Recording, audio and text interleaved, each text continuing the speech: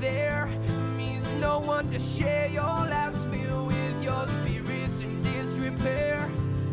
You wonder if Siddhartha wished all the Buddha. Was he scared? Hope his people make it back to hell. Hope his people make it back to hell.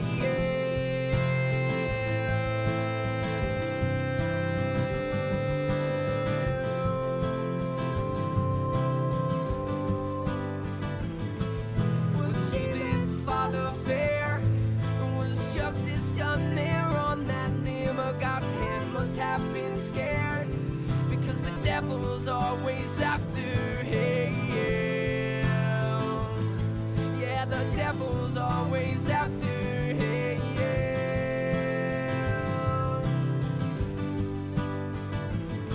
Oh, Apollo, can we be spared and wait for impending disaster? Oh, does anything care? Oh, they write it so or is it life in darkness after? Oh, is it life in darkness after? Oh, are you even there? Or is it life in darkness after? Oh, is it life in darkness after? Oh,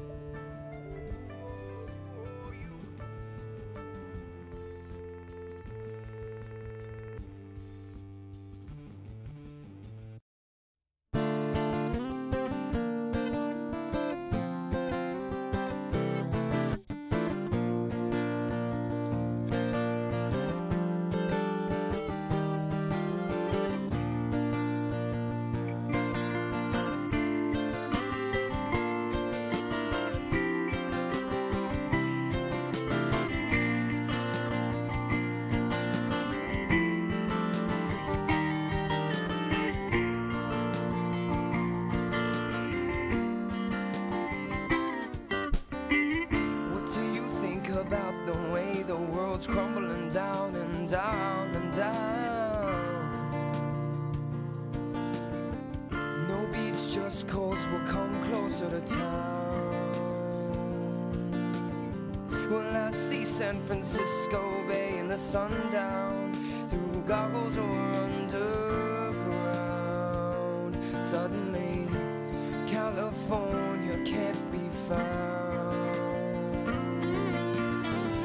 Should all take a good last look around. It's closing time. I leave on the neon glow and the open sign. You're coming anytime, but you passed it by the road you're on. Gotta try to turn around your own design. Oh, but you're running out of time.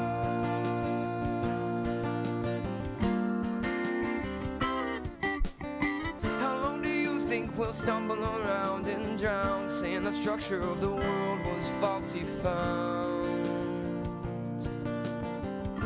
For what it's worth, the earth is round.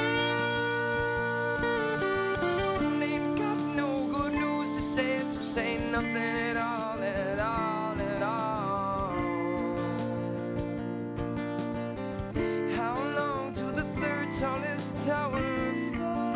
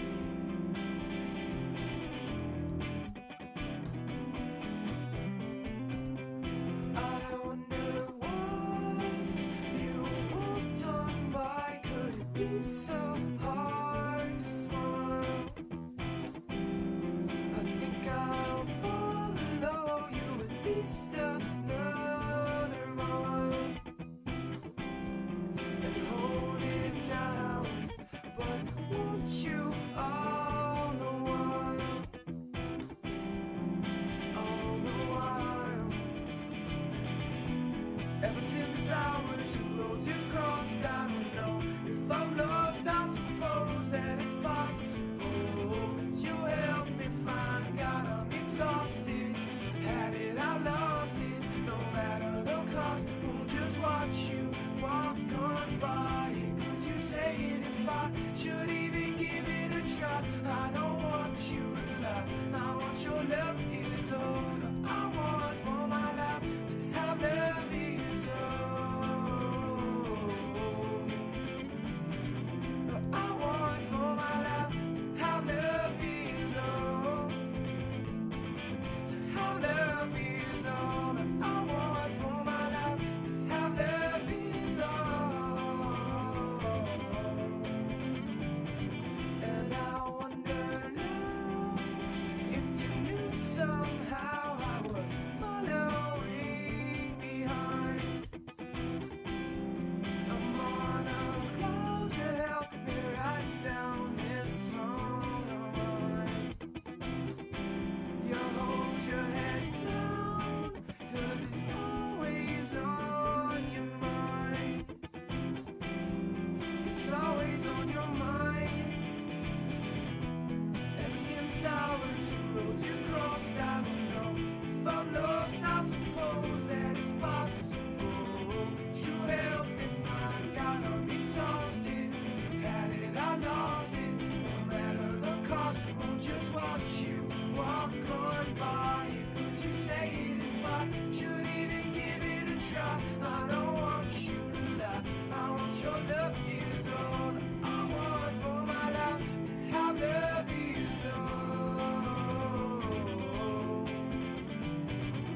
I want for my life. To have love is all.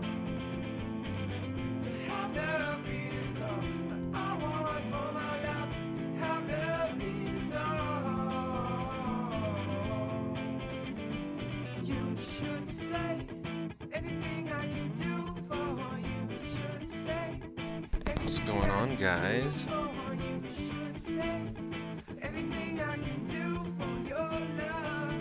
'Cause whenever you're gonna need two roads across, I don't know if I'm lost. I suppose that it's possible. Would you help me find God? I'm exhausted. Had it, I lost it. No matter the cost, won't just watch you walk on by. Could you say it if I should even give it a try? I don't want you to lie. I want your love is all that I want for my life. To have love is all I want for my life. To have love is all.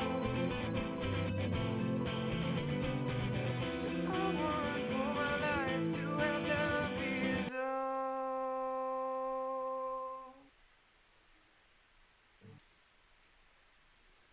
Alright, let's fucking do it.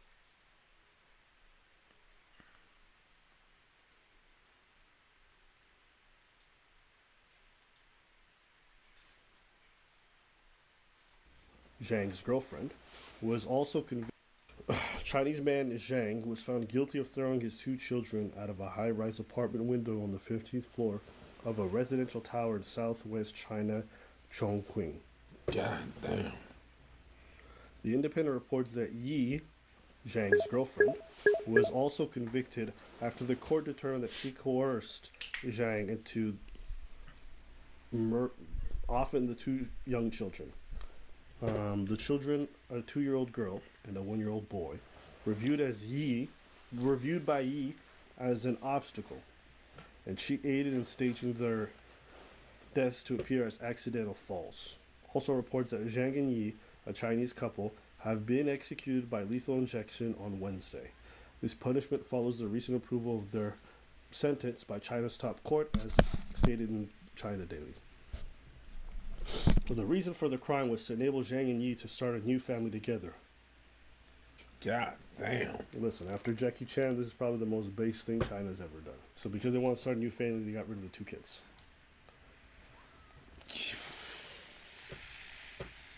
Let's hear.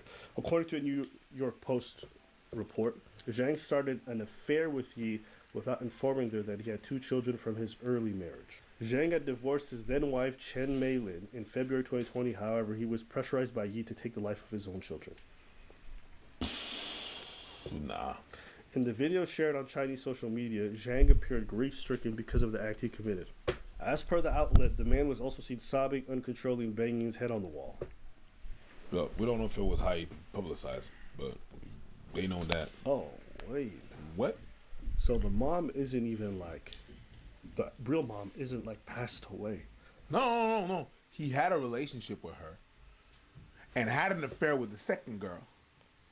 Divorced that girl when that happened. Bro, had I the thought kid. this guy was at least a single dad. Just leave it with the mom. You dumb fuck. No. That's crazy. Bye.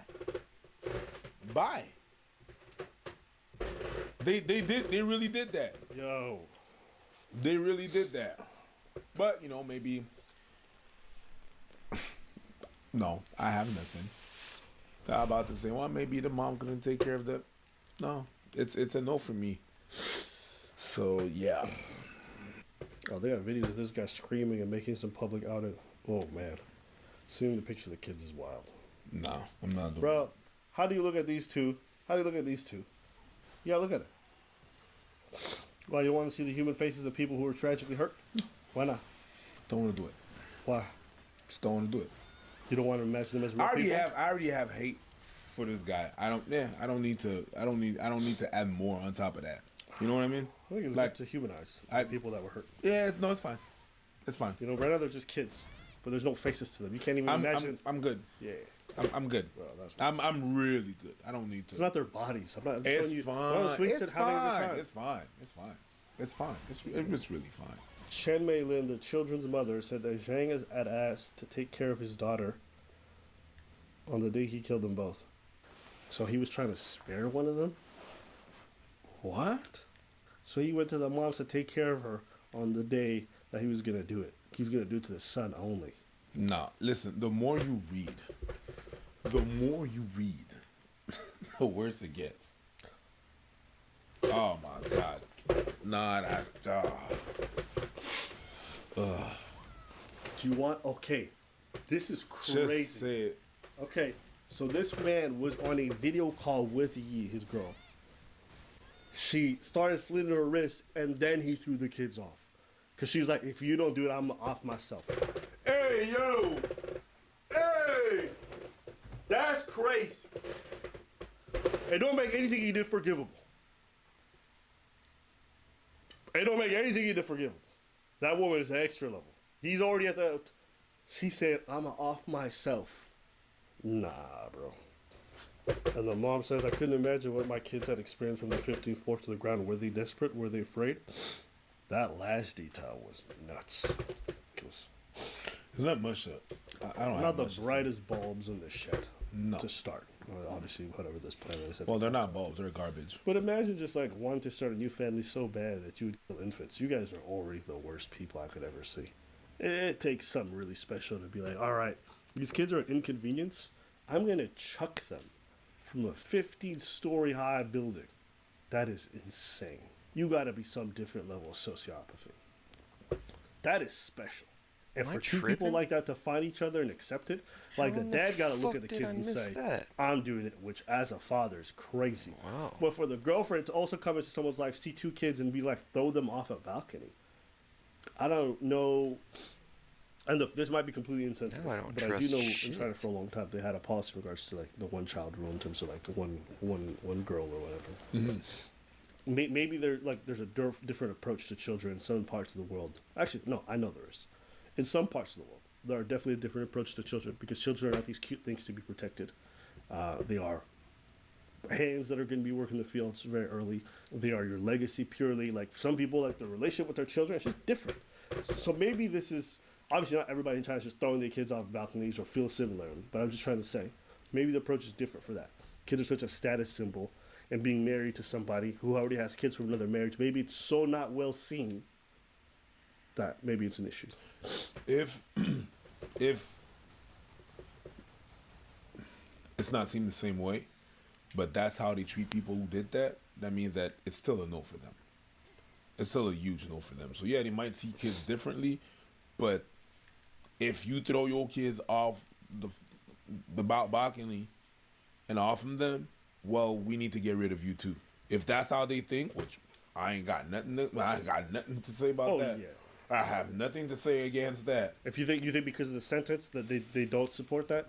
No, what I'm saying, I don't because of the sentence. I think they don't. Even if they, what I mean by that is this, because you're saying that in some other countries they regard children, the relationship with children, as something else. Mm-hmm.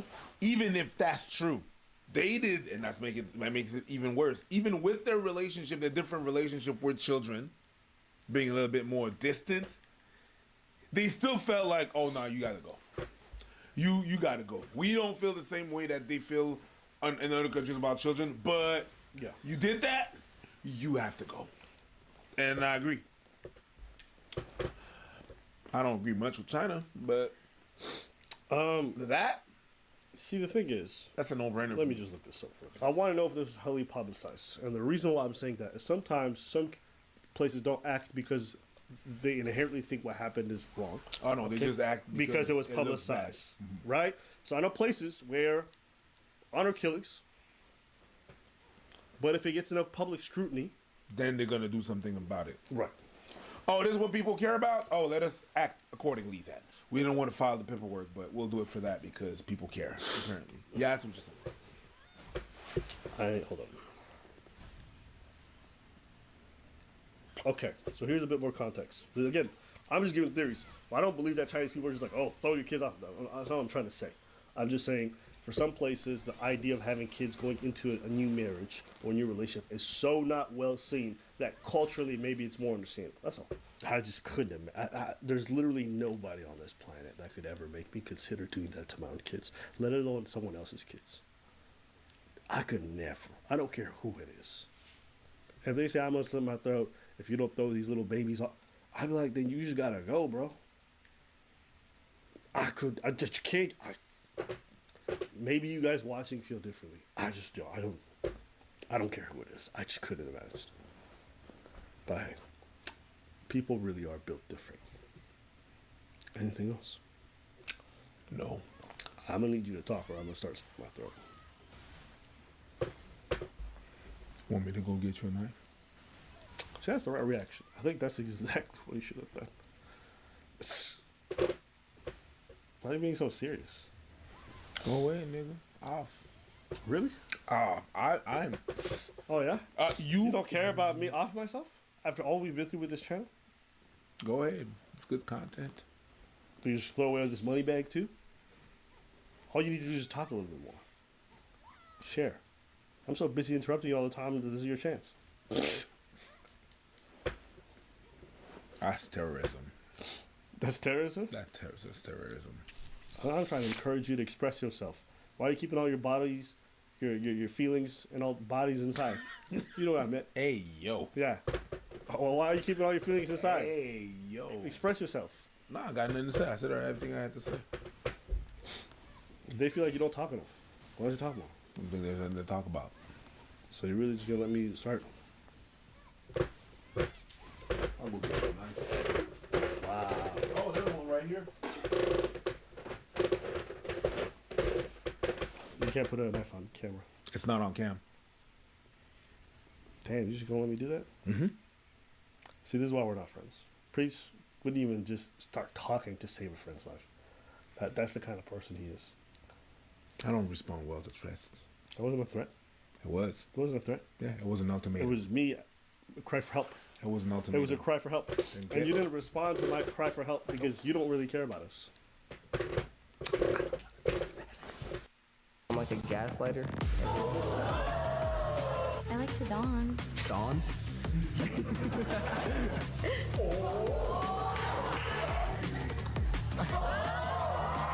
Yeah, that's the guy who fumbled really hard. Yeah. He swiped out the girl he was with. All right, craziest thing you've done that you have you ever gotten caught? And then the new girl came up and he said to her, Techno house. Yeah. and this girl's like, excuse me. So she swapped him out, and now she's with a new girl, and she's like asking her if she's a lesbian. Which is understandable. Yes, I would be a lesbian too after that comment. It's a wild comment. Well, What? doesn't matter. It makes Doesn't- sense. yeah. It's provocative. No, it's not. It gets the people going. But also hard. I like saying that still. Did you think you were gonna get picked by anyone? No. Did you think I like girls? Yeah. Do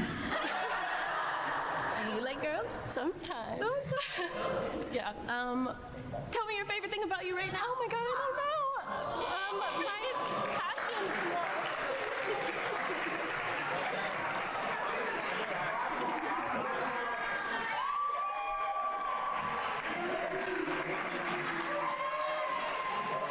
Oh, so cute. Like nothing happened. You know what it is? Yes, I'm dead inside. No. It's that they see a little redemption story. They see justice. Yes. After the guy rejected the other Yes. girl, he got what he deserved. Yes. And girl power won out Yes. the day. So the girl bossed it. That's a rom-com right there. Then they gatekeeped it. Then they gaslit it. That makes perfect sense. And now they're scissoring. So they girl bossed it. They girl bossed it. Then they gatekeeped it. Then they gatekeeped it. Then they gaslit Then it. they gaslit it. Then they scissored it. Recipe for a healthy lesbian relationship. Are you nervous? Nope. No. I have a question for you. I hate this guy already. I feel like I can already hear too much of him. Anybody who chews that loudly into a mic deserves to get red carded immediately. I hope she gets rid of him ASAP. It is disgusting noise. What's wrong with it? How do you define success? Bro, I mean, The dude is douchey. Bro, I mean, holy dude. I'm not saying you gotta make the biggest effort at a date, but holy You know I hope what? she swipes it. I think she will. I'm telling you, my guy, I am never disputing you on these shows. I don't- Ever again. Again? I haven't seen this, so maybe he's gonna win me back. I'm just saying, But I don't think he is. You know what it also is? What is it? I'm gonna show you the image. You don't like the pearls? Something, What up, just pearly things? after her, everything about pearls got ruined for me. But I'm a grown man wearing a pearl necklace. I'm not saying you can't pull it off, but he can't pull it off. in America, we're so caught up with like balling and like thinking that's it. But like at the end of the day, it's just about being happy. What about you? I think success is being surrounded by a lot of love and joy. That's a sweet answer. Yeah. I'm sorry. You know, I think for me, you know, life is all about being surrounded by people. Hey, fuck yeah, man. That's So a you fucking kill- shit, hey, you bro. killing Hey, it. you fucking Yeah. murdered that answer with that love and shit. Yeah, Birdman. kid. You like your parents? Love my parents. Let's go. Really close with my parents. Yeah. Let's go. Bro, daddy issues a real thing, dude, right? It is. I love my parents, I love my family. Yeah, no daddy issues. I'm really close with my dad. I'm really close with my mom, my stepdad, my stepmom. So my family's done a really good job over the years of becoming a blended family and getting along really well. So Big Italian family, mafia. yeah, exactly. Let's So go, I'm baby, really let's grateful. go. I'm really grateful. What are your love languages? Ooh, I think for a while it was words of affirmation was number one, but I think I got you on that, my spicy Italian meatball.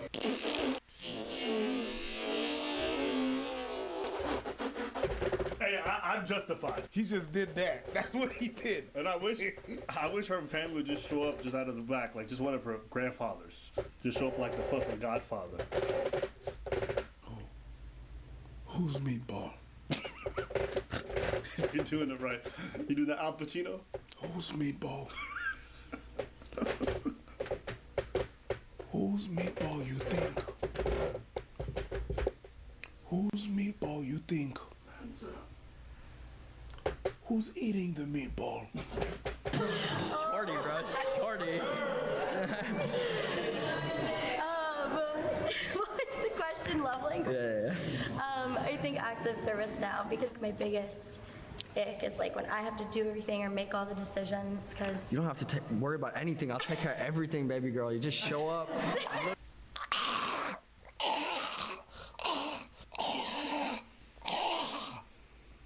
All right. What about you? What are your honor acts of service, quality time, and of course cuddles. Come on, I love cuddling, bro. Love it. What's your favorite position? Cuddling. How do you like to be penetrated? With feeling? Feeling. So is Gabby someone you would consider going on a second date with? I mean, she can. Oh man, I'm gonna put a foot in my mouth, bro. I mean, like, she's probably not my exclusive girlfriend. Hey, no way, bro. I told you. Now everyone's gonna say, Abba, that wasn't fair. Never trust a man with a pearl necklace. Never.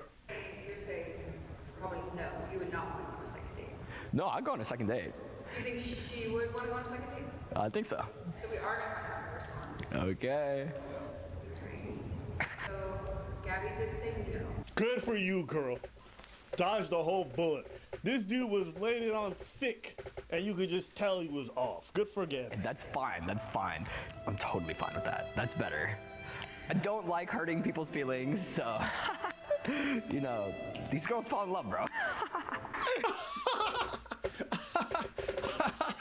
Yeah, these girls, man, they just love me. You know, I didn't want to hurt her feelings. Shut up. There was just a few small red flags, I think, that I caught that I think I wouldn't have picked up on maybe a few years ago, but after a few relationships, those are just some things that I don't want to experience again, I think. Hey, good. We always complain because people don't take accountability. People don't learn their lessons. Good for you, my girl.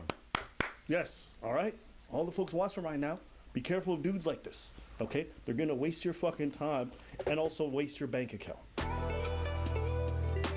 What do you do for fun? What do your weekends look like? I recently picked up a pickleball. Okay, yeah. Surprisingly, it's really fun. Okay. I really like to watch anime.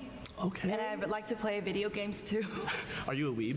Yeah. So I grew- Yeah, this is the moment where he realized, I've got a shot. This just might happen. Did you say you're into nerd shit? Fuck. I am nerd shit. Welcome to my domain. Welcome to the House of Horrors, where we only watch anime and eat the crust of pizza from yesterday. We're running out of time, but I have one last question. Would you be down to go on a date after this? Right after this? Right after this? Yeah, right after this. I don't mind it. I don't mind it. I appreciate that. You know why I don't mind it? Because it's a bold thing to do in front of others. Yep. Now, for the lady, it might put her in uncomfortable. She doesn't want to go. But another person might find it sweet that he was that forward. And he's like showing interest beyond the show. It shows it's a little bit genuine. So I don't mind it.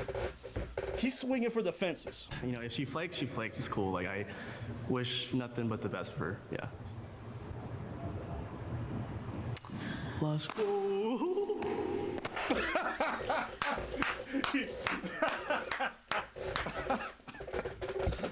Hey, good for him, my man. He was already setting himself up for rejection. She flakes, she flakes. It is what it is. That's the right way to take it. Yeah. Yes. Did you think I was gonna come out? No, you kind of took a while. I was kind of scared. I was like, Oh, what really? the hell? Hey, nice to see you again. It's nice to see you I again. have a very deep question for you to start it off. Okay. Okay, this is gonna make it or break it. I got the swap card right here. All right. I can already tell you this. The question is going to be super innocuous and innocent. It's not gonna be that deep. It's not at all. You ready? Game on, let's hear it. All right, Keelan. I was thinking about this whole time. If you were a fish, what fish would you be? This is somehow worse than anything I could have come up with. You know when I'm telling you I'm not arguing with you when you're gonna say stuff like that. And why? Have you ever seen those squids that are down in the bottom of the ocean? Yeah, the scary And they're ones. like electric and you can't see them, you just see the light. Yeah, and they kill you? So I'd want to be that. That's you? Yeah, I'd be all the way down at the bottom of the ocean, really colorful. Cool. Bright. Is that good enough? Is that sufficient enough? Yeah, no. Are you gonna use that? I'm ignoring Yeah, that. that's what I thought. She said, that was cute. Don't ever threaten me again. Don't ever do that shit again. That was cute. No, you know but I'm hot. now you're already down to 2 strikes. Yes. That was cute. Don't do it again, sir. Not in front of others. Only in private. Matt cute. Where you don't make me look a little bit silly for a few seconds. Don't do it. That was cute, but... Okay. No. Do you live on your own? No, I do not. No. Okay, okay. Yeah, I have young siblings I take care of. Okay, how I many? have a little sister. She's 6 years old. People think I'm her father. It's the beard. Yeah, I look out for her every day. My little brother is 14. He just turned 14. Oh, nice. Worst age in a boy. Oh, I know. So I also look out for him. That's very nice. Yeah. I can tell you're. Well, I can tell you this is the best day so far. And if you want to notice, he asked her a lot of questions about her, which I think is definitely the way to go. He took charge. He asked some good questions. And I say good in the sense that they were inquisitive and a bit different and made her think. And she seems like the type who likes thinking about questions. Some people don't like deep questions like that because it makes them anxious about whatever answers they're going to give. She loves to blab on. So good for her. And you have to start with a fish question. And also, blabbing on is not a bad thing. People are just built different. Some people like being quiet. Some people like blabbing. Blab if you want. So would you say yes or no to a second date? Yes, I would definitely say yes to hanging out with him again.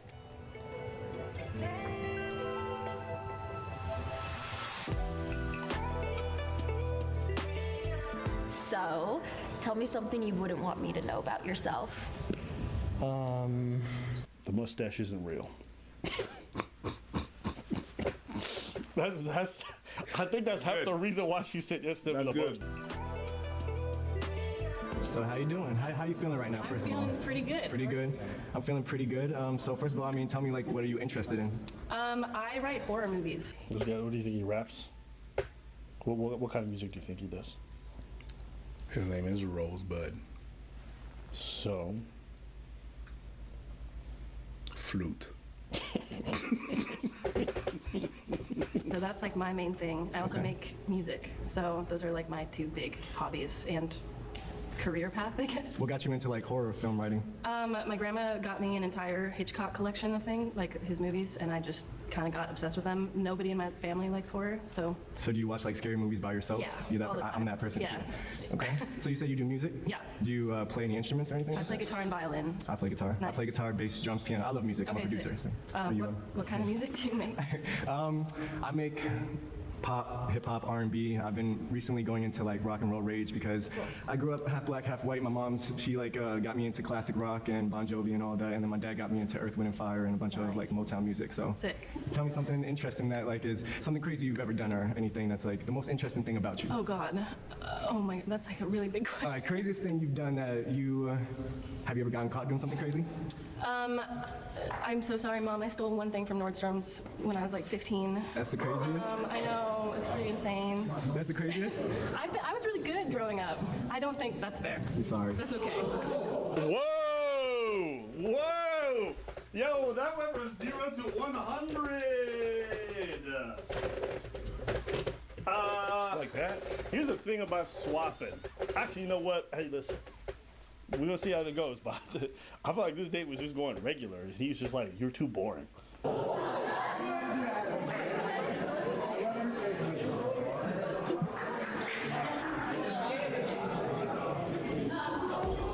Oh! She get a shot at redemption. Wow. Hey, man, you know she's gonna take her shot? I'm so sorry.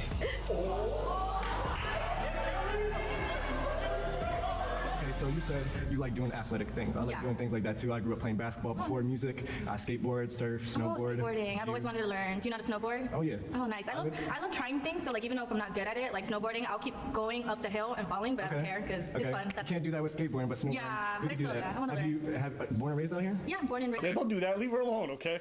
Leave her alone. Leave her alone. Shorty took her out. Why are you zooming in on her watching other people find love? So would you say yes or no to going on a second date with her? With who? With your second match? Okay, I was like, wait. I would say hell yeah. I would love to do that. Yeah, get to know more about her and do that little 5-minute thing before like a whole day. So she did say no to a second date. Damn! The attraction isn't there. So would you say yes to a second date? I would. Yes. Hi. Surprised? Like, not really, Not but really. Yeah. How you gonna say no to his sister? They got it. They gonna have dinner later whether they like it or not. So it might as well be romantic. I'm sorry. These two look too much alike. They do look alike. Out. okay. Okay. Let's say we're on a date and the bill comes. Okay. Would you do 50-50 or you would take care of the bill for me? I could already tell by her eyebrows she expects him to pay. Mm-hmm. Yeah. 100%. Those eyebrows are not split 50-50. No. Those eyebrows are not even split in the face 50-50. No. They occupy as much space as possible.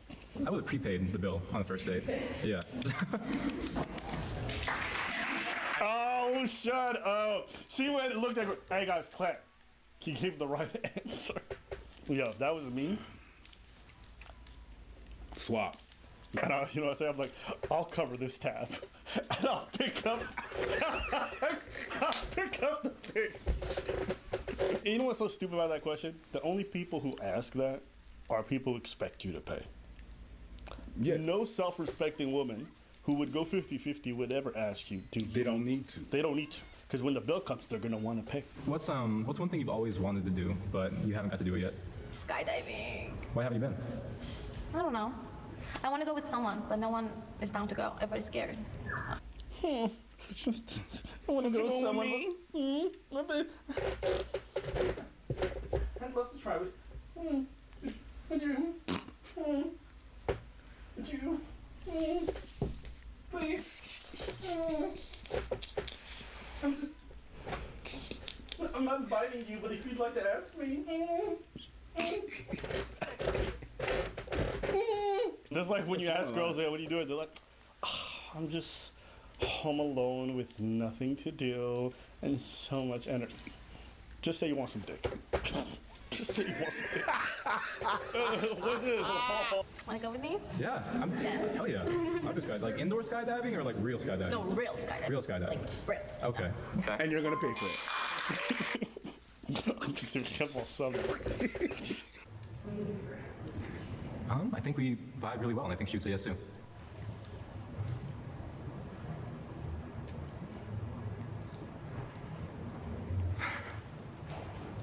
You want to go skydiving?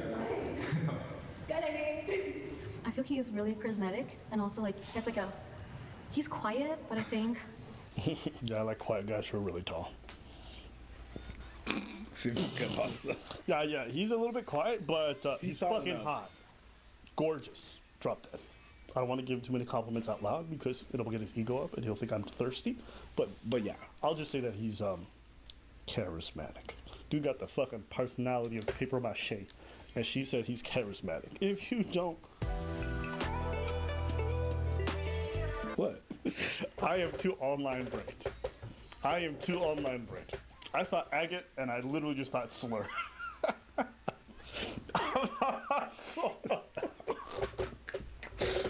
Who writes agate? You have problems.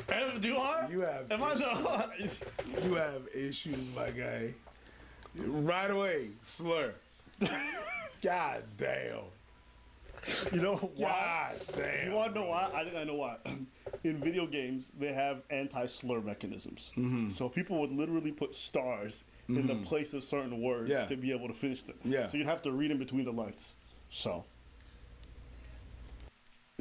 that's what I'm. Anyways. I'm sorry. Let me keep what? Hello, Agat. How you doing? Good, how are you? So I got a question for you. So I'm Nigerian Belizean, and you, what's your ethnic background? Ethnic background, I am South Sudanese. South Sudanese. Yeah. So you know about us Nigerian guys, right?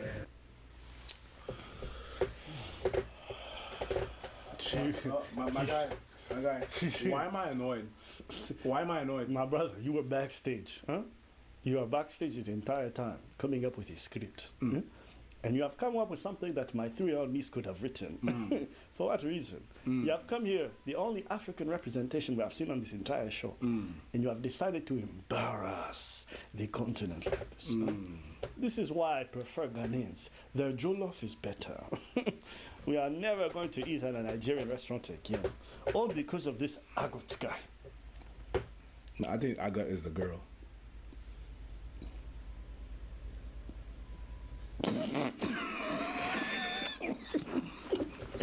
Look at these guys. Oh, he's got his head down. Yeah, because it makes no sense what you just said. Like you really thought you said something. Hold on, he might come back. It might be clever. Let's give him a chance. No, there's nothing clever. Let's watch.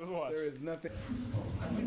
What about Nigerian guys? So we're not really into just one woman.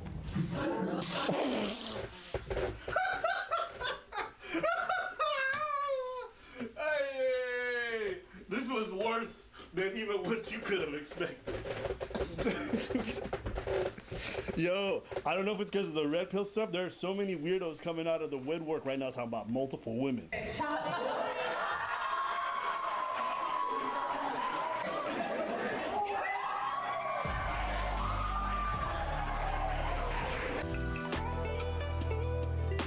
Bro, why do we keep getting siblings to date each other? This shit's really Yo, c'est vraiment ça. I'm so sick of siblings making love to each other. This sentence out of its context is crazy. Yes. Okay? So is my porn category searches, but hey, we're still here and we're still watching.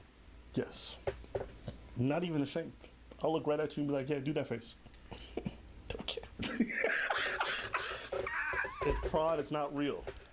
I was gonna ask, how many relationships have you been in? I've only been in two. Two relationships? Yeah, two pretty serious relationships. I was just gonna say, like, have you carried any baggage or any, like, bad, Like trauma? Yeah. I'm a therapist, so, like, I can, like, talk to you about it. Yeah. Honestly, I feel like a little bit. I think I've mostly just, like, been more closed off due to the first one. Okay. But I'm still working on it, and it's something I feel like I can fix. Okay, what's your go-to karaoke song? I don't know. I like Bruno Mars. Bruno Mars. What's your favorite Bruno Mars song? It's like Talking to the Moon. When I Was Your Man. Yeah. I can say all those. I sit by myself. It's not bad. You hit the notes. Yeah. I'm down to see where it goes. I don't know. I don't know if he got friendship vibes too from it.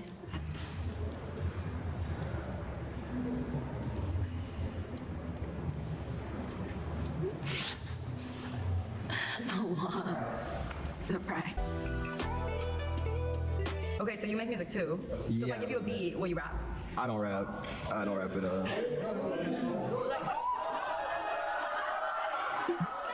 Damn, how did this turn into a button episode so fast?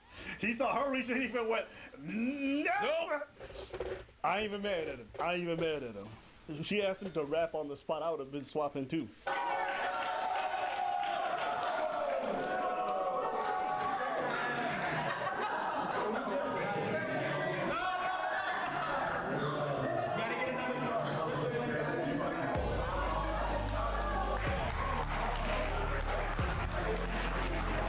So, okay, what I was gonna say, one of my biggest pet peeves is when people ask me to rap. When people ask you to rap? I hate when people ask me to rap. Valid. I'm actually not bad. There was no mention of him rapping. Yeah, well, because he's black. And he's supposed to rap. Yeah. Like, there's no mention of him rapping. There's no And three of the artists he chose weren't even like rappers. So it's just, it's a bit cheesy. Yeah. And me personally, just because I do something doesn't mean I want, you dance? You want to do a two-step for me? It's like, yo, chill the fuck out. That's a pet peeve of mine. So 150,000% I get it. 100%. I How often don't does rap it happen that it becomes a fairly often. I don't know. So that's like a little red flag. What do you have like against? Nothing. I just like, I don't want to rap. I don't rap. I feel that way. I'd say yeah, for sure.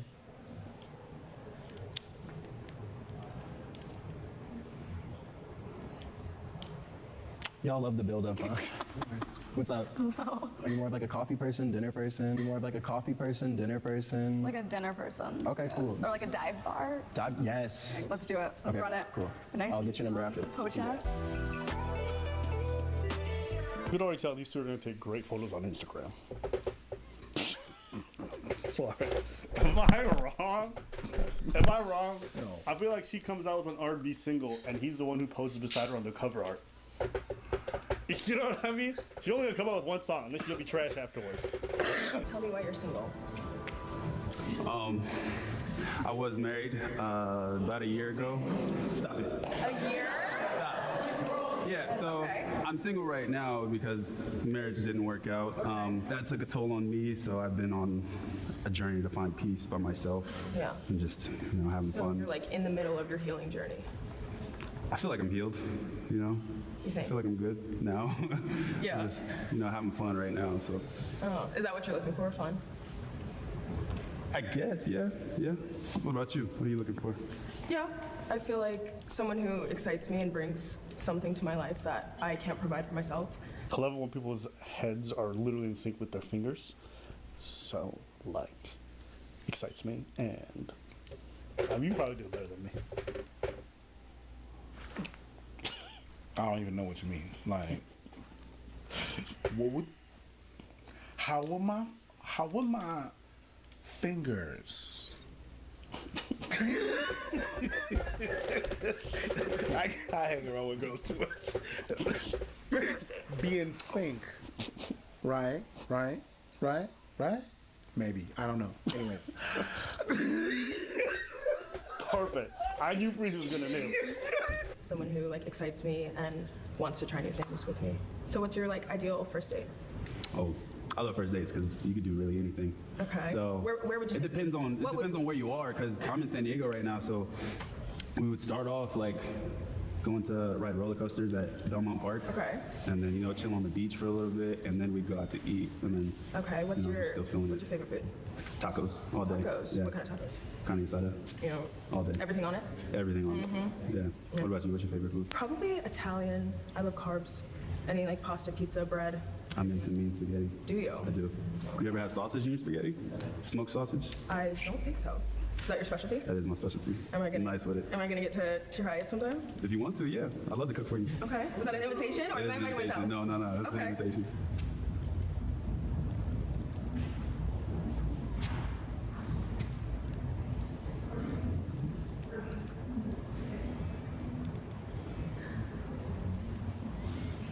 Hey. How you doing? I'm good. How about you? Good.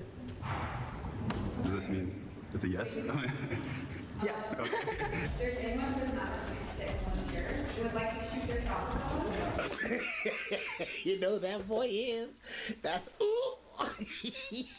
This dude came looking for something. Hi, I'm Jack. Hi, I'm Harmony. Nice to Oh, meet you. beautiful. You're so beautiful. Your eyes are stunning. You're so beautiful. Oh, wait, that was actually really nice. So if you, okay, no, you gotta get to it. We only got a minute 45. Ready? Locked in. If you were to die, right? Let me finish. And you could get reincarnated in any animal, what would it be? A pig. A pig? Yes. Why a pig? I need to hear it Because, first. okay, have you ever seen a Red River hog? Yes, I'm a big animal guy. So Okay, I'm me like too. I'm freak. vegetarian. Oh, I like to eat them, but I still love them. Okay, that's fine. So basically, like when they're really little, they're like the cutest little animal, and then they get like a hog. But like I just think they're lit. They just like run around and snore, roll Oh, dirt. I love that. I got bulldogs who just look like pigs You have a already. bulldog? I got two Do you have a bulldogs. photo? Yeah. Oh, Oh, we don't have to. We'll do that after. They do need a mom, Okay. so application can be filled. You go. Okay. At the club, what's your dance move? At the club. At the club, what's your dance move? All right. Do I dance with you? Yeah. Okay, someone like this. She stay asking for shit. She stay asking people to perform. At the club, what's Can your you dance? rap? No. Okay. Dance. What? At the club, what's your dance move? I'm like, have you ever heard of the swap?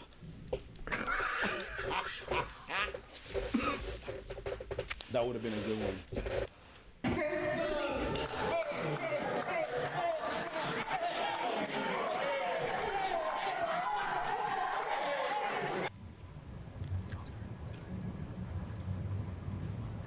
Thank the Lord. In love. They told you that. Do you think she would say yes to that?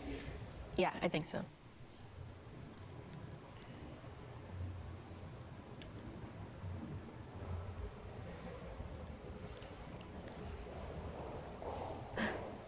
Hey girl. Hi.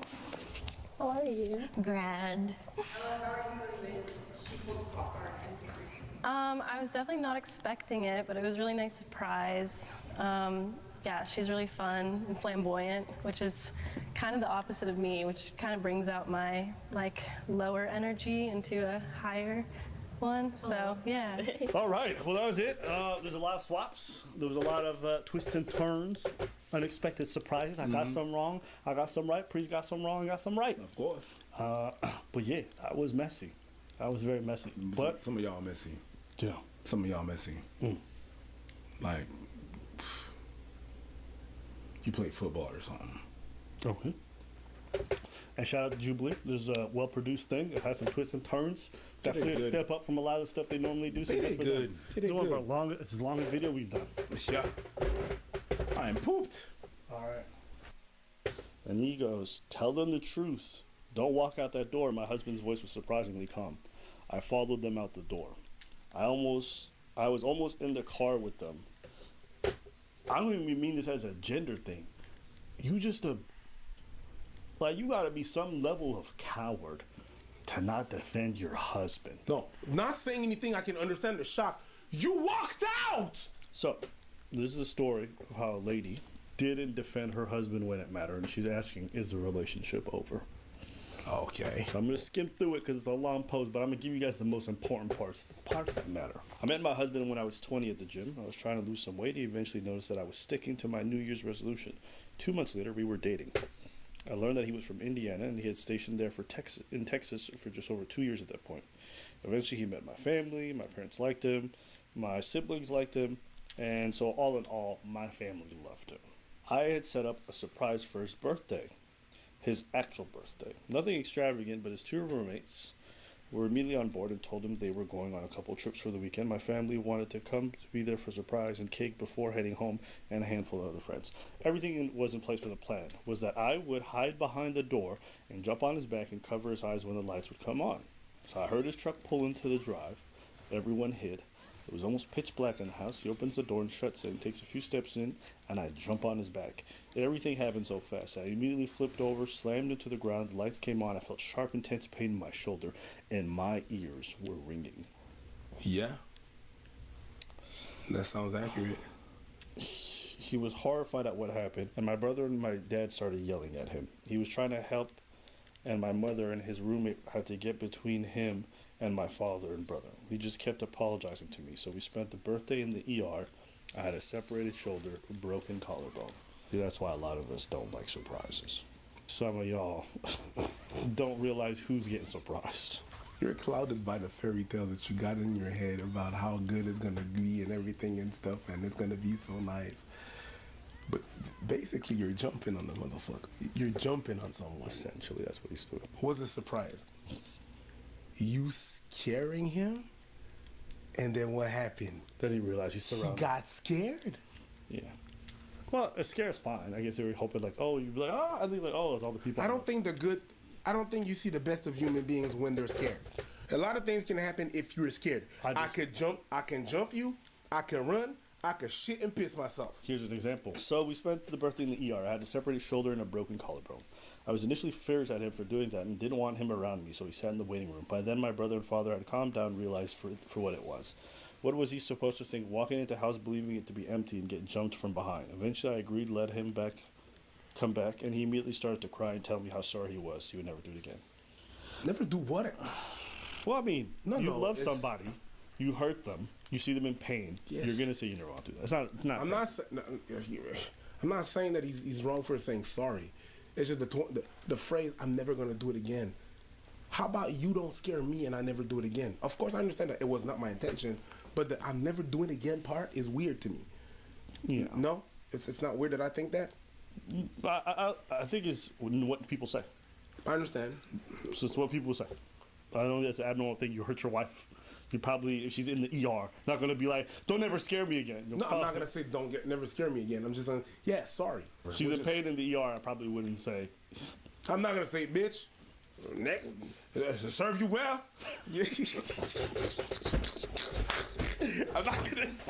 Obviously, I'm not gonna. I hope not.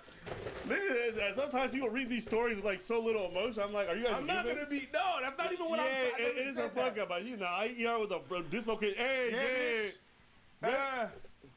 I bet you're never gonna do that shit again. Yeah. Equal lefts, equal rights. I never said that. He struggled more than I did to put this behind us, but I kept up with my schoolwork, and we continued to grow close over the years.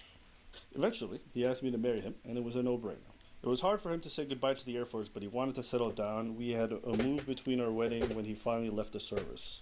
By then, I was working, had a very large amount saved up. As we waited where the FAA wanted him to go, we stayed with my brother and his wife in my hometown. He knew how much I missed my hometown, so we decided to buy a house, and we would commute almost an hour and a half each way. It is a huge sacrifice on his part. So he wanted to be closer to her hometown. He moved there, and he was willing to commute to work about an hour and a half away for her. Okay? All right. 2020 happened. I lost my job, but my husband made more than enough to cover lost wages.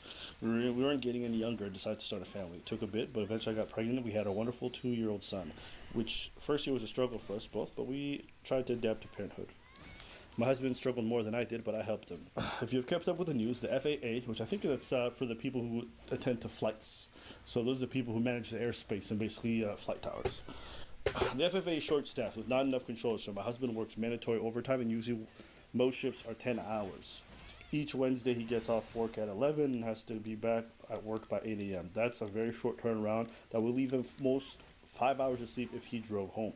So on those nights he sleeps at a coworker's house. He has offered to make the drive, but I don't want him driving tired or working tired either. Honestly, it did suck on those nights when he wasn't home and our son just wouldn't sleep. He encouraged me to reconnect with old friends I have, which leaves us with the reason for this post. I do most of the housework, but my husband has always helped me when he is home. She eventually led to me telling them that my husband stays near his work on Wednesdays, and some of the nights were rough on me, especially early on. That got me a lot of sympathy, and I don't know why it felt good to hear someone that wasn't family say those things. I kept my mouth shut.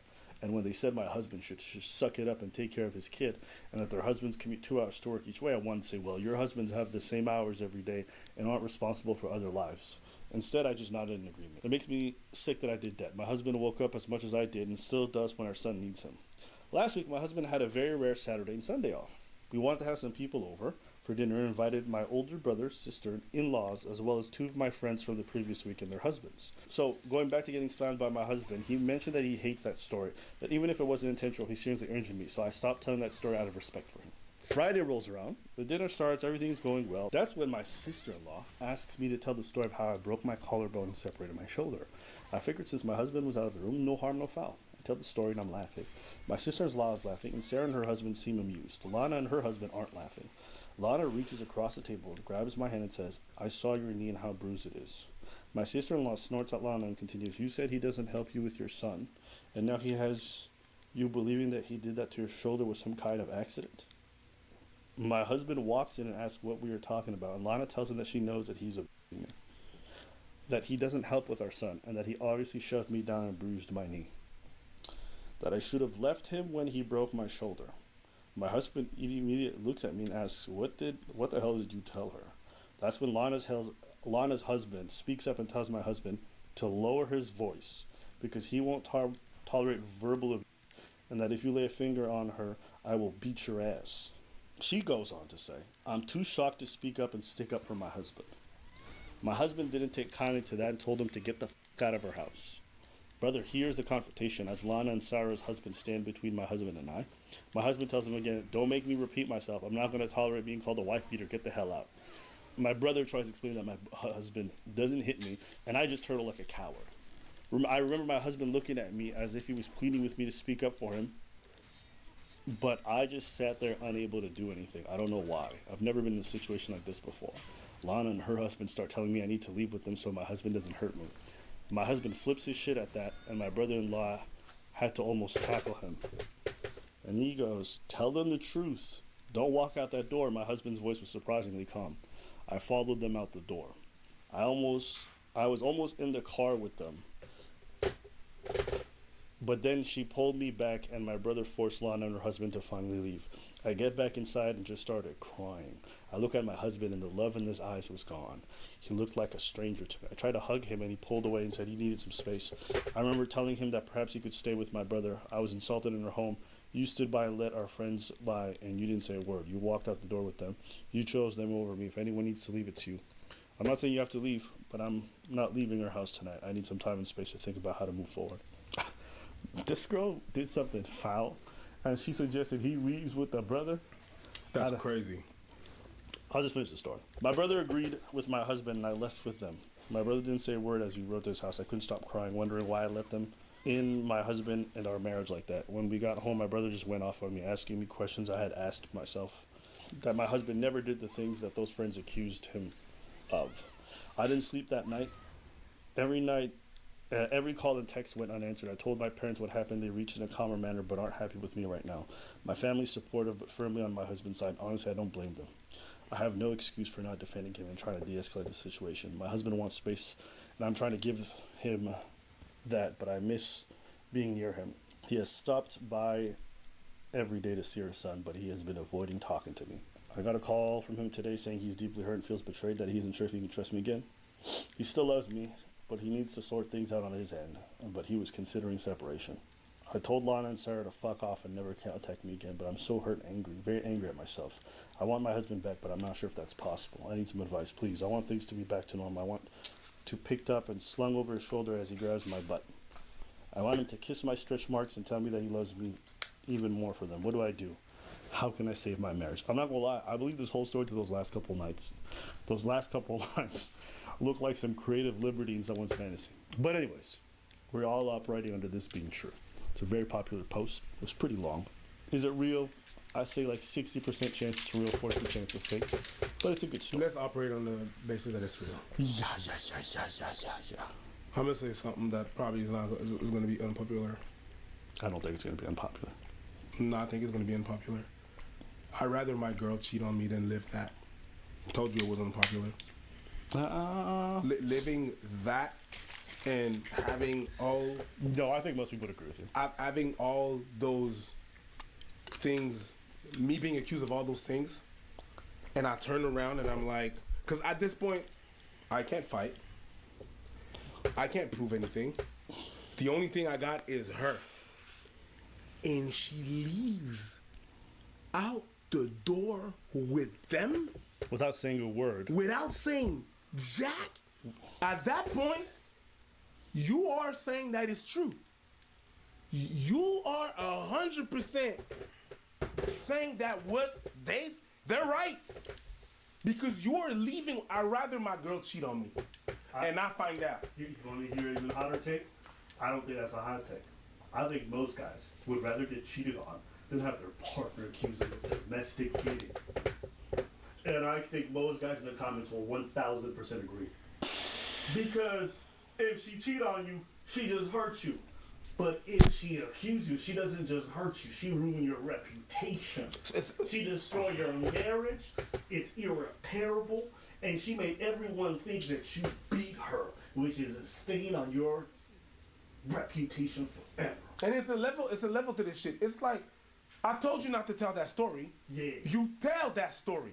Totally. God damn, I was right there. Maybe not in the room, but I was right there. This face is a face that all men would make inside if you did that shit to them. Oh, absolutely. That's the only way I could ever look at you again, bitch. Maybe not on the outside, but on the inside, look. That's crazy. You. To be honest with you, ma'am. You Jezebel. I don't even know I don't know how you can save this one. I don't know how you can save this one. Absolutely. I don't even know if it's possible to redeem yourself. And that's only for him to make the decision. There's nothing you can do. You can only come forward and be like, you know what? I egged them. I'm not. Even if you egg them and you're like, I'm not talking to them no more, and this and that, whatever, and the third. What the fuck did you say in the first place?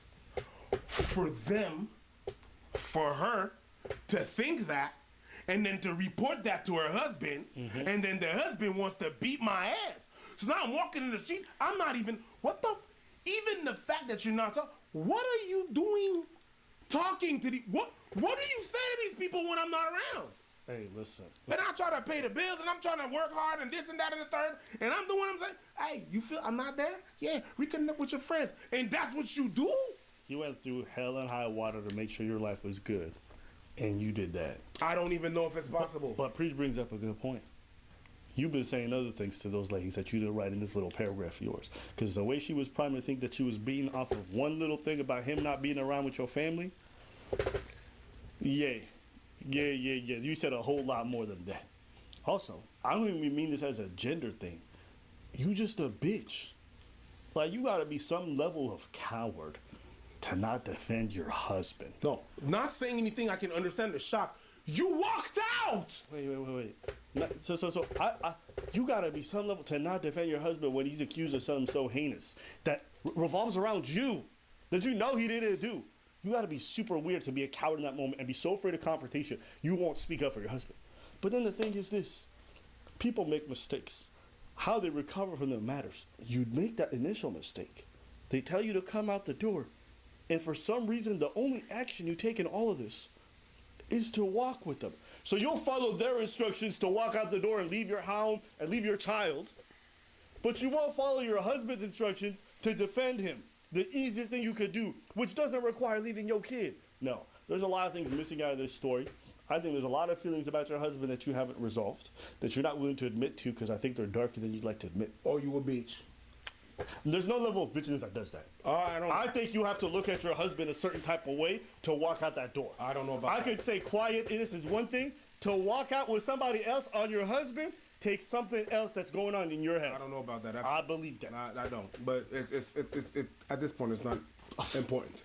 It's such a really crazy not thing to... It's just crazy. It is. So do you think people can walk out on their child without thinking something crazy about them? And on the moment... So I could grab a mom from her child and she gonna leave her kid there. I'm not saying it's like most people would do it, but yeah, I believe that there's a couple of people that would do that, but it doesn't matter. All this doesn't matter. This argument, right? It does not matter. There's so many shit that is wrong that I don't even know how you could solve that. Because I as a man cannot even understand.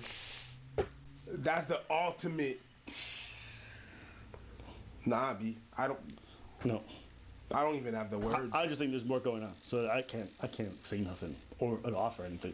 I think she's lying about a whole bunch of this, and none of this makes any sense. The walking out the door part doesn't make any sense. No, the walking out the door kills me. You are shell shocked. No. You're not responding to anyone's instructions. They tell you to walk with them, then you leave. Huh? How is that the only instruction? She grabbed her. No, she didn't. She said, "Come with us," and she followed them out the door.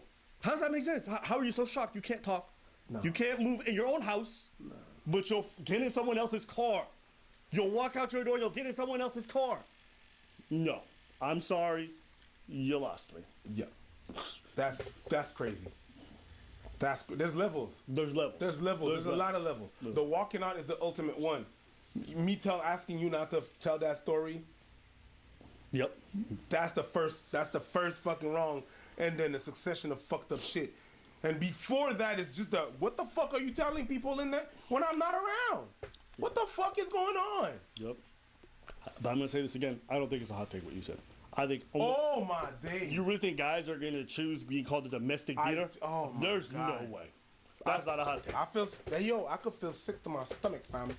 No. Yo, this? No. That's wild. No, but that's. Yes. Today's topic: the most cowardly woman you have ever seen, the most cowardly wife, and I don't say that lightly. Dude, you really had one thing to do. One. And on top of that, it's not even that. It's the only thing that could calm down a man threatening me in my house about some shit I didn't even do. Wow! That's it for today's video. Let us know what you guys think in the comments. You know what I'm saying? You know what I'm saying?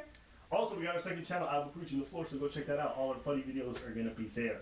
We will not be posting the comedic videos over here. No joke, no cuts, no jubilee, none of that shit. Andrew Tate just got detained again, and the why, the when, the how this allegedly happened is kind of wild, because Tate is already facing charges in Romania over an alleged human trafficking scheme. Last night, he and his brother Tristan were detained in Romania over warrants from the UK pertaining to sexual offenses, with the authorities further explaining that they were issued for allegedly exploiting people in the UK. And those allegations come from back in 2012 to 2015. And just today, Romanian courts decided that the brothers can be extradited to the UK. But notably, the judge said that will have to wait until after the trial in Romania. And with this, the Tates' representatives gave a statement to the media shutting down the accusations out of the UK, saying both brothers are dismayed and adding they categorically reject all charges and express profound disappointment that such serious allegations are being resurrected without substantial new evidence, and saying they are fully committed. I'll be right back. I gotta pee.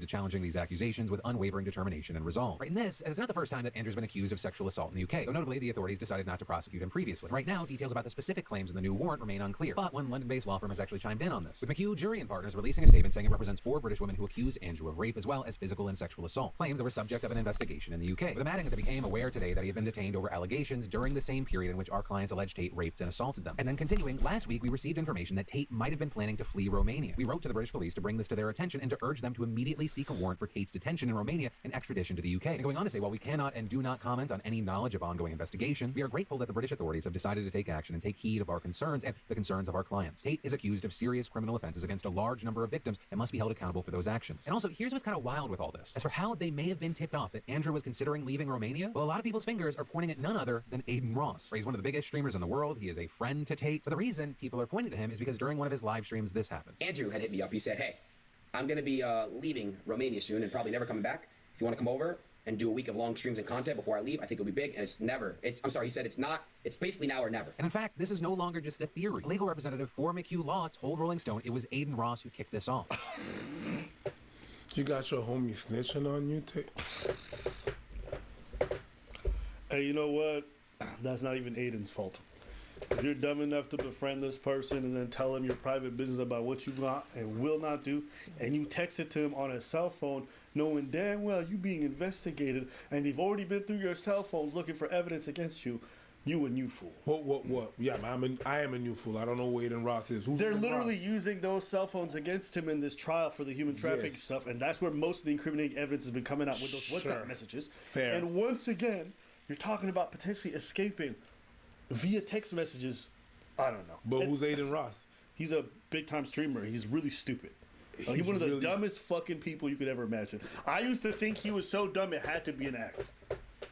And then this man kept up the act for 5 years, and even off camera keeps it up. And I'm like, bro, And then you're like, either it can't- this is the greatest method actor, like Christian Bale type thing, It's not Christian or this Bale. man just This really is the stupid. man on the moon there, whatever his name is. Yeah.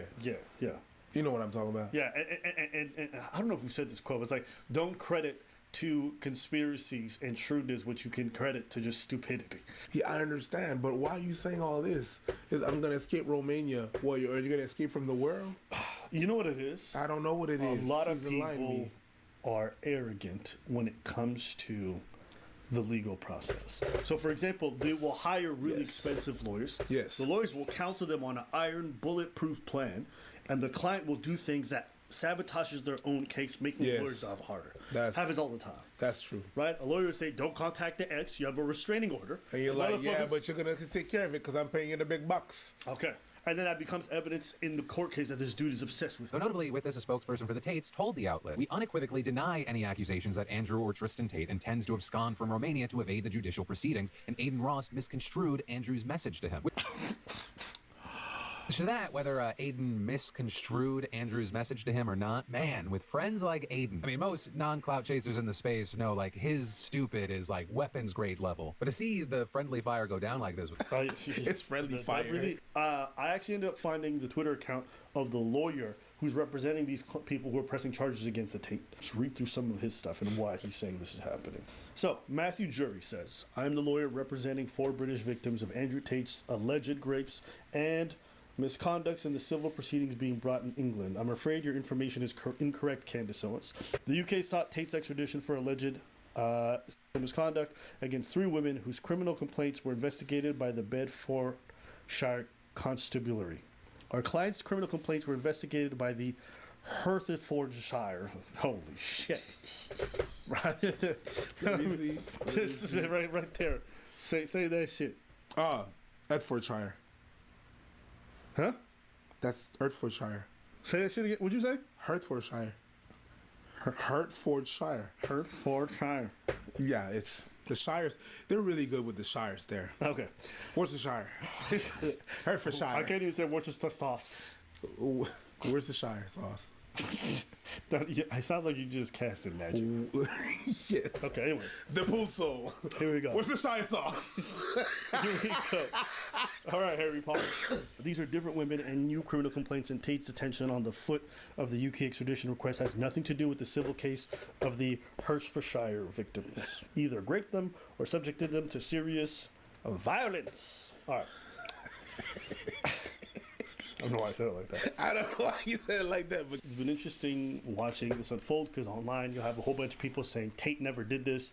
I feel like I know him. He would never do this. It's bogus, blah, blah, blah. We don't even know these women's names. They're not real, blah, blah, blah. And then there's on the other side of like, oh, he's definitely 100% guilty. There's videos of it. It's interesting because it feels like when it first started, I remember people saying, hey, Tate's a horrible person. People were like, where's the evidence? He's never been brought to trial. Then he gets arrested, and then I remember all of his fans saying, why have they held him in prison for so long? This is bogus. That's why they're not pressing charges. They're never going to bring charges. And then the charges get laid, and then it's like, oh, the Matrix is coming for him. These are bogus charges. He's never going to be found guilty. And now this dude's on the verge of running away, trying to basically get out of this whole thing. And now it's just like the Matrix is definitely going to get him. So it just feels like, irrespective of whatever evidence comes out, I think a lot of people have already decided whether or not he's guilty or not. I know some people feel he's not guilty because he's a Muslim. Some people feel he's not guilty because they really follow his stuff and they feel like his teachings. Some people feel he's not guilty because he's changed, which I don't know how that works. Some people feel he's not guilty because they just feel like, oh, this is a conspiracy. How come Epstein and all this other stuff? But he gets, at the end of the day, I'm just looking at this on the face of what I've seen in terms of evidence that's come out. Me looking at the WhatsApp messages, me looking at a lot of the videos of himself, a lot of it is incredibly incriminating. A lot of the stuff that the Romanian justice system has put out saying this dude's guilty, which, if you don't remember, I'll play some of the stuff back. Update on the two girls living together. So they became good friends. Everything was stable. The girl who moved lost her support network at home.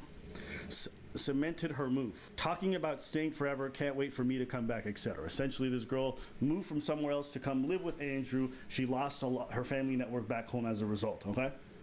So Andrew says, so I had to tighten the screw. So I said somebody in her old town told me she worked in a sex club. I literally made this up from the sky. Started calling her a liar and threatening to kick her out, but the real goal is for her to agree to never go anywhere without me, not even her hometown. I need her working, not visiting friends back in her hometown. So putting nails in that That's a really good question. I'm charged with being the head of an organized criminal group, which is in charge of recruiting girls to make TikTok videos. They face charges which include human trafficking and forming a criminal gang to sexually exploit women. OnlyFans is the best hustle in the world. They're accusing me of using the Loverboy method, coercing them by being nice. And over time, I just built up this big little empire of webcam girls. At one point, I had 4 locations, 75 girls working for me. I'd take around half of the money, around 50%. You take 50%. Around 50%. They thought they were on 50%. And I said, PhD is a pimp and hose degree that I'm... Clever. That teaches basically how I got girls, how I met girls, how I got girls to like me, how I got girls to fall in love with me to work on webcam for me. And you're always working. Why don't you work for me so we spend more time together? Work for you doing what? So I'll have a webcam business. Oh, I don't want to do that. So, okay, I know you don't want to do that, but listen. Come, let's have a meeting. Let's just talk about it. If you don't want to do it, don't do it. Fine. But let me explain it to you properly. In fact, I'll bring one of the girls who works for me. Your bottom bitch is the one who does the selling. You don't do the selling. The girl has to hear it from the girl. And this is where your bottom bitch has to be trained. That's why I said it's so important to have a good first girl. Because that's what I did. That was my MO, was find girls, make them love me, and make them work for me. But yeah, he was definitely incriminating himself in terms of running a criminal organization where he had webcam service going, and he was using women for that. All in all, these new cases, what do I think about them? I mean, listen, we'll see. Do I think it's good news? Absolutely not. Because some of these cases are definitely going to stick. I don't believe he's going to be able to beat all of them, so he's definitely going to be going to prison. The question is just how long. That's my personal perspective on it. But yeah, what do you think? I'm still winning. I think you were right on the first time when you said these things take time. It's like a RICO case. I just think it's so funny to me that people hear a man who's a self-proclaimed pimp. Yep. And think there's no way this guy could have engaged in sexual I'm talking like about motherfuckers are acting like this dude was like a saint or something. And then they're acting like it's out of the realm of possibilities that this could have happened. Like, beyond a reasonable doubt. That's more insane to me than people who think he's guilty. Because in terms of plausibility, it makes way more sense for a pimp to have done it than have not. But I think both sides who said it did happen or didn't happen are a bit crazy to me, considering the evidence needs to play out in court. But it's just insane. The anti-establishment people, the ones who are all about facts and logic, will be like, he 100% did not do it. You mean the that guy? to me is a bit crazy. You mean the guy? Yeah. The guy that was self-proclaimed a pimp and that was giving a course, and making you pay for that course on how to pimp people, and saying in that course that he did it himself. That guy, you think that guy didn't do it? He's not doing himself every favor. He's be self-snitching on camera. He's been saying dumb shit to people in private. I don't know how in 2024 motherfuckers are still on their phone saying dumb shit. Everything is traced. Everything is saved. Everything. They can confiscate your phone. You're already under investigation. They're monitoring everything. And you texting people your criminal plans to escape. I'm sorry. And it's not even the people that found it on your phone. It's the dude you texted. Boy, because you trusted one of the dumbest people with this information.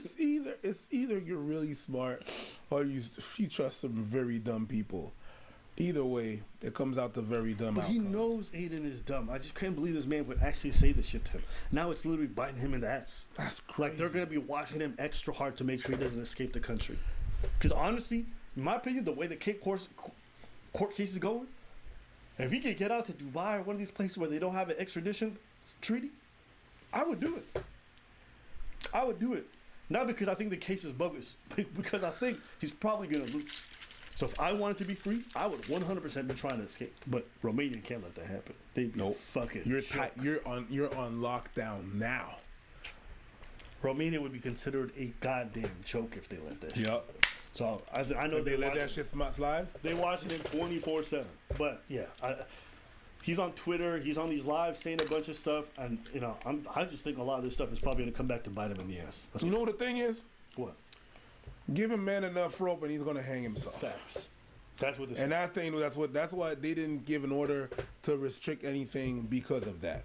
Yep. Because if you give him enough rope, he's gonna hang himself. They're gonna seize all that shit up and they're gonna be like, okay, let's see what we're gonna find. Yep. So and you could tell he's feeling the pressure of it because he even changed the way he talked about Romania and law enforcement. Before they used to talk about Romania, he said it's a joke. I just throw my money anywhere, whatever it wants. Then after the court case came, he says, listen, we respect the Romanian police. I don't know what happened in that cell. I don't know what happened in that cell, but goddamn, he came out. They Muslim the guy. No, that's not what happened. Not Muslim. They didn't do that. Muslim. They didn't do nothing to him. What happened was this: his lawyer started saying, "Listen, shut the fuck up. Your statements about the judicial system and being able to pay everyone, okay, isn't admissible in court." But it does color the way the whole justice system sees you. Yeah. You're going to make them extra motivated to come after you. Yep. Why would you antagonize them? It's like, don't antagonize the FBI. They already investigating your ass. Don't give him extra reason to get the director to call, make sure this case is 100% solid. Call in favors to make sure they get, like you are playing. That's why you have to change his tone. That's why he's talking about police officers so respectfully and everything. He don't want that smoke. You don't want the people that are checking on you. No.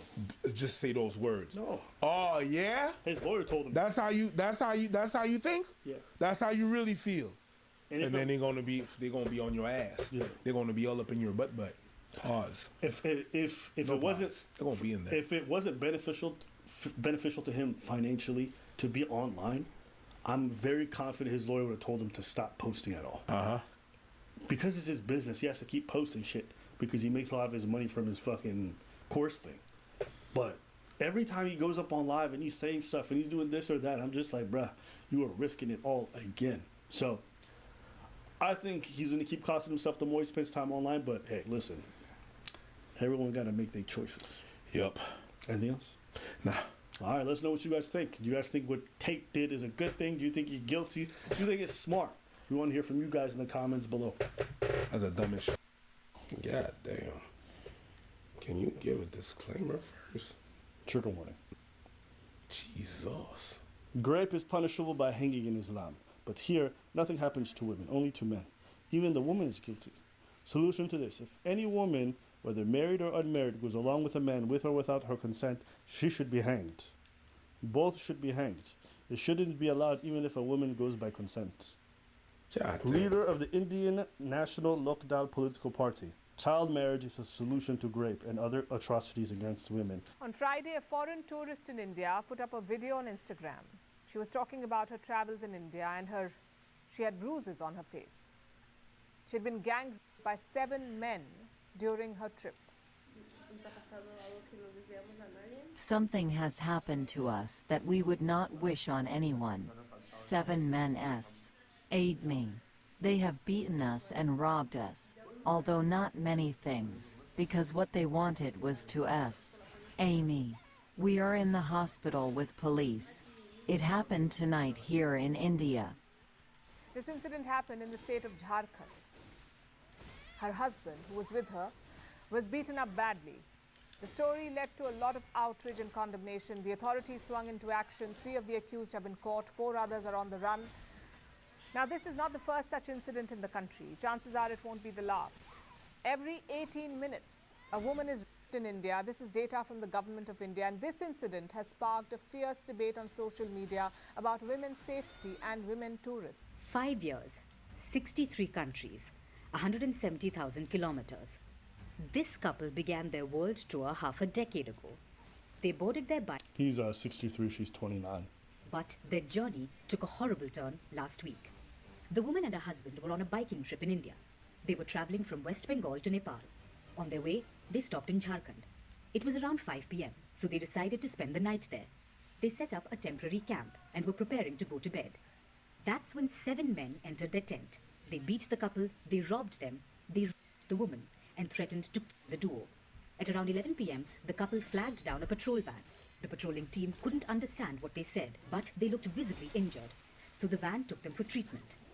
That's when the couple told the doctors about the rape, prompting the police to jump into action.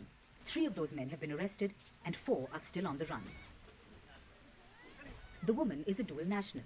The Brazilian embassy was informed, and so was the Spanish embassy, as the couple used Spanish passports to enter India. Over the weekend, the 28-year-old took to social media.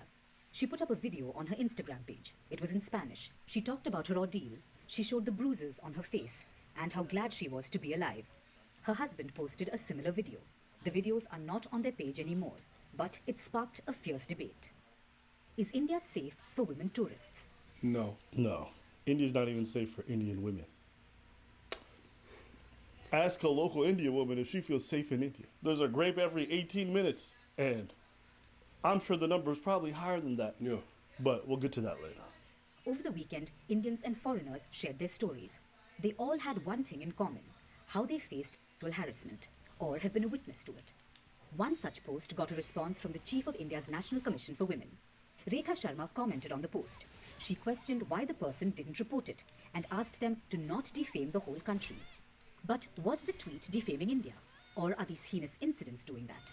In 2023, a Korean vlogger was harassed in Rajasthan. That same year, a Dutch tourist was murdered and stabbed in Goa. In 2018, a British tourist was raped in Goa too. In 2016, an American woman alleged she was gang raped in a hotel in the national capital. In 2013, a Swiss tourist was gang raped by 6 men. They were later sentenced to life in prison. And it's not just foreign tourists. Indian women have faced the brunt as well. Every day, an average of 90 rapes are recorded. In 2013, the country amended its rape law. It broadened the definition. It brought in new punishments for sexual assault and stalking. Yet, it hasn't changed much on the ground. This latest incident could lead to more policing, more awareness, stronger condemnation, and more conversation both on social media and off it. But the fact of the matter is, every 18 minutes, a woman is raped in India. We will need much more than conversation and half-baked measures to deal with the issue. I'm going to say this. You want to know the funniest parts of the story? And it's funny to say that, but it's The crazy. funniest part of the story? There's a funny part. These people travel everywhere on motorbikes. They traveled through Afghanistan and then Pakistan and then arrived in India. Do you understand how f***ed up your country got to be for you to feel safe in Afghanistan? And Pakistan. And Afghanistan, and then end up in India, and that's when you get attacked. Now, they did pitch a tent outside of a city after being seen by a bunch of people. Not exactly the safest thing you could do. And honestly, some tourists, when they travel to some places, they don't really take too many liberties to protect themselves. But does that make what happened here okay? No. I'm just telling you guys watching at home, when you're a foreigner in a lot of these countries, okay, especially these poor, less developed countries, everybody notices you because you just stand out like a sore thumb. And you look like you got money. So they're going to pay attention to you. Some of them are going to follow you. It doesn't make it okay, but you got to just be aware. When you pitch a tent just outside the city, most people are going to know exactly where you are.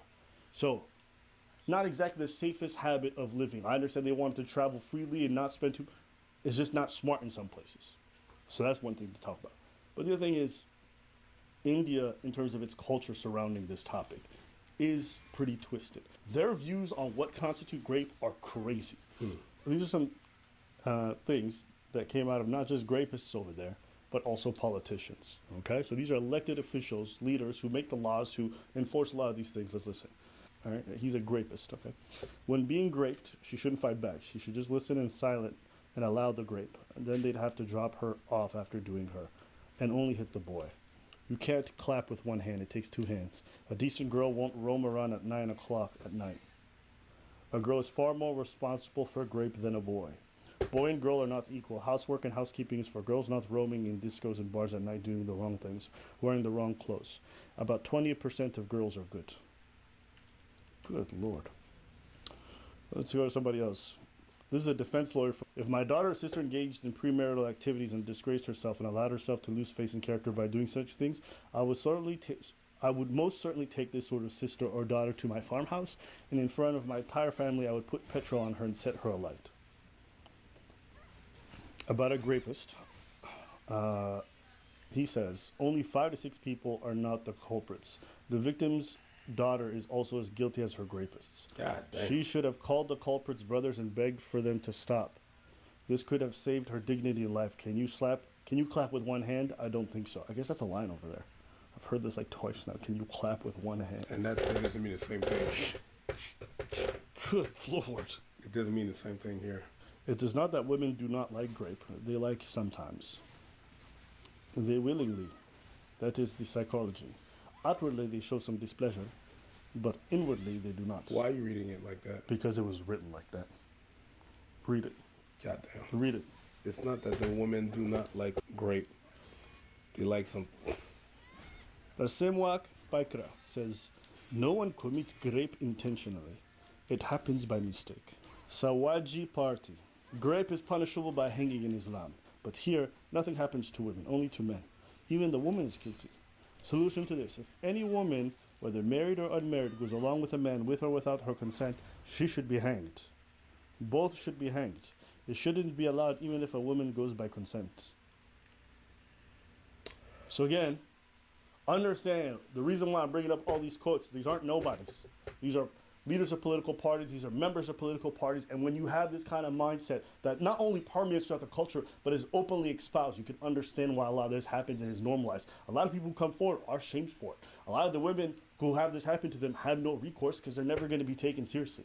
So even though they're trying to be more progressive, unfortunately, a lot of times the culture hasn't caught up to the ideals of some of the leaders. Former CBI director: if you cannot stop a grape, you enjoy it. God damn. God damn. Leader of the Indian National Lokdal political party. Child marriage is a solution to grape and other atrocities against women. Even in the Mughal era, people would marry off their daughters early to save them from atrocities of the Mughals. I think we got it. All right, so that's just some of them. There's a lot more. You'll see them under posts. You'll see a bunch of Indian, especially dudes, just clamoring and celebrating this. Now, a lot of people don't agree with this. It's a huge country with a huge population, but it's prevalent enough. Prevalent. It's there. Yeah, I never know how to say that word. I always say it wrong. Doesn't matter. It's just a lot. It's a lot of grape. That's another word to say. So you just got to know what countries you're going to. You know, Taj Mahal looks cool. Don't mean you need to see it. All right? And if you're going to go there, you're going to be harassed. This is not my opinion. This is every tourist who's ever been there who's a female. And even men, they get harassed. Not because of grape or anything, but because of money.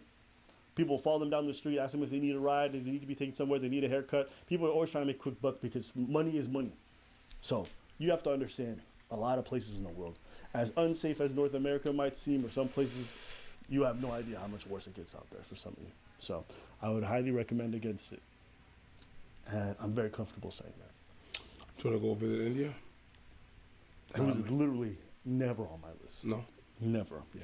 Nah, I'm going to stay here. It's not like I don't like the food culture or something, but outside of that, there's no reason for me to want to go. But I'm going to read one more thing for you guys. This one is pretty dark. Oh, that was not dark enough? No. Jesus. A woman who went to India to cure her depression was raped. and found hanged upside down in a forest. God dang. Cops revealed that Ligas Kromain was lured by two men who raped her before bringing her body.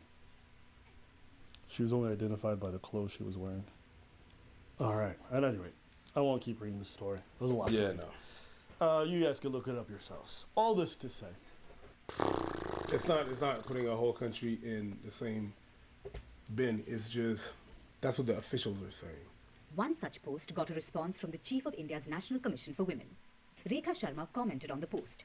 She questioned why the person didn't report it and asked them to not defame the whole country. I don't care what nobody says. My daughter ain't going there. None of my siblings I would ever recommend they go there. I would recommend against it very strongly. I would send them all these links, and I'm very comfortable doing so. And anyone that says, oh, you're meh, I don't give up.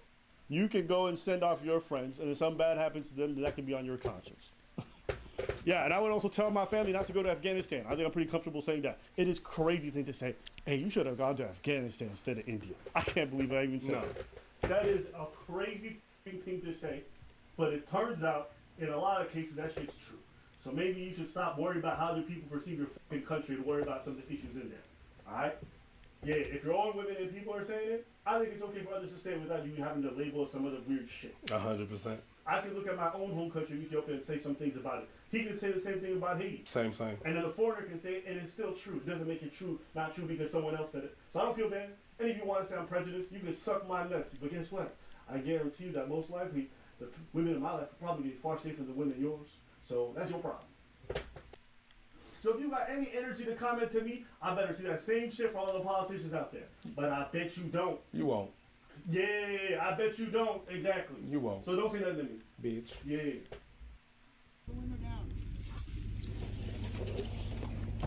So, I'm gonna explain this very quickly. If you don't unlock this door, you'll be charged to obstruct police, okay? How? The door was open, and now you locked it. I have a video. In plain sight, she had pills in the door. That's my pills, though. Okay, that doesn't make a difference. To the driver. Pardon me? It's accessible to the driver. So under the law, if it's accessible to... This is my van, though. Yeah, it does. She is driving the vehicle? No, it's my vehicle, though. Then we're going to charge you with obstruct as well. So you need to open the door for us. Otherwise, we're going to have to take you out of the vehicle in a way you won't like. So why? What did I do? The window will be smashed, and you will be taken out of the vehicle unless you unlock the window. Unlock the door. Okay, but what do you need the door unlocked for, though? I can't hear you. I'm sorry. What? Why do you need the door unlocked? Because we need to find out what those pills are. Oh, they're mine, though. It doesn't matter. So you're just going to look at the name? Okay, if you don't open the door, man. No, I'm just asking. Are you just going to look at the name on them? Your vehicle is also going to be impounded, and you're going to be stuck here. No, I'm just asking. Are you just going to look at the name? Sorry? Are you just going to look at the name, like the bottle? Absolutely. Oh. That's all I have to say. Those are my pills. Okay.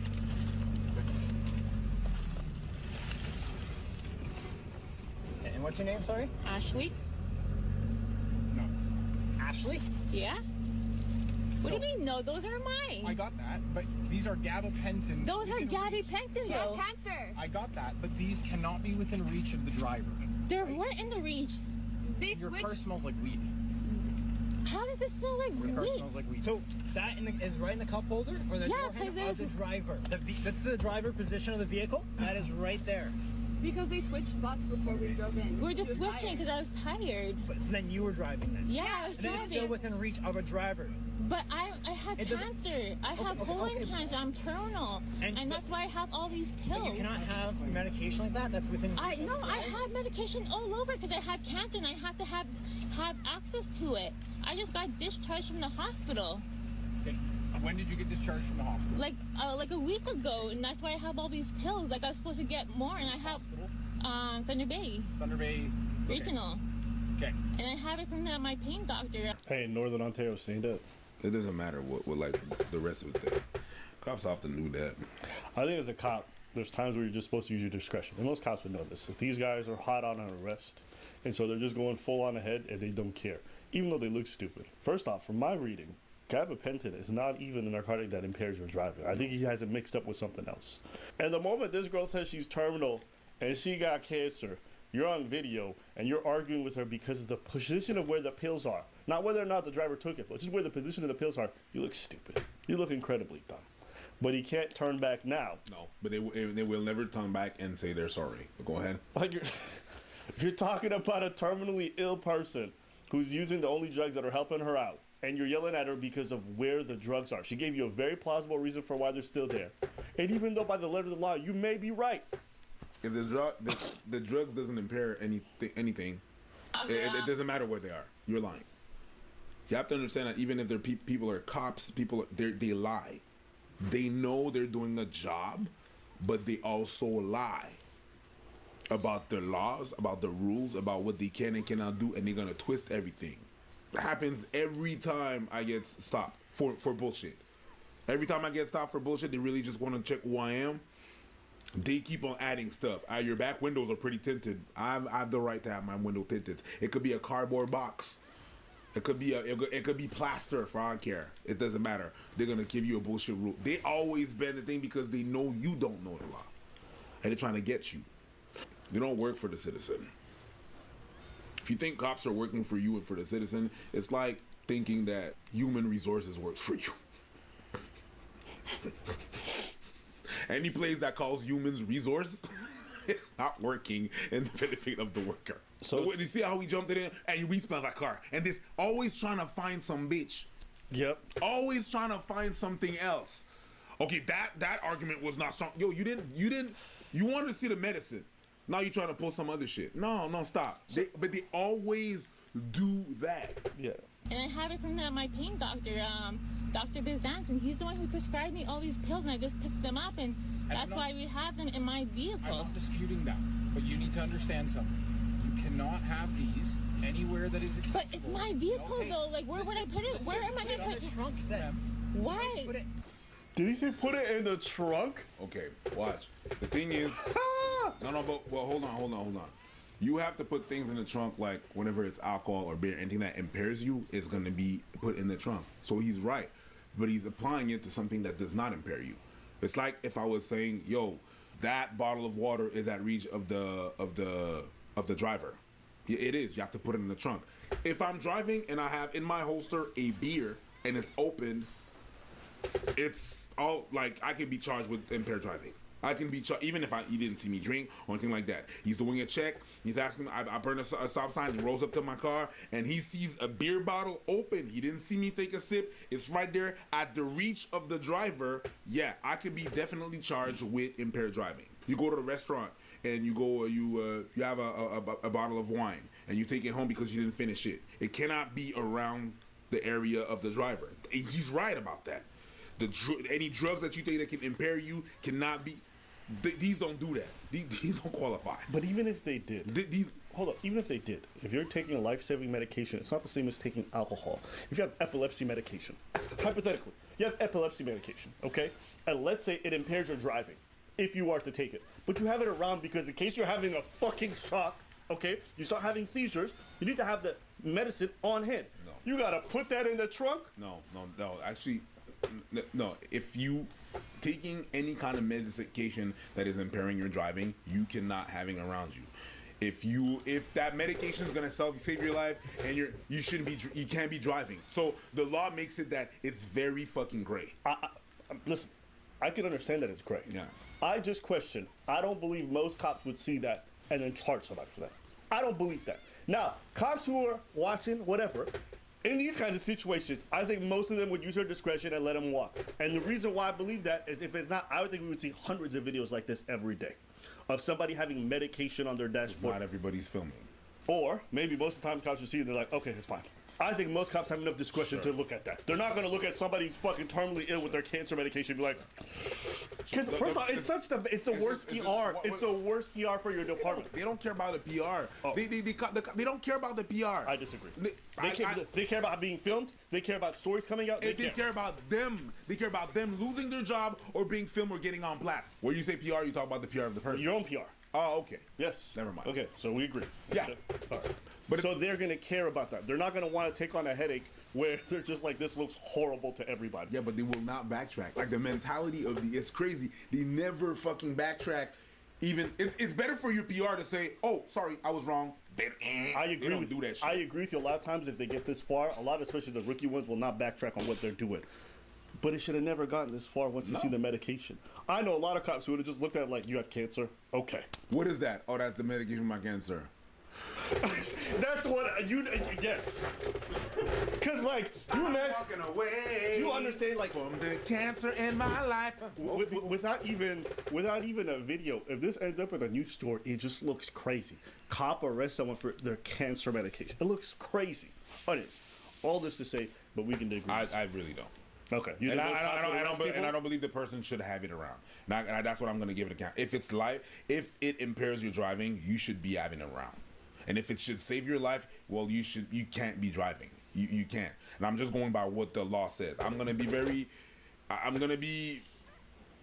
on what the law says about that. And I understand it's stupid, whatever it was not. But in these situations, it's stupid because in these situations, you have to be the perfect victim.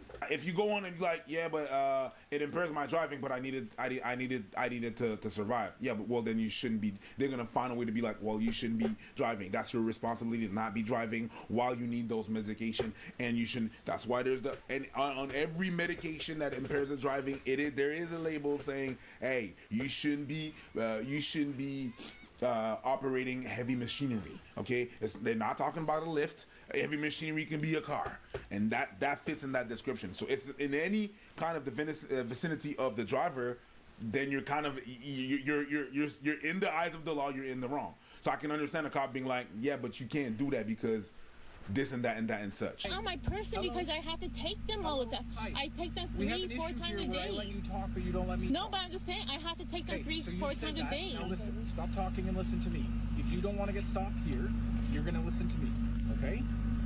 You cannot have a narcotic within reach of anybody in the front seat, driver's seat. Yeah, gabapentin is not a narcotic, but I think it does affect your driving. You cannot claim ignorance. I'm not claiming ignorance because it's my vehicle. I was just driving. I like he said he can't claim ignorance, and he's ignorant of the fact that it's not a narcotic and it doesn't impair your driving. It's not because it's in a capsule that it's narcotic. Tylenol is not a narcotic. It's a pill. You know, cops will always do this thing where they act like you don't know the law and so you're the idiot, but a lot of them don't know the law themselves. They just prattle on with such authority and you assume they're right. But they oftentimes don't know what the fuck they're talking about.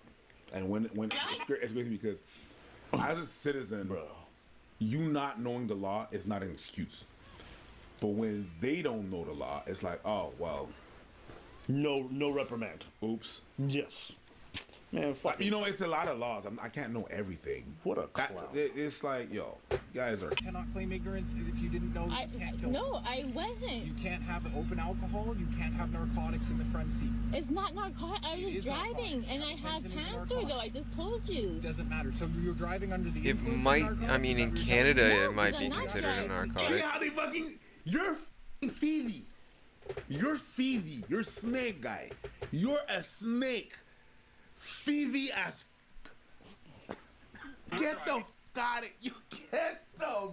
Get this man out of here. This is why they tell you sometimes it's better not to talk to cops. It's not always better to not talk to the cops, but very often times that's why they tell you you have the right to remain silent, because they will use anything you say against you.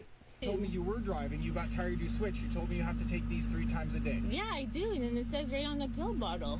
Gotcha. And it doesn't affect my driving. Gabapentin doesn't. No, it doesn't. It does. Not when you have colon cancer and you're terminal. I understand. It doesn't matter whether you have cancer. Cancer doesn't improve your driving. Yeah, it does. Cancer improves your driving ability? It makes you a better driver? It just... Yo, get this man out of here. Get this man out of here. It doesn't matter. Get this man out of here, please. What a clown. Get this man out of here. Yeah, all right, let's keep... Those pills don't affect me, But though. I have no proof that you were the one taking them. I have no proof that she Those are my pills.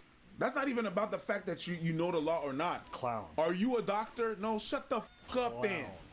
Clown. Yo, Clown. whatever, bro. What an absolute clown. And you have to ask the question, who are these people even protecting and serving? Like, sometimes I think these motherfuckers forget the law and forget their whole job. And it's just like, bro, what are you doing? I'm not even a bleeding heart. I'm not somebody who sees like terminally cancer or whatever and loses my mind. But it's like, she gave you a very plausible reason. You see her name on the fucking prescription.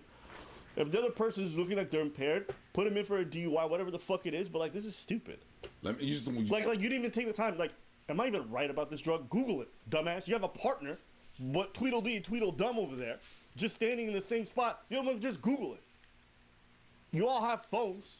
What are y'all doing, bro? God damn. Motherfuckers give me a head. Oh, it doesn't matter if you have cancer. It doesn't matter. It doesn't matter. It doesn't matter. Are you saying that you were doing this while you were under the influence? The whole time he just doesn't know what the fuck he's talking about. He's on video. He looks stupid. His department looks stupid. They're going to get a bunch of complaints because you are a dumbass. But nothing's going to happen to him. I know you'll be like, why do people have negative impressions of the cop? Because you're not held responsible a lot of times when you do these stupid fuck-ups. That's why. Anybody else at their job, they do this kind of dumb, they're probably going to get fired. These people, they just, nothing happens. If they get fired, they get hired in another department right away. I was held to higher standard when I was selling phones. When I was working at McDonald's. When I was selling phones. If I was telling someone's, you can't tell the clients that. You can't tell that, this, and that, and that. All right, for this week, we're gonna cut your hours, or we're gonna do this. But I have more than them. Clowns. They ain't got nothing. No repercussion whatsoever. Yeah, these guys are clowns. At any rate, that's it for today's video. Let us know what you guys think in the comments below. Do you guys agree with these cops' behavior? Disagree? We want to hear from you. Let us know. Today's topic. So, somebody I met was putting me on this channel, and they said, isn't this really cute? So I just take a look. So this is called Meet Cute NYC. Cool. I can't see shit because of your screen. So essentially what this is like this guy goes up and he asks people if they're couples, they're generally older, and then he asks them the story of how they met. So let's take a look. Are you two a couple? Yeah. Would you mind telling us the story of how you met? I used to supervise train operations in Grand Central Terminal. You know, it's funny, whenever you approach strangers and they first like, what do you want? And they're like, how did you guys meet? They're like, oh, I got a good one for you, honey. That? Yeah, I could definitely tell you that. I know, it's a cute one, yeah. Here we go. My grandchildren are sick and tired of listening to that story, I could tell you. Yeah. They love talking about that shit. I mean, I'm not mad at them though. No, they live. Yeah. I used to supervise train operations in Grand Central Terminal in New York. And I had an office in the tracker that had one-way glass through it. And one day she got off the train and I saw her coming up through the platform. I was looking through my one-way glass. And the next day I put the train on the same track so I could see her again. And then I did a third. Player! Ah!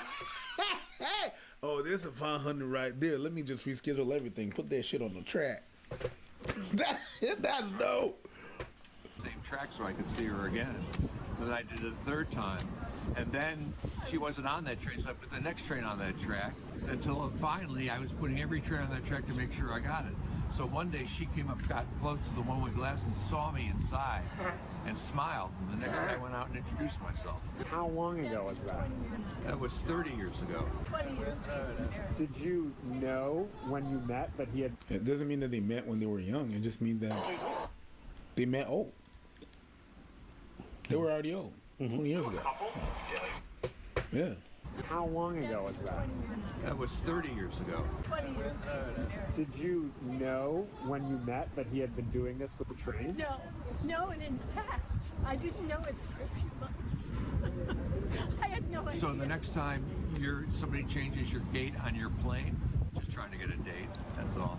What was your reaction when you first found out that he had been messing with your trains to get a date? I thought, Jesus Christ. It was very unusual. Could you have gotten in trouble for doing that? No, I was in charge. No. In trouble with who? With me? No, sir. I'm not going to fire my ass. That's really it. I'm going to quit if anything goes by. It's almost like that cop meeting cops. We've investigated ourselves and cleared ourselves of any wrongdoing. No, I was in charge. There was no threat to safety or anything. I was just putting the trains where I had a chance to meet her. And you've been together for 30 years. 30 years. What's the secret to 30 years together? Yes, honey. That's the secret. Yes, honey. Yeah, whatever you say. Now that I got you, I'm just going to spend the rest of my life shutting the fuck up. Yeah. There's another one here. You two a couple? Would you mind telling us the story of how you met? Well, her mom was selling her for $5. What do you say? Her mom was selling her for $5. That's wild. No, he knew exactly what he did. He's looking like, yeah, and she going, shut up. But let's see the explanation. But I'm still a freak though.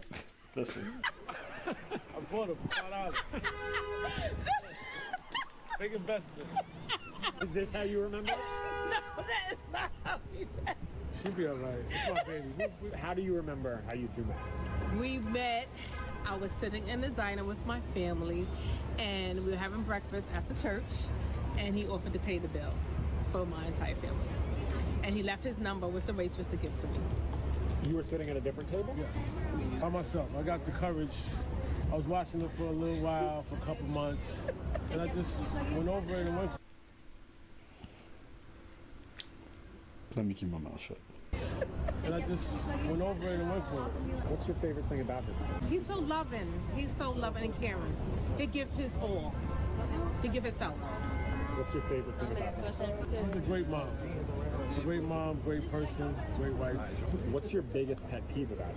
He gives his all to everybody and doesn't include himself. What's your biggest pet peeve about him? Her phone. Too much action on the phone. And what are you most excited for in the future? Just to keep loving one another. Our adventures, trips, having a good time, laughter, like we're doing right now. And what are your names? Kenny, Kim. Thank you so much. Okay. Why did you keep your mouth shut? I think the one thing I noticed about these couples that met way back when is they all met in super creepy ways. Yeah. By today's standard. There's no way you could tell this story today and people don't think, oh, that shit It's creepy because they didn't have any other choices. Social media cuts a lot of the creepy, and we still get creepy. So speak on it. Well, I mean, it's not what I know. It's just the logic of the thing. I mean, you're able to get all the people in your radius. If you subtract that, how are you gonna meet a motherfucker? Just stay there and look at the people from across the room. I said, girl, no, you're not gonna do that. You're gonna do something creepy. There was I hear some old timers back in the days. It was, yes, I saw her at the dance in the barn, and I approached her and I said, ooh, would you like to dance? And after that, I didn't let no man approach her. What? You can't let the girl be. But back then, it showed something else. That everything was really different, and you cannot. It's hard to judge back then with the standards of today. It's very disingenuous. It's very. Wait, why can't you do that? Because it's just not the same thing. Nothing is the same. It's like saying, "Ooh, my daughter is so smart. My daughter is so smart. She takes the remote control and opens the TV by herself." We didn't do that. You didn't have remote controls back then. You had to kink, and it was too strong for your little hands, so you can't compare both of it. You know what I mean? You haven't seen. She's not smart. She just has the access to a remote control. Your child is average at best. You say that, but even the lady before said that's very unusual that he was moving the train. So it was still weird and creepy back then. Yeah, it was weird and unusual because not a lot of people have that access to that power and are the boss of a train and can move trains. Yeah. Nobody is in that position except him. Okay. A matter of fact, so it's not unusual because he was persistent. It's unusual because of the train stuff. Who can move a train and not get in trouble? Fair. He's the boss, Fair. and he's the only one. And if he moves the train, I'm not gonna get in trouble. You know why? I'm the trouble. Yeah. So it's gonna be unusual because so few people are doing those jobs. So I can understand that. It's still creepy. Even for back then, it's crazy to say I moved a train to see you. You moved one? No, several in the course of a couple of weeks. I'm gonna give the hot take. I think it was still weird and creepy back then. I think the only difference was accepted. I think this is the difference. The only difference is this, and it's the same difference that it is today, whether or not you reciprocate the interest. Because she could have told the exact same story about a man who moved them trains a bunch of times back then, and everyone would have said it's weird and creepy. Okay, but because she was interested, and that's oftentimes a different. Even today, there's plenty of people who meet in very quote. I hate using the word because it's stigmatized. I don't like doing that, but quote. But it's just the only difference is they like the person. It's like, oh, you meet someone through work. Oh, this guy's creeping on me at work. What's he doing? He keeps trying to talk to me. Well, the difference between someone doing it well and doing it wrong is whether or not you're interested or not. Or his name is Cool J. Yeah. Yep. Like, think about this. Someone saying, oh, I thought and I saw her for a long time, and then I went up to her and I had the courage to give her, like, you know, and I paid her food and her thing and I left my number. Even today, that could be seen well. And it could be seen as creepy depending on whether or not you're interested in that person. 100%. Like, this man paid for her and her whole family without even saying hi and then left his number. I can see a lot of people thinking that's creepy, and I can see other people. So I don't know if the standards are that drastically different. I think we're just more public about everything on a grander scale, one. And two, we're only hearing the success stories. You're not gonna find the people who are saying like, "Tell us about the time you got weirdly Are you single? Yeah. Tell me that time that guy was creepy with you. Yeah. Yes. And who is he? Exactly. All right. No, you're not gonna hear that, of course. Yeah. But I still stand firm on the fact. I think both can coexist, and I think that social media has a lot to do with that. And also, I think you're right saying that the reciprocity has a lot to do with that. If the guy was saying, "Hey, I move trains for you," I don't think it would have gone down. It would have went down the same way as this well put men in charge of the thing. You know what I mean? So I understand. Yeah, I tend to agree. I think it's both. Both of them. Yeah, but I mean, these are cute stories. At the end of the day, I think a lot of people meet in very unconventional circumstances where there's a bit of like a quote-unquote obsessive nature over someone you don't even know. But again, having someone you don't know that's obsessed over you, if they're very much your type, can be endearing for a lot of people. You know, like, listen, if we're all honest, I think we've all done things where we've moved our schedule. We've moved the bus we've taken, or we moved the way we walk home to see somebody we had a crush on. I remember there have been times when I went to a cafe that I really liked, but I didn't go that often until I saw a girl I liked there, and I would go a little bit more. I didn't even know if I was going to talk to her, but I just wanted to see her. And I was like, you know what? I could go to a different cafe that's a little bit closer, but I'm going to go to this one because maybe she's there again. You know? It's so funny. I had one girl, I used to take a specific bus to high school because she would take the same one. We never had classes together. She used to go to co-ops. I would never see her in the hallways. But on this one bus ride, at this exact time, I would see her pretty often. So in the semester, I would see her, and then one day I said hi to her. We chatted a little bit, nothing. And then the second semester came, she was gone. I guess her co-op changed, so we never had the same schedule. So I never got to see her again. Missed the opportunity, right? 10 years later, guess who I meet? The same girl. Now, was I weird and creepy? Absolutely. But she didn't mind. She didn't mind. She said that? Yeah. Yeah, we talked. We went on a couple of dates. Don't do that face. But you get what I'm trying to say? No. Don't let me hang. But I'm going to let you hang. Because there's nothing to high five. Well, no, because I respect the process. It's not like I'm not high-fiving you because something happened. I'm just like, okay, that's what you look like. No, it was really, let me explain. It's just, you went on a couple of 10 years later. That's good. Okay. Then you fuck. All right. No. All this to say. I think that's true for a lot of us. Again, the line between what is creepy and what's not is very interesting to me. I've had women who've like taken a long time to come talk to me. They're like, listen, I've been looking at your Instagram and I want to talk to you sometime, and I saw you at an event and I finally had the courage. Like, that's creepy if I don't think she's cute or whatever it is. But because I don't mind, she's cute, it's fine. So I actually never thought it would be creepy either way. Like, someone tells me that, I'm like, no. What? Do you know what creepy is? I know. Creepy is the slut for guys. You know how you say slut to discredit what a girl is doing? You think a guy is creepy just to discredit what he's doing. But he's not really inherently doing something. He's just, if he was looking better or you were interested, it wouldn't be creepy. But you discredit a guy saying, nah, that dude is creepy. When he's probably doing something that another good looking dude would be doing. Yeah. And look, let's not say there aren't creepy people. No. You know what I'm saying? And this does not say that like someone being incredibly persistent with you is not unnerving or make you uncomfortable. It's just interesting that sometimes you can see the behavior exact same from two people, but the only difference between one being creepy is just whether or not you find them endearing or attractive to you. That's just interesting to me. So sometimes the problem is not the behavior, it's who's doing it. But when you don't have a relationship with the person who's doing it, I just think it's kind of unfair to deem one inherently super creepy. Again, there's some levels that are crazy. Like the dude sniffing the person's seat after they're gone, creepy. I don't care if you end up marrying that man, creepy. That's weird. Ooh, but I like that. Like, yeah, the girl's like, that's still creepy to me. He kinky. Yeah.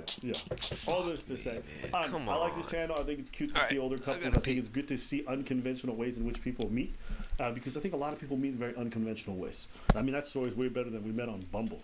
Yeah, definitely. Yeah, I feel like doing comedy is what you, when you do crowd work, that's what you hear. Much more than back then. Back then it was like people were scared of saying that they went on social media, and now they're just like, Tinder, bubble, inch, whatever. Story time. So I'll tell you the time that I did something that was really creepy, but it went well. Kind of, maybe. I don't know. That's how I lost my virginity anyways. Well, what does matter? So, I'm on the bus. I see a girl. I'm 17. Woman. Yes, woman. She is older than me. So she's attractive. I'm like, oh. So I'm thinking like, what am I gonna say? What am I gonna say? You know, my stop is in like 5 stops, but I don't know. And then like 2 stops before she gets off, so I'm getting off too. Creepy, right? Then she goes into the subway, so I go into the subway too. She starts ordering a sub, and then I'm like, nah, I didn't have any money, so I'm like, can I get some water? It went from creepy to sad. Real quick. Real quick. I was like, oh. Yeah. So I started talking to her, you know what I'm saying, sipping on my water, and then we get grab soup. I'm like, can I join you? She said, yeah, go ahead. So she's having her sub, we're chit-chatting, okay? And then after we're done with the food, well, she's done with her food, I'm done with my water. Hey, man, 17, hopeful, horny, and get it. Trying. Get it. Again. I ain't mad at it. I respect it. Hold up, okay? It's bad funny, but I respect it. Go ahead.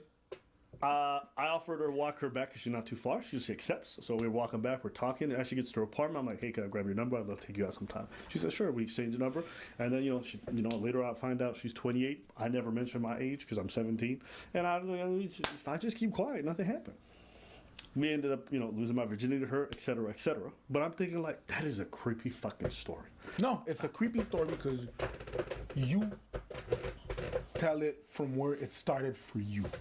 But for her, maybe she didn't notice you in the bus. Well, that's where I didn't say where the story started for me. That's where the story started. For you? No. That's where the story started. She saw you? What? In the bus? No, it doesn't matter where she saw me. But that's where the story starts. That's what your story starts. If she retells that story, she was at Subway and a dude had appeared. No, she just happened to appear halfway through Act 1. She didn't know that Act 1 had already begun. And that's every. So like the curtain bro, you're not hearing. The curtain opened. It doesn't matter. Her story. Everybody's their heroes in their story. I'm the main character in my story. You're the main character in yours. In your story, it starts from before. In hers, if she's not aware that there's a motherfucker lurking like that, it's not creepy. She went to her being the main character of her story. She went to Subway.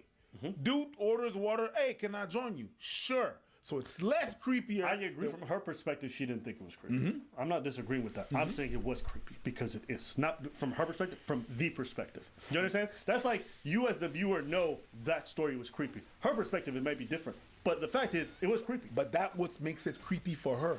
It's creepy for the person that's being crept on. That's who decides who was creepy. If you felt crept on, it's going to be creepy. If she don't feel, the same way like, a lot of people are going to be like, that was SA. The people looking at the picture saying, oh, that was SA for whatever situation. But if the person involved say, no, it wasn't. I didn't feel that it was, whatever, fuck that, we good.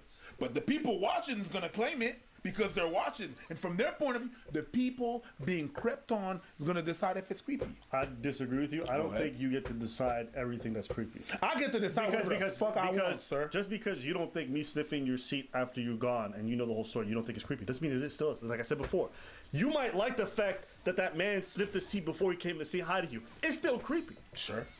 The same way what I did was getting off at the... I still stand on my ground. Yeah, you think it was creepy? I don't think it was creepy. I don't think creepy is 100% subjective. I think 80% of it is. Fair. But even then, you're not following her for days and stuff like that and just scripted to do something. It's not creepy. And it all depends on the decorum of it, of how you do it. All right? Inherently getting off the same bus as someone, depending on how you do it, the decorum that you use to do it is going to be creepy or not. Yes, I agree. The water wasn't creepy? You ain't got no money. The water was sad. The water walking into a Subway I'm supposed to be there. You said you went to get some water, bro. I swear to God, I wanted to give a hug to 17-year-old you. I'm like, you're broke. Come here, bro. Don't you know that's how you know the story's real? I ordered water. You know it's 100% real. Back then, Subway was actually decent. I used to get the meatball sub because that was the cheapest thing on the menu. I'd always ask for extra marinara. Mm-hmm. I'd be like, give me 2 of the cookies because Subway back in the day had the best cookies in the world. It was a different time. You guys It understand? was right. I spoke It was about before Jared turned out to be a pedo. It was right. Yep. It was right after Fix and Mr. Norton cookies, and then they took over. Subway took over. Yeah. Them shit was delicious. Delicious. I'll also say I appreciate the fact that Preach is arguing against myself about whether or not I'm creepy or not, even though I'm arguing that I was creepy. No, you could say that because from your point of view, you is. But then again, I can argue that you are or you're not. But that's that. I still stand on my ground. Hold up. But how do you get to say like, oh, she gets to determine what's creepy, but I don't get to determine what's creepy? No, fuck you, nigga. Yeah, so she gets to the person being crept on. What about the person doing the creeping? I can't determine that's creepy? No. Okay. You have no say, sir. apparently it's her voice. No. You do have a say. I think you made a great point. I think Hold it's on, very I say. I think you made a great perspective. I don't even think it's wrong necessarily. Yeah. I think it's just a different one. Yeah, I don't disagree with you. But if you think it was creepy and you like there was an intent of creepiness, yeah, you have a point. You have a little bit of say to that. You creepy ass nigga. If I wasn't in the story and this was somebody else, I would say that shit kind of creepy. Now I'm not saying it's like level 100. But I'm saying it's always look at this creepy ass nigga ordering water to get to talk to the subway. Yeah, girl. getting off at the wrong stop, following someone you never even spoke to get into some. But again, like I said, it ended well, so nobody would ever actually say that between the two of us about the story itself. But looking back on it, I laugh. Now again, had she been like, "Oh hell no, why are you even in here? Stop talking to me. This guy's creepy," like that would have also been justified. It's just about how she took it, and really. It depends on a lot of factors, and some of these factors, whether it's creepy or not. In that situation, whether it is creepy or not, there's a couple of these factors that you have little to no say in it. Yes. It depends on the vibe, the mood, how the person feels, if the person had a good day, because sometimes you had a bad day, and then you're gonna proceed to, live your life. And there's a lot of parameters that makes it that maybe you have 50% of 40% of things that you can make it creepy. And depending of the mood of the person, that 40% can move to 70 or go down to 20. So it's Yeah. All right. Well, listen. I think this was a good little discussion. Let us know what you guys think in the comments below. Creepy or not? We want to hear it. Creepy or not, here I come. You can't hide. You can't hide. Gonna find you and make you me. I was gonna say make you love me. What? Creepier. Make you love me. All right, we got an update from the breakdancing dad versus his daughter Maddie. If you guys haven't seen our part 1, go check that out. It's basically back and forth between the dad and his daughter. Daughter releases a video about the dad being some kind of deadbeat. Dad responds saying, "No, I'm not." Goes viral, etc., etc. So we're here today. There's been an update. Before we even get to that, I've actually seen a lot of different communities react to this video. Yes, and what you're saying. Our takeaway was this. I don't think it was appropriate for the daughter to put her dad on blast like that. No. Because it's a lose-lose situation at that point. If he responds, it's like he's bickering with his daughter through videos on my platform, which is odd. You never want your family business outside. No. Like all the outlets that you have to solve all your issues, you decide to use social media. It's weird. It's super weird, right? And then if he doesn't respond, then the internet just flames him all day long thinking he's a deadbeat. He's getting calls at his business because everyone in his family seen the video because it went viral. So now his public perception is that of a loser dad. So he's in a lose-lose situation. No. So my perspective was she was hella inappropriate for that. But as far as why their relationship doesn't work or whether or not he's a good dad, people are going to have their opinions. Everyone's going to be biased by their own lived experience. They're going to say he's really in her life, or they're going to say, she's been completely abandoned. Everyone's going to have a different thing. I say this. You don't know the ins and outs of their family. No matter how much this man posts his text messages, no matter how much he posts like a video of her when she was a child that he took or whatever, you don't know if he was really present in the day-to-day. You don't know what his standard for being a good dad is versus what she expected of a father. I understand what you're saying, and you're right. We don't know. I don't think that's the question at hand. The question at hand is whether or not he just left. Initially, listen, he left a mom with 4 children to pursue a b-boy career at 40. So he's a deadbeat for that.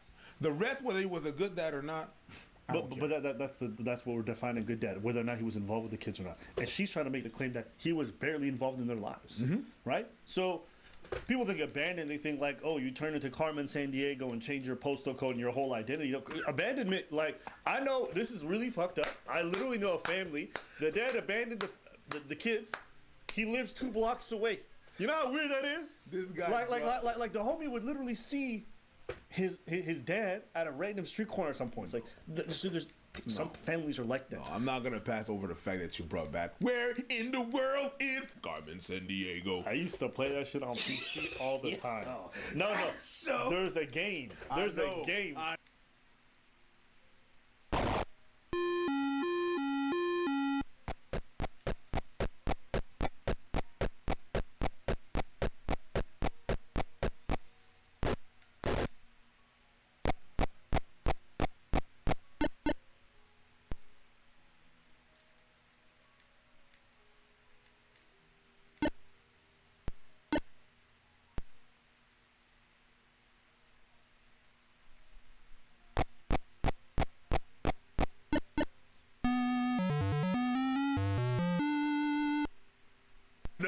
That's how I learned my geography. I know, but that show was amazing. You're just gonna skim over the fact that you're gonna skim over the Carmen Sandiego. You gave me a nostalgia attack, and then you're just gonna skim over that shit. Where in the world is Carmen Sandiego? What? And you know the wild thing about Carmen Sandiego is like, what? There was her and Jessica Rabbit. They're the 2 women I thought was so hot when I was growing up. And the fucked up thing about Carmen Sandiego is we've never seen her face, but keep on going. No, you see a bit of her face. It's just the bottom. She in a trench coat all day with a big ass and head. I'm just over here like, yo, what's under them buttons? Yeah. I know plenty of families that look like they're super well put together, but when you look behind the back, it's like, oh, the mom has actually been having an affair for a long time and she spends more time away from home than she does at home. Yeah. There's levels to abandonment or whatever it might be. So that's why I'm not quick to take anyone's side based off of whatever it is, okay? But what I've been seeing online is like, yo, communities rally behind one person and they go all the way.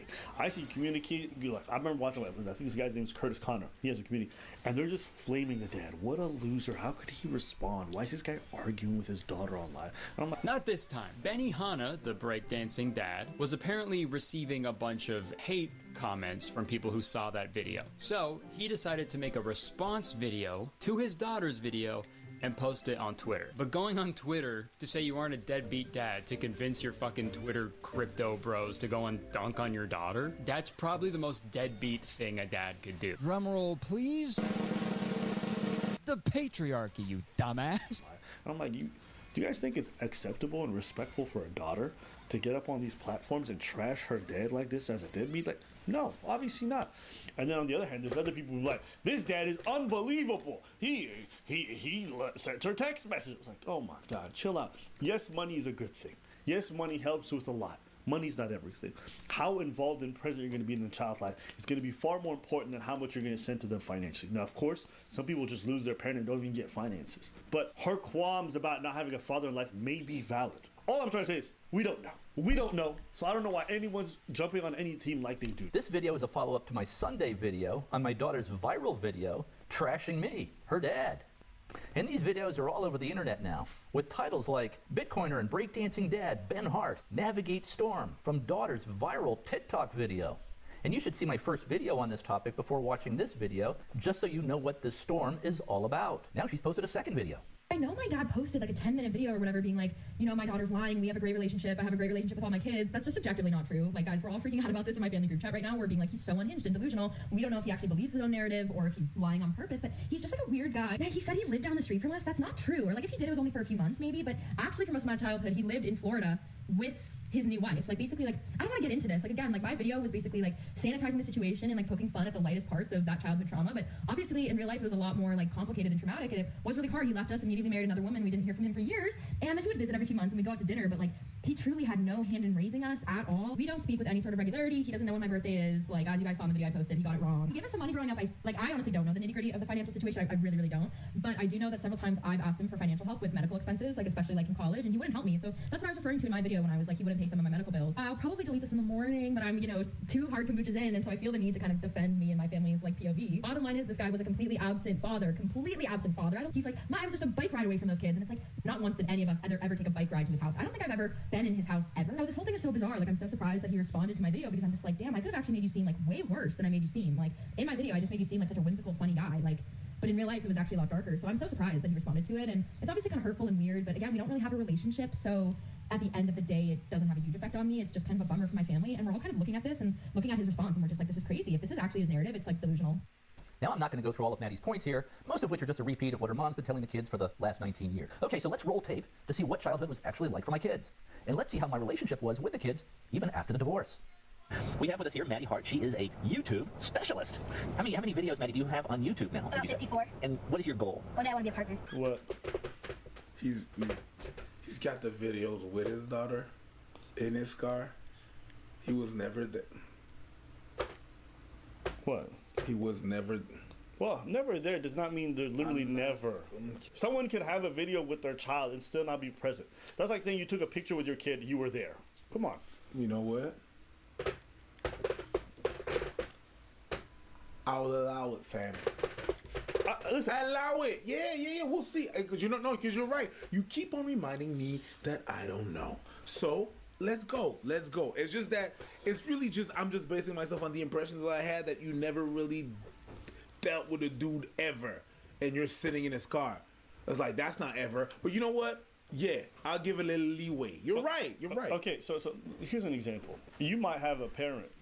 They might check in on your birthday and come see you for your birthday. They take a picture or video, and they do that for every year. Is that really a present parent? Not really. I'll allow it. To me, that's not going to be a determining factor. So I don't think there's a way he can really prove it to me, to be honest with you. That doesn't mean he's guilty or not. I'm just saying we're never going to know the inside of that relationship. We're not. What does that mean? It means you get paid to make videos. Yeah. So, Maddie, I'd like some more YouTube insights and clarification. What is the difference between a subscriber and a viewer and a friend? So, you have about 300 subscribers, but how many viewers of your videos would you say you've had so far? I have several thousand views on my videos, several thousand views on my channel, and got like 500 friends. Yeah, why is he exposing his daughter as a clout chaser? Homegirl goes 7 clout chasing, bro. That's crazy.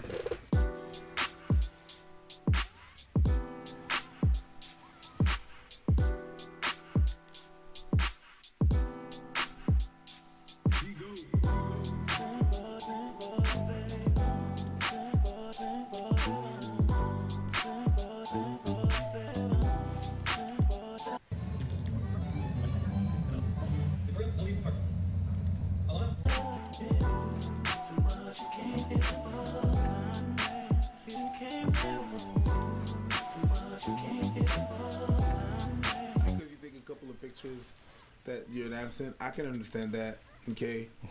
But I don't looks less and less like an absent dad to me. But it looks like a separate dad that is separated, absent.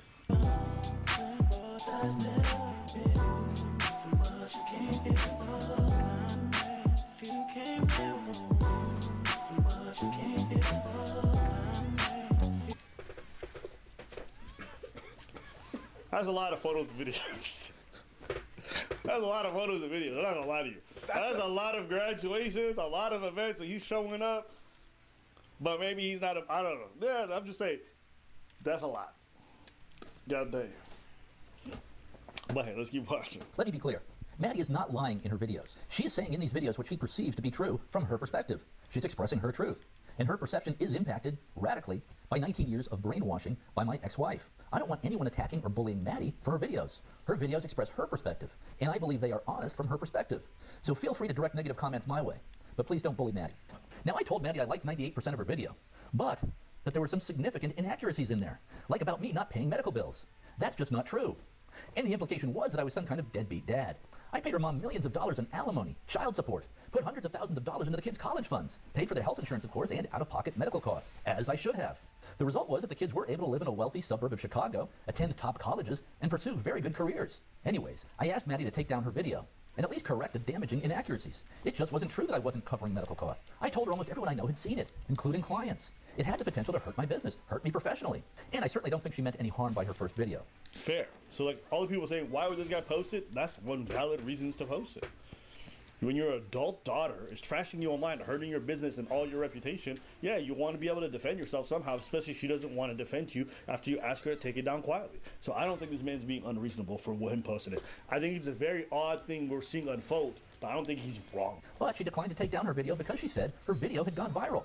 so she didn't want to take it down. So I came back a day or so later and told her that I had posted a response video on X. I think this girl's clout hungry, and I think she got problems with her daddy, okay? And I think that's what comes out in these videos. That's what I see when I watch it. We can agree on that. She's clout hungry. She was like that when she was a kid. She's like that even today, okay? Like, yeah, it's your story, but it's also their lives, and you're dragging them into your story, and you're dragging them to the online world. And the worst part, on top of that, it's not even, there's a step, it's a step further. It's a step further. It's, you post your family online, and then they're like, this hurting my business, take it off. Nah. Because it's going viral. That's crazy. After you asked him for money. That's crazy. After you was asking him for money. That's what makes me think this girl is a clout demon. Because she asked this dude for cash every time, but the moment he said, yo, this shit hurt my business, she said, nah, it's going viral. I need to. She's selfish. She very into using people. That's crazy. You know what I'm saying? Which is okay, I guess. But you can't ask her for money. You can't keep asking him for shit. You ask for money and then after that you turn around and do that shit? Bruh, that's crazy. Well, then my response video really started to blow up. It hit 1 million views in about 12 hours. Then 5 million views, 10 million views, 20 million views, 30 million views, and on up from there. Maddie's mom started to freak out. Sent me long text messages telling me to take my video down. I'm like, but Maddie's video is still up and has 7 million views, and that's just on TikTok. Plus, Maddie has posted a much more negative second video, full of inaccuracies. So the mom was telling him to take it down while she left Maddie keep her video up. Mm-hmm. Yo, mom looking like trash in this one too. You can catch that L. I need mom to make a response video. Mom, if you're watching, you want all the tea. Oh, mom, what you gotta say? Yeah, mom, he divorced you. Who's the new woman? Where'd he meet her? Was it while y'all was married, huh? Tell us everything. Why you still mad? Yeah, tell us the truth. Here are the basic facts. Maddie's mom and I got divorced in 2005. Maddie's mom and I had some very ugly legal proceedings that Maddie is largely unaware of. I don't talk about it. But our divorce was probably worse than most. I lived in LaGrange, Illinois from 2007 to 2011, just down the street from the kids. Saw the kids all the time. Then in 2011, Wanda and I bought a house in Willowbrook, Illinois, which is about an 8-minute drive from the kids. Maddie's mom then got remarried in 2012. She moved to Wilmette, Illinois, which is about a 1-hour drive north from our house. The kids were older by this point. I continued to see all kids who wanted to see me. Would make the 1-hour drive to Wilmette, if any kid wanted to hang out with me. Now, teenage girls generally want to do their thing with their friends. I saw my son the most because he wanted to. I don't force the kids to hang out with me. If they want to hang out, cool. If they don't want to hang out, fine. Maddie is correct that the girls did not come over to the house, even though we were very close by. The girls didn't want to validate my wife, Wanda. We've been married since 2006. So the girls did not want to come over to the house, even though we were just down the street. It was a solidarity thing with mom. My son Peter would sometimes hang out at the house. He didn't seem to have any problem with Wanda. Okay, so Maddie graduated from Northwestern University in 2021. Upon graduation, she went to Los Angeles in hopes of becoming a Hollywood screenwriter. She asked me for $5,000 to help get her set up in Los Angeles, which I agreed to against my better judgment. Basically, I have trouble saying no to Maddie. That's another tendency of divorced dads. In addition, her mom and I bought her a used car, a Ford Fiesta.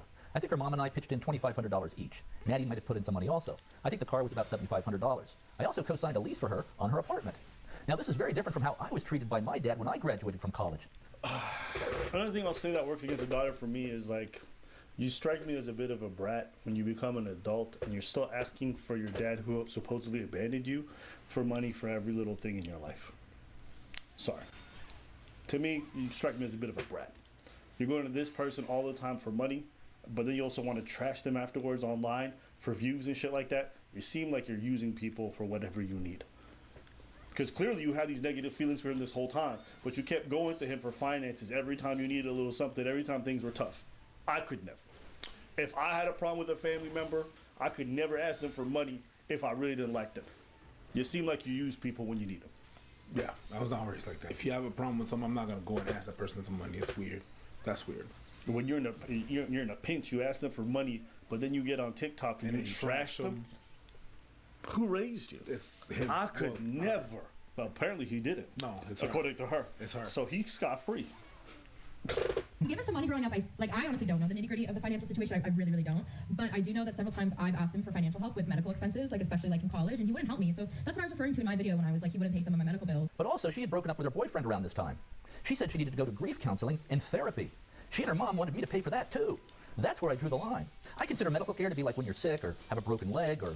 So the medical bills that he wouldn't pay was because she broke up with a boyfriend? No. It was for grief counseling over a boyfriend nigga.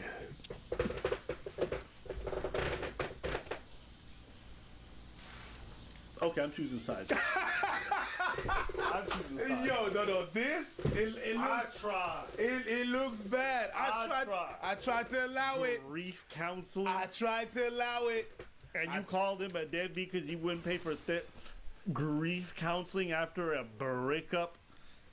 He pays for your medical insurance, and you said he wouldn't pay for your medical bills, and it was grief counseling. Oh, I thought somebody died. Girl, it was just your boyfriend. So I guess these were the medical bills that I was refusing to cover. Now, she did land a job in LA with NBC Peacock streaming, and that was going very well for her. She loved it. She was an assistant writer for a show. But then the writer's strike hit, which lasted about 6 months, and she temporarily lost her job or was laid off at NBC Peacock streaming. She, of course, approached me to see if I could help her out with funds. Otherwise, she said she'd be forced to move back to Chicago and live with Mom. Oh my God, writer's strike is not even that long ago.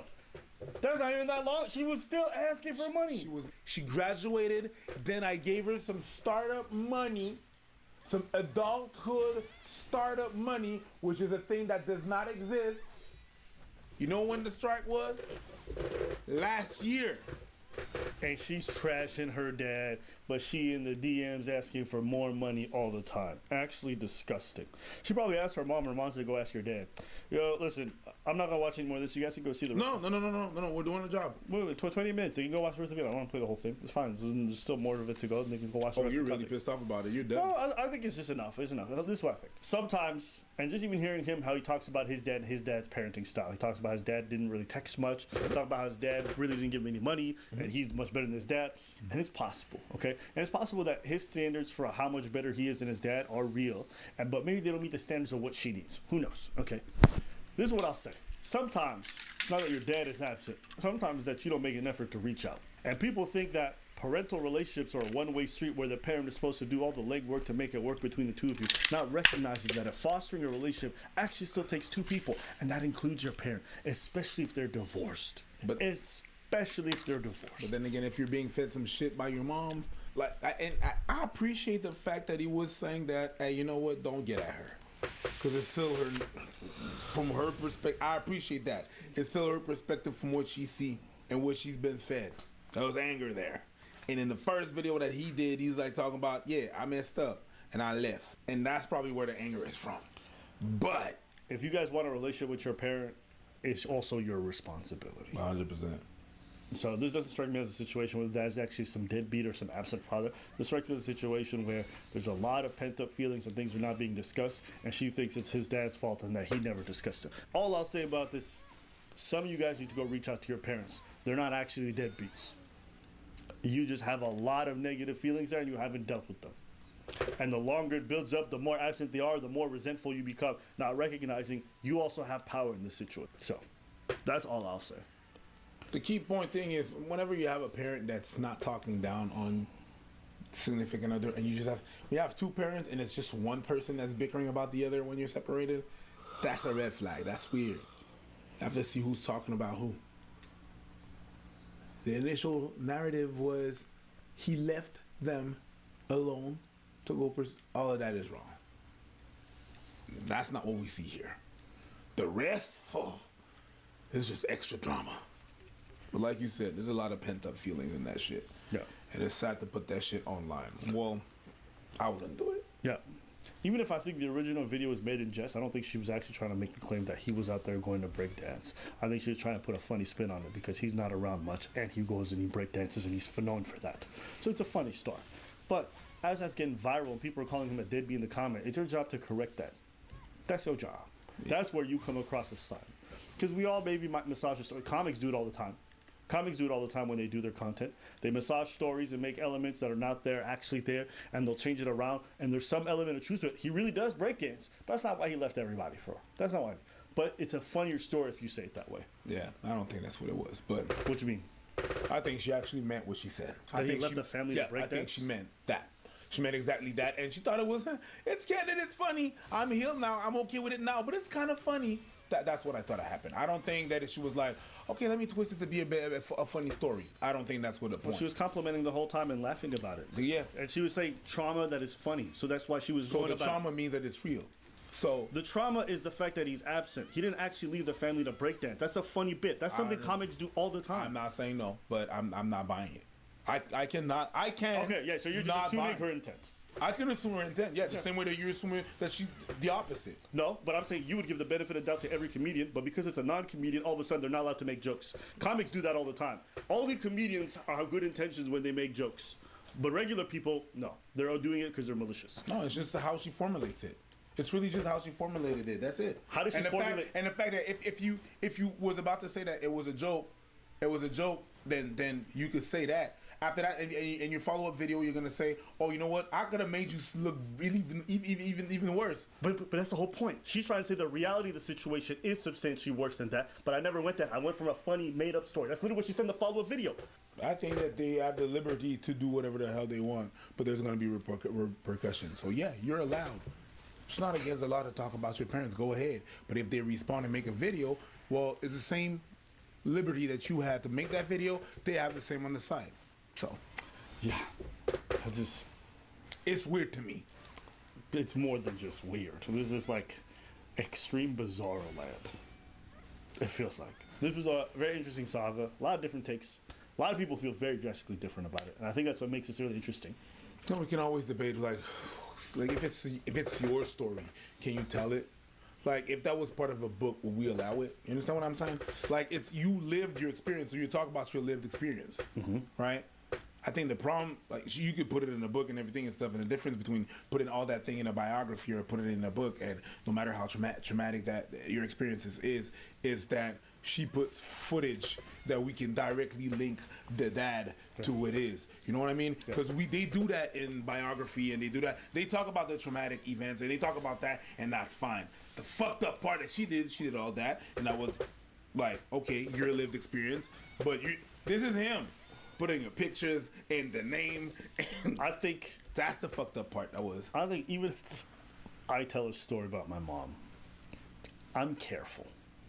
Even if she's not a public figure, I'm careful. Because someone who watches me might know my mom, and they'll be asking about that. So I'm very careful. The stuff I say is very innocuous or chill. Why? Because I want to be able to protect my mom from a lot of this online stuff. That's my general rule. If you care about these people, you should try to protect them. If you don't care, then I guess blast them by all means. But then again, if they blast bad, yeah, that's really what it is. Everybody's blasting. Just do you, but I mean, don't be surprised. Anyways, anything else? No. Today's topic: Sean Evans.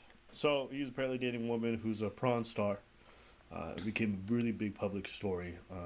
It's actually been known for quite some time that they're dating, but after the Super Bowl, it became even bigger because they went to the Super Bowl together. So. A lot of people felt some type of way about him breaking up with her after receiving all kinds of comments about the fact that he's dating a prawn star. One person was wilded. Hey, Sean Evans, you know what I'm not feeling? I'm not feeling you breaking a sex worker's heart on Valentine's Day. Nobody deserves that. Melissa Stratton, she's a beautiful woman. Yes, she has chosen to have sex on camera for her career. Yes, she has had 13-inch in and around her face, mouth, possibly. I don't know. I gotta go search it up. But you are playing with her heart. Sorry. That is wild. Scheiße.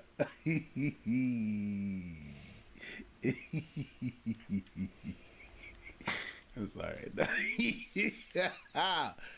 That's funny. Well, this is how it started. They were at the Super Bowl, and then the picture comes out of them two together, and then Adam 22 is posts right above.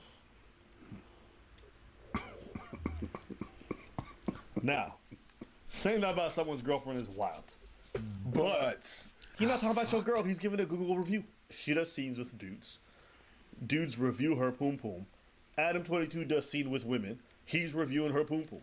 There's no difference. I was just making sure, because I'm like, this is a mad comment to me.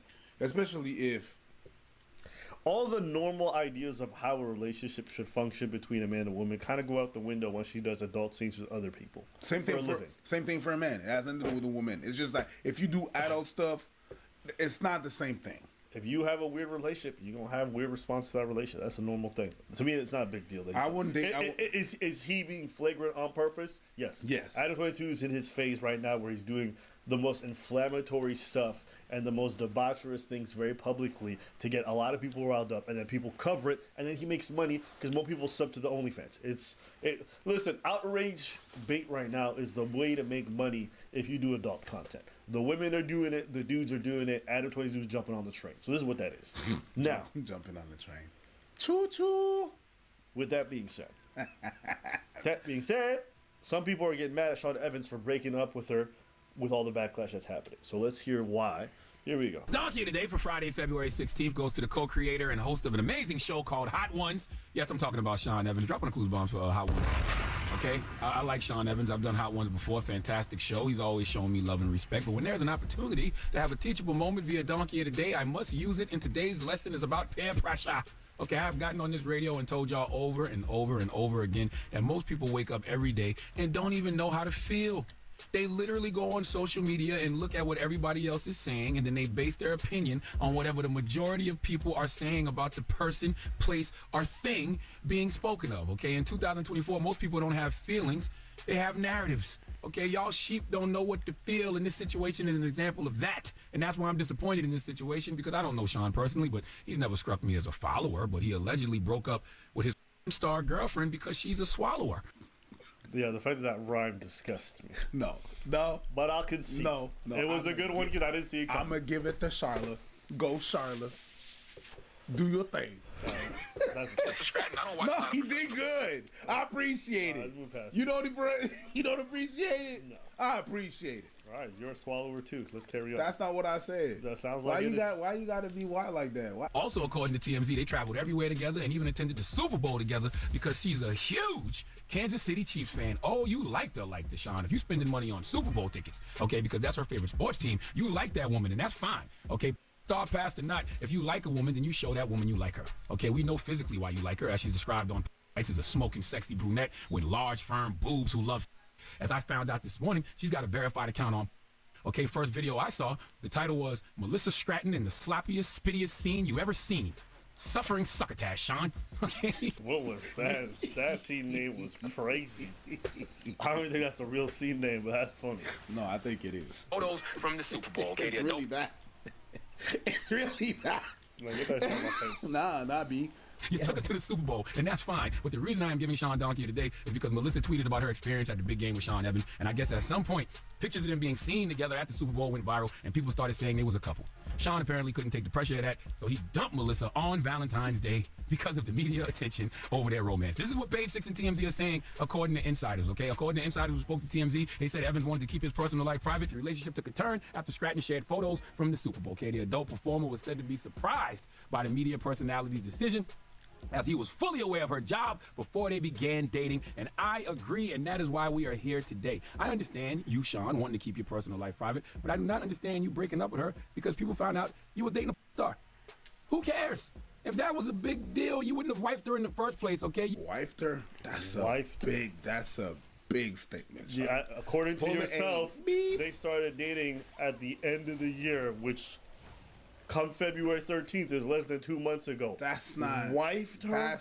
That's wild. Y'all act like these people was dating for years and then he just did it out of the blue. Not that it really changes that much considering the circumstances, but that's not what happened. Calm down. Wifed her. That's a big statement. God damn. Where are we? Iraq? What do you mean? Meet her, wife her. Meet her, wife her. That's how it is over there in them countries. There are no dates. There's hello, hi, my wife. Now 3 children, please. Brother, sister. While Fresh and Fit, Just Pearly Things, and every other loser in the red pill space are taking L's, we want you guys to get some W's with today's sponsor, Surfshark. You need a VPN changer in your life. I know that because you like to be outside just like me. You book hotels and this and that. First, it's a known fact that if you change your location for your flight tickets, you get better deals. Yeah, so by booking your flight tickets from a different location, you're going to be able to have a better deal on your flight tickets. What's more, some content is gated based off your location. Why shouldn't you be able to watch the TV shows and the movies you want to watch? When you got a subscription, you should be able to see it all. Just changing your location with a VPN allows you to do so. And the wonderful thing is that Surfshark right now is sponsoring us and is helping us for this video. And you just click on the link below, okay? And you add the coupon ABBA and Preach, and you're gonna get 3 months free. The wonderful thing about Surfshark is that it's unlimited devices. So no matter how many devices you connect on it, there's no limit. You can connect one and another one and your mom and your sister and your father and all of them devices on the same VPN. And it's not gonna charge you one penny more. So if you click on the link below and enter coupon ABBA and Preach, you're gonna get 3 months free. 30-day money back warranty. Get it. Let's keep it 100. That's why Sean reached out to her in the first place. He wanted to bust a hot one in her mouth. Okay. Yo. This is crazy. Like, Charlotte's having a field trip. Yeah, he's enjoying this one. He's having a field day with this one. Yeah, good for Charlotte. And if you like having fun too, we got our second channel, ABBA Preaching the Floor, where we busting hot ones all over the screen. God damn. All right, go check it out. You want to laugh? All the funny videos going over there. We busting hot ones all over the screen. Go whatever you got to do to sell the channel. Sean, she was who she was before you got here. You are 37 years old, Sean. You way too old to be falling victim to peer pressure. I know you understand the internet, and I know you understand how the internet works. I know you understand how the internet is wired. You can't let the social media savages win. These people are relentless, and they don't care about your happiness, Sean. If you was happy, that's all that matters. Okay? Listen, Sean, I can understand you not wanting to deal with that, but you should have known you didn't want to deal with that before you started dealing with that. I don't understand this notion. You should have known before you got involved with her. A lot of people don't know what the life is like. Some people think they're more open-minded than they actually are. I know plenty of women who thought this one bad boy dude was going to be the best thing in the world, and turns out, oh, it's just drama and insanity the whole time. I know plenty of ladies who wants to get with a quote-unquote high-value man, coming to find out him having other women is too much for them to bear. I know plenty of dudes who think they want crazy, they get with crazy, and they're like, oh, she wants to key my house. How do you key a house? I don't know. But she wants to do that according to her words. You just put the key in the doorknob and then you go in. No, it's when you take the key and you literally go on the outskirts of the house and just key the whole thing. You think you want something till you have it. You think you want BPD and you can handle it till you go through it. Then you like, oh, this is crazy. Like, not like what they write about. This is really too much. A lot of people think they can deal with a situation until they get the situation get dealt. I thought a lot of the people can deal with the situation until dildos. That's what I thought you was gonna say. A lot of people can do dildos. A lot of people think they can deal with a situation until dildos. Okay. And that's the bar. Okay. I'll allow it. You came up with that bar in my opinion. Because I was inspired by your stuttering for a second there. Okay. But yeah, it's like you don't know everything that goes into the situation until you get in it, until you get in the dirty. Yup. I want to do this How many people you heard say, I want to be a comedian? Come to find out, no, you just want to be famous. You don't want to write jokes. You don't want to deal with all the work that has to be done. There's a lot of people, even people in my family. Oh, what do I do to become like to do social media and stuff like that? And I talk to them, and then they realize what kind of work you got to do. They back off. You don't hear about it. That's the same thing for a lot of situations. And the thing is, until it was all over TMZ and he was getting messages from everyone he knows about it, it probably was just feeling like a regular relationship. Like, here's the thing. Some ladies will date a drug dealer, okay? And it feels regular. Until he calls you from jail. And then it hits different. Dating a woman who does adult scenes feels the same until you start to hear things or you see the scenes yourself or you Google her name. Then it hits different. Is it abnormal? No. I think he got his first sense of what it's like to date a woman like this, and he's like, I don't think I can handle this. You know what Also, the last thing I'll say on this, he only knew her for 3 months.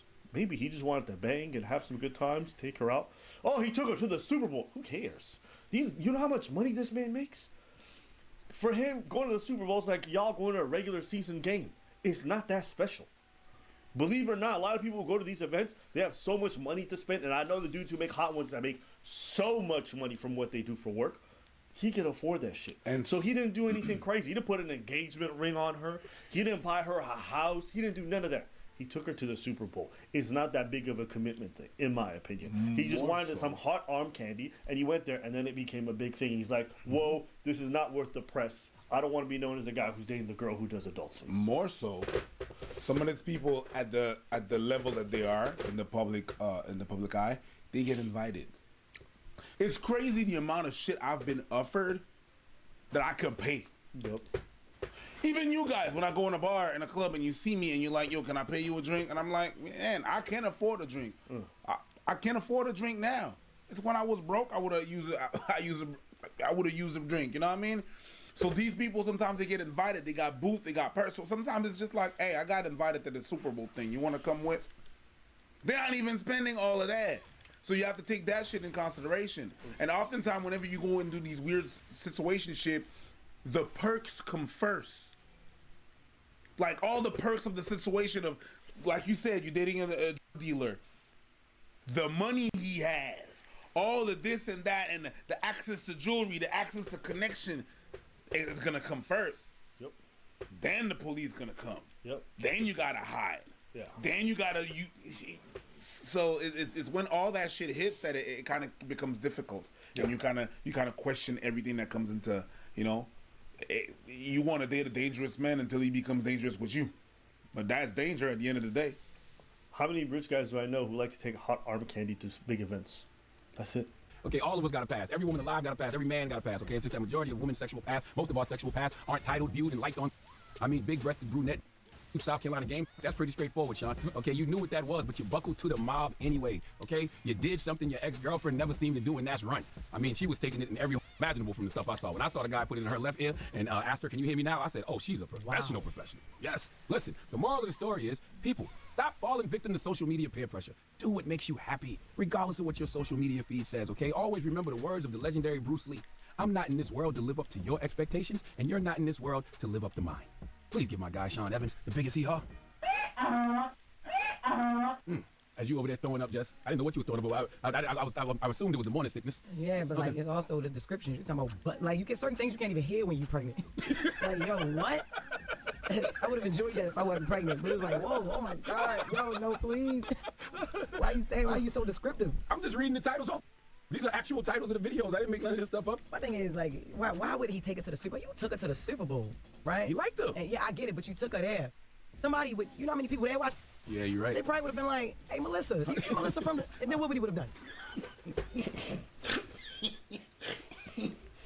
That is true. That is a weird choice.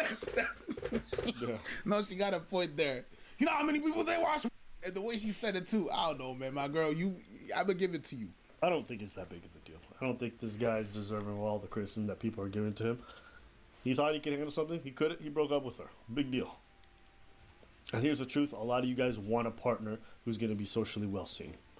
And it's not just about you and your partner. A lot of us want our families to appreciate the woman that we're with. A lot of us want to have somebody that we can take out in public and that, you know, in terms of public scrutiny is going to reflect well on our brands. It's not abnormal for people to think that way. Now, not everyone does, and that's okay.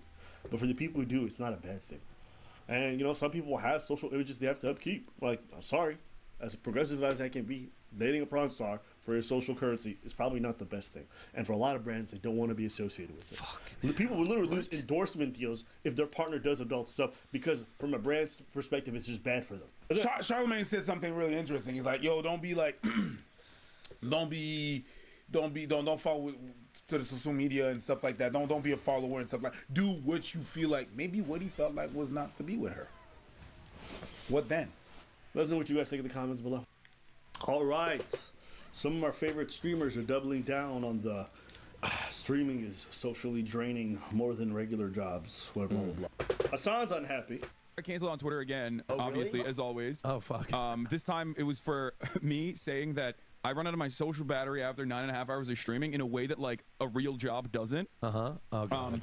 And everyone immediately, You like, never they had a real job, dumbass. I did. I worked in sales. So it was like a very social job as well. So I know exactly what like people pleasing looks like, and it's like fucking annoying and awful, right? So I was making a comparison between like my experience as a salesperson versus my experience as a Twitch streamer, and I was like, it's so soul sucking. Like it's so soul crushing, and I can't socialize after that, and I feel so bad because I was talking about going to March's house. March at a housewarming party. None of you guys were invited because you're not cool. I was invited and I didn't remember until yesterday. I was there, right? And I brought Kaya, and she was being the best girl. But I also felt like I was looking like an asshole to every single person because I was like pouting the whole time. I'm really fucking tired. I take one drink Well, with it's always March. the Hassan show.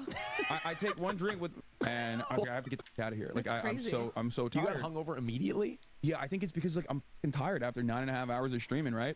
They clipped it like 30 seconds of it to be like, Hassan, streamer says, dumb socialist streamer says like, fucking real jobs are way easier than streaming. And it's like, that's not what I was saying. Here's the fucking context. Nobody gives a shit. There's like hundreds of thousands of fucking likes. Led me to actually delete Twitter. I deleted Twitter from my phone. Yeah. It's really important for me to have Twitter on my phone for my job. Obviously, I need to like constantly be fucking up to date on what the fuck's going on in the world. But I feel like at this point, it's just not worth it. It's so like being on Twitter It's and hell being in a cell. extremely online is literally like being in a room where you're making the dumbest people on the fucking planet yell at you nonstop. And so you're not using Twitter ever again? No, No, he just took it off his phone. He'll use it on his PC. Yeah, because I need to have it for my work. But yeah, I'm not gonna because I was like looking at it and it was like fucking me up. Well, yeah, you were up really late last night. No, I went to sleep at like 11. I just woke up at 4 and I was like going through Twitter and I was just like, fuck this, dude. Like, what the fuck am I doing? I deleted it. Good for you. Yeah. This is a positive step in your mental health. Yeah. Sometimes I wish there was a world where you could just like if I could just like quit and restart as like a VTuber and be somebody totally different. Because I feel like I've ruined so many first impressions and I've just made so many mistakes online that are just like micro It's so funny you say that because like whatever you that didn't. I just wish I could start over. You didn't, but you feel that way, and it feels very real to you. But like from where I'm standing, with the amount of like genuine fucking hatred and vitriol that I have, I feel like yours is because you're a woman. That's no, it. I've done some stupid No, shit. you haven't. No, Yeah, one shut time up. I. Shut up. No. Oh, wait. No, 100. Okay, go ahead. I didn't mean like literally shut up. Go ahead. I can't believe you. You just might not be built for this lifestyle. Doesn't make the job hard. Because I'm not gonna lie to you, some of you content creators are brittle as and Hassan has got to be the most brittle person. He's always crying and whining and about the fact that people are it's so unfair. People just hate me. Shut up. Oh, shut up. You're just brittle. The job's not hard. You're soft. That's not the same thing. The job's not hard. This job is not difficult. These guys are just soft. And if you look at their history of what they did as work before, not a single one of them had a truly difficult job. Not one. Hassan wanted to lie about he was in sales. Bruv, you did that for like a couple months. That was it. And then you went up to work for your fucking uncle because you're a Nepo baby.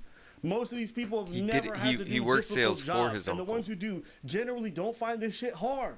Asmongold did a 1 hour and a half video on this topic. I cut it down a little bit to some more important parts. Go ahead. And we'll take a look. Obviously, being a streamer is not very taxing physically. It's clearly not. And I think for a lot of people, it's not very taxing mentally either. I think streaming is a great job, and I would rather stream than have any other job in the world. There are obviously negatives that exist with streaming, but those negatives don't outweigh the positives. The big difference is the monetary difference between other jobs and being a streamer. Being paid a lot of money doesn't make problems go away.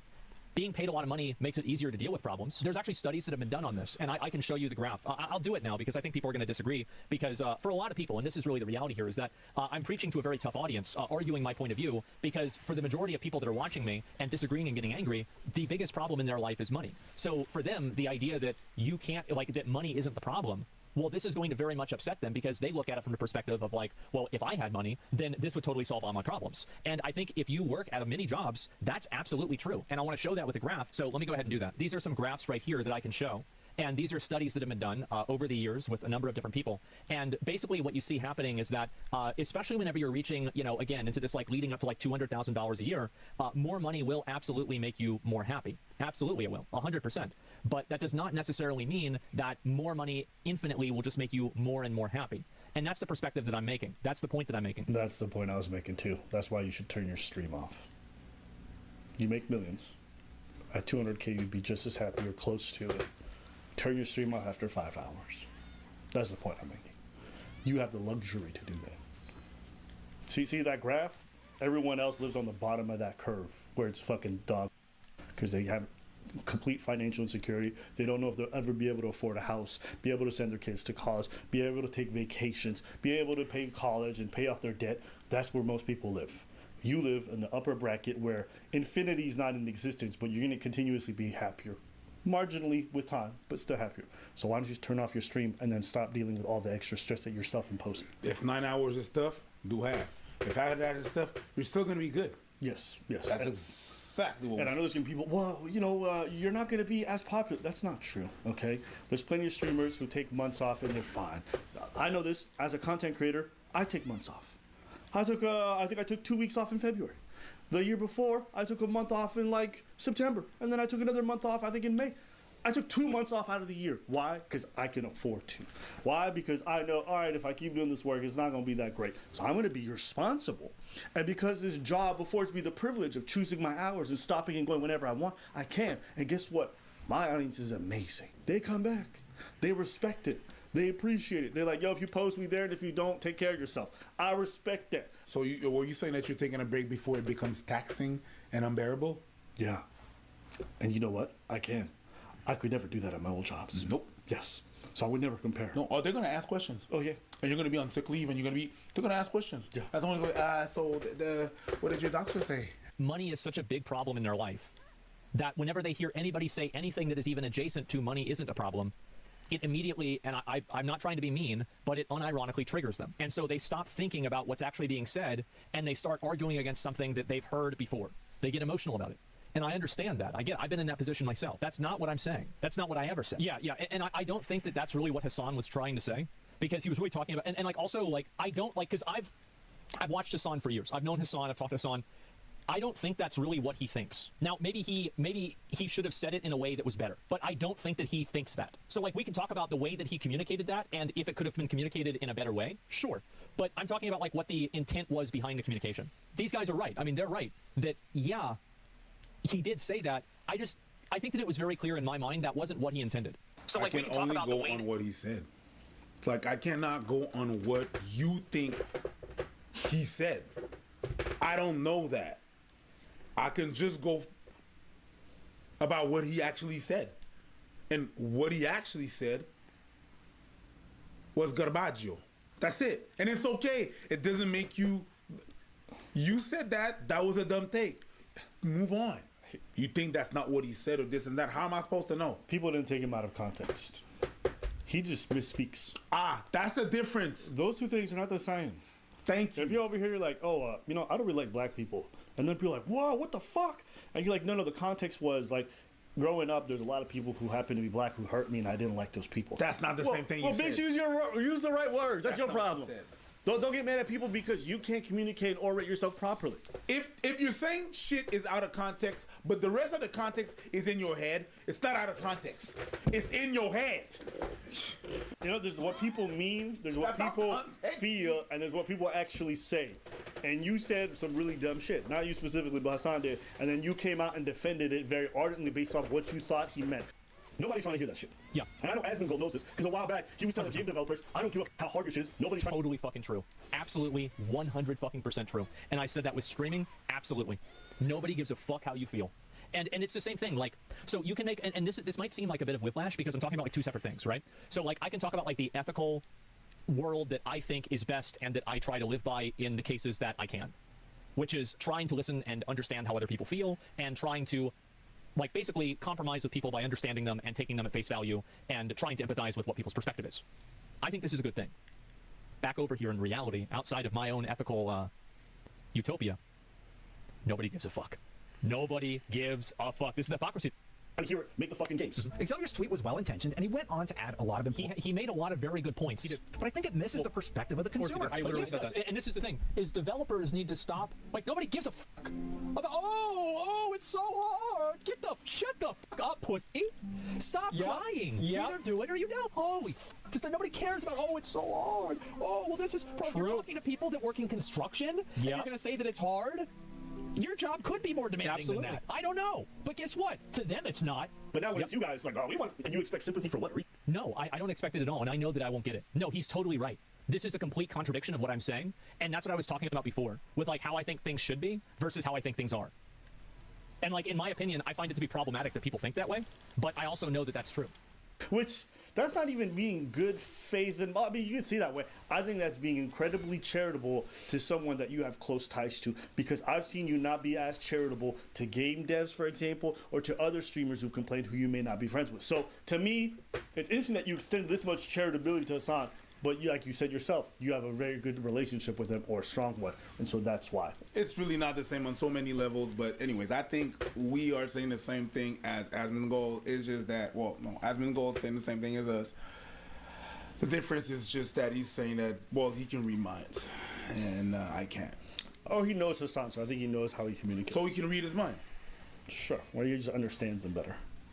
He can interpret things better because you understand somebody. It's When like your when you have a name- child. when It's like when you have a child. You know when you have a child and your child goes, woo woo. So a lot of my God. You want some pears and napkins, and then you want to take a nap, and after that you want to take a 2-hour walk? Yeah, no problem. What the fuck? Hassan's his baby boy.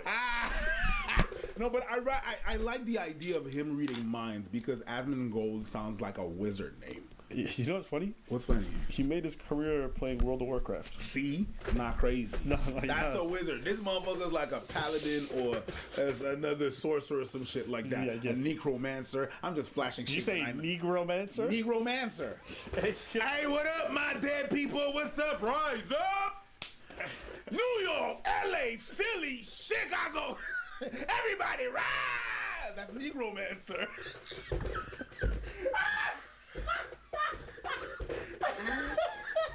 I can just see that. You see the dude just bobbing in a cemetery, and then undead just popping up. Yo, I'm not gonna lie. New York, Miami, Frisco. I'd be a crazy class for like some kind of voodoo undead necromancer. Everybody right? Negromancer. Yeah. What's up? Papa, what's his name? Papa Legba. No. Baron Samedi. Baron Samedi? Also, I mean, especially with like social media, right? Like you have to be posting all the time. And of course you can take time off. Absolutely. But there is a risk to taking that time off. And I'm not saying that it's not a privilege to be able to do that, but what I am saying is that it doesn't come with a cost. Turn it off after 5, but because they want to make more money, they keep streaming. And then they want to get up here and then complain about how hard it is. Who here gets to choose their fucking hours at work? Not a lot of people. The fact that you guys even have the goal to compare yourselves to regular people when your extra hours of labor are rewarded with more and more money is insane. Well, I think most people get paid overtime, to be fair. Yeah, I mean, if anybody is working extra and you're not being paid for that, you're not getting paid overtime. Not salary? Oh, yeah, that's definitely true. But if you're being paid hourly, you do get paid extra. No. Especially not if you got a salary. When you have a job when there's some things that don't fit your description, that's overtime. It's overtime. You're not working overtime. You're just compressing more work within that time. So you brought up the salary stuff. Yeah, salary's a thing. Most people who work salaries sometimes have to work 12-hour days and they just don't have a choice. They're just part of the game, okay? That is a thing for some people. Even at hourly jobs. You know one of the most infuriating things? Is that you can't even clock it in as overtime. But sometimes your boss is like, yo, can you handle this just before you leave? And you know that fucking work takes a good 30 minutes, but it's 10 minutes to close. So you can say no to your boss. But how do you think that shit? It be little things like that. When you've had a long fucking day, but you don't have a choice to opt out. You as content creators always have control over your lives in that regards when it comes to work. When you are working hourly, there's so many little things that happen just as you're about to leave work that make you stay. I even stay 5 minutes, y'all be pissing me the fuck off because you're not getting paid for that time. 5 minutes is never 5 minutes. Yes. First. No, First not at work time. Can you do this shit? It's gonna take only 5 minutes. Fuck you. Yeah. It's never that. The second thing, what I hate the most is whenever you do overtime, is you have to proceed to do overtime mathematics. Yeah. Because at some point, it happened to me when I was on the phone.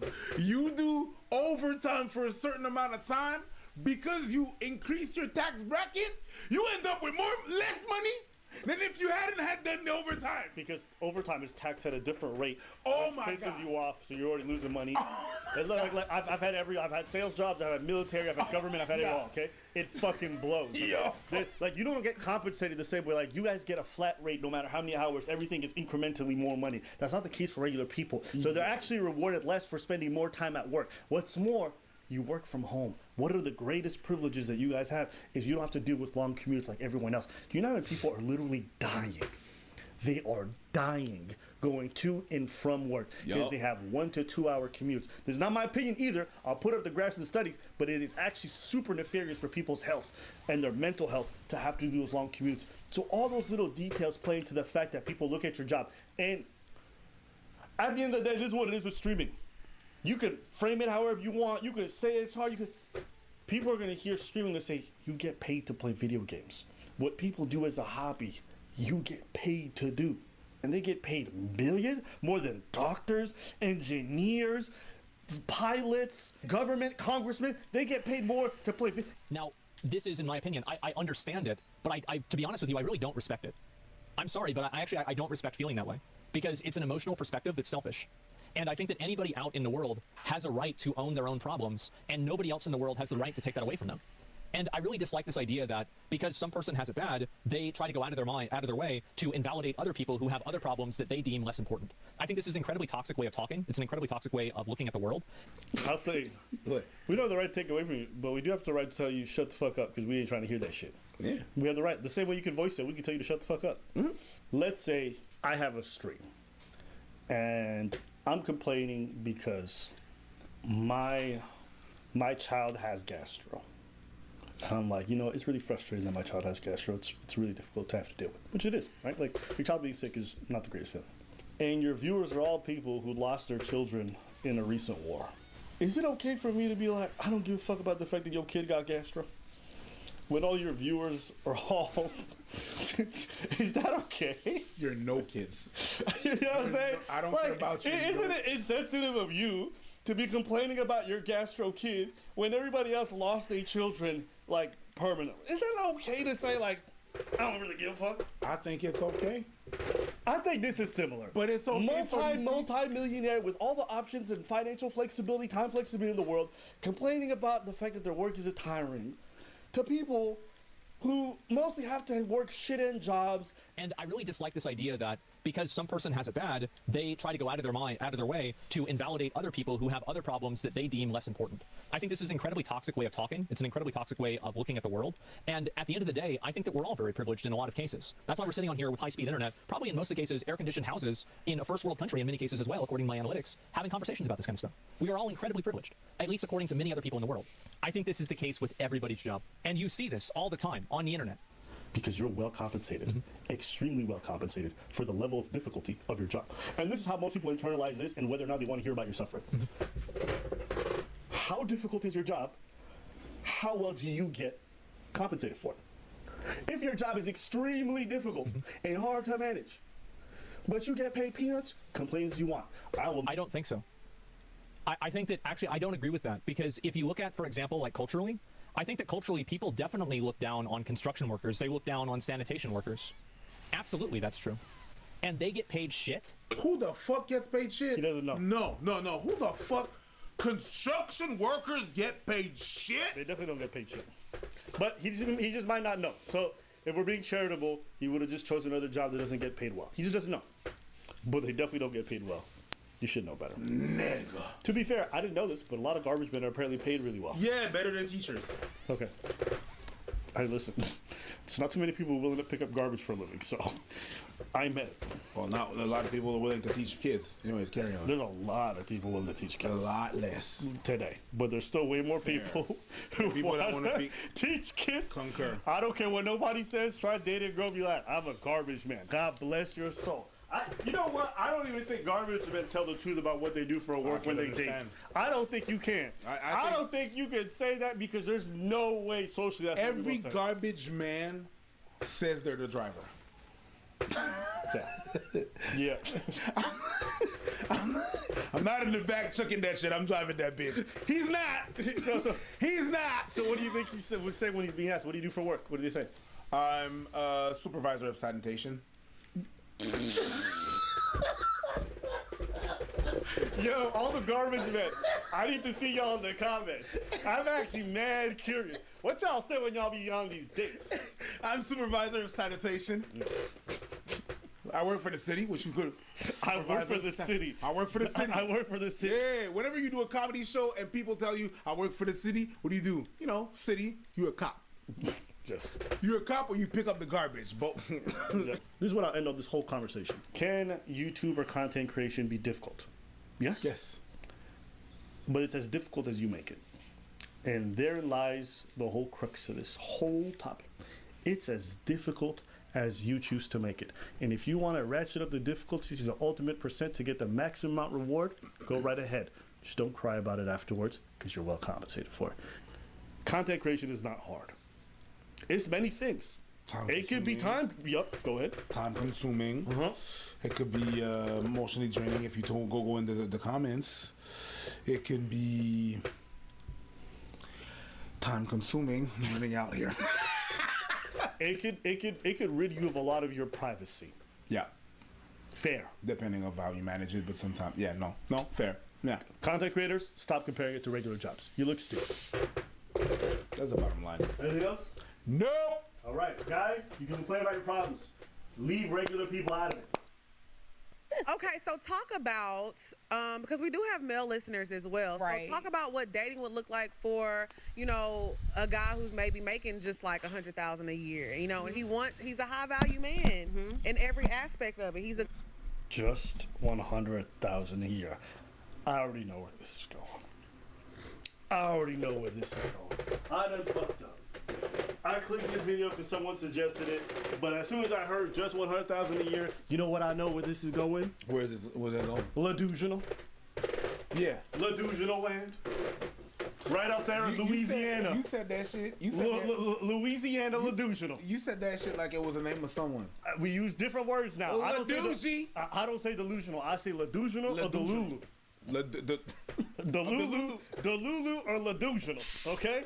Good guy, but maybe he doesn't have the income to be, giving $10,000 to a woman to, invest in her business. Absolutely. So what does dating look like for like the average? 100,000 is not even the average person. Let's Let's keep it real. Let's keep it real. For the average person who is making $50,000, that's a good person. What does dating look like for them? So if you're making $50,000, don't date.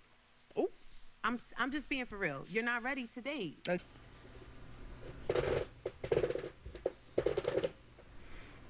Listen, if you ain't got an IQ over 100, you're not ready to podcast. That's what I was about to say. There needs to be a permit for these podcasts. You're not ready to date. And you're not ready to date because courtship costs. Okay. Everything costs. Okay. You can go for 22 walks in the park, but eventually, Shorty is gonna need a sip of something. She gonna be thirsty. This bottle of water is $3 in Atlanta. Let's not play. So if you don't have any expendable cash, don't date. And whatever that looks like for you, you might only make $50,000, but you live in a shoe. And now you got expendable cash. Okay. You know what I'm saying? Right. And I'm not saying you gotta pay to play to be with a woman. I'm simply saying courtship costs. Right. It is not free to date. I'm not saying. But I'm saying. Now she's Houdini. She has a rush. She says, I'm not saying my name is Ladusional, but my name is Ladusional. And she has left you confused. Jesus Christ. But it's because you're not understanding what's been understood. So it's my problem. It is always the man's fault. Okay. Yes. It is a man's world. You pay the bills. You understand? You understand? Say that again. They carry the babies. You pay the bills. All right. Even when they don't have children, you pay the bills. Right. You understand? When she has a job, she makes more money than you pay the bills. Right. When she has a job and you are unemployed, you pay the bills. Jesus. You understand? This is a man's world. And you pay the bills. Like some of us can't even take our homegirl out and it's free. That's You know what I'm saying? You peeling off a little check for shorty's drink. So it's like, why do we expect anything else of women with a man? Like, fellas, if you're broke, don't date. You're not ready to date yet. Or get you 50,000 is not broke, but okay. You're not ready to date yet. Or get you a bottom of the barrel bitch that's gonna date you when you have no money. That's what I was about. A bottom of the barrel bitch. My girl, you are come on the set looking like Shrek, and you have called someone else bottom of the barrel. You are the protagonist of a Pixar movie, and you are calling someone else bottom of the barrel. You are just missing a donkey, and you can star in your own movie. Mike Wazowski. My friends, Your skin with the makeup looks green. Crazy. You are a funny one, and you are saying someone else bottom of the barrel. Ma'am, you are not even the bottom of the barrel. You are underneath it. You are not even worth the conversation, and you are saying the poor people need to shut their mouths. Why are you calling someone not even the bottom of the why are you calling someone the barrel? She's just expressing her opinion. Huh? She's basically saying that people who marry and don't really consider the money of the person and they're willing to struggle with them are bottom of the barrel. Yep. I'm not going to let somebody slander all the people who are really making it, trying to work despite the financial situation not being the best, willing to save, penny pinch, and do whatever and struggle together. See, this problem with this shit is this. She want to make it with you when you already made it. Yeah, they trying to show up after the finish line and hand you your flowers, not recognize I needed somebody to hand me a water bottle while I was running the marathon. You understand me? That's why this shit's actually super foul. And not only that, they laughing. They mocking the people who with their partners handing them the water bottles while they run it. Laughing at the guy. Yo, get your whole trash ass out of here. When I have a problem with this, it's not even the money discussion, this and that. They're denigrating people who want to struggle together because they love each other. That's what I don't like. There's plenty of women who are willing to work it out with a man. He's got potential. If he's working through stuff, he's good. He got long-term goals. He's got good skills for like financial savings, and they're denigrating these people, calling them bottom of the barrel. Yep. See, you want to make your choice to go after high-value man? Go live your best life. I don't have a problem with that. Don't mock poor people. Don't mock people who are middle class. Don't make them out to be bottom of the barrel or least desirable. Have you looked at yourself? Have you heard yourself speak? 90% of men who just listened to you said you're garbage. You know what the funny, So, I just wanted to say that. Yeah. You know what the funny thing is? I'm not mad. I am just passionate. You know what the funny... As the red pill men say. Yeah. Men don't get angry. We just express ourselves in a way that's loud and aggressive. It makes me think of high school. A lot of people in high school, a lot of girls in high school had that mentality. They go for the guy that's obviously gonna hurt you, or the guy that's. You go for these standards that are like futile and it doesn't matter. Yeah. And it's okay that you go for that, but you bash the other corny niggas or the corny dude. The guy that's gonna be secure and got your back, that's gonna get your back, you're gonna bash that dude. And then later out you come to find out, oh my God, I can't believe then you were so good when but that time is gone and it's too late now. You know what I mean? Eventually you're gonna wake up and it's because of that behavior, people are not going to want you. You're going to chase something that's really not attainable. Everybody wants that thing. It's not really going to be attainable. And when it's going to time for you to, when you're going to realize it's going to be a bit too late. I don't really like breakfast, no matter what. I actually eat my cereal like a toddler. Yeah, I just dip it in the box while watching TV. Sorry, you couldn't hear that. And those are fruity, the Magic Spoon fruity. Right, I gotta watch what I eat, so I can't just eat any sugary cereal out there. I can't do that. So those are perfect for me. Not only they're high on protein, so I gotta get my guns right, but they're also keto friendly, gluten friendly, grain free, soy free, wheat free. It's great, and the taste is chef kiss. And they have a lot of flavors.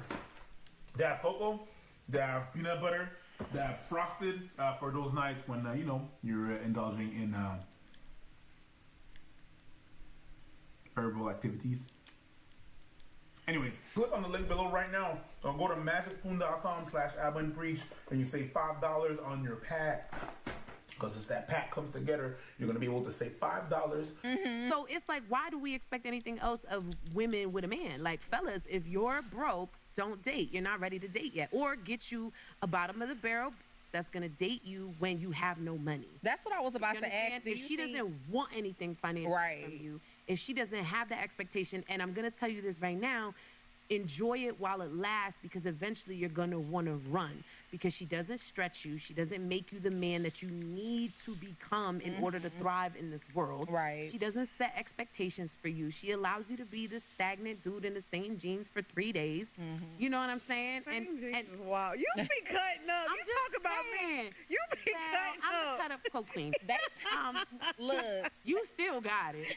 I don't know about y'all, but I've dated dealers in my past, and that's cute and everything when you're in your 20s. Yeah, I'm 35 years old. Right. I am not dating no damn Don't know who's gonna run up in my door. Don't know what's gonna happen in the streets when we out together. You can't protect me. It doesn't matter how much protection you have on you. Yeah. You can't protect me if that's what you're doing and that's your motive and that's how you get your money. Yeah. And let's be honest, I don't really know many rich drug dealers because they live that life. They're Right. spending it as fast Yep. as it's coming. They're spending it, and so you might come up on a little come up and a man that's like, "Here, baby, here's 20 bands," and if you're smart with it, you'll go do with it what you know you need to do. Right. But when you're with a hustler, you don't. Because the money you keeps trying to rolling keep, in. You're Yeah. trying to keep up with the Joneses. He Yeah. take you out. His homies all got girls in Chanel and Balenciagas and whatever, and you like, damn. Is that what you got? Is that what you got right now? You got a rich dude? Hold on. You got a rich... Is that what you got right now? A rich dude that is doing all that? Do you? I highly doubt it. Maybe it's true. Well, maybe she does. Maybe she you does. do. There's no sense in speculating. I just don't like the generation of people who get on these podcasts and brag about the fact that they're wearing crazy designer brands. Like that's the first thing they be bragging about when they got their partner. That's not smart. Like, it is so unbelievably cringe that you guys derive such pleasure and joy from wearing these brands that like look down on black people, generally speaking, to begin with. Don't even really want you guys in a lot of their advertisement, and you guys are like proudly wearing this shit as if it makes you guys superior or better. It is disgusting. It is like that form of capitalism where folks obsess over Versace and shit like that. That is exactly the thing that tells me that I don't want certain kinds of people in my life. If my friends be like, man, you know you got Gucci, you loser.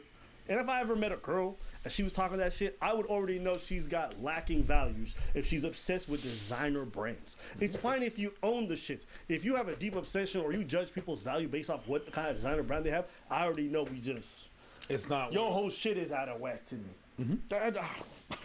She really.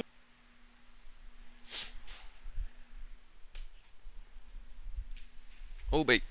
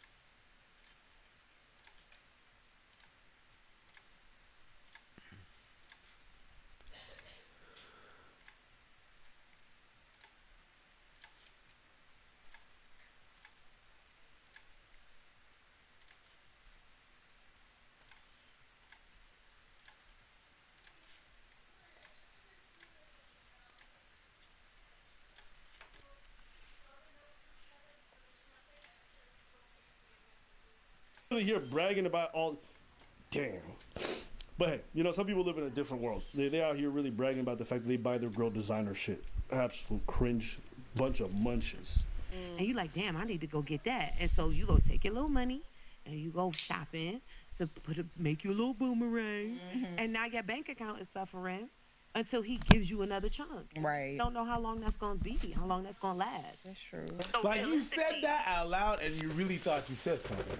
And you got two other girls backing you up saying, yeah, that's true. It's because Is it? Okay. They live in their bubble. Yeah, we don't live in the same lifestyle. And it's okay. If you guys are happy with that, then that's cool. You do you. I think it's hella stupid, but are they happy with it? Ask the ladies how dating in Atlanta is. Ask the ladies how dating in Atlanta is. If they happy with it. Ask them how it is. Because of what? The guys are not good, or because it's all but everybody's gay? Just ask them how it is. I'm just saying. I don't know. I'll say this. You guys would be much more likely to lead happier lives and to find love and to find actual fulfillment in life, spiritually, physically, mentally, if you guys value things other than Balenciaga and fucking Versace. You what to actually degenerate people. I'm not gonna tell you what to value or not. If that's your thing, that's your thing. And if you're truly happy, then do you, boo boo. And yeah, it is what I'm not gonna be the one trying to convince you. I'm not. If you need a brand to be truly happy, you're not happy. You're not. You're not happy. Well, if you need a Versace label to be able to feel content in life, you're not happy. And you're never going to be happy. No. And it's never going to happen. No. And it's fine because that bag is going to be out of fashion. That car is not going to be a car of the year no more. That year is going to pass. Them shoes are going to worn out. If that's what you need, you know, and mind you, it's cool to have nice things. I'm not saying no, but if that's what you set your life on, and that. I'm not going to be the one to argue. Imagine being in a relationship and because your friends put their girls in Versace, you feel the need to put your girl in Versace. Like, what kind of follower, loserist mentality is that? It's not about the union between you and your partner. It's like, oh, my friends did this for their girl. I got to do that for my girl, too. I hate these people. That's a social media mentality. Well, you really just see what you see, and you don't see the inside of it. You don't see of what's going on in that relationship. You don't see how it is or whatever, whatnot. So, I mean, yeah, it's social media. It's what you see on the front, and you're like, I want a man like that. Let's just focus on you. But it is what. And you notice all of these women, the way they talk, they all want to come on and basically come up off the come up of a man. So he's already made money. I need him to help me invest. Yeah. Why? Not because they want to be really good at investing by themselves. They want a dude to be able to teach them. Like, a lot of what they do is they bring their body and their looks. And then they want you to upgrade their personality and their skill set. They don't want to figure that shit out themselves. They want a dude to basically be the high value man, quote unquote, look down on you and be like, oh, come on up. That's what they want. That's loser shit. That's loser shit. As an individual, you're a loser to me. If you constantly need a partner who's going to be substantially better than you, then what does that say about your partner having to constantly look down to bring you up? If we're using the dichotomy of like, all right, because they're treating it as transactional. For them, it's transactional. So they're expecting their partner to be a loser and to choose somebody who's poor, who's this, who's that. It's like, why doesn't he just choose somebody around his level so he can grow his wealth and do all this other shit? No, he has to bring you up. Or someone that's going to be lower. That's going to be looked down on, but that's going to shut the fuck up. If you're at that position where you're not at the same level as him, if you want it to be transactional, because I believe that there's some relationship that exists like that. Is everybody happy in there? Meh, some people are. I wouldn't say it's a majority. But if you want to be at that position, that's fine. Prepare to shut the fuck up. Right. You're not gonna have a word on what. No. If I always have to give you money, you're not gonna have to say much. There's not much you're gonna be able to say because I'm paying you to shut the fuck up. I don't believe in this whole system. This is not what I think. I don't prioritize financial situations or things like that. I prioritize a set of values, a set of cultural norms and backgrounds that we share in common. That's more important to me. But for a lot of these people, everything starts with finances and pretty much ends right there. Yeah. They'll let you cheat. They'll let you break every rule of a sanctimonious relationship if it means you bring ducats. So for them, that's their paradigm. And I think that paradigm fucking sucks. But again, different worlds, different bubbles, different rules. Anything else? No. All right.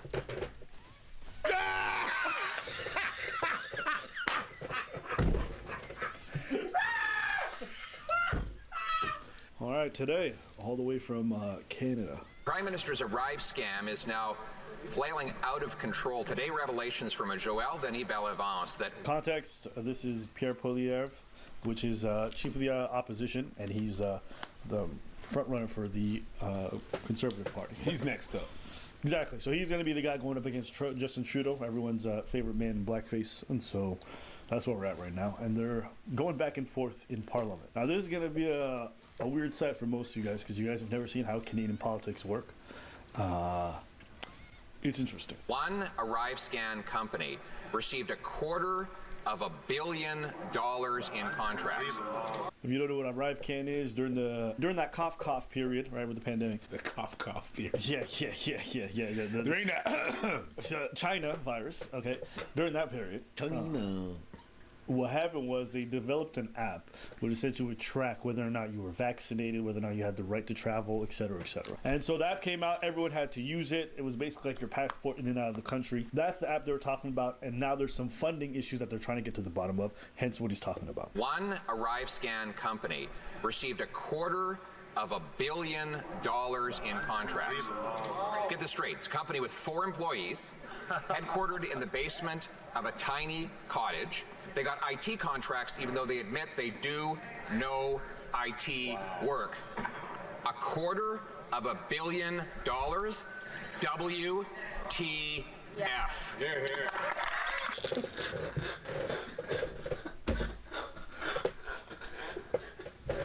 This is the leaders. Man really said WTF. Oh, he said, what the fuck? He really said WTF out loud like a teenage Valley girl. Yeah. That's crazy. OMG, WTF. Like, what's going on? Canadian politics really makes me cringe. Anyways. If you're wondering why everyone behind them claps, that's just the way it works. Like a bunch of penguins at the fair. Everybody just gets up clapping after their leader claps. I mean, the USA got WWE. We have this. Yeah. I don't know what it is. The man can just get up there and say, fart, fart, noise, noise. Fart, noise. Yo, it is. We are dangerously close to crossing the line in terms of what is considered parliamentary language. That is an abbreviation which is commonly used with language, which is commonly understood not to be parliamentary. I'm going to ask the honourable opposition leader, please, to withdraw that comment and to use parliamentary language, please. Where's the funds?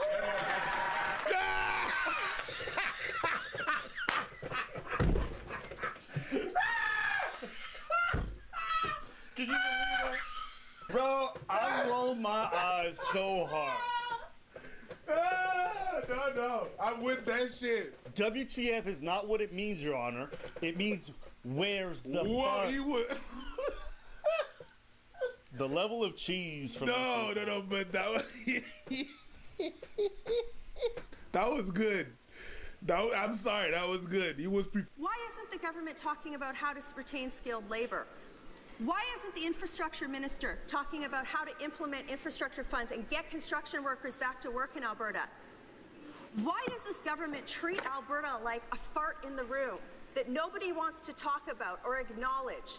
Yeah, that would be Quebec. That is where my constituents She said a fart in the room. That's have been at with this government the shit? for over a year. You're not even the fart. Let's keep going. I don't even acknowledge that part. In the room, baby. Interrupt my friend in her speech, but I heard her say a word that I know is distinctly unparliamentary, and I think she may want to withdraw it. The word was F-A-R-T.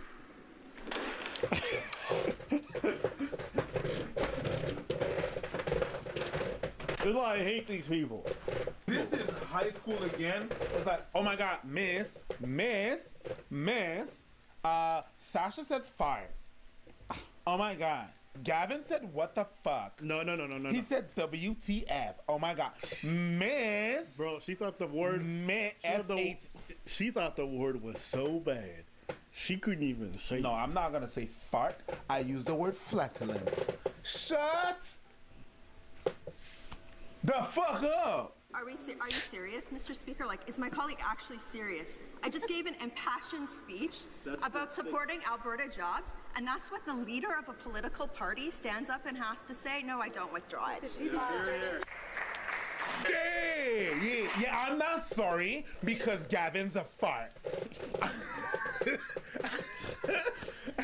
You guys are watching. Like, is this real life? I'm telling you, there's so many absurd moments when it comes to Canadian Parliament. So stupid. And it's just the dumbest shit that they be debating. I have a lot to say about the content of my friend's speech.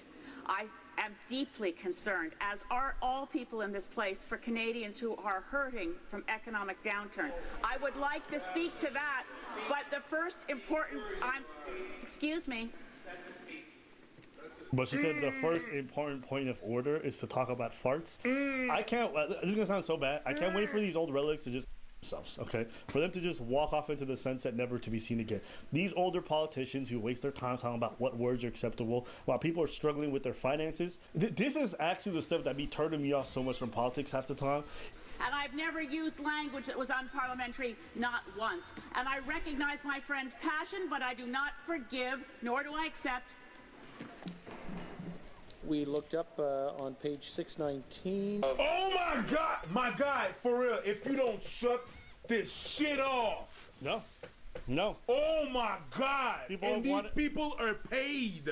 People want us to cover more Canadian politics. I'll tell you exactly why I don't. Oh my God. I hate these people so much. much. Do you understand what the fuck just happened? Let me tell you what happened. They went and looked. If the conversation they were having, i.e. the word fart, was correct according to the decorum, oh my God. Yep. You know what? Sorry. Oh my God. You can mute that part. You guys are paid. Jesus. In dealing with unparliamentary language, the speaker takes into account the tone, manner, and intention of the member speaking, the person whom the words at issue were directed, and it goes on. What I'm going to say is that sometimes in this chamber, passion takes over and it gets kind of heated, and sometimes we say things out of order or things that may not be parliamentary. This is a speech that you give to kindergarten kids, and now he's giving that to adults. No, Abba, we're gonna use your words, okay? Now you're gonna calm down. Sometimes you're passionate. You see what you feel over here, right here? Okay, buddy, that's passion. And sometimes it goes That's over passion. what you're thinking, and you might say things that you really don't feel. You have to watch for that, buddy. Okay? Words just like fart. All right. The honourable member said a couple of things that were bordering, but it's up to her to decide whether they were unparliamentary. Someone took offence. I will take it under advisement, bring it back to the table, and we'll go from there. So it said the proper legal term in Canada is rectum breeze. It kind of sounds fired up. That's funny.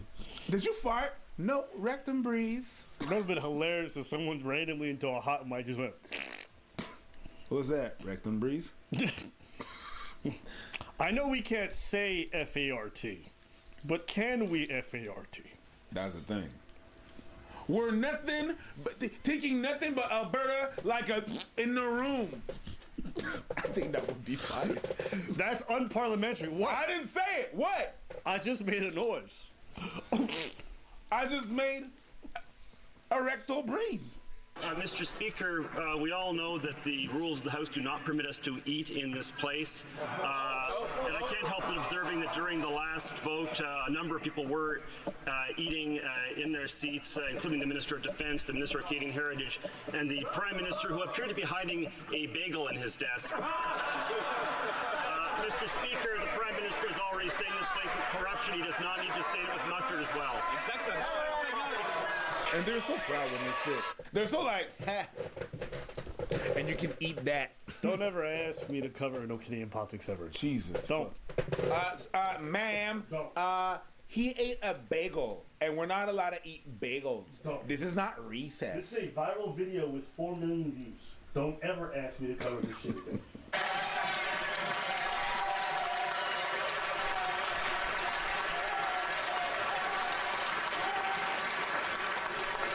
Where's the fun? You can't be real life. Sometimes you watch this stuff, you're like, these are the people leading us. Yeah. During the time of pandemic, the government rightly did everything it could to keep Canadians safe and keep them protected. But of course, even in the most trying times, perhaps especially in the most trying times, all the rules need to be followed. Justin Trudeau's such a robot. He's such a fucking bot. Every time you're like, Justin Trudeau, where are the funds? Listen, my government during the pandemic made every precaution possible to ensure that every Canadian has safe passage in and out of their homes. And we did that by ensuring a multitude of things, including diversity.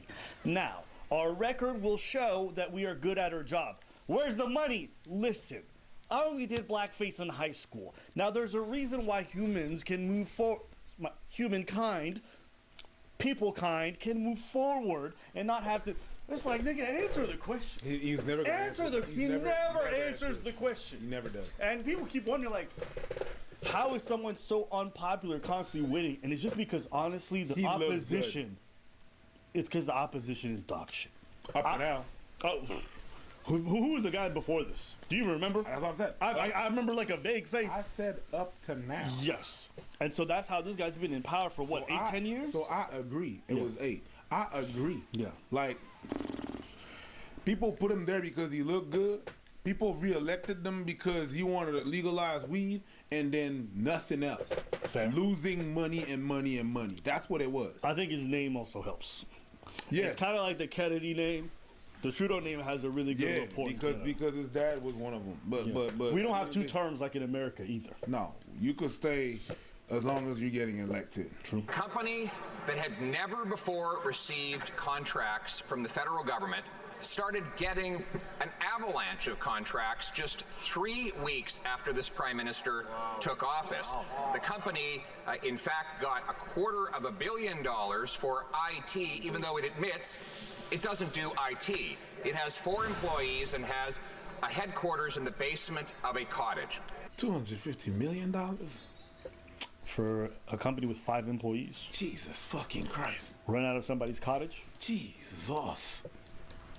Very suspicious. Very, very suspicious. And the thing is, having lots of government contracts isn't weird.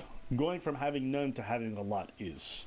Especially if you're not the most reputable company. Right after someone gets elected, you not having a history of doing what you get money for, that's weird. It's not they don't have a history. They don't have a history with the government. And the government's just not inclined to switch night overnight to all of a sudden. They have a process. Whenever you want to get a government, you have to go through a bunch of different checks and balances to make sure that you can handle it. And then the trust system expands from there. It doesn't just go straight to that amount of money. So the amount of money that they've gotten as a result is kind of crazy. Obviously an unacceptable situation, which is why the relevant authorities are fully investigating exactly what went on here, particularly highlighted by the Auditor General's recent report.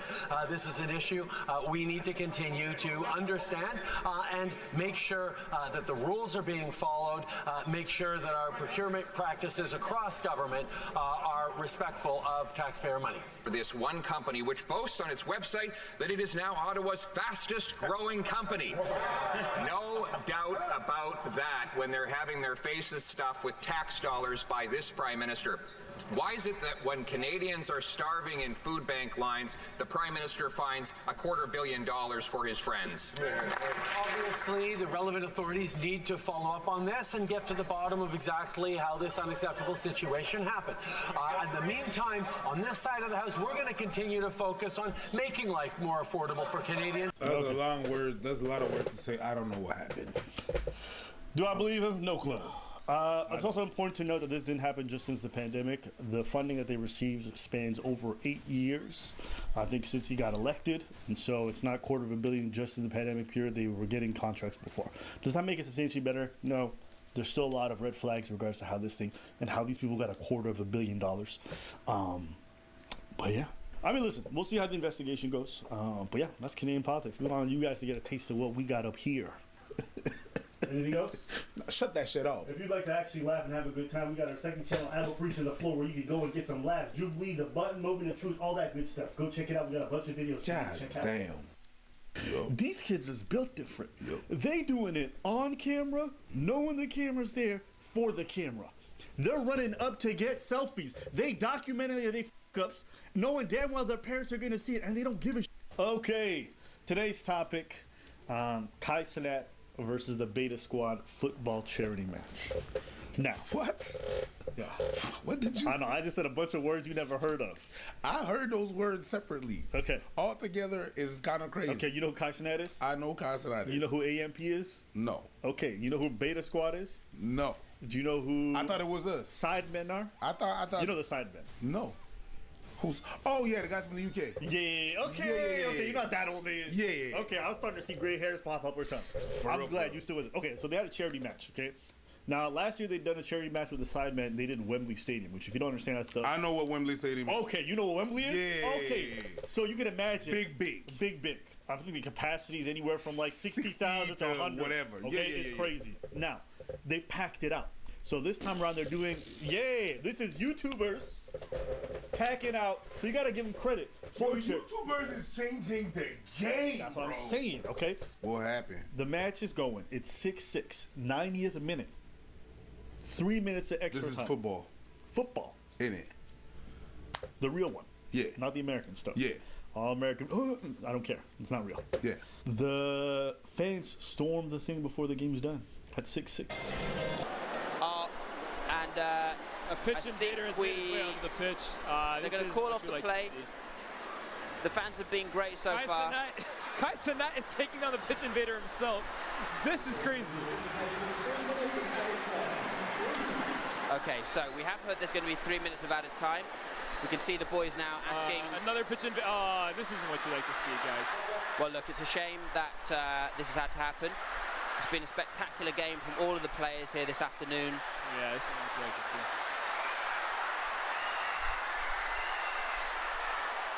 I think the boys are going to have to rush down into the tunnel, to be honest with you. This isn't ideal. The game has been called off, in fact. The game's been called off? Okay. Doesn't that happen in football? No. That's not. No, sometimes it might happen after the game is done. Yes. Never during. This is a 6-6 game with going to penalties. So they just invaded before it was even done. And they had to stop the game. They canceled it. So they never finished it. No trophies. And this is for charity. Well, YouTube is changing the game, but sometimes...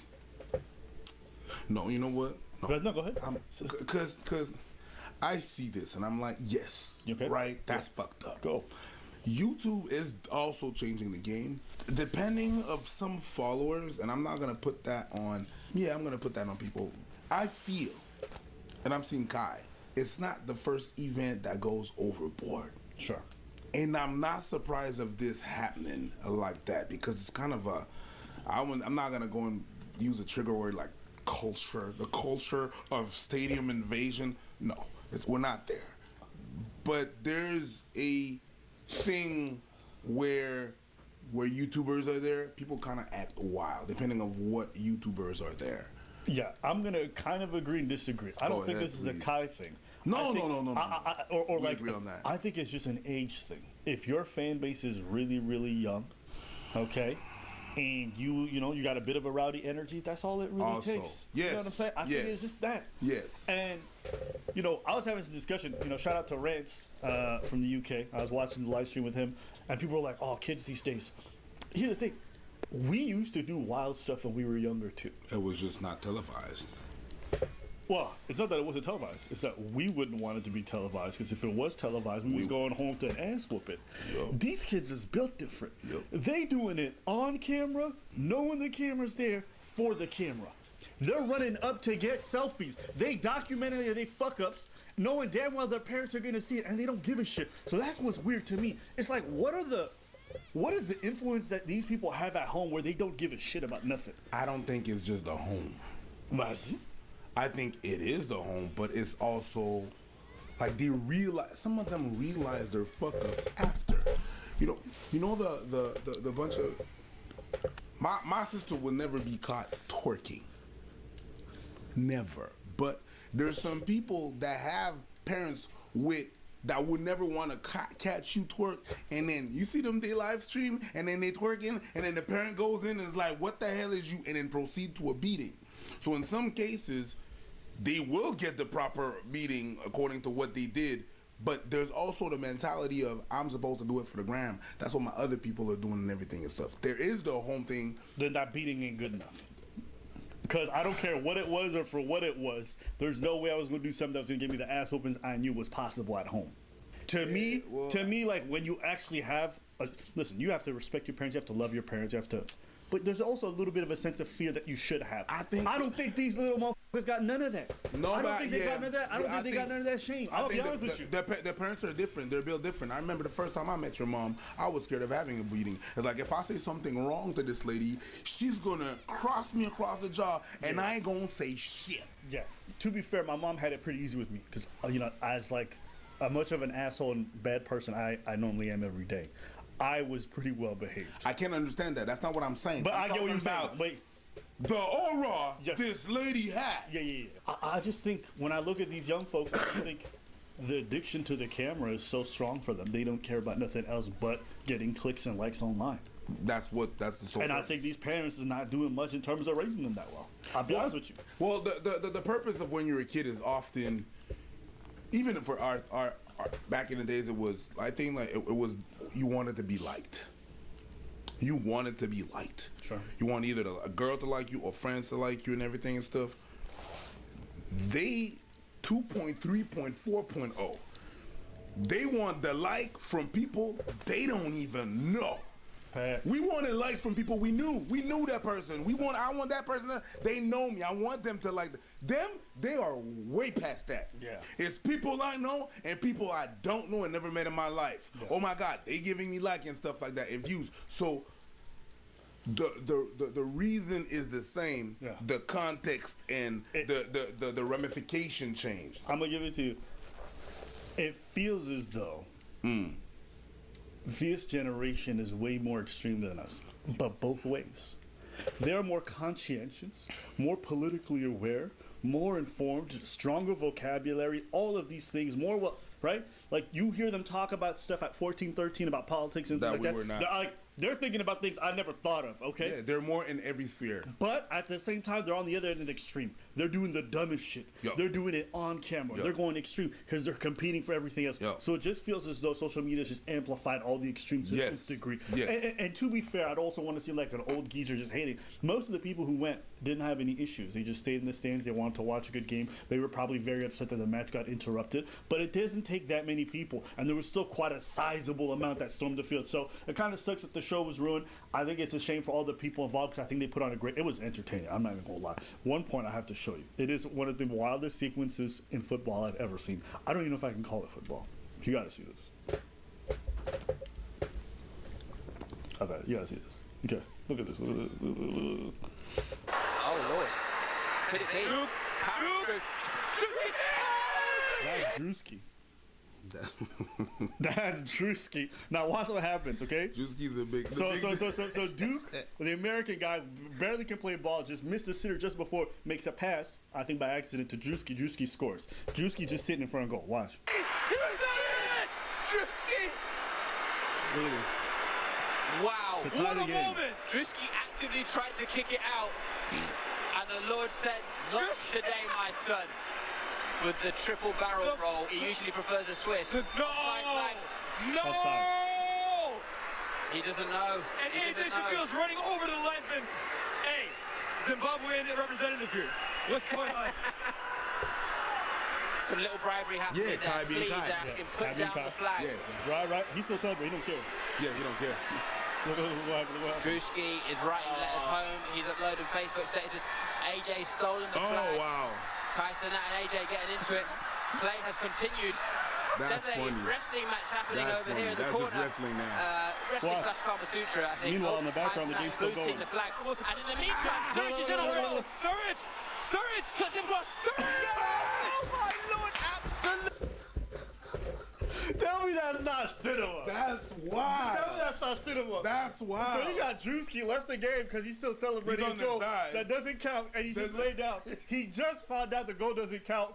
Meanwhile, they just scored with 9 men. 8 men because Kai was wrestling. That's funny. That's funny. Cinema. I literally belly laughed. That was the game tying goal. That was a funny moment. That's you. That's YouTube changing the game right now. Facts.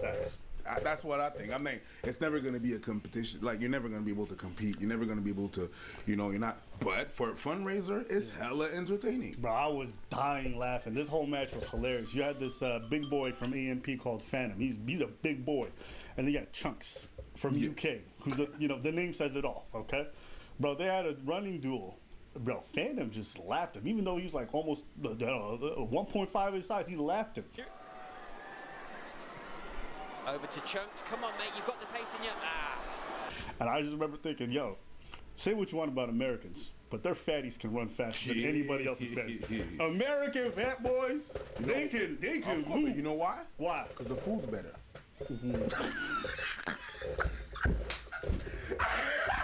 What you mean the food better? For what? Yeah, but if they're fan of the UK, it's because they be spending too much time at that, what's it called, Nando's.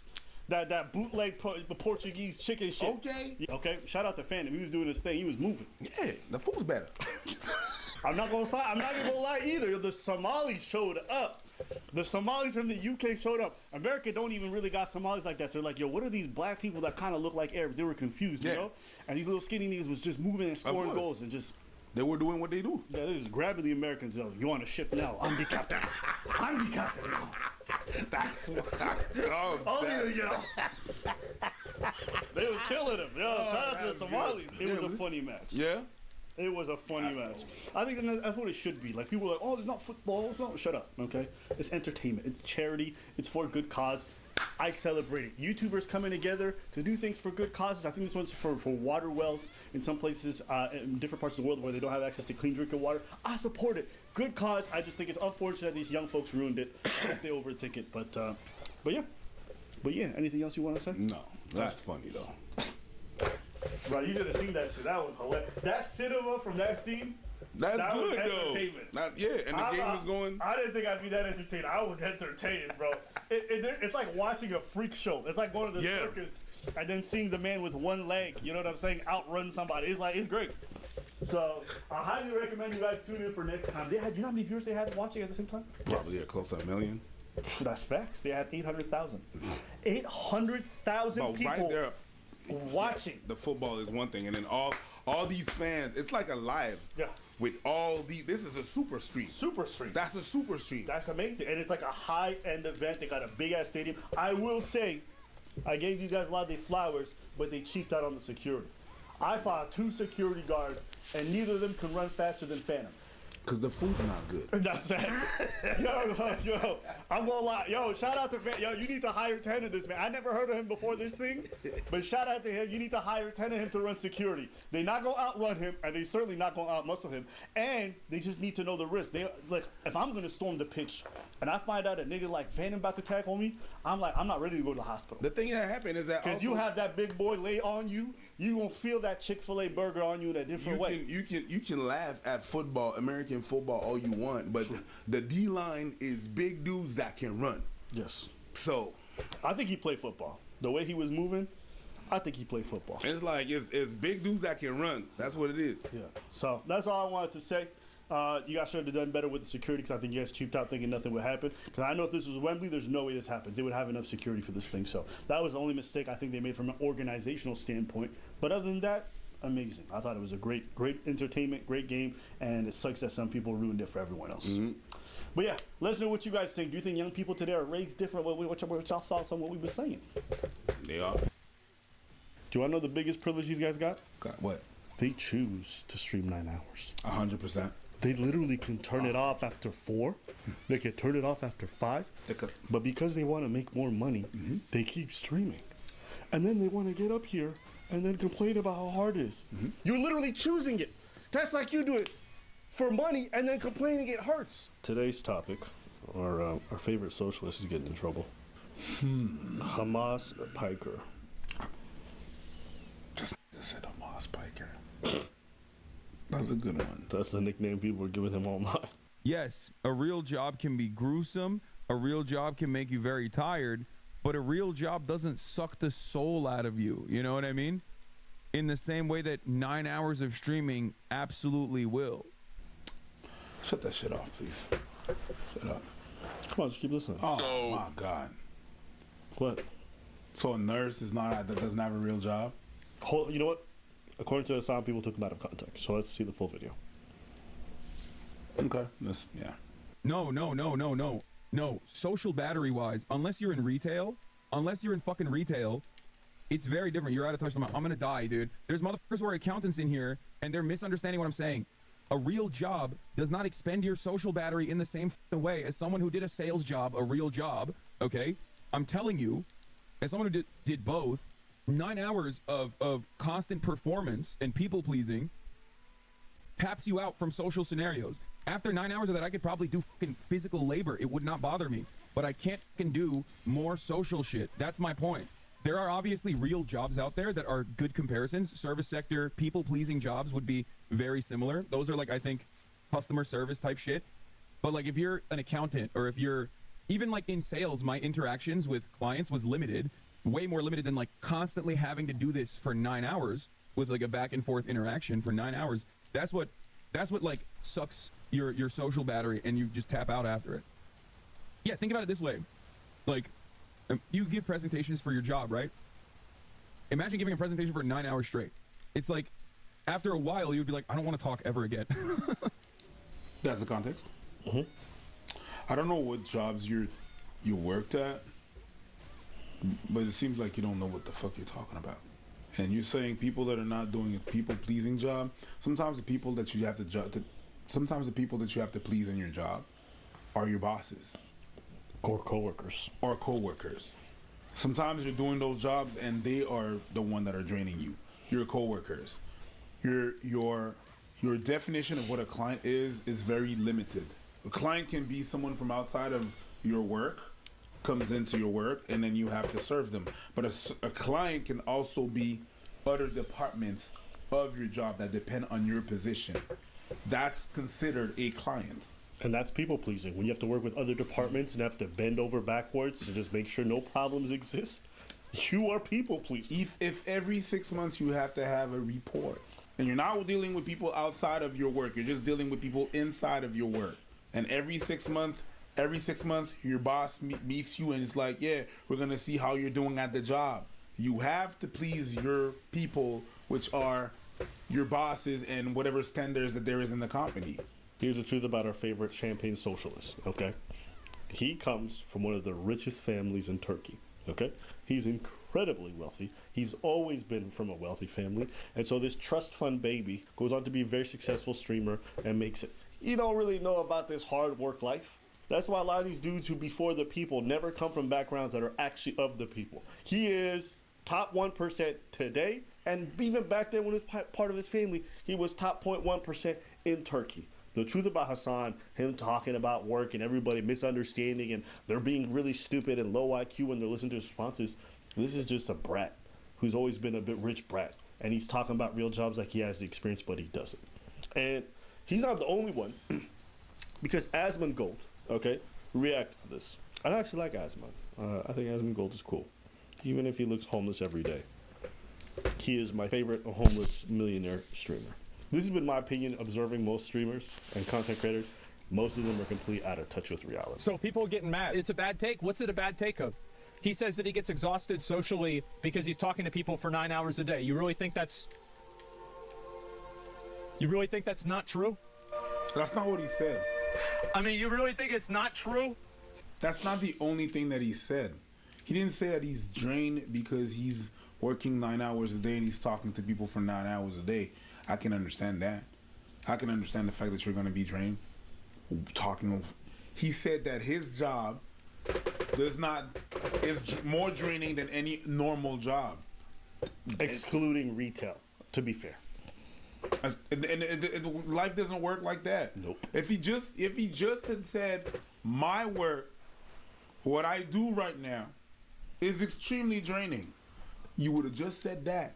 I would have been like, yeah, my man. But what did he say? But you said that your job is more draining than any normal real job. No. Fucking no, my guy. It doesn't work like that. The world doesn't work like that. Nothing works like that. But what, you're gonna include nurses? You're gonna talk to me about people in the force? Yeah, but they're saying socially doesn't drain their batteries. It could. You're dealing. What are you talking? I know you trolling. You just trolling. But I think his point is that a lot of these people who work in these kinds of jobs after work, they like to go out. They like to go out, grab beers. You know what I mean? Accountants will do that, but then that's not everybody. That's a couple of people. And if it was so, the city would be filled with happy hour. Would be every day. Happy hour is on Thursday. It would be filled with people every night. Now, some people, they go home. You know why they go home? Because after they go to work, even if they don't feel like it, they got families to attend to.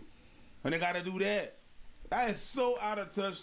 That is stupid take. All right. And him backing let it play for a little bit, and then we'll go.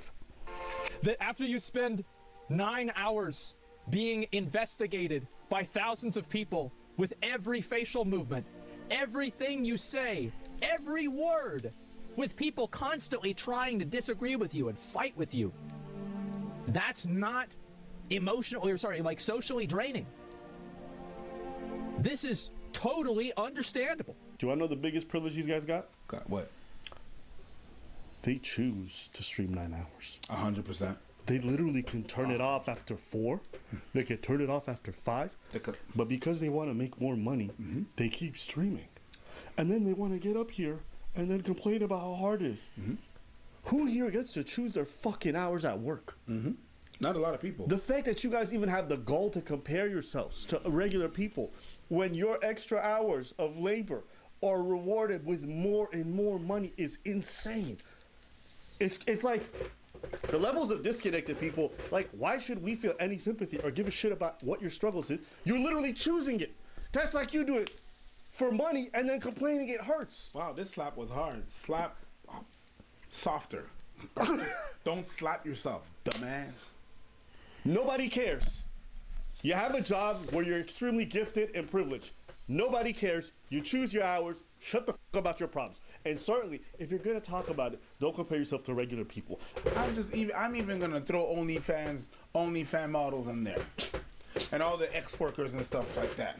Because what they have to do to make the money that shut the fuck up. Yes. Because I wouldn't do that. No. Shout outs to them. Turn it off. The shit that they would have to do to make that amount, shut up. Do you guys realize? Oh my. Literally, geez. if they wanted to, this is something that you regular people can't do because you're literally going to lose your homes. You know what they need to do just to solve all their problems? Not do it!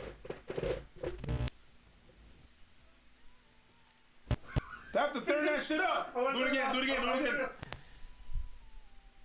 I'm gonna turn it off. Do it again. Do it again. Someone actually said real job. What does that mean? A real job is a job that you have. Bullshit jobs are the ones that other people have. It's just that simple. No. Okay, this is what I don't understand if these people ever work. What a bullshit job is a job where you are paid to literally just exist. You're a number. Like, if you've ever worked for the government, there's a lot of bullshit jobs there. Why? Because the government just got money to spend. They got to meet certain quotas. So they literally hire people. I've been told this on my job. You're there to look busy.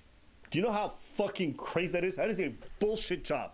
I could get my 8 hours of work done in 2 hours, but I have to not do that so I can look busy throughout, or else if I finish it too fast and I'm too productive, either they give me another bunch of bullshit work, or they'll just literally tell me you're reprimanded for not doing your job.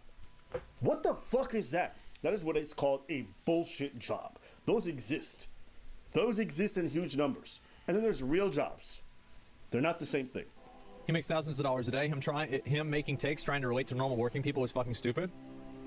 Well, there are normal working people that also make thousands of dollars a day. So, like, I don't really understand, like, what your point is. Yeah, I mean... My guy. I don't know what working people you know, the normal working people that are making thousands of dollars. You guys know what thousands of dollars a day is? Let's say, granted, let's say it's $3,000 a day. Do you know how much that is over the course of a whole month? That's a lot. That's $9,000 a month. Nobody. You think there's people out here? Nobody does that. Making anywhere from 60 to 70, making close to $1 million a year? Nobody does that. That's not normal people. No, they're not. CEOs from companies sometimes don't even do that. Stop. This is the problem, okay? And this is what streamers and content creators, okay? Your job, okay? Is it difficult? Maybe, yes. Nobody cares. Shut the fuck up about it. You want to know why? because you're well compensated, extremely well compensated for the level of difficulty of your job. And this is how most people internalize this and whether or not they want to hear about your suffering. How difficult is your job? How well do you get compensated for it? If your job is extremely difficult and hard to manage, but you get paid peanuts, complain as you want. I will never get mad at a garbage man for whining about their job. Wanna know why? Because they get peanuts to go pick up your fucking trash. Go ahead. Your guys' difficulty level may be at a 4 or 5, but you get compensated so goddamn well, nobody trying to hear that shit. Whenever people come to me like, man, isn't YouTube shit hard? I'm like, yeah, I guess, but it is, but I get paid so well, I'm gonna shut the fuck up about it. That's what it is. Because I'm not gonna go back to my old job. Wanna know why? Because I used to get paid shit to do extremely hard work then. That's most people's reality. Most people are not being compensated half as well as the difficulty of their job. So they don't want to hear you bitch and moan about the fact that it's so socially draining, like they don't gotta deal with the same shit for 1/100th of your paycheck. You're asking for sympathy whilst also belittling their experience, talking about how much harder you have it. Bro, you're not gonna get nobody's sympathy. And if you don't understand that, that's because you're fucking out of touch. Nobody's trying to hear that shit. And I know Asmongold knows this, because a while back, he was telling game developers, I don't give a how hard your shit is. Nobody's trying to hear it. Make the fucking games. Xavier's tweet was well-intentioned, and he went on to add a lot of He made a lot of very good points. But I think it misses the perspective of the consumer. But yeah, it does. And this is the thing, is developers need to stop. Like, nobody gives a fuck about, it's so hard. Shut the fuck up, pussy. Stop crying. Either do it or you don't. Holy just nobody cares about, it's so hard. This is, bro, you're talking to people that work in construction and you're gonna say that it's hard? Your job could be more demanding than that. I don't know. But guess what? To them, it's not. But now when it's you guys, like, we want, and you expect sympathy for what reason? Guys, you get paid millions of dollars. Half of the time, you guys sit there on the screen shutting the fuck up while something else plays, okay? You're just reacting. Or sometimes you play the fucking video and you leave your screen for 30 minutes. You eat on the job. Like, don't pretend like this shit is crazy. Is it socially draining? Sure, I could see that. Don't act like your job is special in comparison to others. It's not. It's not. Being in the military, socially draining. Working sales, socially draining. Even when I didn't even have to work, when I was doing remote work and to just be myself with my coworkers, it was socially draining to have to fucking sit in Zoom calls and listen to people babble about some dumb shit. Or sitting there and looking at a fucking spreadsheet and then having to type shit out and my brain just wants to melt. You think after that I want to go talk to a bunch of people? Is a YouTube game hard? I don't know. What you do for your living? I'm a pastry chef. What time do you get up in the morning? Every morning I wake up at 5 in the morning. I gotta be the pastry, but that's worse than my boss. My boss has to be be there at 3 to get the orders in and this and that and that and that and everything and stuff. And how much is that? Oh, that's 12 hours. My job is good. My job is good. What the fuck do I mean? I get to talk to people and I make so much money, more money than I haven't done in my life. And it's so hard because of the comments and everything and stuff. And I get to take breaks whenever the fuck. You see how it sounds? All the people that are like, son, you're dumbass. You're talking to people that cannot come, that they're not even understanding and that never had to understand what you're doing and what you're living. And as a matter of fact, I'm glad that all this happened, all this in my life happened, the YouTube game and the comedy and this and that and whatever happened now. So even though I am here where I'm at right now, doing what I do, I can still connect with you because I got the experience of having to do that and having the bullshit jobs. And I've been doing jobs sometimes that they come to me, some coworkers come to me and be like, yo, you need to slack because you're making us look bad. Listen. Nobody wants to hear about problems. No, nobody gives a fuck. Okay? Your problems are of your own choice, and literally it's because you're greedy. Because you're greedy. That's it. Just turn it off. This is so stressful, bro. God damn, can I try? Go ahead. Look at how hard this is. Is it the button on top? Yeah. Turn it off. We're about to live a good life. The red one? Yeah, I'm about to go make love to my wives. Oh my God, working out is so hard. I work out 7 hours. Stop working out that much. Go home, drink water, sleep, fuck, anything else. Just stop. Okay, all right. All right, that's it for today's video. By the way, we got our second channel, Abba Preaching the Floor, where we like to enjoy ourselves. Do all the funny stuff, Jubilee cut videos, you can get them there. We got Discord, check that out too. All right? Bye. You don't know anything about the Vosh stuff, correct? No, I have no clue. I know a little bit. Somebody sent me a bunch of links, so we gonna discover it together. Sure, no problem. Let's go. Question, how do you feel about horse?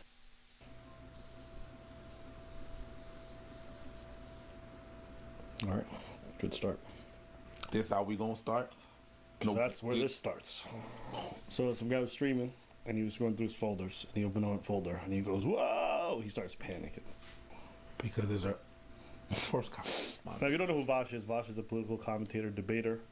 You know, there's like Hassan, there's Destiny, and there's Vosh. He's one of them people, left-leaning debate guys, okay? Vosh is the third largest left-leaning political streamer. He views himself as an intellectual mastermind. My moral principles are rock solid. He harassed a girl and then said she doesn't even deserve basic human rights. Poppy is not worth apologizing to. She is barely worth the intrinsic human rights to which all human beings are endowed, okay? She is a disgusting human being. And that doesn't mean what I did wasn't wrong. It does mean I will never apologize to her. Wait, what? So is he admitting he did what he did, but he's like, that person does not... Am I okay? Mm-hmm. I'm okay. I told you, this is a weird one. Was it a retarded child? He thinks he's so smart that he actively tries to justify for CP, just for fun. It is possible for an adult and a child to have a sexual relationship and for it to have positive outcomes on the child as well. Pedophiles, right, who buy child pornography, would you say they should not be held responsible for doing that? Yes. I would not say that it is unethical for a person to purchase child pornography. I always think that sometimes right-leaning people are a bit extreme when they say, oh, the left will allow this pedo behavior and they're really, and then you pull this shit off. And then all this time I was like, nah, man, right, you need to pump your brakes. The left is not so much like that. And then you pull this shit off. Being that comfortable. Hey, you went full retard on this. For watching the pedo show, Dragon Maid. Dragon Maid, king of pedophile animes. I'm not watching this shit. While accidentally leaking his lolly folder. This is an example of the kind of structure that I'm referring to. And having his girlfriend draw the exact same childish anime character, with eyes rolled into the back of her head, mouth open, blushing. In his folder is a character that is 12 years old, as well as other young depictions of girls sucking horse wieners. Vosh wants to be a horse, by the way. I'll make it clear. You can write this down. I want to fuck a woman as a horse. None of this is a secret. To be clear, you know, many jokes have been made about this, but I stand by it. My moral principles are rock solid. Hey, listen. Rock solid, I guess. Horse and rock solid should never be in the same phrase. He went Leroy Jenkins on all of us. Since this has all been exposed, Vosh has been posting about Midna, the childish girl from Zelda, saying she's hot, asking people in Discord if they've ever used a minor, and then saying hot when someone says they were a victim. This is Vosh. Why do you want to be the horse, Vosh? Because then I'd have a giant dick. Okay, couldn't you have a big dick the other way? Well, yeah, I could. Like, yeah, I could have a big dick hypothetically in any variety of scenarios, but then it wouldn't really be a horse dick. Well, you could be a human with a horse dick, yes, but then I wouldn't have that powerful stallion energy using it. You see, talking about CP is very important to Vosh. He does it year after year. If the offender is consuming child porn without paying for it, if you're not paying for child porn, if you're just getting it, there is no moral or legal argument against that. That doesn't also like rope in you guys for the. Hey, I would never. Yo.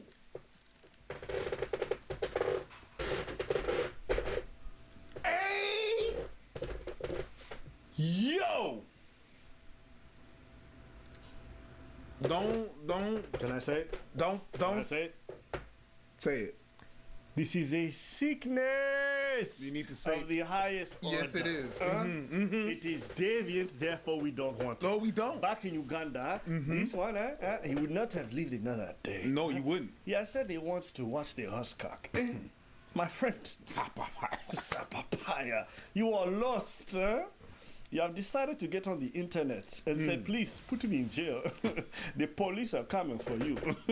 The police are coming for you. We are never going to forget this one. You're going to apply for a job. You're going to say, there is no Husscock here. There is not part of the benefits. You are not getting employed, my friend.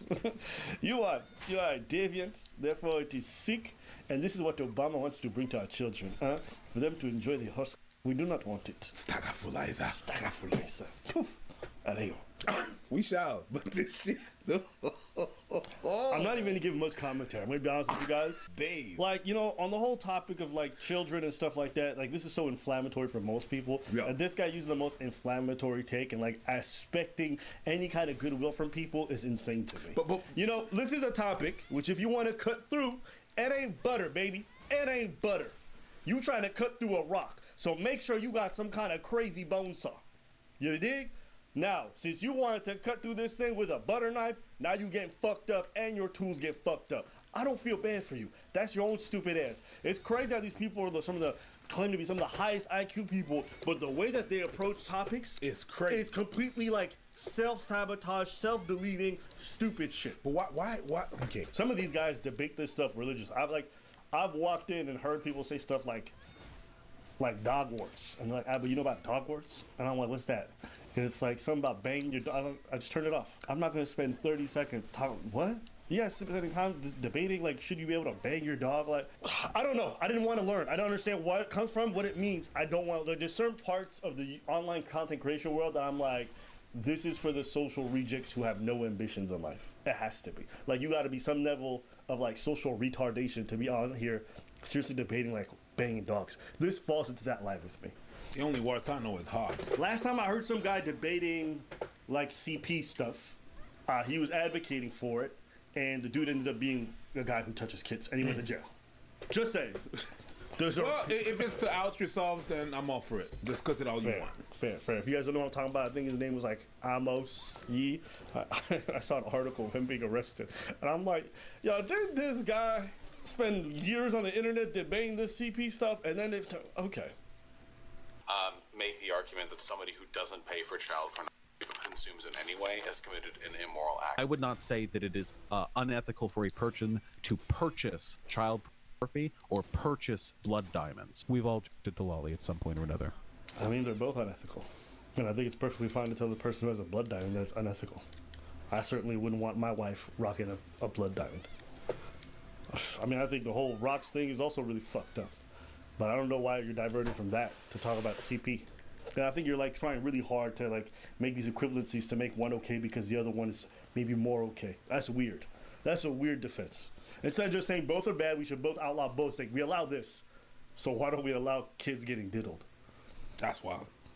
We have at some point in our lives been going crazy on some site, and we've been stroking as hard and fast as we can, and then after we go back, look over our history chat, and we go like, oh geez, oh boy, some of these girls looked pretty young. Okay, I don't give a fuck. He's debated Mr. Girl, who was banned for being openly attracted to 11-year-olds. When I remember your review of Cuties, and my problem with Cuties is making those kids do the type of entertainment. I think it's wrong, whether it's legally right. I'm not the free I think speech. it's wrong too. Yeah, I think I said that in the review. Why did you say the girls were attractive? And maybe I misunderstood. Okay. No, because they were. But listen.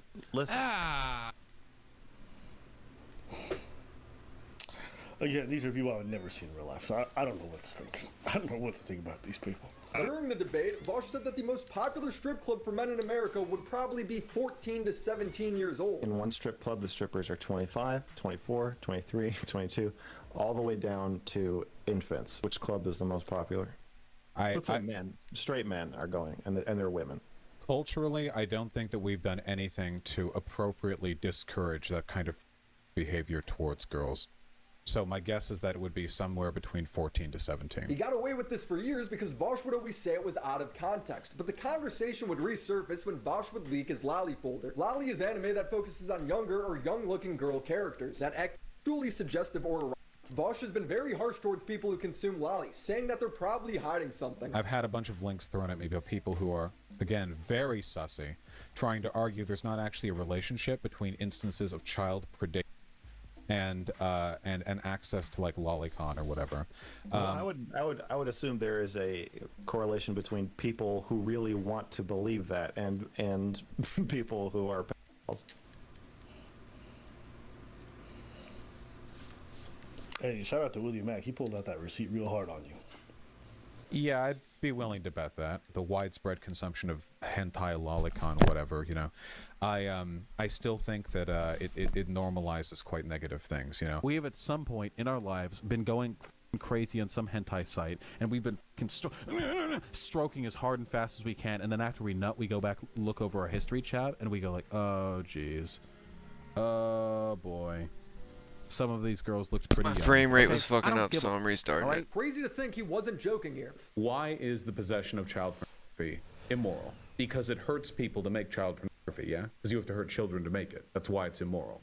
It's not magically immoral. It's immoral because of the harm that is caused by it. So, do we not possess other things that you sound like someone who's trying to rationalize child abuse? Like, the argument that I was making essentially is that people are inconsistent in their moral outrage. He really was making that argument. Oh my God. Bro, just because people are inconsistent doesn't mean that we should allow more material harm to happen to people. Nah, that's akin to saying because we don't solve problems in Ethiopia, we shouldn't solve problems in the Middle East. Like, what are you talking about? Oh my God, this is like, you know, sometimes people are so smart they're fucking stupid. That's what this strikes me as. People will laugh off cocoa butter or chocolate or, you know, or cobalt or other, you know, products that we tend to get through a really, really unethical system, but then they're really, really quick to denounce child porn. This man says you eat chocolate and you dare to care about child pornography. That's what his point is, right? Those things can be produced ethically. Child cannot. Yeah, the huge difference is one product is a phone where the is taking place somewhere in the raw materials phase. The other one is grown men getting off the pictures of. If you take out when manufacturing a phone, the end product is still a phone. Whereas with CP, the is the product. It sounds like an argument only a would make. Vosh has been making this argument for years. His audience loves it. I stand by that, and I'll continue to stand by that until I hear good. But you believe that some consumerism is more ethical than others, right? Not all consumerism is equal, right? It's not all equally. If it's all the same to him, does that mean he has actual CP somewhere next to his tax folder? Pedophiles, right, who buy child pornography, would you say they should not be held responsible for doing that? Yes. Really? Even though they're directly supporting child rape? Yeah, I think it's hypocritical. If I because I bought my computer. Even Vegan Gains, the crazy vegan guy, is like, really? Yo, when you got Vegan Gains going like, damn, that's crazy. You know Vegan Gains is, right? Oh, okay, that's why. And he's crazy? He's the craziest vegan you can imagine. Was farmed in Africa by slaves. The craziest. If I can do that, and that's legal, and no one's going to call me out in my shit, then yeah, I have to be consistent in that respect. So he owns CP. Cool. Boy, you really showed us with that superior moral consistency. Vosh's response to all of this was to say it's all out of context. For those of you who don't know, Ethan Klein and his friends over in the H3 pod dedicated about 2 hours of the podcast to doing like the platonic ideal of a bad faith Vosh is a takedown, including like everything, like 5 years ago, like stuff that's been addressed so long that I mean I didn't see it. I saw people in my Discord talk about it. I didn't want to watch it myself, partly because it was just Ethan Klein to Ethan Klein. I don't like Ethan Klein, but that shit was not him. That's you, baby boy. Yeah, you know what? No, Ethan Klein has 100% bad faith, but right now you are not helping yourself. Absolutely not. You are not helping yourself. Don't put that on Ethan. That's you. Take accountability. It's like you gave. It's like Ethan Klein is of bad faith, but you gave him all the bad faith. You gave him all the tools. You're just like, here. on the silver platter. It was right there. There's no amount of context that's gonna save you. It's not even bad faith. It's you said, it's you. Listen, there's no context that's gonna save you. There's none. And I can see why you didn't want to watch that shit. I wouldn't watch that shit either if I said that. I would want to bury my head and move on from this topic ASAP because there's no way you could explain this shit away. Turn off your Discord. Don't let nobody tweet at you. Burn your fucking head and keep it pushing if you even want a chance to survive this. Because the more you talk about it, the more dumb you fucking sound. Yes, you heard that right. Vosh is making the argument Ethan took him out of context, but he didn't even watch the stream. Why is it a recurring thing that you get accused of? Well, for the most part, I think it's just because people hate me. Stop thinking and just go watch the thing. Just stop assuming shit. You're doing Ethan Klein to Ethan Klein. Yes. Like, stop. It's not because we didn't even know who you were. I mean, I knew, but he didn't know. I didn't know. And I'm really indifferent about you. Not anymore. But you a weirdo. Yes, you are. And I would not let you around any of my kids. I would not let you in my neighborhood with any of the kids there either. You a weirdo.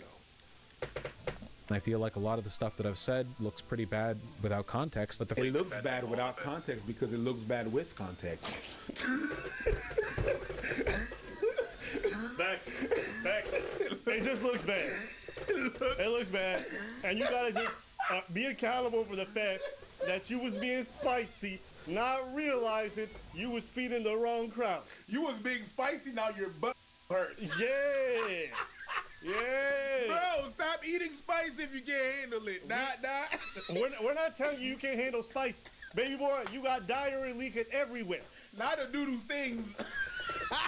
Bro, you were peeing at your butthole talking about context. You were sitting down eating jalapenos. Now you mad because everybody's jalapenos business.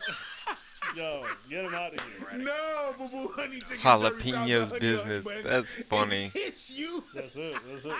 What do Sneeko, Fresh and Fit, Hassan, and Vosh all have in common? When facing legitimate criticism, they will never engage with specific points. They'll just always vaguely say that you're lying, hoping their audience blindly believes them. This is one of those situations where you have to appreciate the fact that I must be pretty great for people to have to lie that much and that aggressively to try to take me down. Or delusional. I think in this case, you're just delusional. I was going to open up an image with right-click, open a new window, but instead I did right-click, save as, and it opened a folder called To Be Sorted. The To Be Sorted folder, which is where I put images that have yet to be sorted. No. Let him finish his explanation. I can't, because the bigoting is shifty. Hey, listen, let him finish his explanation. Stop judging. Let the speak. You play the thing. Speak. In case the name didn't indicate that, was the place that it went to because the file type of the image, which was like, I don't know, JPEG or something? I don't know. He's making this sound so complicated when all people want to know is why you have a folder full of lolly. The last image that I saved to the To Be Sorted folder was an image of Marcel from Dungeon Meshi being roasted by Gordon Ramsay while cooking a mandrake. To be clear, it's all porn, with 3 more folders that contain more porn. Hold on. I'm sorry. I think people who beat it to GIFs and JPEGs should be jailed. That is fucking weird.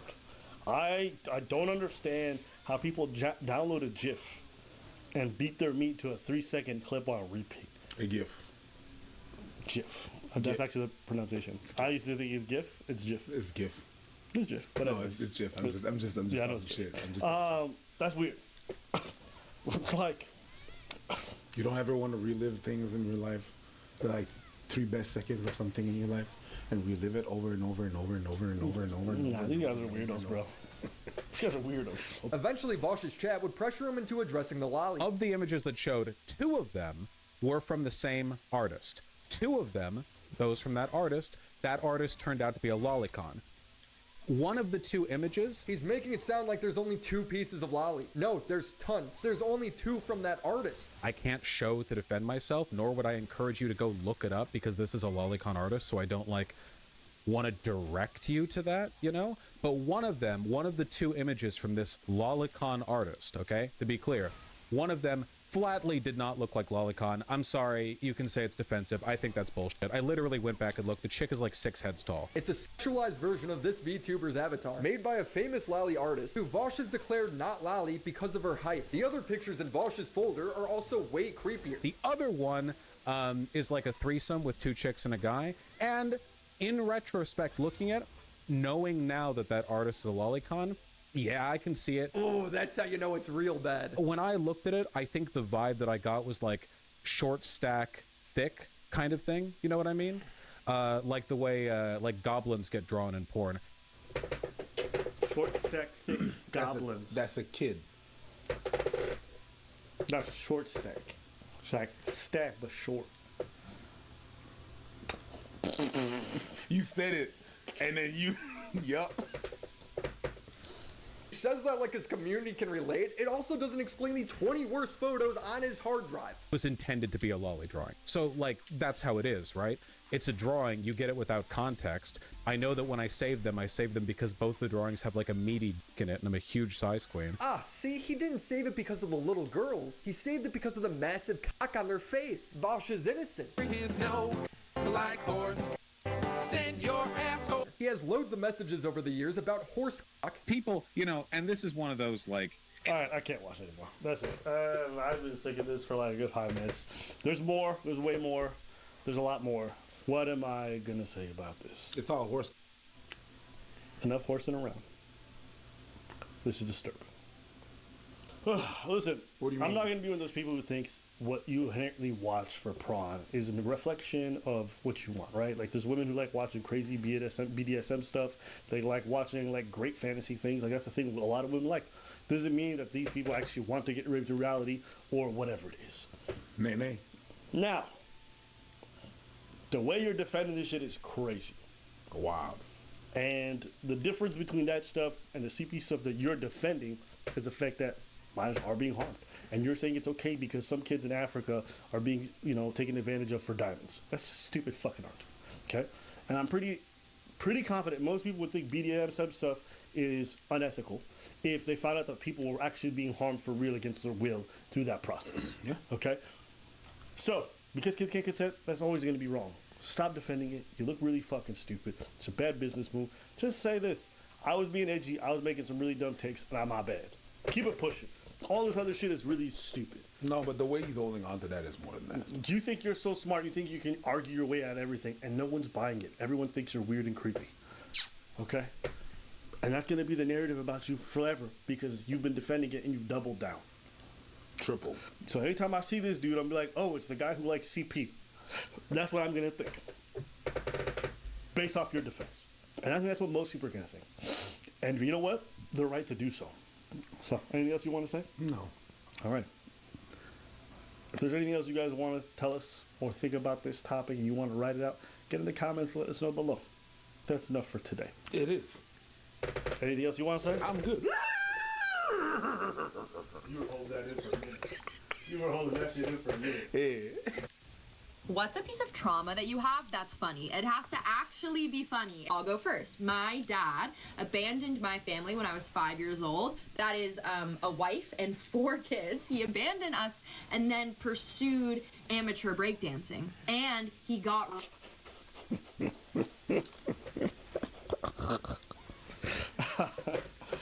Oh my God. Okay. Hey, listen, I support people looking for their passion. Breakdancing is a wild thing to want to abandon your family for, if this is true. At 40-something? My dad abandoned my family when I was 5 years old. That is a wife and 4 kids. He abandoned us. Okay, so let's just assume. Let's be generous. Let's say he's late 20s. 30s. Late 20s. 4 kids, you can definitely do that in your early 20s. So, and then he abandoned them when she was 4. So let's say 28. Let's be generous. Breakdancers don't make no money. I know even the top dudes make like low 6 figures. And that's for like 10, 15 of them. There's stuff, and if you want to know how we know this, both of us are very embedded in the street dancing, in terms of dancing, okay? In terms of he's emceed events, won battles. Abandoning your family to do that is disgusting. I mean, at least if you would have gone to do some kind of thing that's really profitable, I could have maybe breakdancing. He like blew up. Like he became like a D-list celebrity status, like viral breakdancer. He became like the oldest actively competing breakdancer in the world. Then he got on Good Morning America and talk shows, and Washington Post wrote about him, and he went super viral, and he did all these interviews, and he danced with Paula Abdul. And here, I'll show you. To see, take a look at this 60-year-old breakdancer. Yes, 60 years old.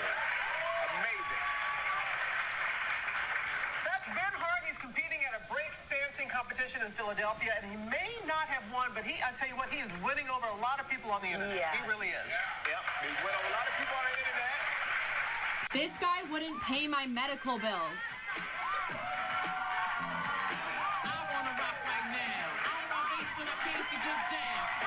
The worst part, damn it, he's good. He should not be able to move his body like that. It's like impossible. It's beautiful. Hey, Dad. Like there was no split custody or anything. Like he just like left 4 kids to do that. He may not have paid for some of my medical bills growing up, but he... She wearing a shirt with this nigga? He did give me this breakdancing merchandise, so that's... Hey, I just noticed. Oh, that's cold. Not colder than his jacket, but cold nonetheless. Okay. All right, let's keep going. That's why I love this video already. I'm disappointed. I am. That's what I'm feeling right now. This is one of the best movies I've seen. This is better than a Jordan Peele movie. I want to keep going. Let's go. You know, I'll get texts like this, "Happy birthday?" ? And then like links to his breakdancing videos. If you have fun. No. Not this is your birthday. Birthday? Here's a link. Bye. So he makes a response. I don't know what the response is, so let's find out. Okay, I wake up at 6 a.m. to do some work. I get my coffee. I sit down. I open my computer. And what am I greeted with? Well, hundreds of comments calling me a deadbeat dad, a child abandoner, and all manner of other insults. So I think, what's this all about? Well, after a few minutes of investigation, I discover that my daughter, Maddie, has made a video about me. She's a screenwriter in Hollywood. This feels like all the TV programs I used to watch. So, kids, how are you guys going to get to the pool today? Oh, you're going to walk through the neighborhood and take the sidewalk and then just climb along the tree. Fantastic. Make sure you avoid the bad guys. All right. Okay, Mr. Deadbeat. All right. I don't know why he has that TV voice. Some of her videos get millions of views. And this video has tens of millions of views, 1 million likes, 20,000 comments, 40,000 bookmarks, 30,000 reposts. It's just insane. So I thought I'd better watch this video. And frankly, I was pretty chagrined by what I heard, to say the least. To say the least. Shut the fuck And the up. next thing that happened will surprise you. This guy sounds like a Dragon Ball Z recap. Next time on Dragon Ball Z. To say the least, I was disappointed. To my chagrin, my daughter was bad-mouthing me. It made me feel sad. I can't take him seriously. I'm having a hard time. The more I watch this video, the more I like it. Well, I like about 98% of it. However, I do need to correct a few statements in the video. Okay, in many ways I love this video. And of course, I love my daughter Maddie. And we get along great, at least I think we do. But a few corrections are in order, or at least a few things that need to be put in context. First, I can see that as a 5-year-old, Maddie would see her dad as having abandoned the family. One day I was living there, the next day I wasn't. And that will look like abandonment to a child. But married couples do get divorced about half the time in America. And I was just living a mile or so down the street in LaGrange, Illinois. We just weren't living under the same roof. Now, about not paying medical bills, that's just not correct. Here was the financial arrangement of the divorce. Maddie's mom, my ex-wife, got $2 million at the get-go, out of the gate, a lump sum payment. Hey, yo! This is way better than Jordan Peele's movies. I didn't see that shit coming. Okay, you know what? I take back $2 million as a lump sum. I take back everything. I was wrong. Then I was wrong.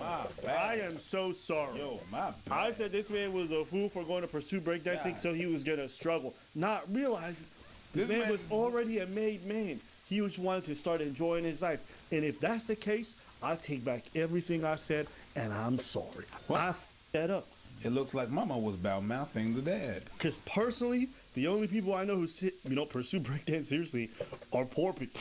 So this is a first for me. I've never heard of somebody with millions in the bank doing that. Okay. I take back what I said. Let's keep going. $2 million. Plus, I was paying her $18,000 per month in child support and alimony. This was later reduced to $12,000 per month. And of course I paid health insurance and out-of-pocket medical costs. I also put $600,000 into the kids' college fund. In all, I paid out about $5 million to my ex-wife to cover costs for her and the kids. And this is in 2005 dollars. So add 50% to account for inflation. In other words, I was not a deadbeat dad at all. And by the way, Maddie did not say that in her video, but a lot of the comments assume that and say that. Now, of course, there was no way for Maddie to know how much I was paying because she was a kid. This wasn't something I talked about. Also, remember that I was living 1 mile down the road from the kids in LaGrange, Illinois. Sidewalks all the way. An easy walk or bike ride. I saw the kids all the time. No abandonment, just a divorce. Was I at fault in the divorce? Yeah, I would say I was about 70% at fault. I own that. Maddie's mom and I were really not compatible in many ways. We were compatible in some ways, but not in other ways. Do I regret marrying Maddie's mom? No, absolutely not. If I had not married Maddie's mom, Maddie and her 3 siblings would not have been born. They would not have existed. The kids have turned out great. Maddie graduated from Northwestern University and is a screenwriter in Hollywood. Maddie's older sister Tori is a partner at a hedge fund on Wall Street, and she's getting rich. Maddie's younger sister Olivia just graduated from college and is teaching English to first graders in Thailand. Her older brother Peter is getting a master's degree in psychology. I get along great with all my kids, including Maddie. At least I think I do. So the kids are doing just fine despite Dad's many shortcomings. One other slight correction, which I hesitate to even bring up because I love the way Maddie did this in her video. I did not abandon the family for breakdancing. I have a career. I'm in the advertising business, built an ad agency. That's how I was able to afford to pay Maddie's mom $5 million. Maddie's mom and I separated in 2004 and divorced in 2005. I took up breakdancing entirely by accident in 2012 as a way to get in shape at the age of 54. Again, Hey, I stand corrected. My bad. I owe this man a dozen apologies. Wow, we sorry about that. But to be fair, I did say I don't know the whole story, so it might change when I hear it. Doesn't matter. But it is crazy. You watch one video, then you get a different perspective. You're like, oh, this changes everything. I then just kept doing it. I'm now age 66. Now some of you might be wondering, can he still breakdance at age 66? Well, I don't know. Let's see. Oh, hell no. This man said, all right, now that I just clapped everybody with these receipts, y'all want to see me break dance? I'm not mad at it. You know what? I'm going to watch every fucking minute of it. Yep, let's all watch him break dance. Okay, Maddie, let's see how the old man does.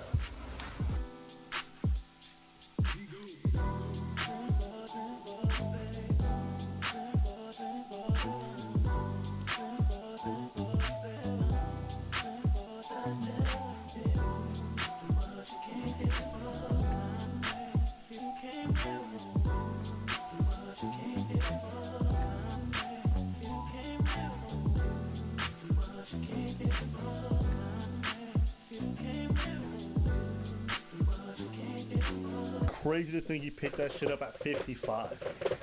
Hey, you know what? Kudos to you.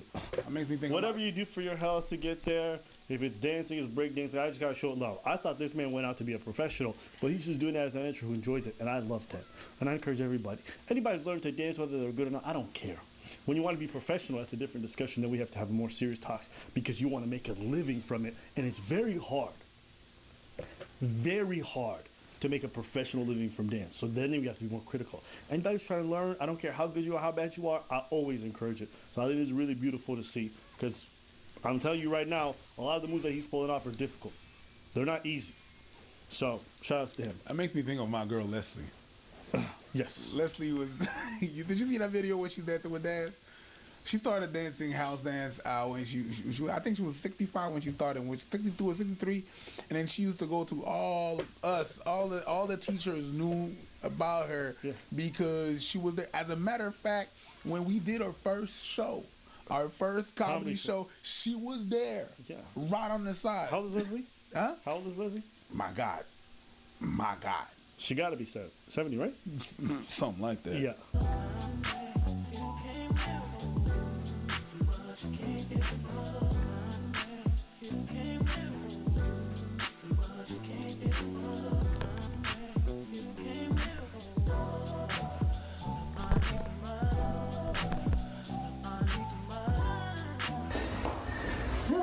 And the crazy thing is, this guy listens to the music a lot better than a lot of modern b-boys. The main point is that it's never too late to start breakdancing.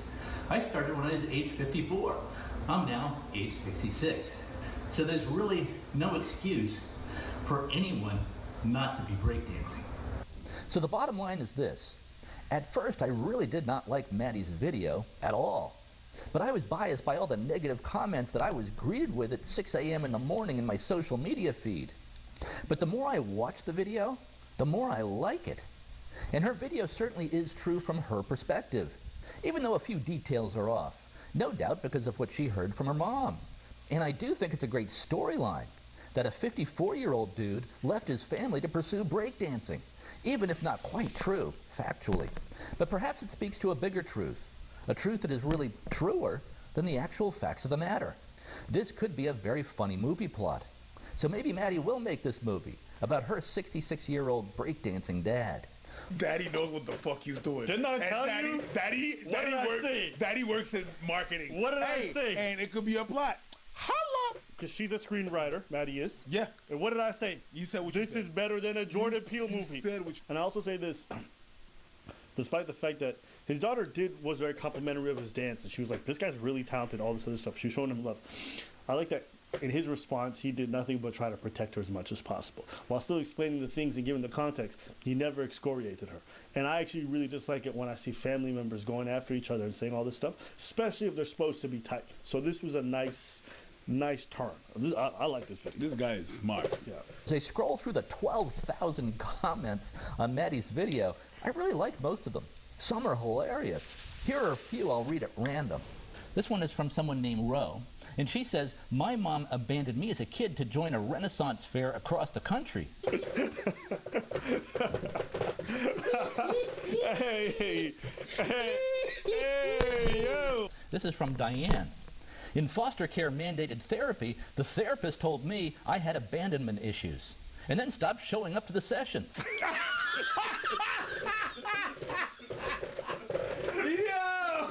When my grandma passed away, my grandpa moved into a senior's home, met another woman, and brought her as a date to the funeral. Here's someone who says, a video of my dad was featured in an episode of World's Dumbest Criminals. I love you, Maddie. You are very creative and talented. Keep doing exactly what you're doing.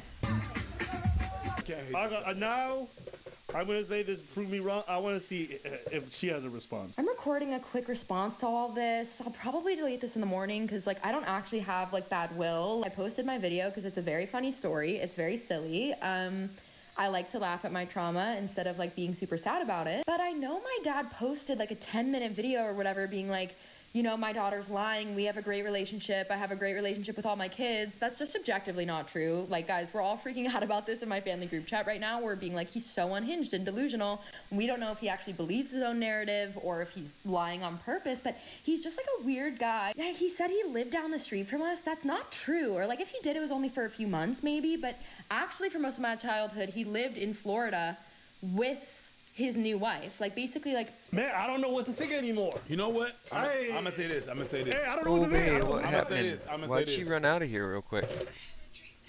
Not my clown, not my circus. I'm gonna leave it alone. Stop being people. I paid for a ticket to the circus. I want to know all the drama.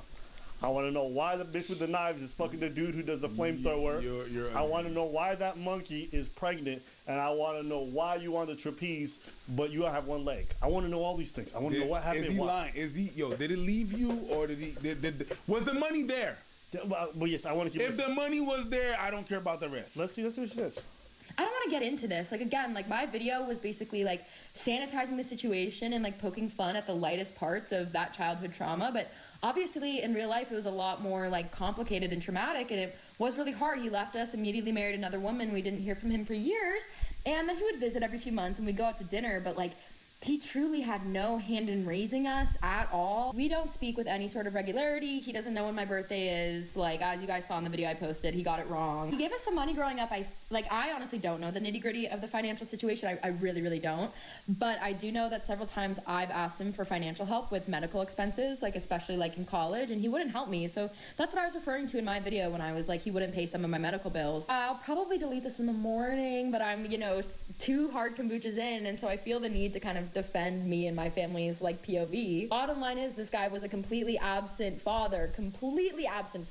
He's like, I was just a bike ride away from those kids, and it's like, not once did any of us ever take a bike ride to his house. I don't think I've ever been in his house ever. So this whole thing is so bizarre. Like, I'm so surprised that he responded to my video, because I'm just like, damn, I could have actually made you seem like way worse than I made you seem. Like, in my video, I just made you seem like such a whimsical, funny guy. Like, but in real life, it was actually a lot darker. So I'm so surprised that he responded to it. And it's obviously kind of hurtful and weird, but again, we don't really have a relationship, so. Okay. All right. It's weird. It's a weird one. Who's right, who's wrong? I don't know. I think in general, these kind of situations, it's a bit of both. Do I think this guy was a bit of a weirdo who's probably very absent in a lot of ways? Absolutely. Do I think he financially provided for his family? Absolutely. I think. You think he provided for the family? Yeah. What makes you think that? $2 million settlement for a divorce. That's what he said. You don't know how delusional the dude is. I mean, maybe he's making that up, but she didn't say he's making that up. Fair. And I think that's something you could just have receipts for. That's not something that you can contest. And the fact that she's saying, well, I came to him with medical bills and he wouldn't pay them, I can understand that. If you gave $5 million in total, you saying that you're paying for a medical bill. If you're dealing financially with the mom and the kid comes with bills, I'm gonna be like, go see your mom with that shit. Absolutely. You're gonna see it like denial, but I see it like I already paid. So $2 million is crazy, but that's the marriage. That's the settlement they came to. It is what it is. My thing on the outside looking in is, one of the daughters is some hedge fund person. Everyone's going to college for masters and stuff like that. He got to be paying for some of that. So that money must have come from somewhere, and clearly he admits to paying it. Those kids are very well off in terms of what they got financially. Okay, it's not like they broke. So he didn't just leave them destitute and financially inept. And I don't think you even could. Or mama's a hustler. Because he's making so much money with this company. They divorced after having multiple kids. They get money. This is not my opinion. That's just how the court systems work. Or the courts would settle it, or you would have been in prison. So financially, he was definitely very involved, just maybe not to the degree that she would like. But look, what I wanted to say is essentially this. We don't know the ins and outs of that family dynamic. We'll never know, because we don't have the nuance of it. We're watching this messy thing play off online, and everyone's interjecting with their own familiar experience and their own perspective, not knowing all the details. Generally, in these kinds of breakdowns in family, generally 2 people are very much at fault. 2 parties are very much at fault. And considering I just don't think there's a real place where you could publicly out and name and put your father's name out there and do that and not think it's going to be negative for him. Like her saying, like, oh, I could have done so much worse. Man, considering the amount of hate comments this man probably got because of your video, I don't know how much worse you can really make it. And I don't know if that's a comment you really want to be making, as if it makes you look good. You know what I'm trying to say? Oh, I could have said so much. Like, it doesn't matter. You started this out of nowhere. That's crazy. In that same token, whatever she's probably voicing and her siblings are voicing too, probably doesn't come out of nowhere. But like Breach said, if you're not part of that family, it's hard to have a say. So on the outside, is this entertaining? Absolutely. Grade A stuff. But families are complicated, and I'm not going to take anybody's side on this. What do you think? Same. Do you think there's ever a time for someone to be putting out a video like that about their father? I can understand the sentiment, but I wouldn't do it. Nah. If I got to deal with something with someone in my family, I'm going to deal with them. Like, I don't have to put it out there. It has to be real evil for me to do that. Like, if he went out and murked a bunch of people. Yup. If he wasn't the best dad, I'm not going to just put his name and his face on Front Street and be like, he was not around much and all this other stuff, and then this is going to get back to him. Like, how do you think he's going to react? You can still tell the story without posting his face. You could post the exact same story without posting his face. Or posting his name. If he's a public figure, you can't post a story. I mean, you can, but there's going to be repercussions. What he said. That's a wild thing. So, all in all, irrespective of however this family goes down, I think she's more in the wrong for me for making this a public thing. But that's just my thoughts on it. You? Yep. Same. Yeah, I'm on the same page. Yeah, but I don't think this man's a perfect dad or anything like that. But it was interesting. It was interesting watching that video. Shout out to him for breakdancing at that age. So I'm glad he found something that made him healthy and happy. Good for you, look happy and healthy, not me. You ever We wanted to bring on a colleague that you cared? called online. Sarah Gonzalez. You said she has a big opening and that you could throw a hot dog down a hallway. Is that how you described her? Yeah, I just said 25-year-olds are hotter than 35-year-olds, and she really wanted to prove to me her hotness. So she just started sending me her selfies. I was like, wow, what a gal. She's hot though, right? You know, it's just not What? bad looking, You don't think know. Sarah Gonzalez is attractive? No, I don't think She was on the she's right bad wing beer looking. calendar. Oh my She's definitely hot. God, She's hot. I just think, I think it's weird when grandmas start tweeting their selfie. God damn. Pearl is like so out of touch. The lady's like 35, and by all accounts looks very good. Not just for her age, she just looks good in general. God damn, you said grandma? Okay, Pearl, just because you aging like milk doesn't mean everyone ages at the same pace. Listen here, leprechaun Betty. Okay. You can't, you're not. You a whole different breed of bacteria, okay? Want to be talking about how other people aging. Focus on your own aging process, because you're 25 going on 45. My girl. Bruh, I'm 42, I look younger than her. Don't diss the 45-year-olds. No, I think it's weird when like old ladies start like tweeting at me their selfies. I don't get it. Why don't you have like They're a trying to husband? own you, though. Well, don't you have like a husband and kids to like impress? Like, what's This is because you said she was unattractive. So she's like, actually, receipts. Now, how about you, Pearl? Where's your receipt? Since you're 25 and substantially younger than me. Wait. Why do you look like ass and I got 10 years on? No, wait, Pearl. Where's your husband and kids? Cause Sarah been having husband and kids. There, see, no. Sorry.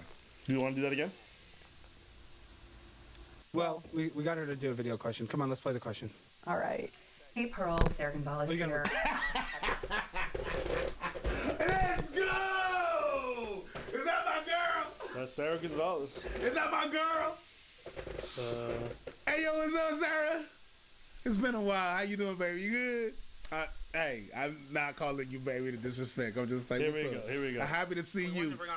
This is gonna be a good one. Okay, Here we go. This is Prime Time with Alex Steen. Hey, Pearl, Sarah Gonzalez here. Unfortunately, I wish that I could be meeting you in person. I'm told that you didn't want to do that in studio, so I thought that I would go ahead and ask you.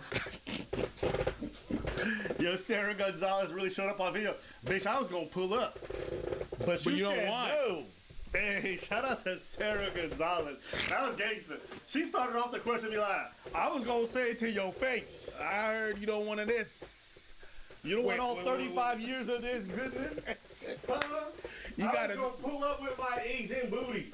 You gotta do the Sarah face. Pull up. Yo, that's funny.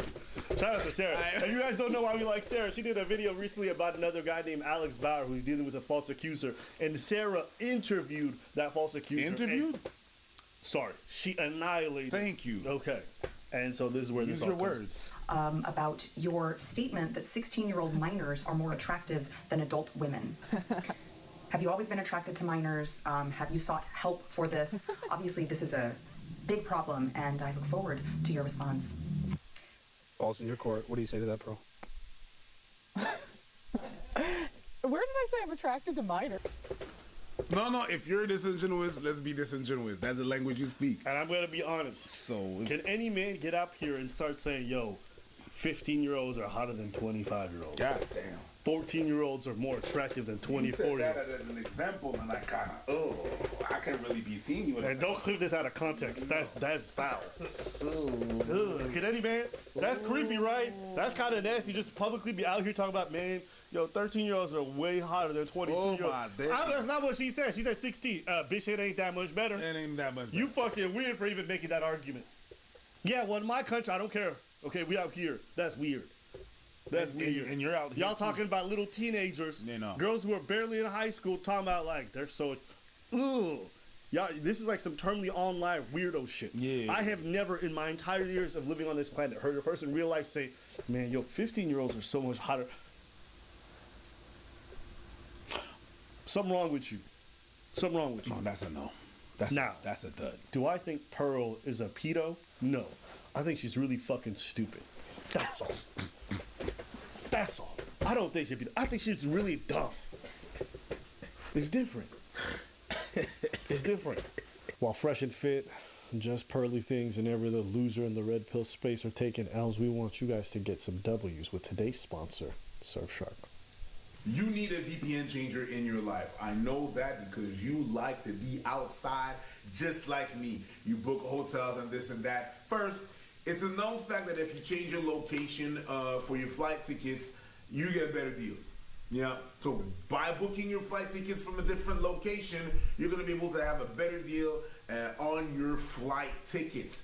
What's more, some content is gated based off your location. Why shouldn't you be able to watch the TV shows and the movies you want to watch? When you got a subscription, you should be able to see it all. Just changing your location with a VPN allows you to do so. And the wonderful thing is that Surfshark right now is sponsoring us and is helping us for this video. And you just click on the link below, okay? And you add the coupon ABBA and Preach, and you're gonna get 3 months free.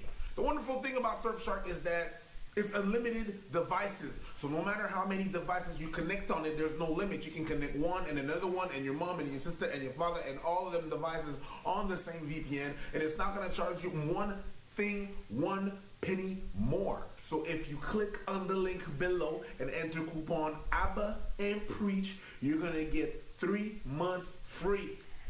30-day money back warranty. Get it. Well, to be honest, I'll tell you what inspired that tweet, and I've talked about this before. 1.2 million views. You know, it was basically that when I was 16, I was better looking than at 26. I was 26 when I tweeted that, so it wasn't based on anyone else.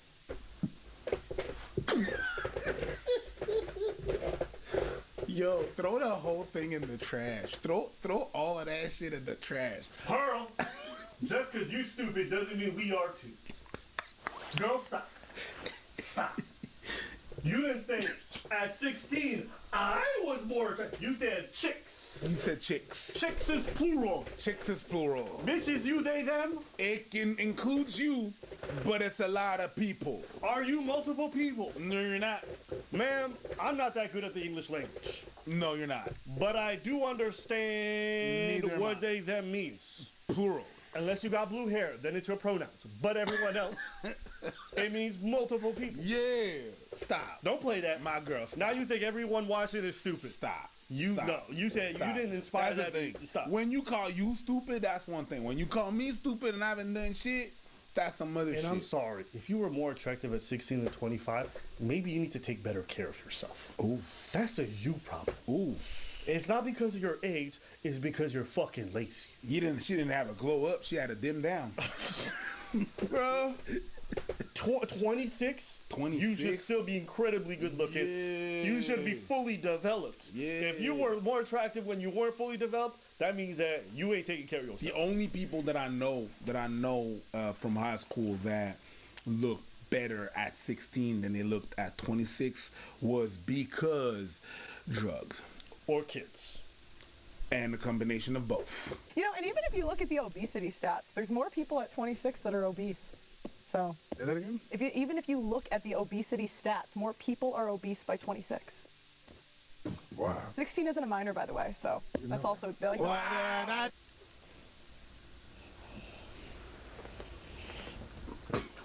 Christ. Pearl is just weird, bro. Bro. You just said weird shit. Bro, these terminally online people just say gross things. Okay, come on. No, but it's funny. It's like disingenuous because women will do this, but why isn't she protesting the laws? She's just doing it to be catty. Go protest the laws then. You're so concerned, right? Well, Sarah go do it. Sarah does do go do it. activism about like drag queen story time. What's your plan? Well, Pearl, Alex, am I allowed to ask a producer question? Yeah, you're allowed to ask a producer question. Okay. When you tweet stuff like that, are you are you trying to deliberately evoke a response and get engagement? Because some of the stuff you tweet, I'm like, I feel like she probably doesn't believe this or might half believe it, but she knows it's going to piss off a lot of people and get people to like tweet selfies. So what's the real game here? What do you mean? Well, like, do you tweet stuff even Even if if you purposely bait, tweet, Yeah. like, say that, like, that that's a controversial statement, but it's going to make people like Sarah interact. No, I just tweet. I don't Just really put a tweet. lot- No- I just tweet. She just tweets. No thought behind it. And Just 16 is the age of consent in a lot of places. well, let's not get on the topic of that. That's just not a good look. Why not? I love that even conspiracy theorists are like, guys, let's not talk about this. You know how weird it is to see grown men talk about, 16 is the age of consent. As a 35-year-old, I should be to. Holy shit. You guys are weird. And forget this online space. There's nowhere in real life you can go around saying that shit. People are not gonna look at you like, what's wrong with you? You 35 talking about 16-year-olds the age of consent, and 16-year-olds are hot. You are bizarre. That's weird. And people act like legality is the only barometer for any of this stuff. Like, no, we're not talking about what's legally permissible. If it came out tomorrow, they said 10-year-olds are not legal. Would you just run around saying that as if it makes it okay for you to be involved with these people at 35? There's a lot of dumb laws out there. There's a lot of dumb rules out there. And that age consent can be a bit finicky. But when you're 35 talking to me about 16-year-olds, out the window. Out the window. Can't talk about laws. You know what? People are going to clip this. I'm not into it. I'm not into 16-year-olds, dude. That's good. Thank you. Now that you said it out loud, it's made it weirder. It's kind of implied you weren't into minors, so it's on the record. Thank you. Where is? But it's funny. It's like a way that women. I like how she's making this like this is like a thing women do. Like they'll accuse you of being into children if at 35 you're like 16-year-olds are so hot. Like that's the thing. That's the thing people do. Most of the dudes I know would think you're fucking weird if you're a grown ass person talking about 16-year-olds are so hot. Yeah. That's not a woman thing. Don't put it on Sarah. Hey yo, listen. I'm so glad this Red Pill arc is nearing its end and all these fucking losers are gone or demonetized. It was insufferable to listen to their disgusting rambling. Really some of the most pedo adjacent, really creepy shit that these motherfuckers say. Pedo adjacent. Yay! Yeah, if they not pedos themselves, they want to make it cool for pedos to be like child brides and all this other shit. Yeah. Absolutely sickening. I think you put the nail on. You hit the nail. You hit the nail on the head. That's what I want to say. She's stupid. She's dumb. That's what it is. I knew that from the first time I saw this. It's not even the fact that she knows what she's doing and she wants to get people riled up and get more traction. No. She's dumb as rocks. What is it? She's dumb as rocks and disingenuous. And not smart enough to back up her being disingenuous. So it's just... You want to know how I know most of these people are really stupid? How? Is because they always do things that completely destroy their business. And like the things that they're fighting for are not even smart. They're not even like principled positions. Like what, you're fighting for the right to be able to say that women don't deserve the right to vote? You're fighting for the right to bring on Nick Fuentes so he can tell you that black people are inferior? That's what you're fighting for the right to do on a platform? Like, why would you jeopardize your whole movement and your whole message for stuff that, one, isn't even really part of your movement, and two, isn't something that you really want to be fighting for to begin with? It's such a stupid point. It's just like the Fresh and Fit crew losing their shit because of the whole monkey stuff. Like, these people are so pretending to be smart, but they do the dumbest stuff to jeopardize everything they've ever owned. Like, no. Every time I look, these people make the dumbest moves, either because their own ego or because their IQ is just in the single digits. So, does she believe that 16-year-olds are higher than 26-year-olds? Yeah, she does. Her voicing it and saying it repeatedly, do I think it's weird? Absolutely. It's just dumb. Her not realizing why it's weird is another reason why she's really fucking stupid. Some of y'all should never run businesses. Some of y'all should not. Everybody should be able to talk. Not everybody should. That's it for today's video. Let us know what you guys think in the comments below. That's it. Also, we got a Discord. Be sure to check it out. Description below. And we got a second channel with all the funny videos. You want to see the cut, Jubilee, Moment of Truth, go to Abba Preaching the Floor. Or check the description below for the second channel.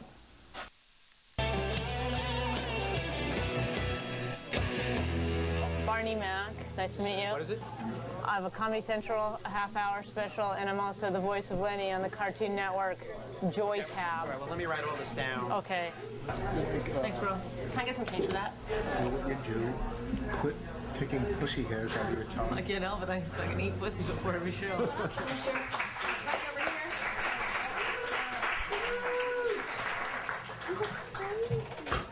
Welcome, Barney Mac, ladies and gentlemen. Give me a hand. I love animals. I would never buy any. Barney Mac. Her name's just Barney. Okay, Barney. So Barney went as a man to do comedy. Stand up, yeah. Oh, this is gonna go well. So she just like but you can see it's not. So she thinks that because people don't laugh at her joke is because she's a woman. Because she's a woman. So she said, "I'm gonna dress up as a man, and I'm gonna get better laughs." And that is a bad decision. Let's find out. I would never buy any product that had been tested on animals. Never, because I like to do that myself at home. Make sure the control group is isolated. You don't know what they're doing in these labs. Very loose guidelines. This lady wants me. I can totally tell. I know I'm weird. I'm a weird dude. I used to always carry a man purse, a Merce. You ever carry one of those? A Merce. I loved it. I loved that Merce. But I was losing it. I'd lose it everywhere. I was always leaving my Merce around. You know, I kept losing my Merce. But I just started carrying everything on my person, my pants. I only lost my pants a couple of times. So that's really working out. All right. Thank you very much, everyone. Good night.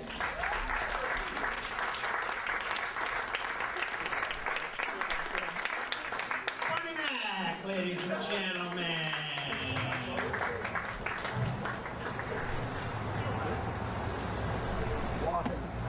I'm telling you, it was great. One, none of them understood you. They were all foreigners. You do not want to have a friend like that, and you don't want to have a friend like that. You do not want to have a friend like that. If you eat ass, you gotta have someone that said, "Hey, you ate ass." And all these rappers, you have to have a real friend that tells you that rhyme was corny. You think it's good? It's not. I've heard that joke before. I've heard that setting before. You don't want someone that always rub you like a yes man around you. That's your first time on stage as a guy. It's like you were new and you got laughs. I know, but I felt like I was gonna I just thought like. No, I'm telling you, it was great. No, it was. Stop saying that. Oh my God. I'm dying. This girl's about to break down cry. She said, I know, but now that I got this beard, I'm a man. I thought I'd be funny. No, bitch, you not. And it ain't because you got a.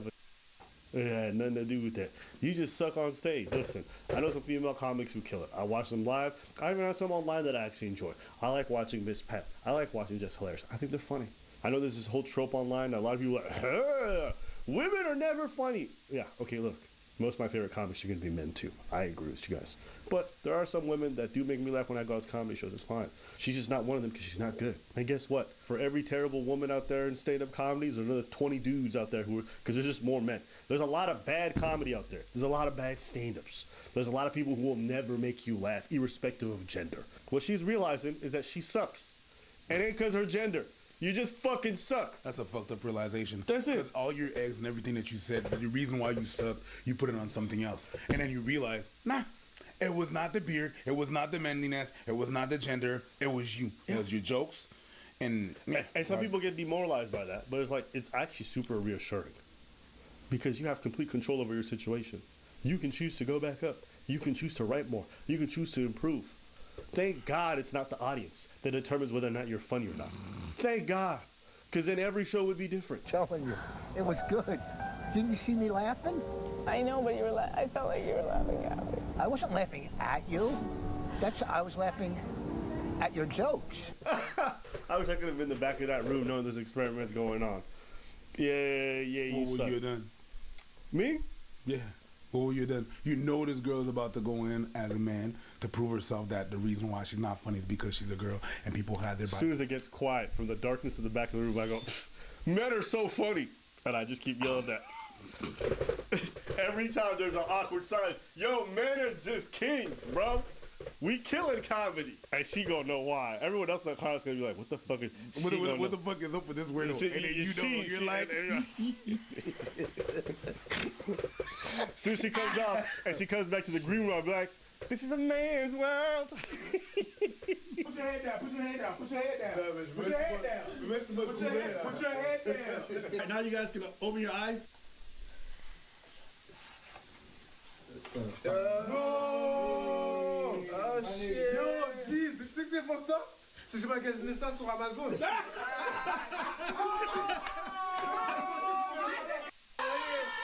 This video is brought to you by Exter. Happy birthday, Exter. I personally love this wallet. I've got my own right here. And wallet's just great. It's minimalistic. It carries everything. They look stylish. Super compact, super sleek. It uses material like space grade aluminum and Italian vegan leather. That's sustainable. And there's a band to put more cash or to put your tracker. I have the tracker on my wallet because I'm the kind of person that loses their wallet all the time. Yeah. I put my AirTag in and I'm able to track it wherever it is. Most of the time it's in my house. That's my fault. It's self-inflicted. Concur. And also, there's a RFID protection on it, so people are not going to be able to scan your cards. It's in your pocket and they just beep beep withdraw money without your consent. So that's my wallet, and you can get that wallet as well. You click on the link below. You're going to get 25% off everything on site for their birthday. It's their birthday. They're giving you a 25% off. And how you had, that was good. I'm telling you, that was good. No, that was good. Don't be upset. I just shouldn't be a comic. No, listen. Because I'm telling I can't do it as a man. I can't do it as a woman.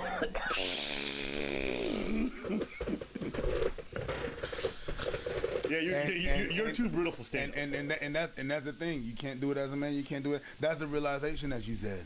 Yeah. It's you realizing that. Like it's yeah. You gotta accept bombing, man. There's been times I've been on lineups with 4 or 5 people. One of the funniest things, you come up off stage after having a mediocre set, and then you watch other comics kill it, and there's nothing more hilarious than when the audience starts coming out. They're just looking at the comics. Oh, thank you so much for the show. Thank you so much. Then they look at you. They go, yeah. And you sit there like, okay. Oh, they do the white man laugh, not smile.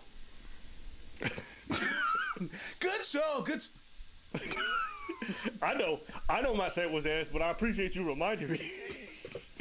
But you gotta take that shit in stride, because at the end of the day, you're gonna have some sets where you destroy it, and the other sets where you eat ass. It's part of the game. We're great. You're great as a woman. You're better as a woman. Somebody's gonna come out here and see like some dude fucking cry his eyes out. No, I'm telling you. I'm serious. Like I was good. I don't even care about this stupid documentary. I'm telling you, you were great. Listen to me. I'm serious. Like I was good. I don't even care about this stupid documentary. I'm telling you. I don't care if people think women are funny. I just don't even care anymore. This feels like it can't be real. Oh man. Yeah, this feels like it can't be real. She lost her grandma or some shit. That's how. And I'm dying because the guy beside me's like, no, you were great. You were Stop saying. And he keeps laughing every time. You were so funny. You were laughing at me. No. I wasn't. I was laughing. It's like, I don't even care about this documentary no more. I don't even care. No. Yeah. It's not even that. It's that he's super close to his. She's like. No, don't ever console me like that, dude. It will never happen. Yeah, don't ever. I'm gonna be like, damn. Yeah, that's too close too. With the eye contact, that's too close. You good? Yeah, look away. Yeah. Yeah, this is what you should both do. Yeah, what's up? You good? Yeah, well, you know this. All right. Yeah. That sounds accurate. I'm telling you. I just think you are one of the fun. Everybody says how fun. You are one of the. Everybody. I don't care if everyone thinks I'm funny. Listen, you just do it. As a woman, I only care if you think I'm funny. I think you're hilarious. I was laughing. No, you don't. I wanted you back as a lady. I wanted you back as a woman up there. The girl I love, I'm telling you, why do you think I love you? It's because you're funny. I mean, you're... Oh, he's fucking her. Oh, yeah, okay. Yeah, cause yeah, that makes sense. Dude, cause it makes no sense. Yeah, you're funny. I want some pussy later. Of course you're funny. You're hilarious. Now please suck my dick later. Yeah. The camera's on us right now. I'm telling you, I don't even see you as a woman or a man. You're just great. I'm telling you, you were great. Give me this. Exactly. Whoa, exactly. whoa. You're gonna kiss your lady with a beard? I think it's a satire. That's that. I think it's a satire. You were great. I'm telling you. You were great. You were good. I'll be back in a second. No. Keep the beard on. Okay, well, there you guys have it. I want to find more clips of this, so if you guys ever find them, please send them to me. They should probably burn all the things. Yeah. I feel like I've seen that guy before. That guy looks familiar. Or there's always someone next to you that's telling you, no, you're good, you're good, you're True. good, you're good, you're good, you're good. And if you have that someone that's telling you, they keep telling you you're good when you're not, it might do that to your ego. Because you love them, you're telling yourself, why would that person lie to me? She's good. That person is not lying to me. So he's telling him I'm good. I think I'm good. I'm getting my ego propped up, and then I go out there. If he's telling I'm good, and all my friends are lying to me, and I think I'm good and I can't do this, it cannot be me. It has to be my agenda or something else, and they're trying to find ways to whatever. That's the reason. Still her fault. I'm not saying no. I'm just saying these are the reasons why. Those reasons are why. And yeah, you have to have self-awareness, and you have to have, like, it's your responsibility at the end of the day. I don't care what friends are telling you this, who is saying this. If you run a restaurant, your customers come in, they say your food's dog shit, your food's dog shit. And if you're listening to your friends or anybody else over your customers, you don't deserve to be in the business. That's it. That's what I think. And if you don't keep all this other stuff, dude, it has a vested interest in lying to you because he wants to bang you. Sure. That's already weird enough. Comics fucking each other, I've always felt was a weird dynamic. But anyways, anything else you want to say? No. All right, let's know what you guys think. Resistant, so when I'm sweating, I don't gotta worry about these things messing up on me. With the Raycon, they have these earbuds that you put on and it fits right in your ears. It's a wonderful fit. It's a wonderful sound. Sometimes, and it fits. Things messing.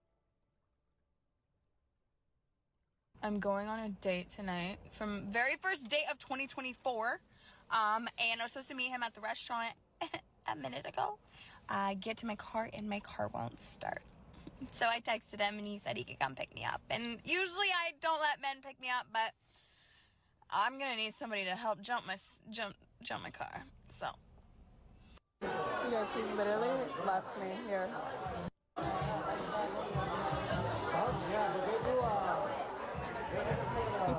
As you just saw, man left me. He drove me, picked me all the way up, he drove me all the way to the bar, and then he ordered a drink and he drank the whole drink, and then he went to the bathroom and never came back.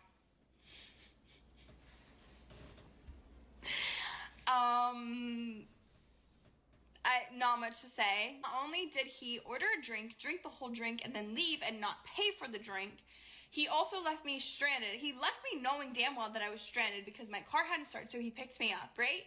He knew that I was stranded. What? What a piece of shit. Let's keep watching. Bro. Don't let... And I've been blocked from everything already, which is fine, expected. But yeah, so that was my very first date of 2024, and that will be the last. Yeah. Also, can we talk about how he's a therapist? He's a therapist, so ladies, watch the fuck out.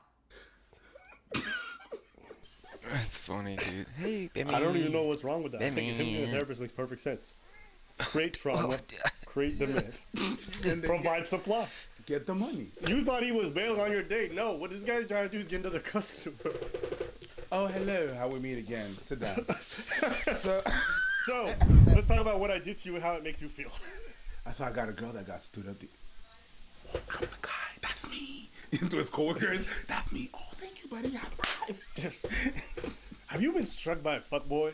come to my service here at Dr. Rossman. We'll make sure we take good care of you. And then in the back, he has a bunch of fuck boys in the cage to go fuck everybody. Yo, what if the most wild thing? He's like, okay, tell me what you see when you look at this image, and it's just a picture of him. And he just keeps switching pictures of him. Now what do you see? Me, and you, and then now, still you. The man who hurt me. Yes, good. Yo, shout outs to you, my girl. It's stuff out there. So this went viral. Everyone wants to talk about it, but then it went a step further. Drum roll, please. So this is the only photo I could find because he was actually already posted on the Are We Dating the Same Guy? And this is Ray. This is Ray. Ray, 37. There's so much more to say. He's not actually 37. His name's not actually Ray. Anyway, I'll be back.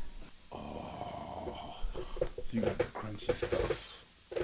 You got the crunchy. I found this one by accident. Jesus. Accident. Jesus. Yeah. So there's that. There, if you guys aren't aware, there's these Facebook groups or groups online called "Are We Dating the Same Guy?" for whatever city. I get. Feel how you want to feel about it. A lot of women will just post a dude they had a bad date with, and then everybody else will just, oh, he's an asshole. But sometimes there's dudes out there who are serial con artists, and then there's like 20 women who are in that group. Be like, wait, I went on a date with him, and he tried to. Oh wait, I dated him for 7 weeks, and his name is actually, and he has 2 kids, and it gets crazy. With that being said, thoughts? That being said, hold up, I'm going to the bathroom. I'm never coming back. Sorry. No, it's fine. The timing was good. It's good timing. I was like, what the fuck is he doing? What? All right, cool. All right. This is what I would say. I just couldn't imagine ever doing that. I've been on dates that were super meh. Been on boring ass dates. The idea of leaving someone after buying a drink and then leaving them with the bill, having like, I would have at least just got her an Uber.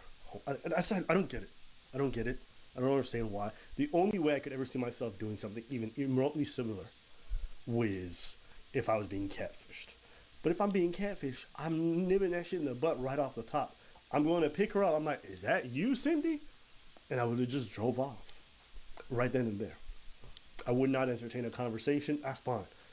Driving her to the location, grabbing a drink, have her order some food, and then disappear, that's super weird and off to me. I don't think there's a real justification anyone could give me unless something was said on that date that was completely insane. But go ahead. Yeah, it's off. It's super off. Yeah. I wasn't raised like that. I don't know. I don't even know how you savages are and what's the point of doing that and everything and stuff. Assuming you, I don't know, man. I don't know. How do you feel good at not like? How do you feel good going back to your place and then feeling like, yeah, no, I'm a good person. I did great today. That's up. You dodged one. You dodged one. Because you don't want that behavior to further up. Like I don't know what causes that. Someone to act like that, someone to do that. But I don't think that it translates well in a relationship. Yeah, you're just gonna dodge all the problems that you're gonna have, and you're gonna leave the person like that, and just not. Yeah, nah. Like a lot of people have been talking about how they're quitting dating apps.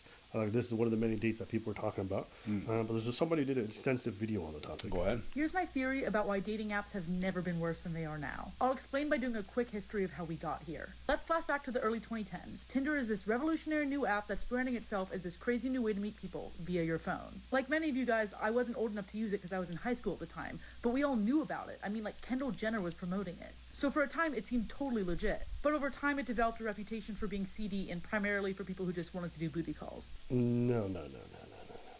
I'm old enough to remember because I was one of the first people to sign up.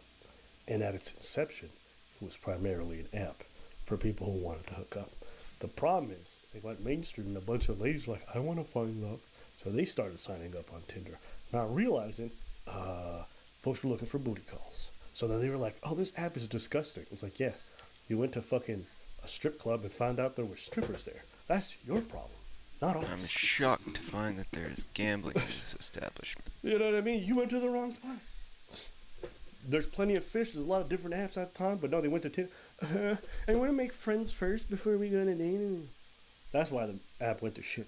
Today's video brought to you by Raycon. I personally use the earbuds in my everyday life. When I do sport, I use it when I'm on the plane, when I'm traveling. It's water resistant, so when I'm sweating, I don't gotta worry about these things messing up on me. With the Raycon, they have the easy earbuds that you put on and it fits right in your ears. It's a wonderful fit. It's a wonderful sound. Sometimes there's a lot of things going on. You want to suppress that unwanted noise. Let me suppress.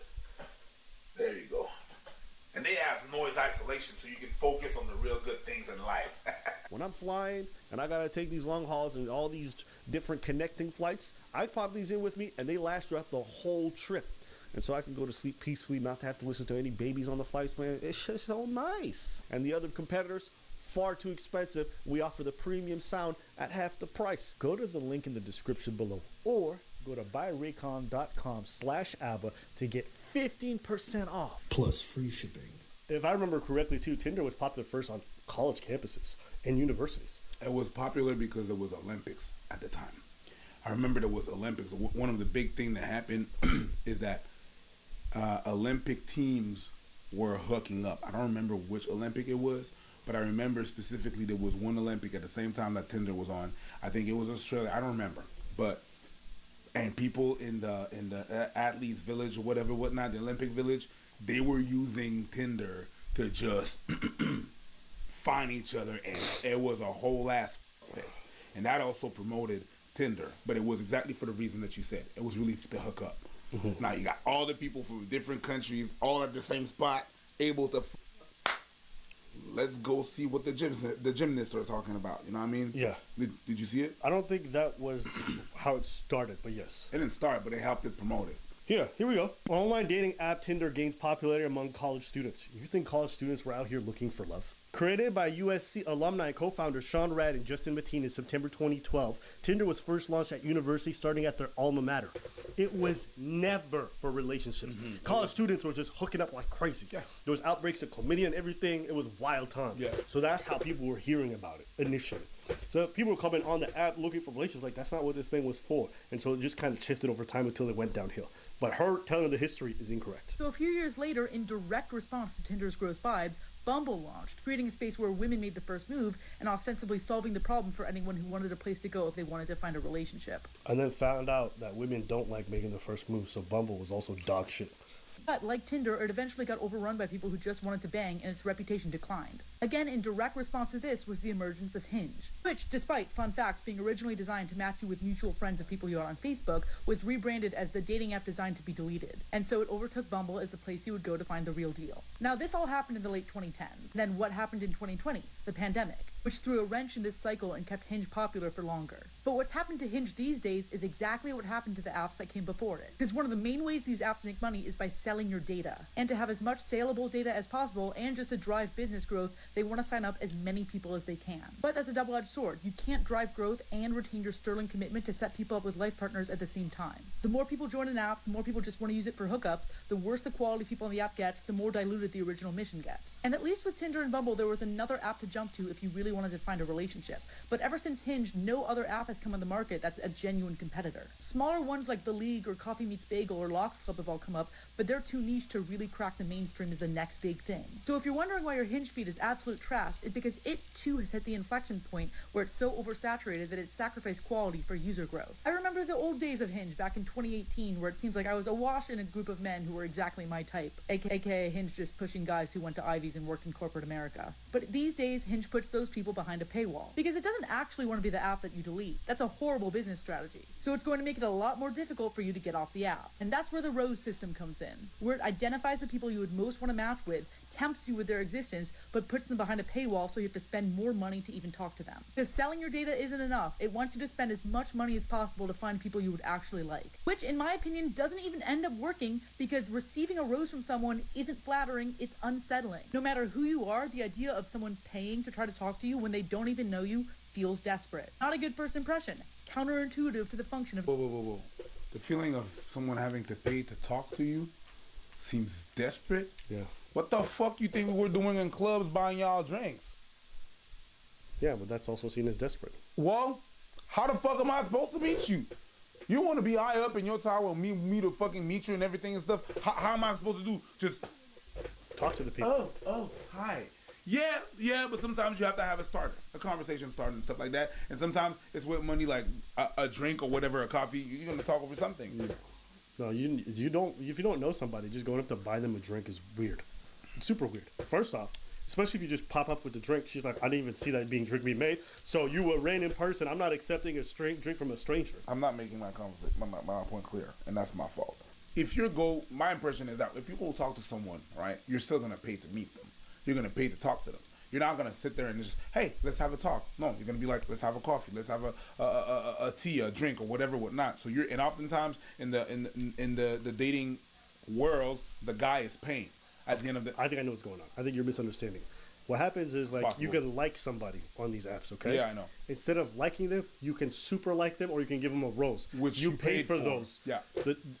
And what would be analogous in the real world would be like you walking up to a girl like, here's this drink, I have the drink, you want to talk. That's what you're saying. That's weird. Mm-hmm. Now, if you go to talk to somebody like, hey, you want to grab a drink? That's fine, because you're starting with a conversation point and then moving on to drinks. And that's how most people would say that's acceptable. Running up to somebody like, hey, can I buy you a drink? If they're not already attracted to you, they're going to find it off-putting. Right.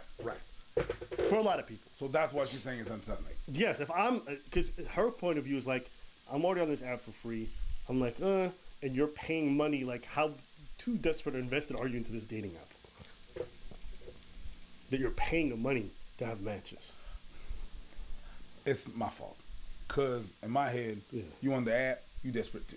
But I'm mad at you. That's because I'm saying you're judging his desperation because he's willing to pay, but you still on the app. You on the girl side. Yeah, but we have to pay. You have to understand these ladies, the way they have this app is wild. But that's what this is what they do. I'm gonna tell you what they do. They download the app. They get a bunch of matches. It's overwhelming to delete it right after. I understand it's crazy. I understand, and I know that because I've seen some of my girls do the exact same thing. But I'm just saying, you calling someone desperate because what are the rules? These are the rules? Let me play by I'm desperate. Oh, my bad. That's what I think is off. That's the rule. Okay, it's unsettling.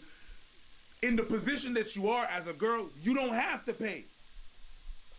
Men usually come to you in the way the app is made, or they want to make the app. They come to you and they talk to you and this and that, and sometimes I can't even talk to you if you don't talk to me. Of course I'm going to pay. What else? Well, I mean, you can just do it the regular app where you don't pay and you just swipe. She's saying, like, you can just swipe. Like, you paying extra money to set this up is weird, is what they're saying. Okay. Sure. Hey, listen. I'm not saying what you're saying is crazy. I'm just saying their perspective. I get what you're saying. It's just that, to me, and that's me, because I'm not on the app, and that's probably my privilege. If you're on the app, you're desperate. But that's me. And it's okay to be desperate. Like, wanting to have someone to fucking cuddle you and hold you. I get that. Yeah. My thoughts on this? Listen, I think apps have changed. Dating has changed. Do I think apps today are worse than they were before? No. I think people just get more old and more bitter. And then they hear the previous generation complaining, and they're like, it's much worse. Online dating was shit at its inception, and it's the same shit today. It's no different. You just got more filters and more control. On Hinge, you can fucking swipe by race. You can swipe by whatever. Yay! I be turning on that racial filter. Yeah, like, I know, but did you? Ooh. Yeah, so you like Hinge? No, I don't use it. But when I downloaded it, I was impressed by that. But that's the only difference. It was like this when OkCupid was around. There was plenty of people wanted to hook up. Every app was the same. So them pretend like it's different is not. You have TikTok now, so everyone tells you it's worse, and you're constantly being fed that it's worse, so you believe it's worse. Dating is not different in terms of online stuff than it was before. It is the same.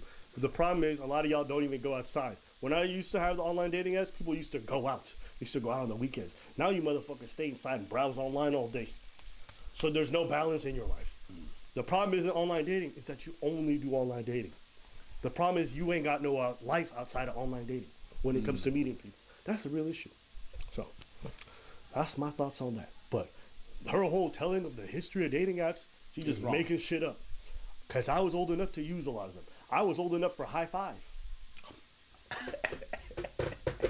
What does that know? Those were dark days. Those were dark days. MySpace angles were full on in effect. You guys have no idea how many times people got catfished by some fatties. Yeah. By some uglies who was taking pictures like this. From the top. From way up. Yeah. Bitches think it's like you can only see their forehead, and if they got a nice forehead, you go like, I hope that rest of the body's okay. But you was never gonna find out because all 7 of her pictures were the same. I don't like it, and you wouldn't have either. Want some waffle fries? Yeah. our boy Gideon. But the one thing I think that haunts me the most is one of my most popular pranks was whenever I snuck into the Gatorade HQ and I deceived the security guards and lied and said that I was working there. Excuse me, ladies.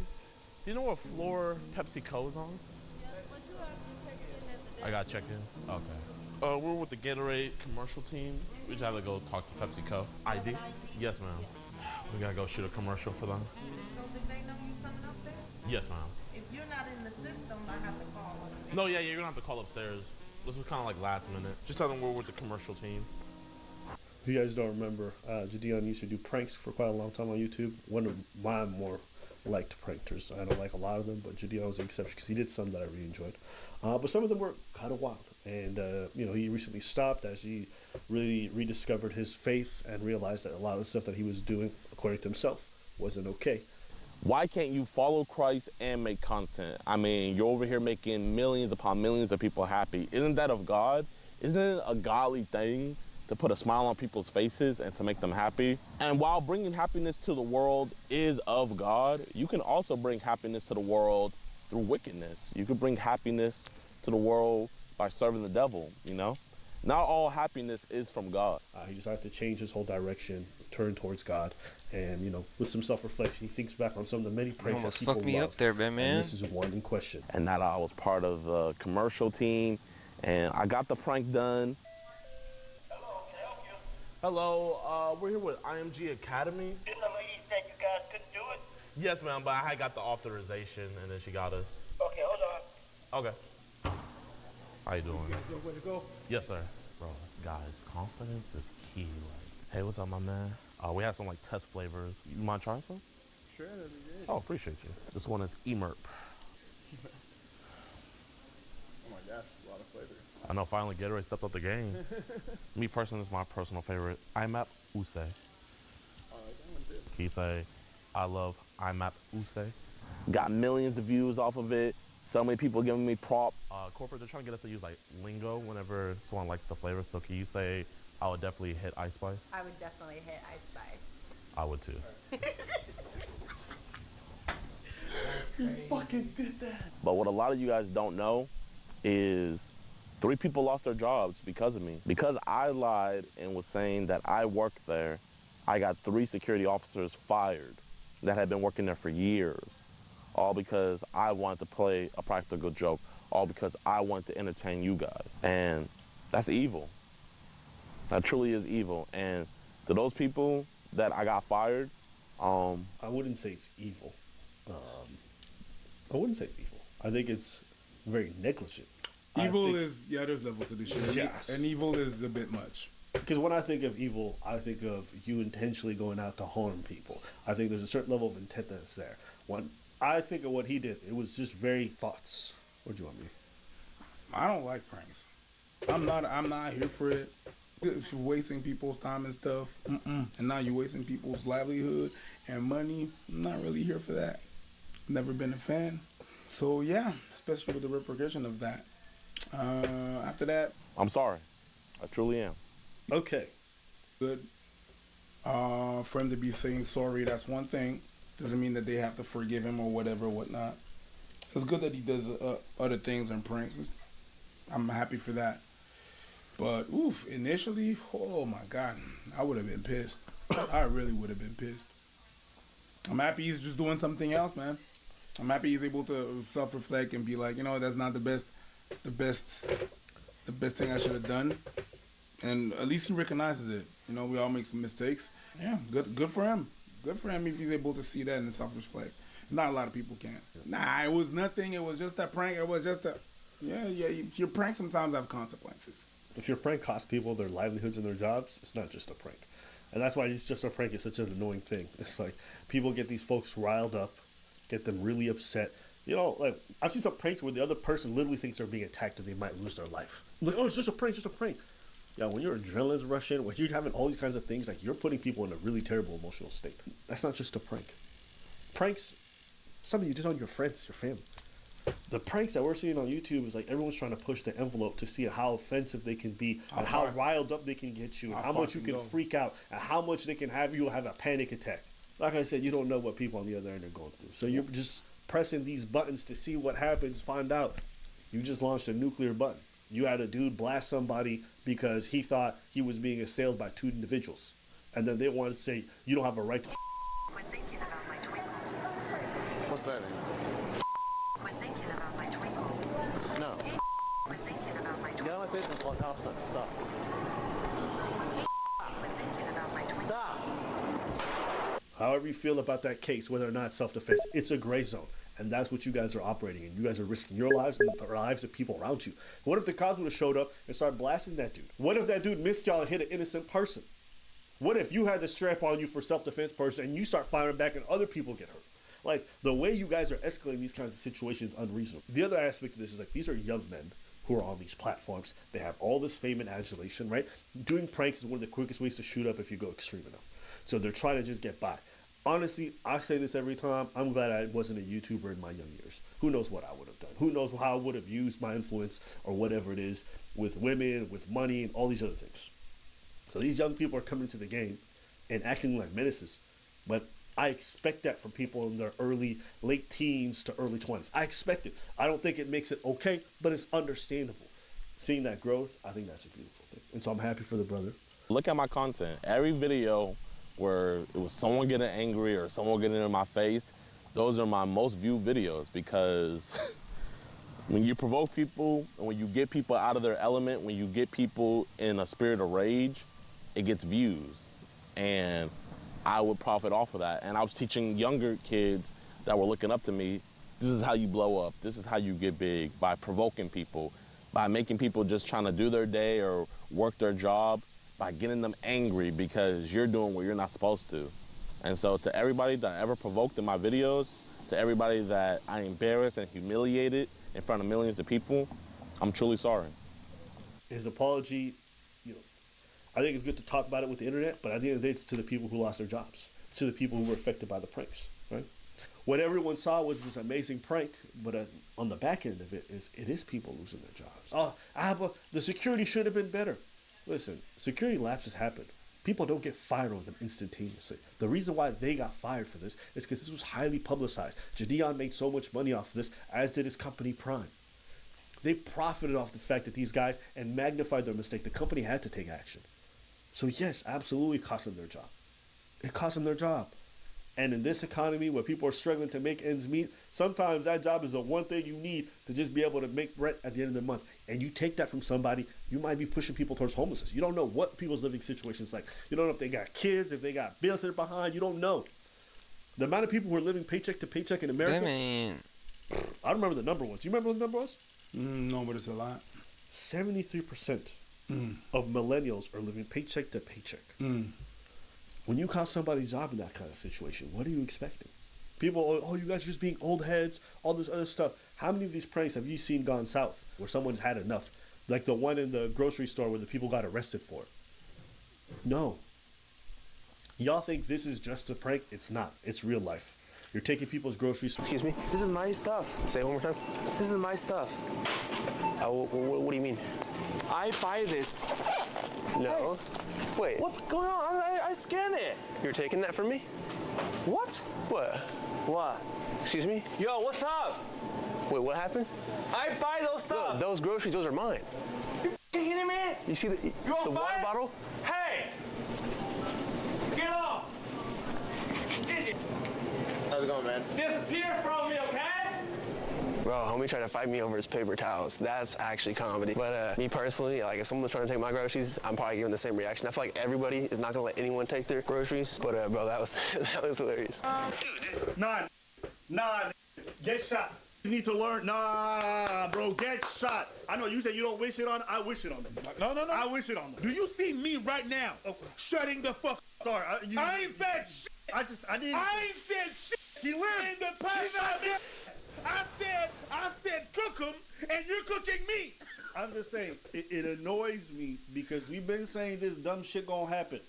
We've been saying that. We've been saying that. And then it's becoming more popular. And listen, I love Jadion, that's the homie. But like, I think because of how he does his stuff, so many people are trying to emulate. Some people do it poorly. But that's been happening. Some people do it poorly. But we also have a Discord that's really popping, and a Reddit where we get a lot of our topics. So if you want to submit, go check that out. Also, our Instagram's not too bad. Go check out all our socials, okay? Right. You're traumatizing people, and you're publicizing them on the internet without their consent for your own personal gain. It is incredibly unethical. It is incredibly unethical. And you guys think it's funny, but when it's your own family member that's freaking out, is being mocked online and laughed at because somebody stole their groceries or something fucking stupid, you won't probably have that same kind of mindset. Because it's for your entertainment, you think it's all hunky-dory, it's amazing. But when it's your people, when it's you yourself, you don't think it's funny anymore. That's how I feel about this. You know, people ask me too sometimes, like, oh, aren't you a comedian? Don't you make jokes? Yeah. The setting is completely different between a prank and when you do comedy. When you do prank, they do not know what's going on. The context is different. You might think the context is the same because at the end of the day, you're going to say it's a joke or it's a prank and you're making joke, therefore it's the same thing. It is not. When you pay a ticket to go to a show, this is the understanding that I pay to participate in this experience. Boom. Even if when you're posting videos online, you are publicizing yourself to the world. You're putting yourself out there for comments from your comment section, from other creators. That's what you're doing, right? You don't want a review, don't open a business. That's it. I would never go out into the street, film people who are just going about their day and start roasting people or saying a bunch of crazy shit. That's what these people are essentially doing. Much worse, but you guys get the analogy. It's not the same thing. It's not even close. A prank from outside, from someone that does not know, that's just living their life. And what we're doing. Yes, exactly. This is not even the same thing. No, so... The only thing that you understand is it's a joke, but it's not. But yes, at the end of the day, like I said, I support the fact that people can change, people can grow, people can learn from their ways, and they can do things. And I even think there's ways to do pranks ethically. But you have to be considerate of the people that you're pranking. And the issue with all of these people is that they don't give a fuck. They're trying to make content first, and then they don't think about anything else afterwards. So whether it was Kai going into the store and stealing things from the tip jar, or what my brother Jadion was doing at the time, like, these are not considerate of the people that they're actually pranking. That's not a prank. That's just malicious. You know, when you're pranking your friends, you know them. You know what they can handle. So I would hope that you take that into consideration how you prank them. And even that can go south. Like, if I know my friend can't swim, I'm not just going to throw him into a pool and then just laugh at him and record it the whole time if he's truly terrified. Because he might not find that funny. And there's going to be a whole issue afterwards. That's between friends. Y'all play with people's lives, and they're strangers. I'll never understand that. So again, I'm hoping this prank genre dies out. There's still a couple people left who are menaces to society, and I hope a lot of them start disappearing more and more over time. But yeah, if you guys want to see what decent pranks look like, just go look at Just for Gags. I think they do it the best out of everybody I've seen so far.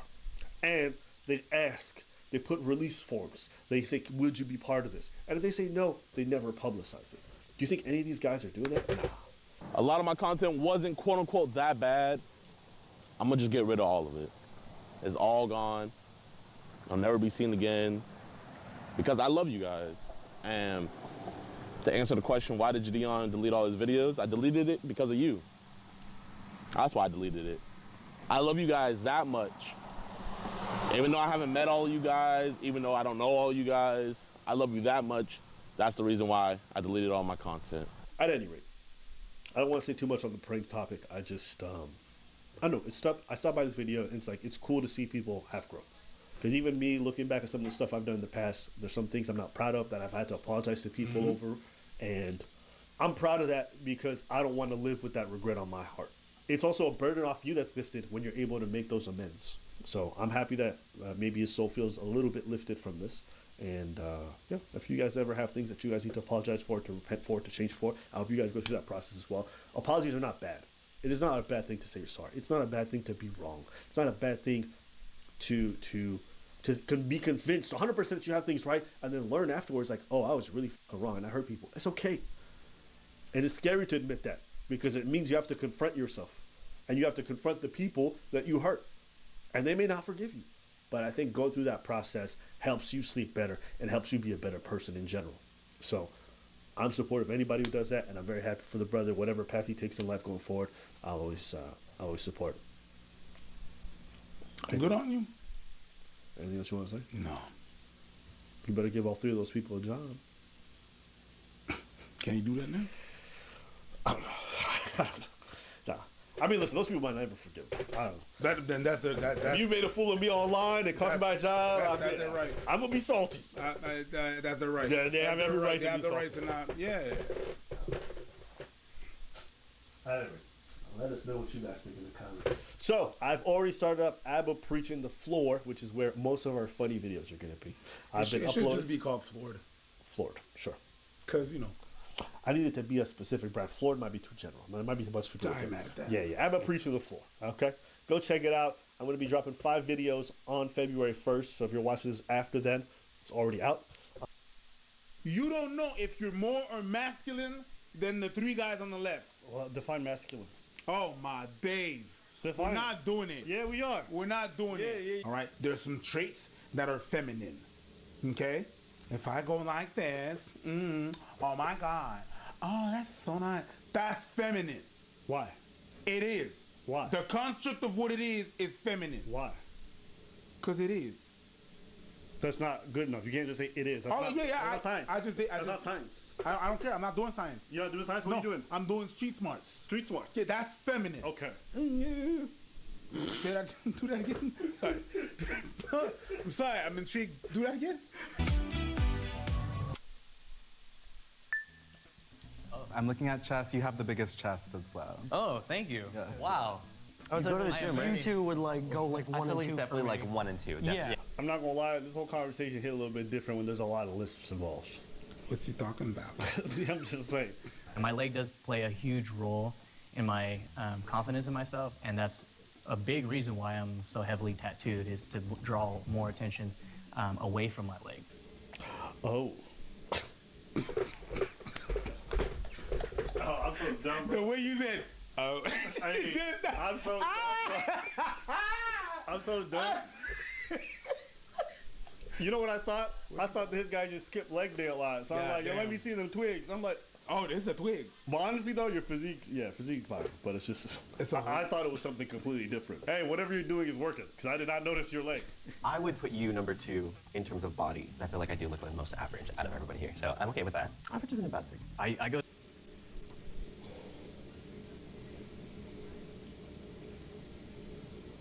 It is a sickness of the lowest order. Let's carry on. The way he went, average isn't bad. I was like, pause. No. Yeah. I'm very plain. I don't think I have a style. This is just gym shorts and a t-shirt. You should be number 1. Okay. I think that's definitely the most flashy. I think, you know what though? The thing is, it's not just about what you wear, it's about how you wear it and how it fits you.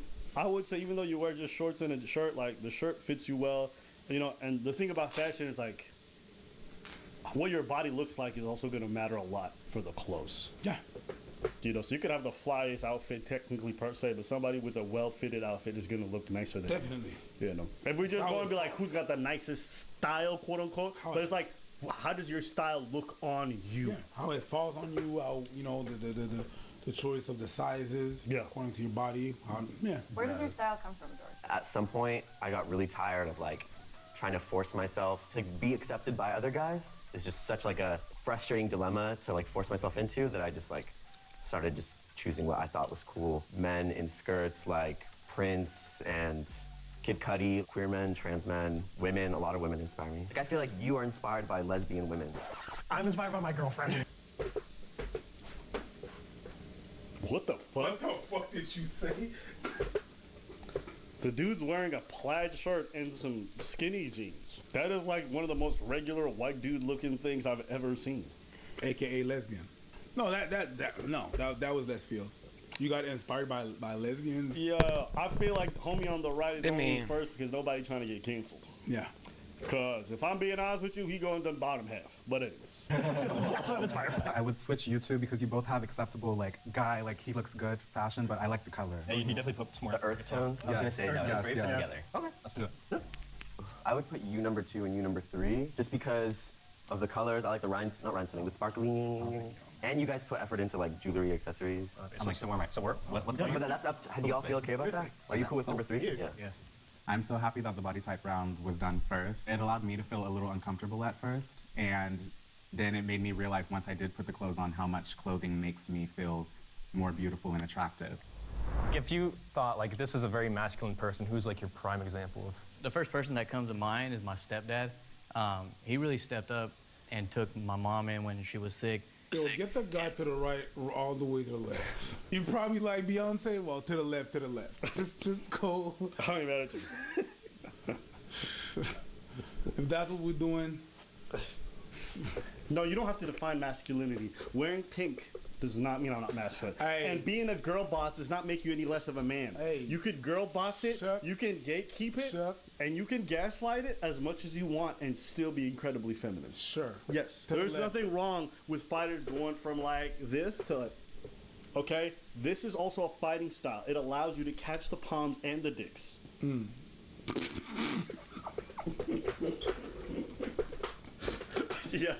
Yo, once that shit hit though, I see your face crack.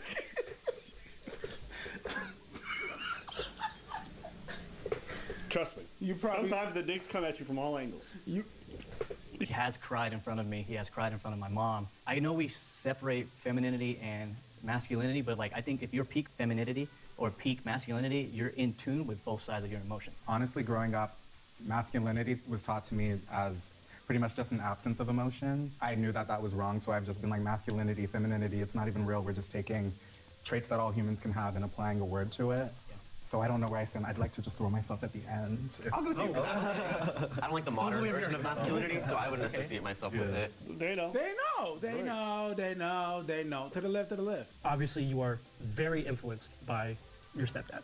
For sure. And if that is your definition of masculinity, and that's the healthiest definition I've ever heard, you deserve to be here. I'm on my own journey, and like I still got to get my anger under control too. Oh, I understand, but you had an opportunity to look at someone who maybe not mastered it, but understood both sides of the spectrum. Therefore, I think your upbringing and your way of seeing things makes you deserve this spot. I like that you said too, you were like, I'm still working on it. If you had told us that like, no, you're the perfect one already, you've achieved masculinity, then you wouldn't deserve the top spot. No one will ever be like a perfect man, but that mindset will make you a perfect man. That means a lot. That's pretty cool. You give dad energy. Yeah. I am a dad, so I'm trying to be better for my daughter, you know, so I appreciate it. That means a lot. Well, get up here. Yeah. I think you deserve one. If I had to make a switch, I'd switch you and you. Just vibe, honestly. But where do you feel like you belong? Because you don't have to switch if you don't want to. I don't know. I actually don't know. I think masculinity, like we said, is one of these topics where it is changing every single day. Like something new comes out and then it's like, oh, well, it's masculine to do this. It's not masculine to do this. And it's like, you know, it really depends on where we've been throughout our lives, what we've experienced and what we've gone through. You don't want to say it. You don't want to say it, but come on now. I don't know. I don't know. You think you're less masculine. You don't know if you're more or less masculine than them? You don't? Like you don't know if you're less?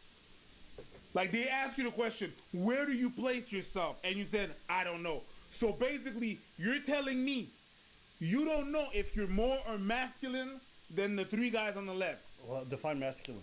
Oh my days.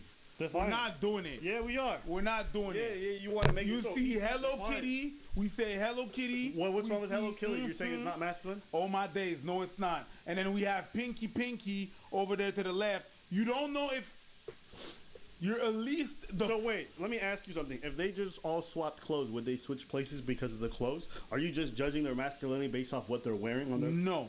It sounds like you are. That's all you mentioned. You mentioned Hello Kitty and Pinky. But they also have. I don't have to mention all that. What? So the fact that they're gay? Yes. Gay makes you feminine. No, not necessarily. It depends what kind of gay. There's some gay people that are very masculine. Okay. There's some gay people that are very feminine. Damn. Them. Yup. I said that. So he's over that. Whoa. The aggressive nature of your toxic masculinity is crazy high right now. Okay. Yes. Right. Let's bring it down a few notches. Come on Let's now, fix B. the feng shui in the room. No, that's stupid. You're doing too much. That's stupid. Let's carry on watching. But that, whoa. Whoa? Trigger. Abuse. Nah, come on, B. Let's carry on. Come on, B. It depends. Just trigger? No. I'm not gonna fuck that shit. Y'all trigger? Trigger, what the fuck is this? Trigger? The yelling just brings back certain past memories. Can we just handle that? Man, here we go being a whole ass bitch again. All right, let's get one. But I think this is a question that transcends, 6 spots. I think this is something that we're going to deal with for generations still. Based on that answer, and you're admitting that you are working through your emotions, I don't feel like I'm at that level yet, so I would put you here based on that one. I'd say it all kind of boils down to like hormones, if that makes sense, and like testosterone versus estrogen. Naturally, our testosterone levels are going to drop as we get older. Does that make us less of a man in your eyes then? It's like, okay, I don't think less of a man. I don't think less masculine either.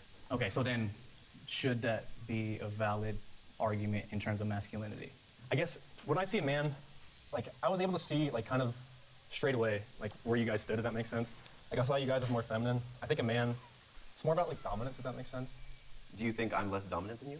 It's like facial wise. I don't know, I can't explain it. Facially, I'm less dominant than you. I like how the two guys on the right's like, oh my god, Michael's gonna get canceled.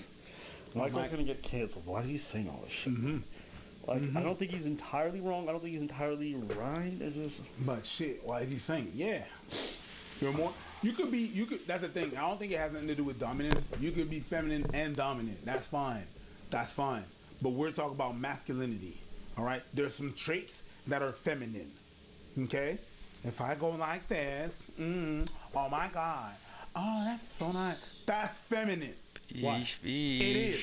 Why? The construct of what it is feminine. Why? Because it is. That's not good enough. You can't just say it is. That's Oh not, yeah, yeah. That's not science. That's not science. I don't care. I'm not doing science. You're not doing science? What are you doing? I'm doing street smarts. Street smarts? Yeah, that's feminine. Okay. That's All right? feminine. Yeah. Yeah. That's feminine. Yeah. That's feminine. Absolutely. So you can't see a really masculine man be like, hey nigga. Say that, do that again? Sorry. I'm sorry, I'm intrigued. Do that again? I didn't catch it the first time you did it. Sorry, what was that? I'm sorry, I didn't catch it. It's for science. Hey nigga. What? No. Go ahead. No, go ahead. I'm sorry, I missed it. So what was it? Do it for the science. For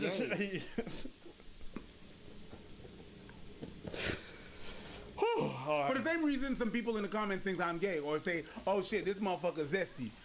Like if I do this, it's a feminine trait. It's not just that you do that, it just looks natural on you. Yeah. Yeah. And there's some feminine things. You make out it there. look effortless. Yeah, absolutely. Not like you've been a bad bitch your whole life. Okay, let's keep watching, Girl Boss. See, it's Man Boss. Hey, Girl Boss. I guess my definition of masculinity is more traditional in a sense. I feel like everyone's was maybe like a more newish, like, you know, not that there's anything wrong with that. And I don't think that's necessarily real, if that makes sense, like realistic. I think it's like ingrained in us. Like I can't describe it even. Like when I see someone, you could kind of tell if that makes sense.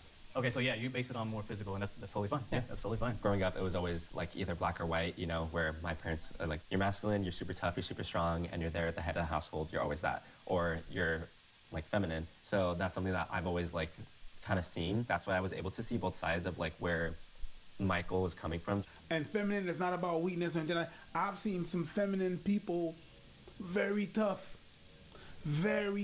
still feminine. So it's just a different energy, masculine and feminine. There's nothing wrong or bad about that. There's just really different energy. That's it. I think I'm kind of pretty.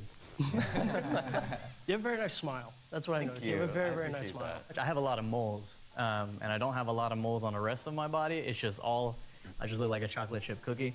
And then I got chip cookies are hot. And then I got my scar from when I busted my lip playing tag on crutches like a couple of months after my amputation. I think I'm lower on the end for sure.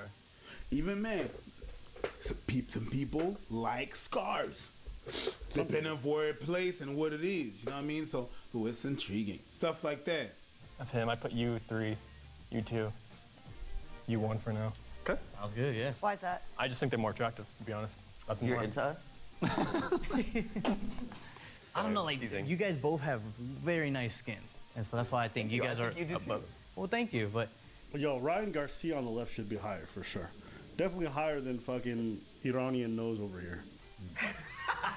You seem so uncomfortable with the idea of being judged attractive. I'm actually okay with this spot just because like I mean like anxiety tics, so like I intend to pick up my face, so that's why I have a lot of acne. There's no way Ryan Garcia is going way after Toucan Sam. These ratings are crazy. These ratings are crazy. I think you have a very symmetrical face though, and you have a very bright smile. So I think you could also be further up. I would say so too. I would put nice you. eyes. I would put you here, if anything. How do you guys feel? Where do you think you belong? I think I'm higher. Okay. I mean, I don't want to be narcissistic. Right? So if there's ever time to be narcissistic, it's now. I can look at you and I could see myself getting lost in your eyes. You have very pretty eyes. There you go. You don't have to do too much. Like, you're just attractive. So I would like to place you here to my right. Sounds good. You know? You also don't, but there's something like off. No. Like there's something. No, like I say that because I've had an underbite my entire life, and I got made fun of a lot in middle school and in high school, even now, like on the internet, that people think I have features of someone who has Down syndrome because of the almond-shaped eyes, the underbite, kind of just like this weird looking. So This is very honest, a little too honest, but I'm mad at it because I prefer too honest than not honest enough. That was wild. That was crazy. Shout out to him. Why is it crazy? Huh? Why is it crazy? Because it's true. Because I see it. As soon as he said Down syndrome, I'm like, oh shit. There goes my little special ed. I'm completely fine staying where I am. Totally fine with that. I'm just saying, I get what you mean. There's just something off. Wait, let's talk about these almond-shaped eyes because that's always been a beauty.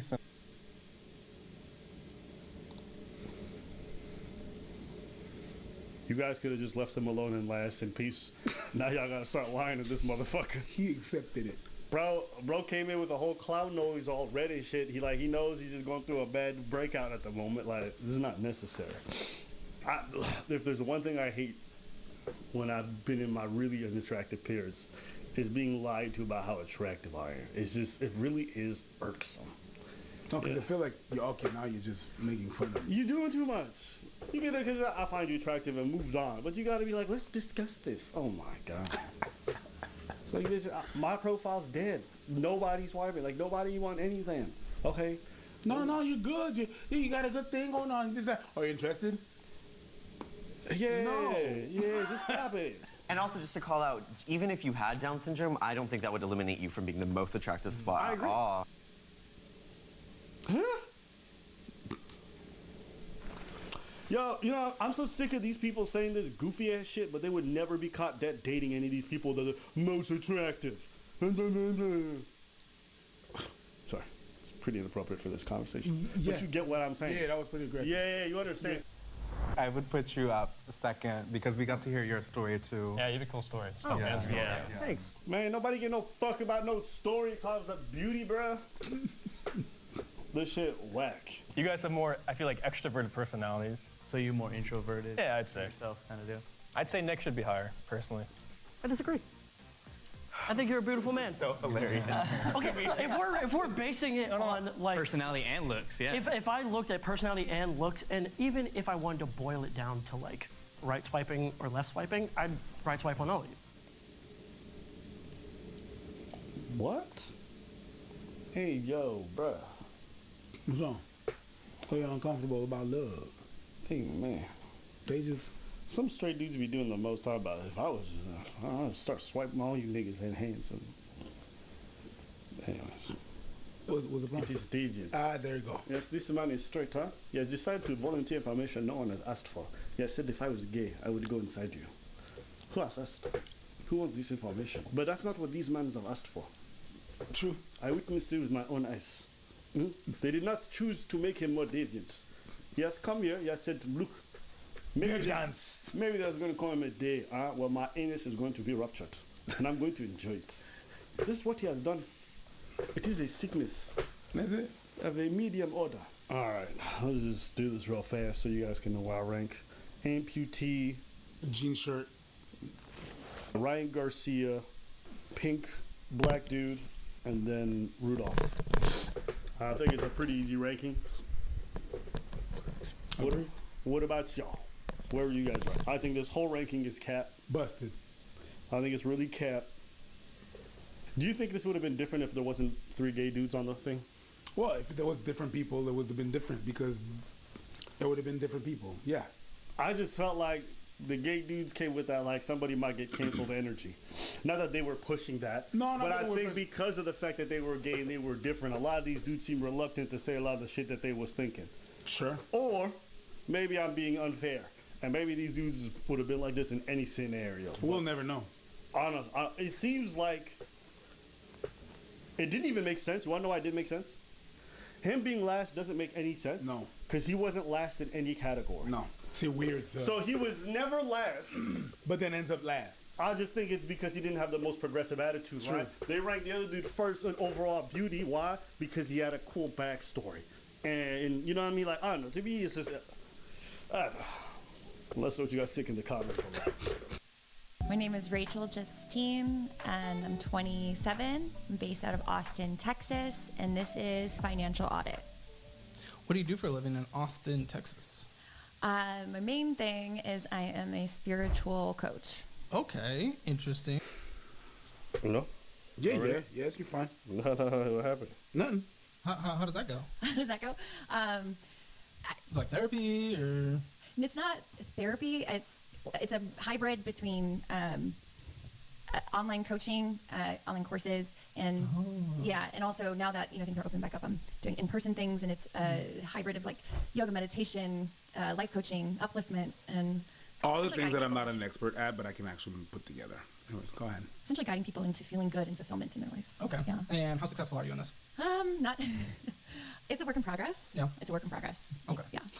Well, so do you feel good in life and all that stuff? I do. I've had a lot of shifts in the last few years that really changed my life and made going for this my dream and my passion. And so, yeah, it's a continual journey. And of course, there's ups and downs. Ups and downs. I'm curious about a down right now. Talking about passions. Do you have a passion for credit card debt? This is kind of crazy. I don't think I got my first credit card until like 2 years ago. This was all within the last 2 years? Yes. It wasn't even built up. Go on. Yeah, so. This motherfucker. Okay.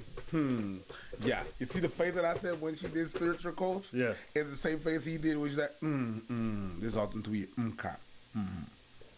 Charlatan. All right. Yeah, so I hadn't had the experience with credit cards at all, and I didn't understand there was.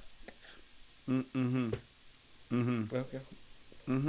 I didn't understand there was like different seasons of the work, and there were times of making more and then making less. So it became this. You didn't do like market research into this industry before you decided this is what we're doing full time? Not in the sense of like. I just saw coaches who were just constantly making, $40K months and $40,000 a month. Uh-huh. That'd be nice. I know, right? That's what I'm saying. Yeah. So that was like, that's where the head was at. My head was at. So you were more into the money than helping people. You saw people that were coaches, other coaches that were making that kind of money, and you're like, I want to make that kind of money. So that's the reason why it's a hybrid and not something that you really. It's all the things that you think you believe in, but you're not really an expert at. You mash it together, and you're a charlatan. And also, most of those coaches are not making 40K a month. No. It's Instagram. They're just faking a lifestyle, but they'll sell you on it. But you're the person who gets DM'd by some random person. Hey, do you want to make 10K a day? And you believe that shit. It's stupid. They don't make 40K a month. They don't make 40K a month. 95% of people on Instagram are lying, are scamming, or lying about their follower count. They're lying about how much money they make. They're lying about how many women they get, what Lambos they drive, all this shit. Yo, the amount of people I know who buy fake followers is insane on social media. They either get it through their production companies, their agencies. They all got fake followers. You can only tell just by the fucking interactions with their content. Like they'll have like 40,000 likes and like 50 comments, or they'll have 300 comments, but for some reason they're all from India, not Bollywood actresses. It's crazy. So it's all fake. And her saying she bought into that, then you shouldn't be a coach of anything. Yup. It's spiritual to want 40K a month. Yeah. Super spiritual. Oh yeah, super spiritual. All these fucking expensive jewelries, nice hats, Amiri hats, all that stuff. All you coaches. That's because Buddha wanted it. All you coaches out there, yeah, you life coaches and shit like that. When you come up to me like I'm a life coach, I'm gonna be like, bruh, charlatan. Spiritual people who are obsessed with material possessions always make me laugh. I'm gonna tell you that much. Most people that I've seen being life coaches, their life is in shambles, and it's okay. That's most of us. But I'm not go about there teaching to other people, and when my shit is fucked up. I don't go. I don't go. Yeah, charging people. It's even worse. I don't go out there throwing rocks on people's lives, saying, you should do this, you should do that. When my life is not together. Right, so let's listen. And how much are you bringing in a month? It varies. Average. Give me an average. Let's work with an average here. Break it down between the low months, high months. What's the average across? Just a brief pause to ask you to please consider subscribing. Look how close we are to 100,000 subscribers. Thank you to everyone who has subscribed so far. And back to the video. I would say a low month could be anywhere from to 3,000. Okay. To an average is, I would say, 6,500. Okay, that's not bad at all. 6,500, yeah. That's your average. That's not your high. That's your average. That's an average. Okay, 6,500. Fantastic. What's the complaint about that? She says her average per month is 6,500. Yeah. If she's there, it's because there's a problem. We'll find out.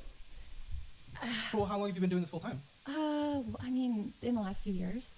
Okay, so a couple years bringing personal business to pretty much $80,000 a year. People would love that. I mean, you're $5,000 over the median household income in Austin, and well above the median in the United States, and it's just you. Yeah.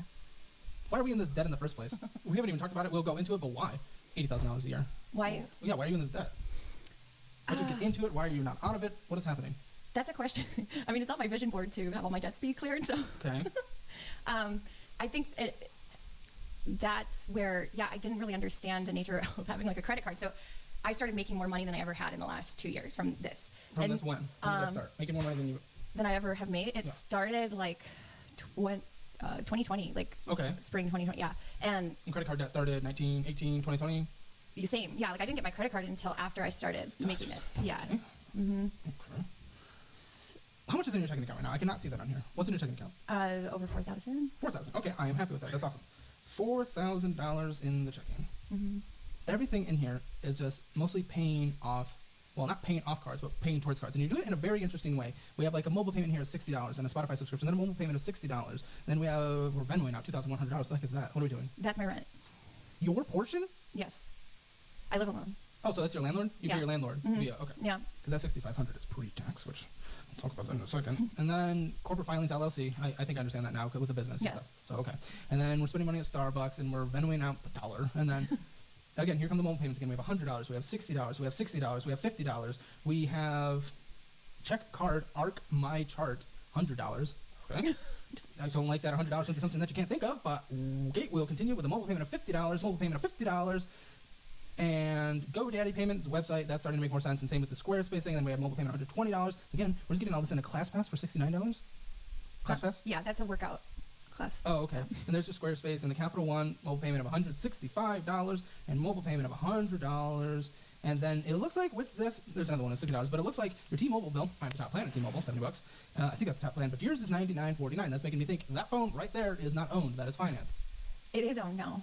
It's owned now? Yeah. Like you just paid it off officially? Because this is $99. Yeah, it's been, but that's just the rate. It used to be like $120 a month.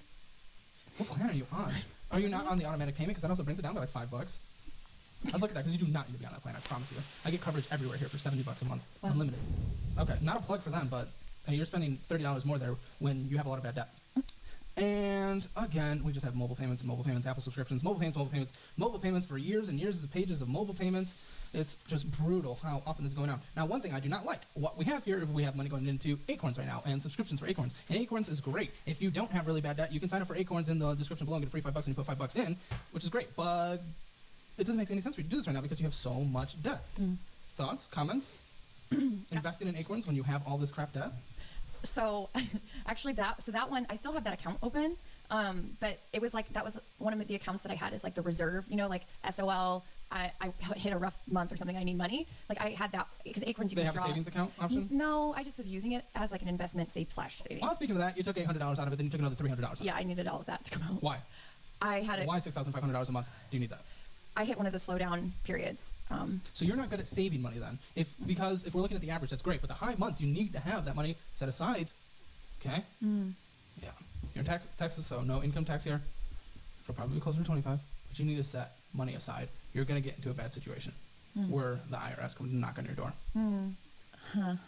I don't know how to not to touch the safety. Like I thought about getting a safety deposit box so that way it's like away from me. You can have a couple different kinds of savings because yes. Now, okay, so why? Why can't you? Why do you always touch the money?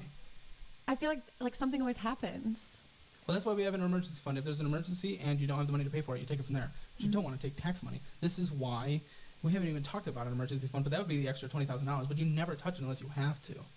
But what always happens? What are you doing in your life that you're always getting into some kind of pickle?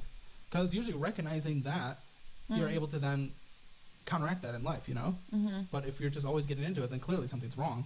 Can you give us any examples? Well, what's happening? Well, I think when I started making more money, I wasn't used to making that much money. And so I went from before, like always, you know, just barely getting by. And then when I had money start coming in. You buy stupid shit. Yes. You buy stupid shit. And on top of that, when I got my first credit card, it was like, oh, now I have this money, and now I don't even need to spend this money. I can spend this credit card money. And then it was like, it just felt really good. And so it was, you know, and then wanting to live in a mindset of abundance. So it's like, I want to buy. Why? Why live in a mindset of abundance? Because it feels good. Oh, because it feels good. I'm glad we're doing things that feel good. A mindset of abundance. I don't even know what the fuck that is. It's just a way of saying that you're materialistic. A mindset of abundance. It's not your mindset that is abundant. You have a lot of shit and it makes you feel good. You are a shopaholic, okay? That's just a fucking spirituality term to say that no, fuck that shit. And that's what all you fucking coaches do. You re-upholster some shit to make it look good. That's what you do. Oh no, you're not a bad person. You're just such and such and such. So much that being materialistic, being a fucking shopaholic, someone that cannot control yourself, and you having no discipline, you reupholster that into a mindset of abundance. And that's what you charlatans do. That's what you guys do. That's what the you guys do. And then you go out there and you make other people feel good. You have no expertise in what the you're doing, but you're good at making other people feel good. About what? What do they make them feel good about? About themselves. About their shopaholic behavior. What? No. But you see what I'm saying? Maybe enabling some of the bad shit too. No, you're a bunch of enablers, and that's what you do. It's not so much making you feel good about the shopaholic thing. It's making you feel good about all the stuff. If you feel good, you're gonna spend more. This is a marketing thing. If you feel good, you is good. No, it's not even that. If you feel good, you're gonna spend more. That's a marketing thing. That's why some casinos, they pump oxygens. There's bright colors. You don't pay for the alcohol. Okay. If you feel good, you're spending good. And if I'm the one that's making you feel good, you're gonna be more willing to give me your money. That's what you are doing. Whoa, can you chill out? I said what I said. I didn't stutter. That's what you are doing. You charlatans. Edit that out. You charlatans out there. That's what you're doing. And some of you don't even realize that you're doing that. But you're doing that. Okay? Yeah. So just smart. Okay. That makes sense. So as a spiritual coach, and like helping people do things, do you know that mindset is completely and has put you in a bad position? The mindset that you just explained, not your whole spiritual thing, but the mindset of abundance, and it feels good to spend money. It's hurting you. Mm-hmm. Do you agree? Well, I think now, like in retrospect, I can see where there were things, you know, now after being in this more financial tight spot, which I haven't experienced in the last 2.5 years, because of the increasing debt and because of having a slowdown month, whereas usually I had more money because I had was paying less on my credit cards. I had more money, and then I, was running out, and then I started to, I went through everything, and I actually canceled so much stuff, like subscriptions, and I was just realizing, I didn't think I could do that. I thought after it was like ego deflating to be like, I guess I don't need to go to see the most expensive hairstylist, or I don't need to go get a blowout, or, all these things that felt really good. Your lifestyle just inflated with that money, but it overinflated, and now you're in a position where you're financially, to be very clear, but we're gonna hopefully find ways out of it. But the taxes, that's all we talked about so far, and we haven't even gotten into credit card debt, we haven't even gotten into car debt, we haven't even gotten into you not having an emergency fund, being able to survive. So far not so good.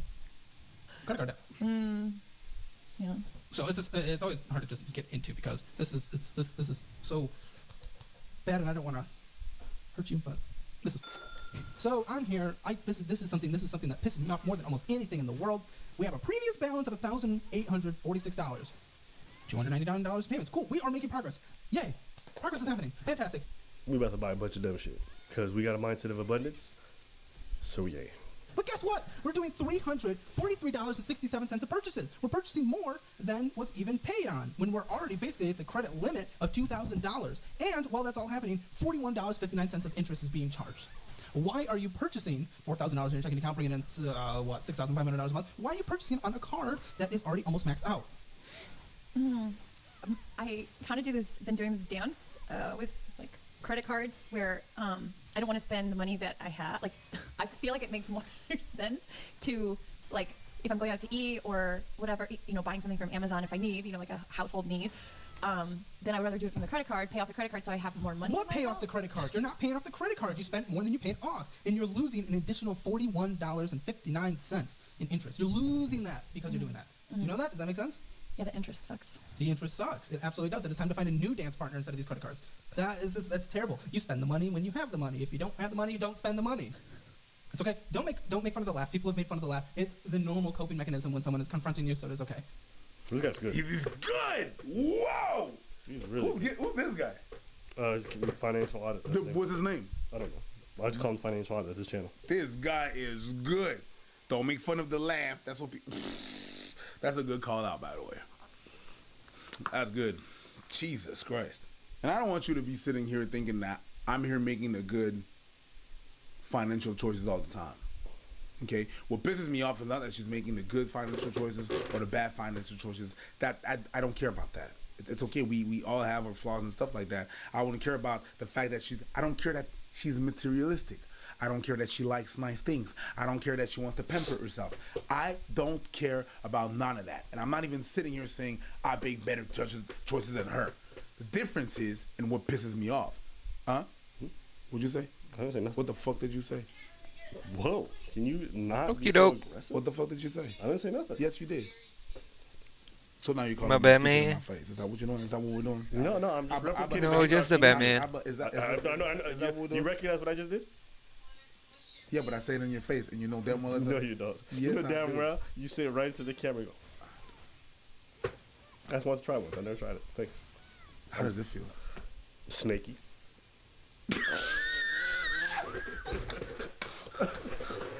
Tell a lot. Feels snaky. Feels snaky. But Anyways, all that to say, you're yeah. judging her basically because she's giving advice to people. I don't. No, she's charging. Yeah, exactly. It's like, it feels like, I mean, it's hard not to spend. This is gonna be offensive. Might have to be offensive. The spiritual advice and all that stuff on the other side. I don't understand exactly what you're saying. We can talk about that, but I don't know what's said in there. Are you in a place where you should be giving that kind of advice to people if you can't even stop yourself from something as basic as spending? Touchdown. Flag on the play. We're gonna do a redo, but we're gonna have to do a conversion punt. You Yeah. just made up a bunch of shit. But yes, touchdown, 2-point conversion. Yes, absolutely. Made all the points. Yes, absolutely. I got you. Yeah, I made a Sports not your forte? It's okay. Yes, I made a You whole just bunch of said shit. you went touchdown, flag on the play, And we're gonna do a 3-point redo. conversion, kick punt. Yes. Okay. Home run. It's okay. It's all good. I ain't mad at you, bro. Touchdown, 7 points. Yeah. Of course. Okay, I put everything in there. Well, I don't give people financial advice. I know, not financial advice, but life advice. If you can't even take control of your own misbehavior, should you be giving advice to other people? Well, I think maybe not financial, but Life advice. You're not taking control of your life. And finances, whether we like it or not, is a huge part of our life, but this is a part of your life, and you cannot control your spending. You just admitted so. So should you, in fact, be giving advice to other people if you cannot control an aspect of your life that is clearly wrong? I'm definitely willing to shift it. Your spending? Mm-hmm. Good. Why haven't you, though? Well, I have in the sense the last month in December, I had to cut back on things. You didn't cut back on anything. We just went through all this. It's like 50 Honest Marys. What are you cutting back? There's no cut back. I cut back on things that you're not seeing now. Oh, dude, no. This has to stop, and that's why these are all maxed out. Ms. Capra One, what did we do here? This guy. I like this guy because he's backing up everything that he says. He's backing up everything that he says, and it's like even when he's like, "Dude, no, stop." He's calling the bullshit right away. So, what does real cutting back look like? No Honest Marys. You know you can't afford to go out, right? You know you can't afford to buy any designer clothes. You know you cannot afford to go to anything but great clubs. You know you cannot afford to go out to eat at all, right? To be very clear, not a single time. I'm speechless. Do you know you cannot afford that, though? I get I feel like it saves me so much time though, so I can work on my business. Work on your How many hours a day are you working? It depends. And now Average. I'm doing more things now. Give me average. An average? How many days or hours a day are you working? 5. Then you don't have time. That's stupid. That's the stupidest thing I've ever heard. I want to watch that shit again. You need to bring that shit back, sir. I want to watch that shit back again, sir. Bring it back. How many days or hours a day are you working? 5. Then you don't have time. That's stupid. That's the stupidest thing I've ever heard. I'm sorry, I'm digging into you, but that's dumb. That's dumb, and you need to know that's dumb. That's why I'm being rough. Put that guy up for presidency. God damn. 5 hours a day. Oh, poor me. I'm working 5 hours a day and I can't cook. What do you mean it saves you time? Are you taking out from Honest Mary's every day? Take or it you out. go and eat there? I take it out. Okay. Yeah. Well, at least that's a thing. But 5 hours a day working, you can, congratulations, cook. You can. There are 19 more hours. Oh, well, there's 18 more hours. Take away 8 of them to sleep. 10 more hours. We can't make a bowl of mac and cheese in 10 hours? Put chicken in the oven in 10 hours? I'm confused. I'm very confused. Are you understanding this? Or are you going to try to justify it? You got to give me something here. I'm just talking to a wall. Well, because I like to eat very healthy. That's part of my spiritual life is eating. That's part of my spiritual life is eating. Whoa. Let me make sure I hear that part. Are you understanding this? Or are you going to try to justify it? You got to give me something here. I'm just talking to a wall. Well, because I like to eat very healthy. That's part of my spiritual life is eating. Get the fuck out of here! Shit! Get the fuck out of here! You know what this is like? There's nothing spiritual about what you do, bro. You know what this is like? This is like when religious people just justify everything with God. Yeah, it's God that let God handle it. It's God that made me want to sing on the plane. It's God that made me want fuck. God that didn't shit. accrue all that interest rate. That's you, bitch. That's you being irresponsible. That's you wanting to buy fancy cars and do all this other dumb shit. You wanted to go to the store, bro. You wanted to buy designer, Gucci, whatever it is. That's you. Don't put that on God to find the solution to a problem that a man made. And then you want to use spirituality to eat healthy. Lady, do you know what's really eating healthy?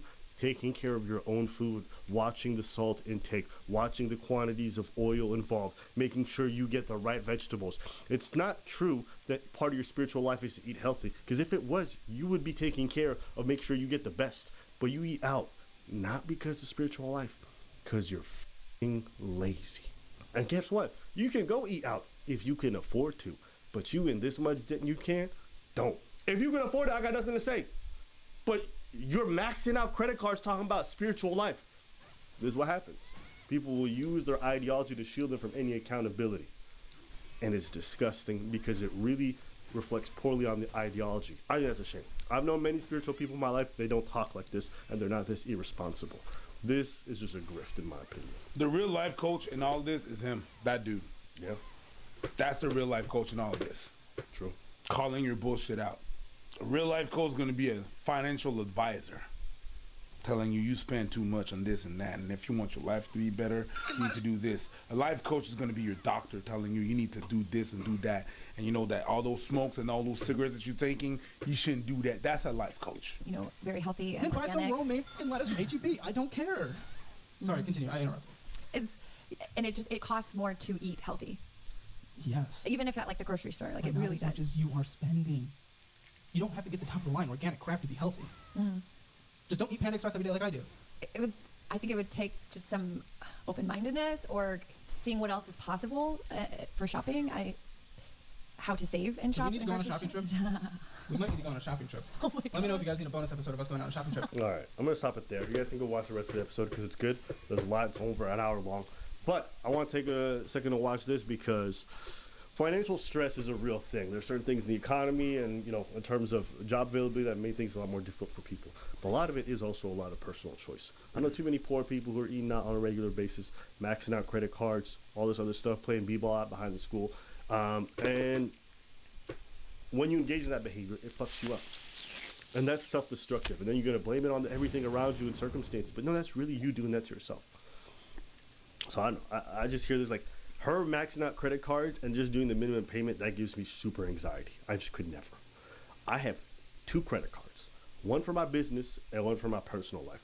My personal life, I never touch it unless I'm running through the expenses with my business. And when I used to touch my personal thing, I only spent as much as I knew I could pay.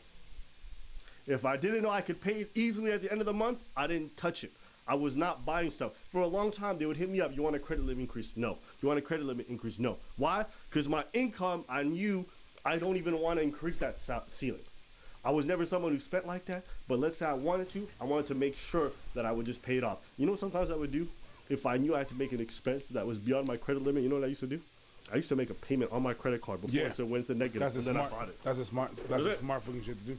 If you don't got the discipline to do certain things, create an environment where you're less likely to break Do you understand? If you're not good with sugar, create an environment where you won't easily get access to sugar. Don't keep it in the house. Tell your family, like, please, can y'all help me on this? Whatever you got to do.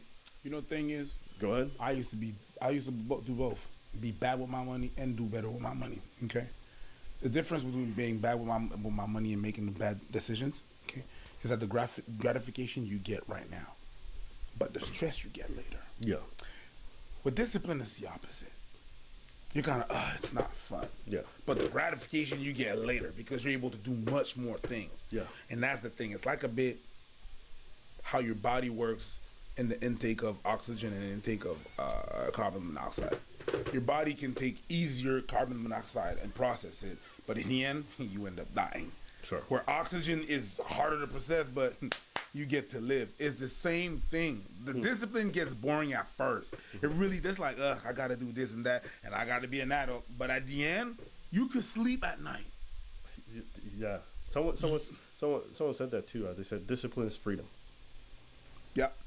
And it sounds counterintuitive, but discipline is giving you the tools to have a free life, free from a lot of the negative consequences that no discipline offers you. Because when your life is in chaos, you're just beholden to circumstance. Yeah. Interest, taxes, debt, whatever the fuck it is. You know, when your life is chaos, it's random people coming in, causing problems. But when you're disciplined, you're much more centered, you're much more controlled. And as a result of that, you're able to have some freedom and take control of the things that are immediate. So, yeah, it was just one of those interesting quotes, like, discipline affords you freedom. Yeah. But like, when I save my money, I can spend it later. But on you things that matter. don't get that freedom right away. No. Whereas spending your money not being disciplined, you get the sense of freedom right away, but it's really just a sense. Right. It's just really hidden. Can you say you're free? No, Can you say you you're can't. free No, a you year can't. from now when you got all this debt, they've canceled all your credit card and you can't go anywhere and you're in debt and you can't buy nothing. You don't feel so it. is that freedom? You don't feel it right away. YOLO, right? You only live once. But you pay taxes a lot. YOLO, you only live once and you're about to live a lot shorter if you keep yelling YOLO. Your one life that you only live is going to be a substantially shorter. Anyways. I'm just saying. So, I do. Interesting video. We want to hear your takes in the below. What are some financial tips that you guys had to avoid debt or get out of debt that you guys may have accumulated? Hopefully for all you people stressing and dealing with it now, I hope you guys take it seriously. Your credit score, it matters. Your stress levels, they matter. And until you take that seriously above taking random trips and all that stuff, you will never be able to feel free. You have shackles. You might not be able to see them, but they there. And they getting tighter and tighter. And don't let them get to the point where they start cutting off your circulation. Because then, bitch, it's too late. And then we gotta cut up flims. So I don't want that for you guys. I don't want that for you guys. All right? So that's all for today. He came in here without that jacket on. Yeah, he did. Obviously. That baby just had a pimp on. That's all he got on. He's sitting there shaking down. I can't. Chrissy.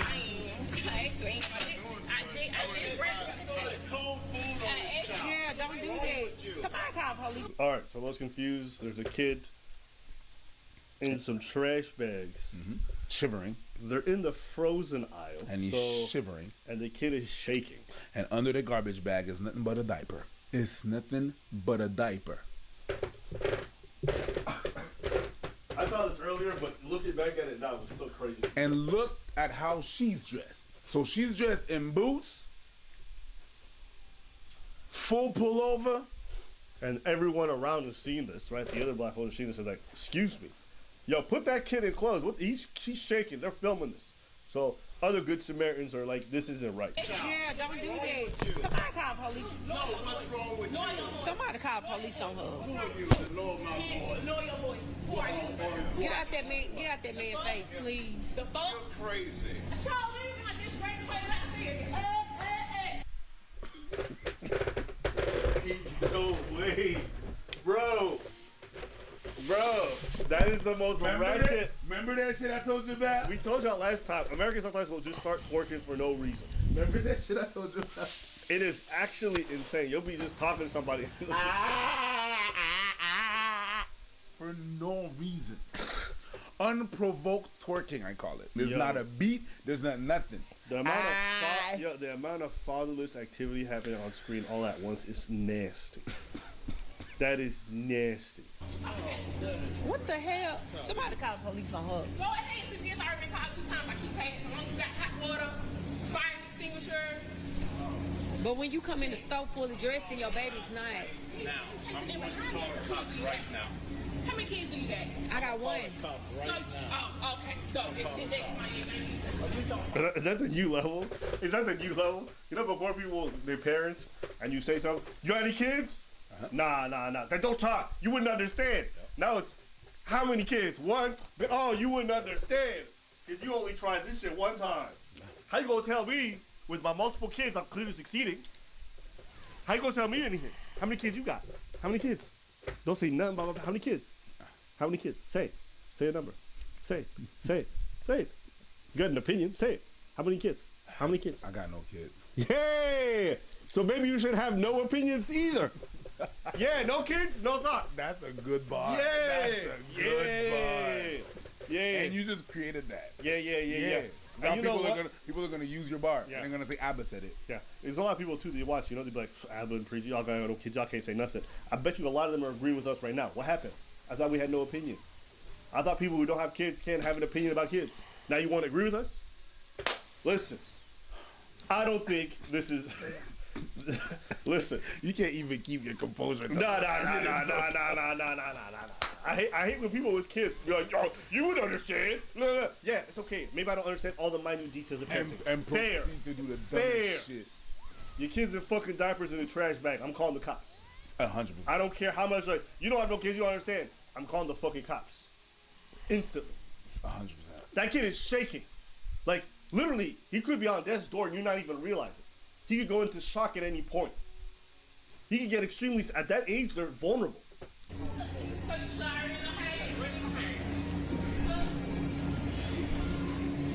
All right.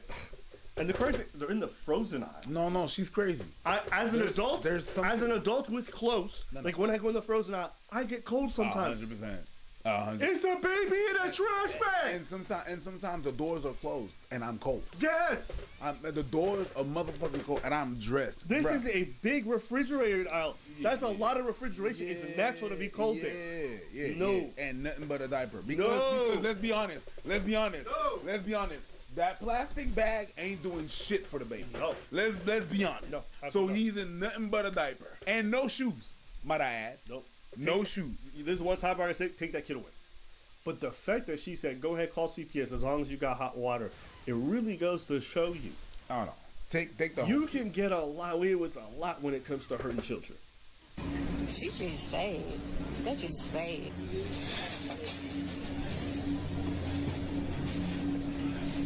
Come on, man.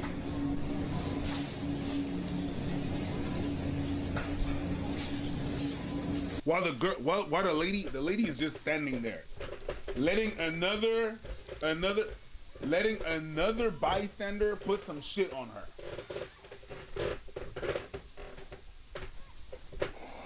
You good? Let me stretch. We about to reach? What's up? No, I just need to stretch. I'm not gonna lie. I need to do something physical.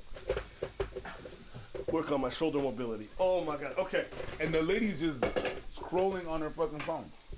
She's just standing there while, while a stranger is dressing up the baby. She's standing there scrolling on her phone. It's an elderly woman in a wheelchair, motorized vehicle, okay? Dressing a random baby she's never met while the mom is on her latest iPhone browsing Instagram. You can't make this shit up. You can't make this shit up. Some people say the future is female. I just think the future is fucked up. That is. Oh, baby.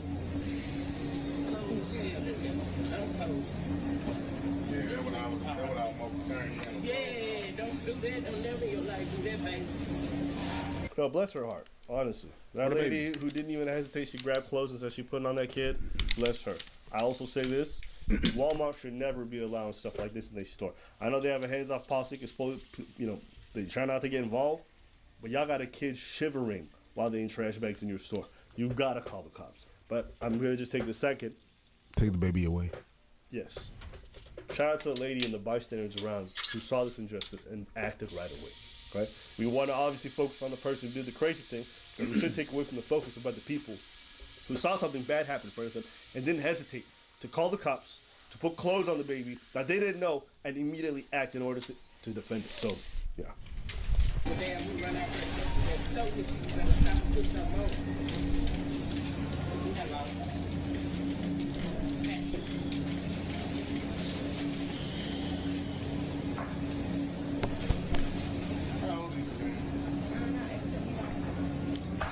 What a well-behaved kid too. Wait. What a well-behaved kid too. Not crying, not saying nothing, accepting everyone's grace. Like at that age, a lot of them kids are super volatile, oftentimes very scared straight. The kids just like, he's too cold to understand. That kid's been through stuff. Yup. That kid's been through stuff. A lot of shit. Yo, that kid has been through a lot. Or that kid has been crying and mama don't care. So he knows that crying doesn't do anything. That's not a bad tip to ignore the kid when they're crying. Cause I'm not trying to do it when I'm crying. I'm not saying no, but that's a bit fucked up. Sorry. That's a bit fucked up. For those of you who are asking for an update, yes, she did go to jail. Yes, we did call the police. I mean, why wouldn't we? Why wouldn't we? That's a crazy ass question to ask. When you see a child that's being neglected, don't have on any clothes, just a diaper, no shoes, no socks, no shirt, no nothing. So why wouldn't we call the fucking police?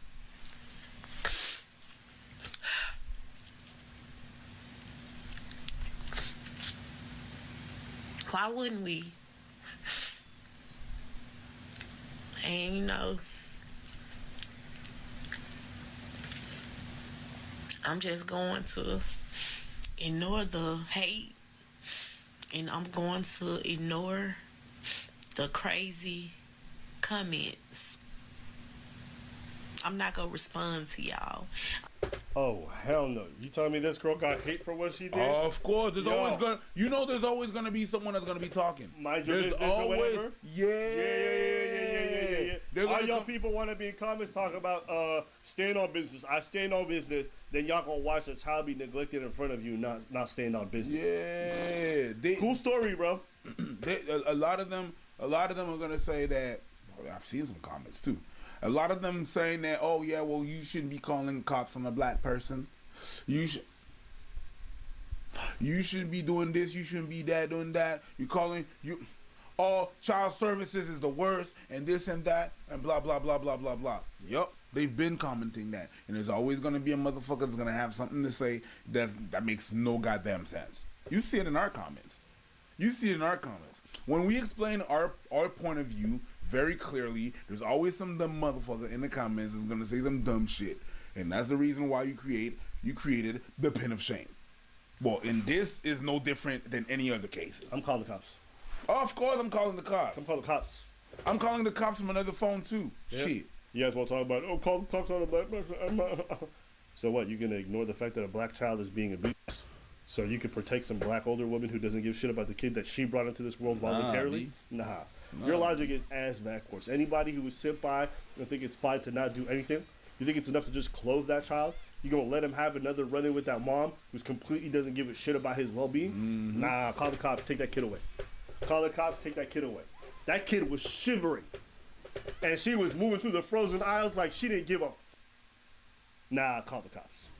Leave your kid in your car while you go inside the store and it's hot. Call the cops. Everybody had a coat on in this. Everybody had a coat, so it's not even the cold aisle thing. Nope. It's cold outside. It's cold. It's cold outside. They got that kid in a trash bag. Yeah. Yo, have that woman in a trash bag next. She got to spend maximum amount of days. That should be part of her prison sentence with a flip phone and a trash bag for clothes. I like the fact that part of the sentence is the flip phone. I appreciate that. Yeah. No iPhone.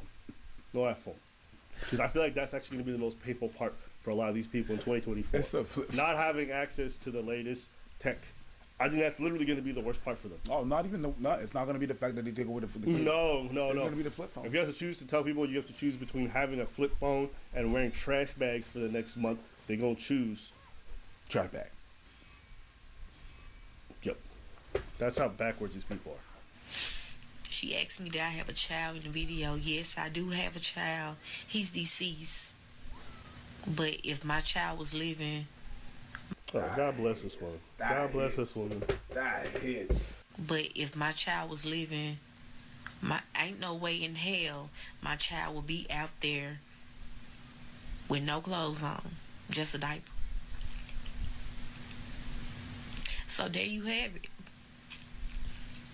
The first comment.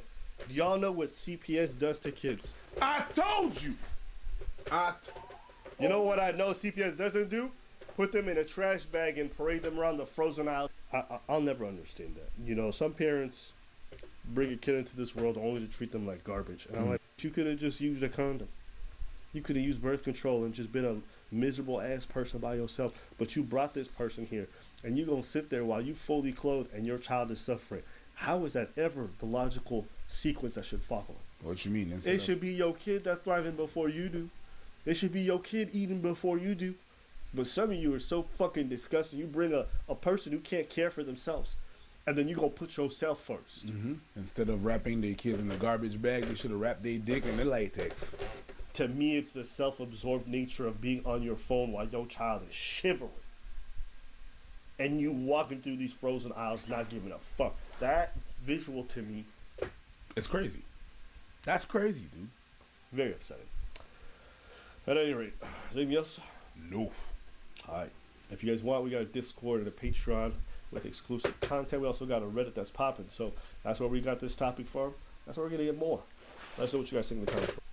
H3 Podcast saw our video and they decided they wanted to react to it. And at one point in the video, Ethan starts talking about building a bridge, you know, forgiveness, all this other stuff. And they start asking some of the people around, the staff members, what they think. And one person in particular has an issue, the researcher, Olivia. I don't mean to break up the bridge building here, but they did go after Olivia. I would think. Wait, what happened? What the thinking about that? Okay. Wait, you what? don't know who Olivia is. She's the loser feminist researcher. And when they zoomed in on my you're face, right. and I also had we got. You're right. We'll bring the TNT out. And I just don't like the whole narrative of trying to like pile on like there's a beef between you and Hassan. Therefore, I'm out. Yeah. Oh no, you guys. How can I build a bridge by myself? The bridge. It's made of paper mache. They could maybe make a peace offering to you, Olivia. No, not happening. Is the damage done? That bridge is I burned. don't really. I can move forward in What if my they said life sorry? with things, but I don't really forgive. If they said, you know what, sorry, we said that, we didn't know anything about you, we were wrong. Ooh. Really? I feel like Olivia is usually so quick to forgive too. It really depends. Depends on how black they are. Has nothing to do with that. I have a hard time forgiving black people. So I was like trying to relate it. Maybe they'll come across as sincere. Okay. And they'll melt your heart. Maybe. Maybe? What you said it wasn't this. What was it? No, it was when I was talking about my experience. I think they like zoomed in on me, my face being really upset, and they flashed to Amber Heard. They did that? They played like sad did. music over her. Wait, too. they did that? Yeah. They did. Oof, that's fucked up. I thought this was gonna be a peaceful video, but now it's just old. The pain is. I'm just digging the pain back up. Can you pull that? Do you mind if I watch that to jog my memory? Okay. Why would they do that? Because they suck. Because we never did that. That's why. And unfortunately, they never played the clip on stream, so nobody can see the context. But I will play the clip for you guys. What she claims is us making fun of her experience. Now, let me be clear about two things. One, I never knew anything ever happened to this lady. And two, our comments had nothing to do with her personal experience. But you don't have to believe my word. I'm going to play the clip and you see what you want to see. Mind you, the video that she's talking about, we had referenced how someone was lying about somebody else. It was proven in a lot of different ways that she was making up certain details about a story of sexual misconduct, okay? These guys are honestly as bad and in some cases worse, because I see them serving as a gateway into this really toxic manosphere, phobic, misogynistic people who aren't racist, who aren't misogynist, are tired of being called fucking racist, misogynist pieces of shit by people like you. Because people are tired of being like, feel like they're racist, misogynist pieces of shit from the social justice warrior movement, where you can't possibly say anything without offending someone. This cult of outrage, people are sick of it.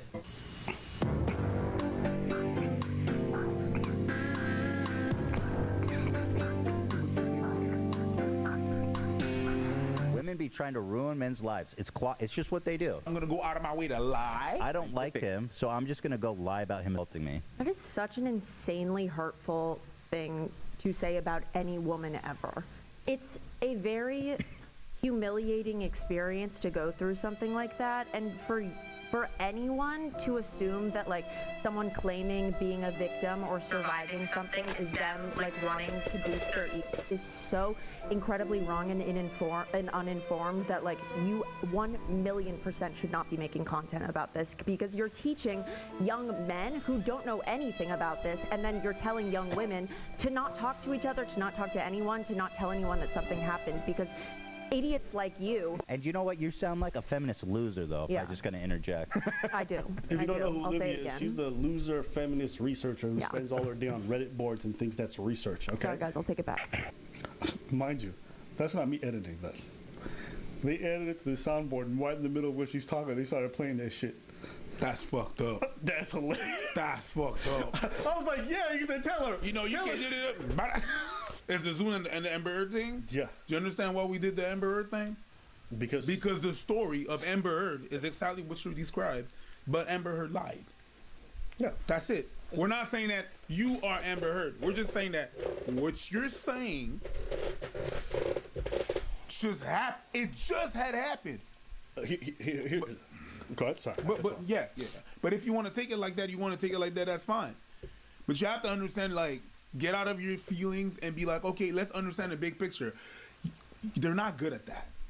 I think for these people, a lot of them probably didn't watch the clip because, again, self-admittedly, a lot of them don't like to watch stuff. They just hear from others and then take their word for it. Yeah. Okay? If you watch the clip in its entirety, relaying it to her personal experience, like, bro, I don't watch you guys. I don't know what she's been through. I didn't know anything about her other than one video. So how would I know she's ever been through an experience like that? To me, to call her a liar about her own, that's ridiculous. The Amber Heard was obviously about someone lying, since the video we were talking about was about somebody lying. That's it.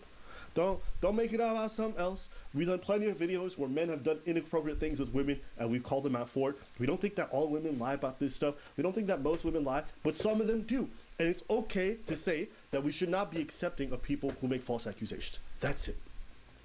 But you guys running with this narrative, you laughed at this victim. No, I laugh at liars the same way I would laugh at liars, okay? If you want to diddle women, I'ma laugh at you. If you want to lie about being diddled, I'ma laugh at you. That's it. Now, I can understand that when you've personally been through something, and maybe people have doubted you despite you having gone through it, that someone saying something like this makes you feel targeted. But you have to understand, just the same way you've been a victim of someone harming you, there's other people who've been victims of someone lying about them. Okay? And I'm being empathetic towards that experience. I didn't discount yours. I didn't say something bad that happened to you didn't happen. I'm saying something bad has happened to somebody else, and it's okay to look at the person who's the perpetrator of such thing and mock them. That's it. I was disagreeing with the statement you made that the idea that women would lie about. Yes, some women do, unfortunately. I wish you guys were the perfect gender. I wish it was the case that no women lied, but the truth is, some of them do. It's okay to admit that. And the thing that happened is that those people that lie, when you understand where we're coming from, is that those people that lie actually affect people like you. That something actually happened. And then we don't believe you because other people lie. Yep. Out of all the people, out of everybody, you should be more pissed at the people that are lying. Yep. And hold people that are lying accountable. So you like, can it's hit them funny. properly. It's just crazy that this really you bothers take. No, it's just that it's crazy that you take all that energy to make sound clips, but not listen to videos. I find that I'm very, very, as much shit as I talk, I find that I'm very happy or very quick to forgive. That being said, they wronged Olivia, and that's not something I can forgive. Right. Thank you. I absolutely give you guys 100% all of the power to forgive on your own. I personally am just like not gonna entertain Okay. them that much.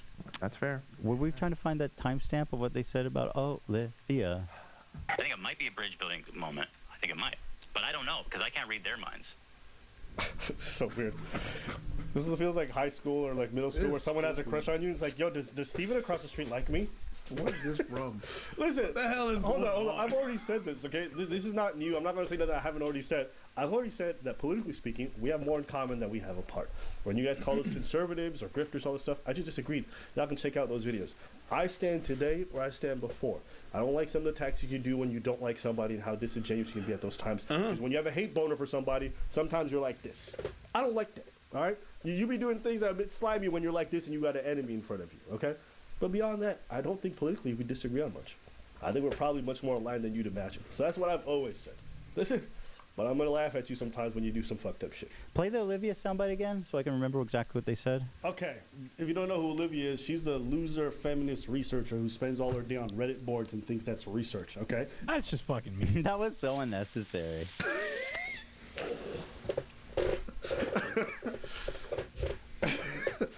To be clear, the only reason why I said that, okay, here's the context. Ready for it? A big streamer who's a woman was married. She comes out, says her husband's beating her. So are you done? So everyone wants to know who the husband is because she's never mentioned it. You just Even wanna though she's get famous, your the ice? husband's not. So they're on stream, live streaming, all right? And Olivia's like, I'm going to find out who he is. So she goes on Reddit. And Oh, she's shit. on garbage research. She goes on Reddit and she finds a name and she gives it to Ethan. And Ethan irresponsibly puts it in the chat for everyone else to go and dox this person and start going after him. So they put out his full name. Everybody can find him on Instagram. He starts getting a bunch of harassment. I'd like to know who this guy is, man. Yeah, that's there were a bunch of Does school he have an kids online at the persona? racetrack when I went for you He's the a other day. music producer and Really? songwriter. Yeah, God, I hope that man's life is ruined for this. I hope so. Too. Oh, someone says, why are you protecting the abuser's identity? I don't give a fuck. I don't give me Nick- his... Yeah, I don't give a shit. I want this guy's life ruined. Are you kidding me? Yep. Oh, is this him? Yeah, I would just be cautious. Plot twist. Plot twist is the wrong person. Okay? Not only did they go after the wrong person, but even if they went after the wrong person, it's incredibly irresponsible because let's say that dude really is a mean person who beats his wife, okay? Even though we have no proof of this and it's never been confirmed, even though, let's say that is true, then that means this woman who he's married to is in danger because now he has more reasons to be angry at her. So you're putting her in physical harm. So we said it's irresponsible on multiple fronts. And that's why I called her the loser. She's a self-admitted feminist. So the way she found this dude's name, who they incorrectly doxed, is she went on her... Oh, the doxing thing? That was such a silly thing they blew out of proportion. That was the worst day ever. That's the biggest mistake I've ever made, and I will literally always repent for it. Ethan's like, yo, it's not a big thing. It's not a big thing. She's like, listen, that's the biggest mistake I've ever made, and I will always repent for it. Like, how do you have those two things coexisting, literally one after the other? You did to that guy, that innocent guy, far worse than we ever did to you. But we're no forgiveness for us. And you wanna repent, my girl, repent. What happened was he found out the homie that was gassing him, Hassan, is actually like a giant piece of shit that was sending people and his community after his wife and him. And then he said, you know what? These guys were right about because they cut the podcast. You know, they stopped doing the podcast. Of course, because he's Jewish, right? Oh, and his... Uh-huh. That's exactly right. Right. It's because I'm Jewish. Well, okay, so first let me say this. Hassan didn't send his fans after me. I'll just to speak on him a little bit. Yeah. But also I'll say this. I'm glad they're making fun of him and not me. You're just glad somebody else is taking the Yeah, different dude. ones, is that what Fuck. you're saying? You know what I mean? Okay. I mean, that alone is a vibe, of course, but we love Hassan. He is family. It was more so his community that I don't know if that's a meaningful difference. Well, okay, so first let me say this. Hassan didn't send his fans after me. I'll just to speak on him a little bit. Yeah. But You're right. I misspoke. He didn't send his fans after you. When his moderators and the people he pays were just calling you all kinds of slurs and saying all kinds of foul shit about your family, he didn't lift a finger to stop them. He went, guys, stop, and he kept paying them. That's better. Might not be sending them. That's better. He's not but baby, them. you funded them. I think that's kind of worse. But that's just me. Let's say I ran a community, and my moderators and the people I pay are saying crazy shit about you and your family or one of my homies, you best believe they're getting fired the next day. I don't care if we disagree politically. If they talking crazy, out like a bad bitch. What does that mean? I don't know. Yes, I'm getting in touch with my feminine side. I ain't red pill. Oh, I'm trying to convince Ethan. You trying to build the bridge? Yeah, blue pill all day. Hey, yeah, I that's how blue pill. Go ahead, bitch. That's all the clip, though. I don't think we need to watch anymore. This is all the clip? You're just trying to where they originally said it, right? Yeah, I want to know. I mean, the people. I think it's important to. Yeah, that was it.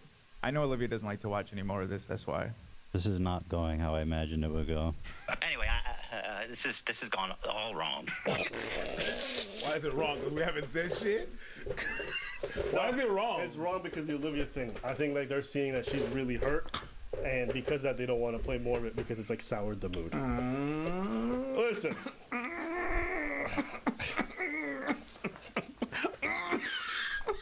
Why are you being an asshole today? I don't give a shit. I can see that. Yeah, I don't give I can see that. What happened? I do not give What happened? Shit. Man. What happened? Fuck that bridge. That's what happened. You're gonna be butthurt about that? Man, you taking all this shit wrong, man. Whatever, man. You can be butthurt if you want to. Cry me a river. Build a bridge and go over it. That's wild. That's wild. I stand by what I said. We didn't say the things that she claimed, and I think it's a bit dangerous to claim that. So that's how we're covering today's video because of that statement. That was a bit much. But anyways, there will be no more videos on this topic going forward. If Ethan wants to talk, we can have a chit chat. I'm more than happy to clear whatever air. But no more of this. I just had to do this video because what they are asserting in this is really foul. It's against a lot of the stuff I believe in, and it did not happen. So it's important to clear the record because it's just not true. Okay, is it okay if I touch you? Yeah. Okay. Is it cool if I touch you? Yes. Shaylee, is it okay if I touch you? Yeah. Okay, cool. I love that idea. Is it cool if I touch you? Yeah. Okay. No. What? No. We just started. No. I know exactly what that is. It's the barber that ass couldn't send before touching you. No. That's a no. In the scale of everything dumb, that's a no. That's dumb. I came to cut my hair. Of course you're gonna touch me. How you gonna do that? Wi-Fi? How you gonna touch my hair? How you gonna cut my hair without fucking touching me? Can I touch you? Yeah! That's what I'm here for. Imagine I go to see you and you're like, can I touch you? And I'm like, no. What then? What fucking then? What do we do? No, what do we do? Yeah, imagine taking an appointment for 1 p.m. with Stacy. You sit in the chair. Can I touch you? Nah. Nah. Why you here? What? I just came here to say no. I just came here to cut my hair. Can I touch you? No. Yo, okay. So the reason this is happening is because I saw the video earlier. And you know, that was one of the first time that I understood you. Oh. Throw in your goddamn phone across the room. Like this? I chucked that shit. Oh my days. I'ma sit in the barber's chair. Yeah. And you're gonna ask me, can I touch you? Oh, wow. You're just doing that video to be... Let's hear her. Okay if I touch you? Go right ahead. And what are your pronouns? He, him. She, her. Thank you for asking earlier. Okay, is it okay if I touch you? Yeah. Okay, cool. And what are your pronouns? They, them. She, they. I'm glad we exchanged those. Yes. Okay. I'm glad that you came in today to give me the opportunity to talk about what it's like when we grow out our hair from a shaved head. Mm-hmm. First things first, is it okay if I touch you and take down this little thing up through the top? Okay, cool. So, is it cool if I touch you? Yes. Am I in here? Yes, I am. Right? Yeah, I am. Yes. Cool. All right, so it's cool if I touch you. Yeah. My pronouns are she, they. How about you? My pronouns are they, them. Okay, cool. You know what? And you know what?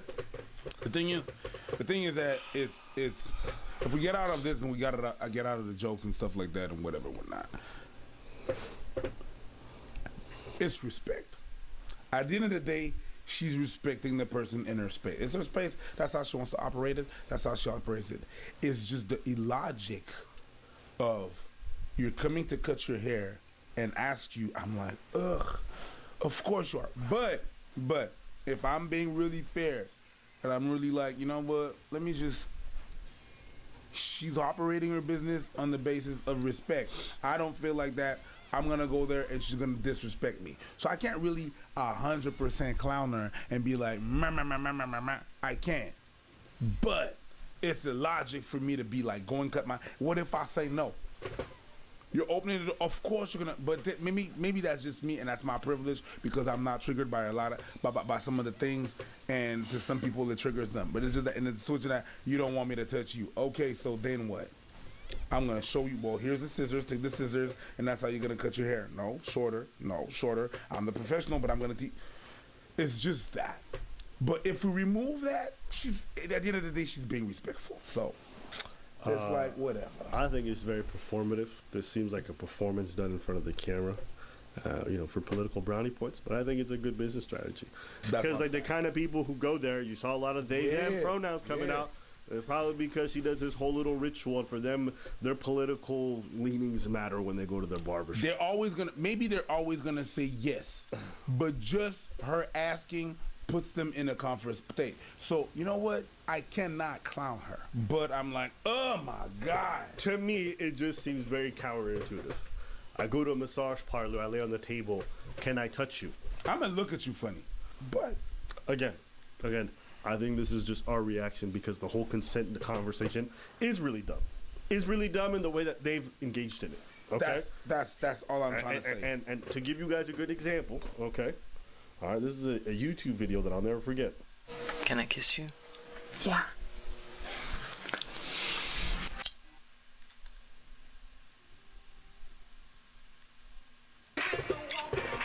Get the fuck out of here.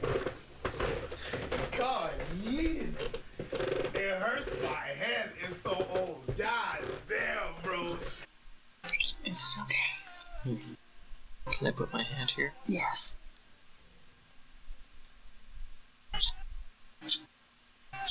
You like that? Mm-hmm. Wanna help me take off my shirt?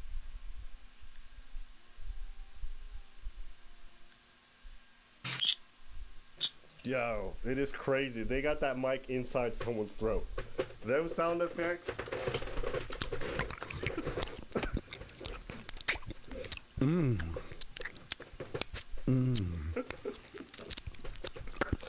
Yeah, they didn't know this was gonna be an ASMR episode. Jesus Christ. All right. How'd you put a mic in your cheek and kiss someone? Can I take your shirt off? No, not yet. Can I kiss you here? The boom guy is right here. Oh.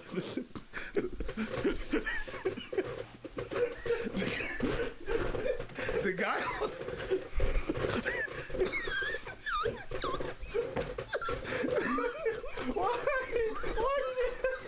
Why did you breathe like that? You got it here? He got up right in my ear. He went.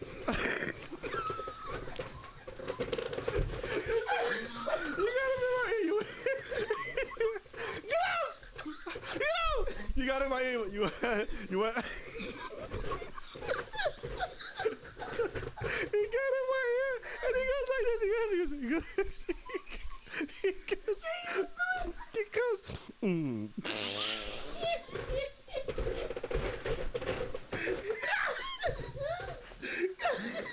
The guy with the mic is just.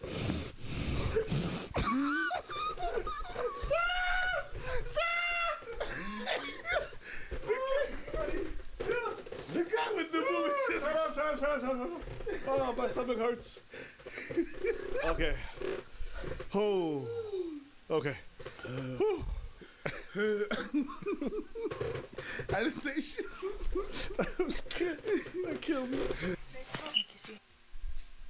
Yes, please. Can I kiss your neck? No, nobody does like that. Okay, stop, okay? I think it's good to ask for consent. I think it's good to talk to your partner during, all right? I don't think you should just assume everything possible, right? It's not because she said you can be inside her that you can take her bum. You should definitely ask for certain things. It makes sense. But if you're already kissing somebody's neck, I don't think you need to ask them if you could kiss their chest. Wow. All right? Listen, sex and intimacy, a certain level of it, requires a bit of tension, a little bit of mystery, a little bit. Doesn't mean you just, oh, mystery, I'm in your bum. That's not how it works. But I think it's okay to not have to ask every 5 seconds. No, it's a sellout. That's what I'm saying. This is why I said it's performative.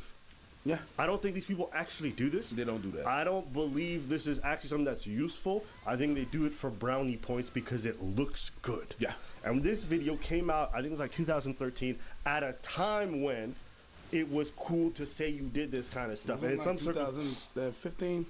No, before that. It was before 2000. Let me see. I said 2013. 9 years ago.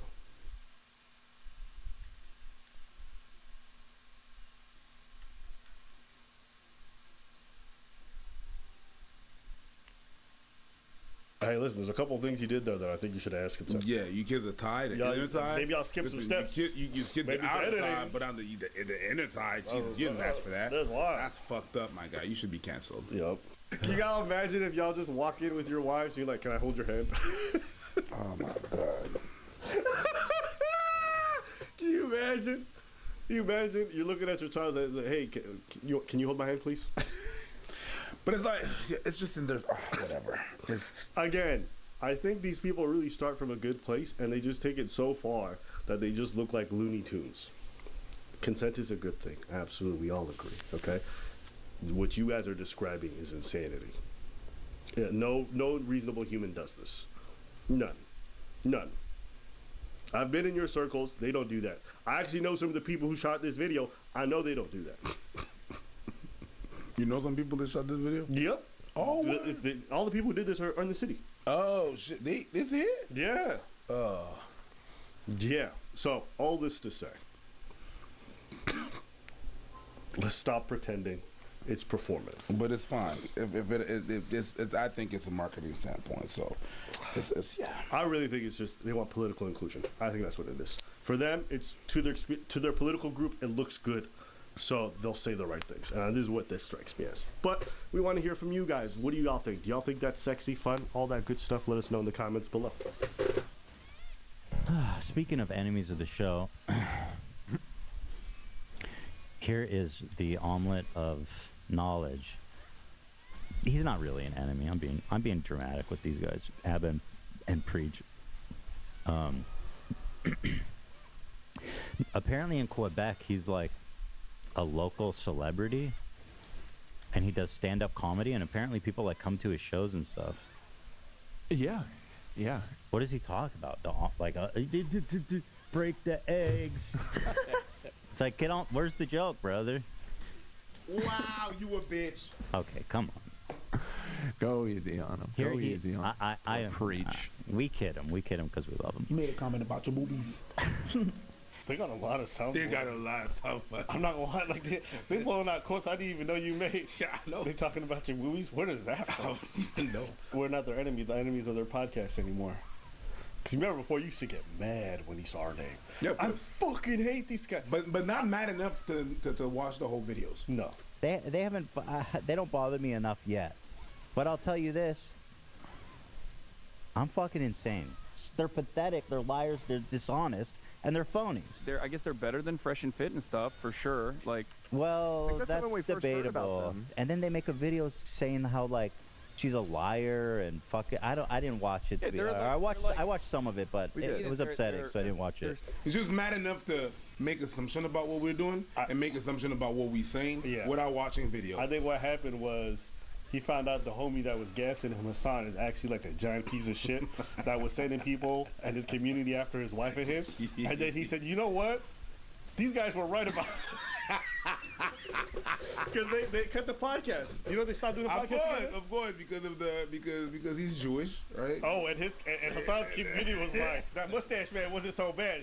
They was wilding on him. They had cartoons of his wife just mowing down Palestinians. Like, they was posting crazy shit. Ethan was breaking down crying, and Hassan was just like, I don't give a shit. And I'm sitting in the back like, you thought we was the piece of shit? Singing a Michael Jackson song, and we ran AI through it, so it's just his voice, so we could play it for you guys. Well, so there wasn't a claim on the original. I'd say we should watch the original. Oh, no claim. Yeah. Okay, fantastic. If you want to play both. That did I sound think we should fun, watch the though. original and then let's hear just his vocals. We should do his vocals and then just squeaky floor in the background. Here, if you need something. For your soundboard. There, they're happy. I love that people always make fun of this floorboard, but oddly enough, YouTube is all about being authentic and kind of simple in that way. And this is the apartment we started filming in. This is where we pretty much started everything. But a lot of people try to use it against us. I'm like, I don't mind. Like, to me, I'm like proud of the roots in a weird And way. it's crazy because. Thanks.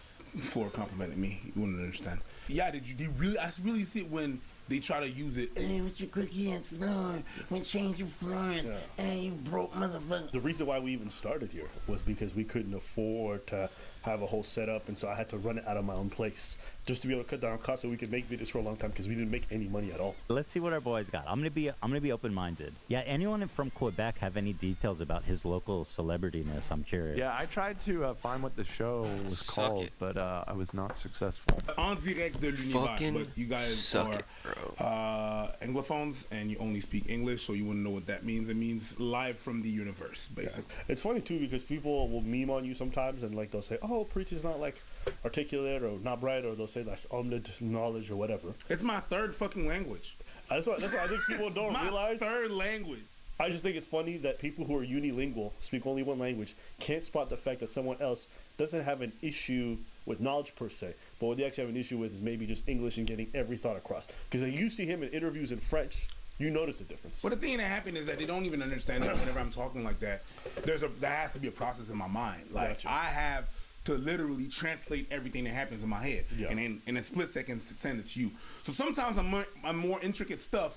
On top of the fact that when I was a kid, I had a big, huge speech impediment that happened when I was like stressed, whatever, whatnot. You know, I used to stutter and everything and mumble and stuff like that. So just that, you know, people are clowning this and that. Yeah, I don't like. How's your French? How's your French? It's weird because I got two different things going on. The more internet stuff and the English stuff, and I got the more local Quebec stuff, and so I don't care about the fact that. Yeah, this dude's like a celebrity out here. Like I'll be walking around taking the subway, and I'll just see him on billboards. People send me links all the time of him doing some new TV pilot for like French television and stuff like that. So people don't recognize on YouTube. It's one thing, but he has a completely different life. And it's just interesting to me whenever people talk about his career, like, oh, all he does is in this room, or maybe he stutters a bit. I'm like, you guys have no idea. No, I'll figure it out. He's flaring up right now. All right, so he was talking about my Tourette's. Yeah. So he's got a fair game, you know. Anyway, go ahead, Omelette. Okay. Is this a singing show? We cannot find any context. That's so funny. We can't find anything about it. But there's a whole ass room of people. There's a whole TV crew. This is what happens when Americans realize that America's not the whole world. Yeah, you can't find any info about it because they're not advertising to you because you don't speak their language. There's no reason for you to know about it. There's people. Well, you can see the network here.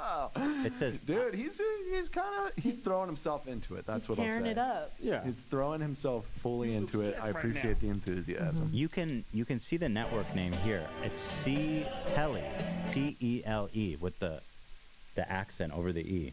Zeteli. That was pretty good accent. That was hey. Is it Tilly? Zeteli. Yeah, boy, it is. Hey, you can clip that. Put it in your soundboard. Is it Tilly? Yeah.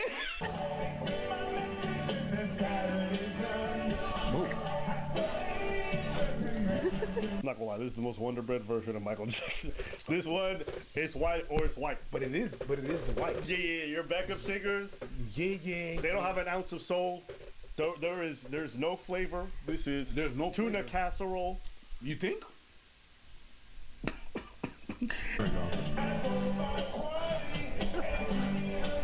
really has it all. He's the song, the dance, and the philosophy. I don't hate this. Yeah. I can't hate this. He's not. I can't really hate on it either. He's not a fantastic singer. Good. He's A lot better than okay, me. and he's Better, above average. throwing himself into it. Plus, his fit is. I dig his fit. I gotta give him that. You like the fit? He's doing the dance from the music video. I'll say this. I like that he threw himself. I respect that. Let's continue. But I was gonna say, did we call them red-pilled? I don't know. Someone. Yeah, you did. Yeah, you definitely did. But I'll say that. Probably you at some point. I think you may have. Yeah, they're not red-pilled. I like that they're in touch with their artistic side. He saw you dancing. I'm like, that's not red pill. I mean, anyone who knows us, we've been dancing, singing from the start. No, that's what happens when you react to stuff that you didn't even watch. Yes. That's what happens. But karma. You know what I mean? But karma. So I respect that about him.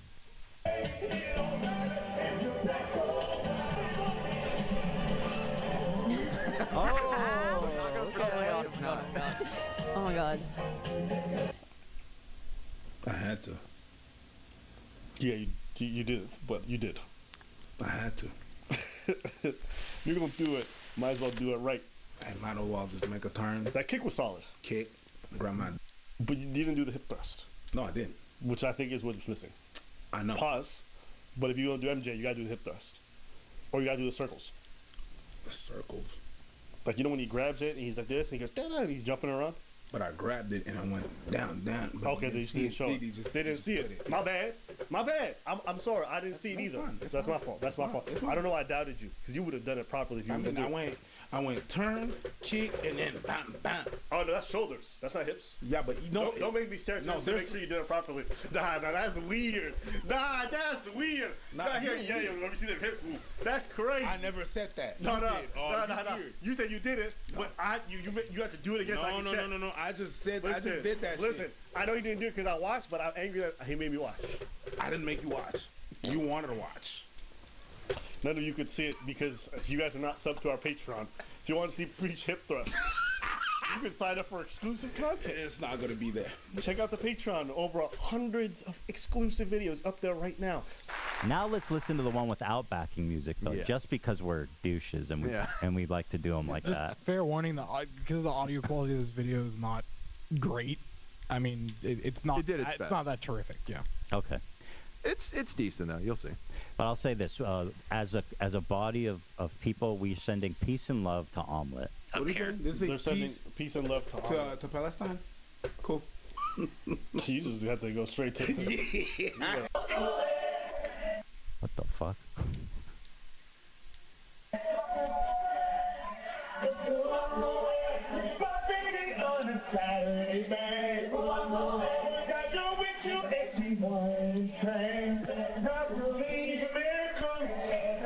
AI is crap. You want to just give him a rendition?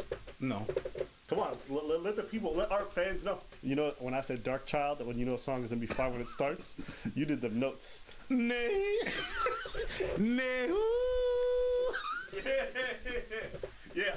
I think you can belt him out.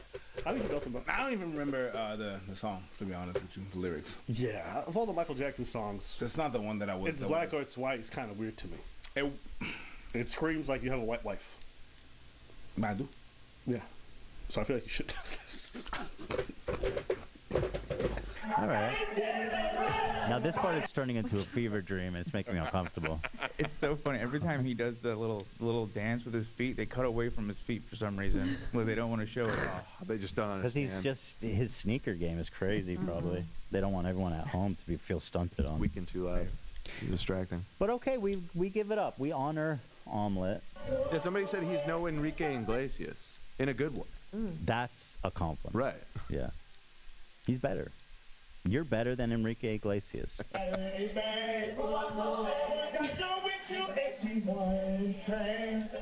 Now play that with his omelet, the omelet of knowledge together, and the squeaks. Give me 1 second right. to do that. I'm gonna have to juggle some shit around here. Cut away. Seems like Ethan Klein has regretted some of the words he said. Growth is okay. That's it.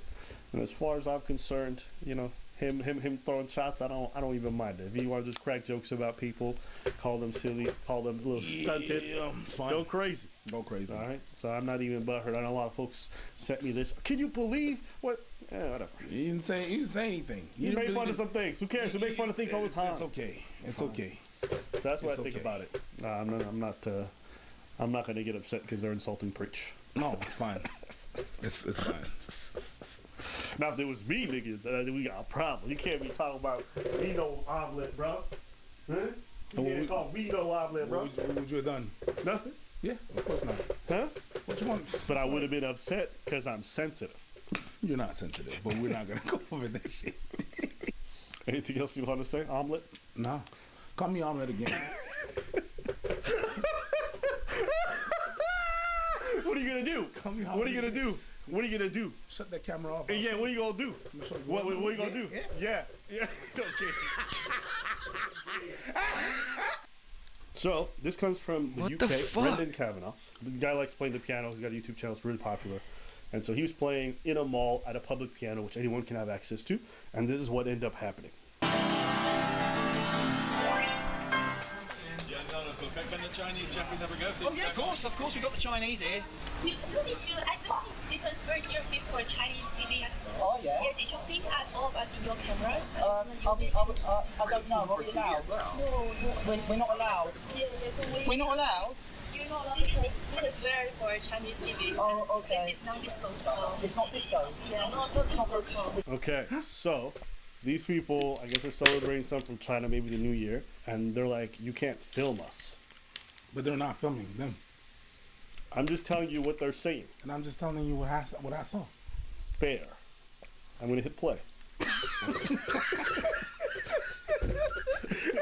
Sorry. You're right, I'm wrong. Let's carry on. Let's work together. Okay.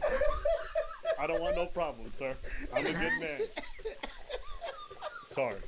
Well, I'm just telling you what I saw. Okay. Why you just look so threatened all of a sudden? I'm scared. Why? I don't know, but I am. So please, let's carry on. It's no disco. It's not disposable. It's not disposable. Yeah. Oh really? Yeah. So did you film the part that we're So we'll get in trouble with the Chinese government. Whoa! It's like big game, big game, big game, big game, big game, big game.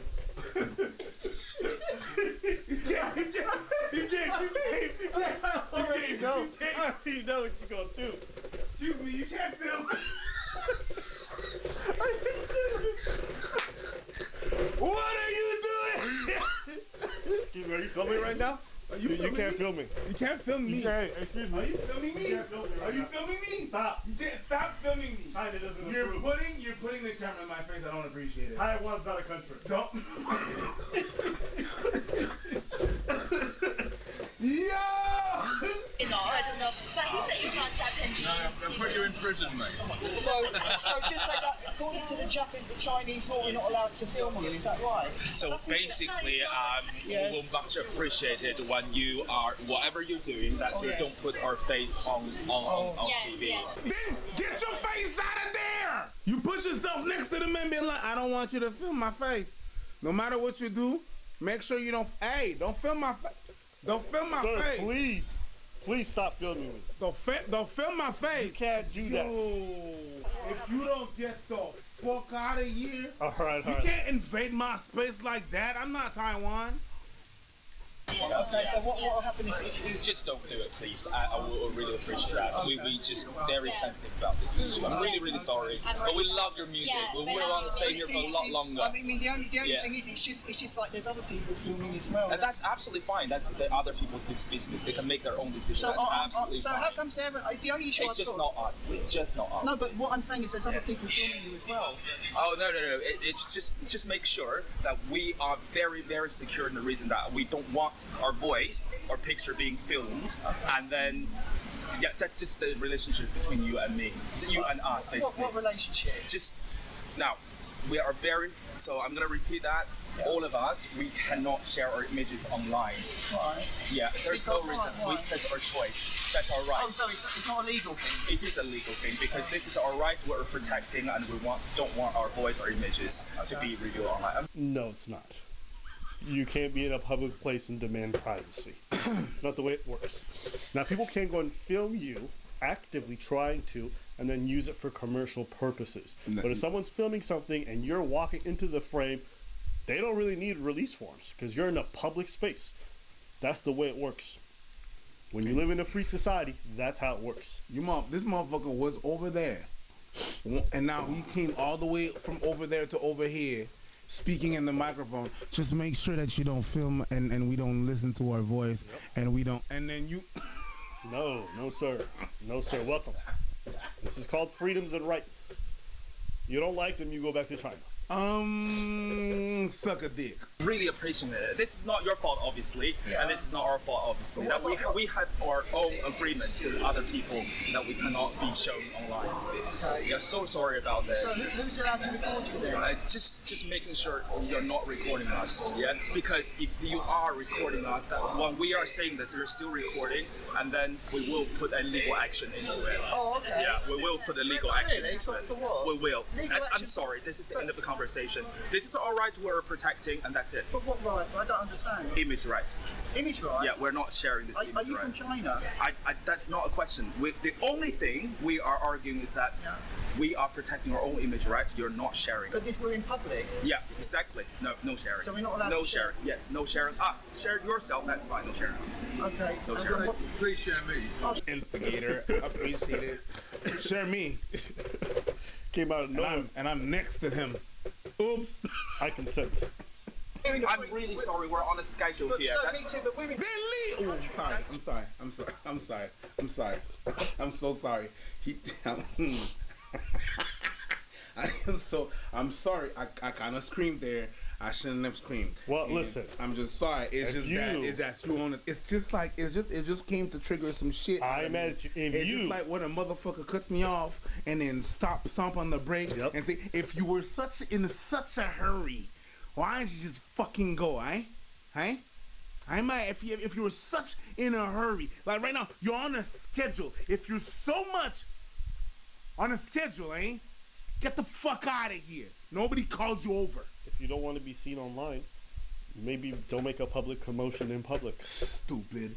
Not the brightest. A free country, mate. That's true. We're not in communist China now, you know. Oh, I'm sorry. This is racist now. We have. No, we're not in communist China. We're in a free country. That's not. That's He's right. This is what the rights are in that country, in China, in communist China, because this is a communist country. He didn't say anything crazy. These people are using the race card. Whoa. Oh my. Whoa. That's right. Now, you said these people? Yeah. Whoa. Yeah. But I got the Uno reverse card behind my race card.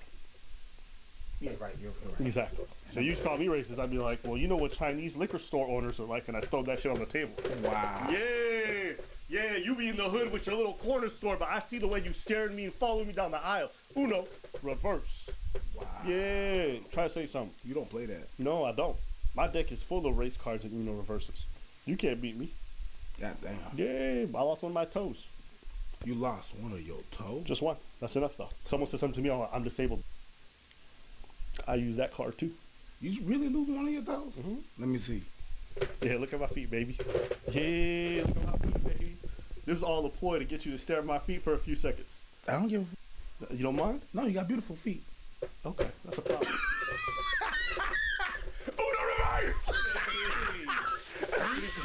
You got me. Uno reverse! You got me. You got me. The longer this channel goes on, the boundaries between me and Preacher are eroding slowly and slowly. I worked with this guy for 8 years. I have never looked at his toes in my life. We're in a free country, mate. We can film where we want. You can call the police if you want. I'll be quite happy to call the police, you know. But listen, we're all free here, mate. This is free, but we don't want When you're in Rome, you do as the Romans do. Sorry. You're Roman? Yeah, it's a saying. Oh my days! When you're in Rome, do like the Romans. Are you Roman? Are you Roman? He said that shit with his chest like that was an argument. Are you Roman? Yo! Sorry. Sorry. We don't want to eat. Yeah, You sorry. don't want to do what? Yeah, To share our image. To share our image. Well, then you've got to online. walk. You've got to walk away then, because it's a public space. Yeah, definitely. So I tell you, I just tell my choice. Yeah, we don't want to show our image. Okay, well, yeah. walk away then. So then, but we want to use this piano. This is a public one. Yes. It's a public. People of the world, it is official. Karen has been around the world. Karen is no such thing as a white thing anymore. There are Karens in all shapes and forms.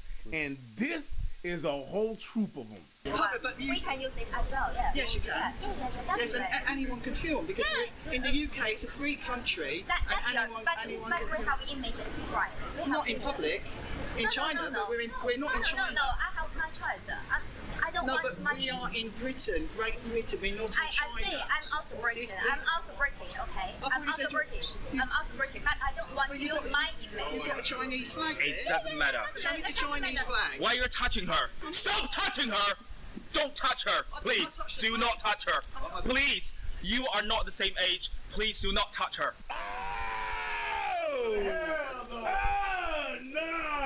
You a bitch. He's like this. This motherfucker is. Yo, he's flinging shit at He's Gambit at this point. Oh my God. I'm listening.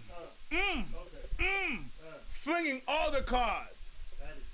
Yo, that's crazy. Get the fuck out of here. I just got satellite image of this man reaching halfway across the world. God damn. That reach was crazy. I hope he stretched. They're picking it up on all the satellites. God damn. We see it. Yo. That was crazy. Nah. The way he screamed, don't touch her! He touched the flag. Relax. Calm down. Relax. You could have just Jesus. said, hey, don't touch her, that would have been fine. You screamed it and you making it sound, you mentioned his age. You know wanna what you're doing.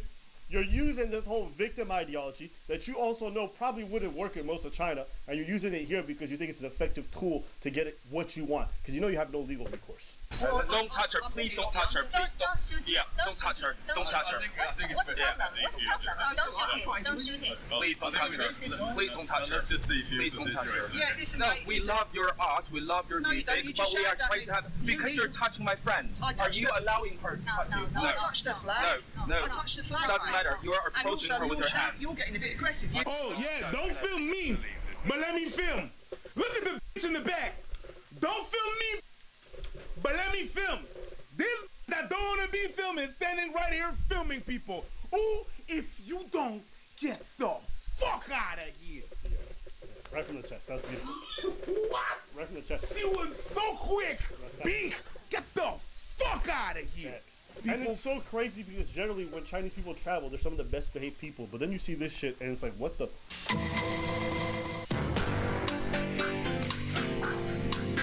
I gotta slow you down there, buddy.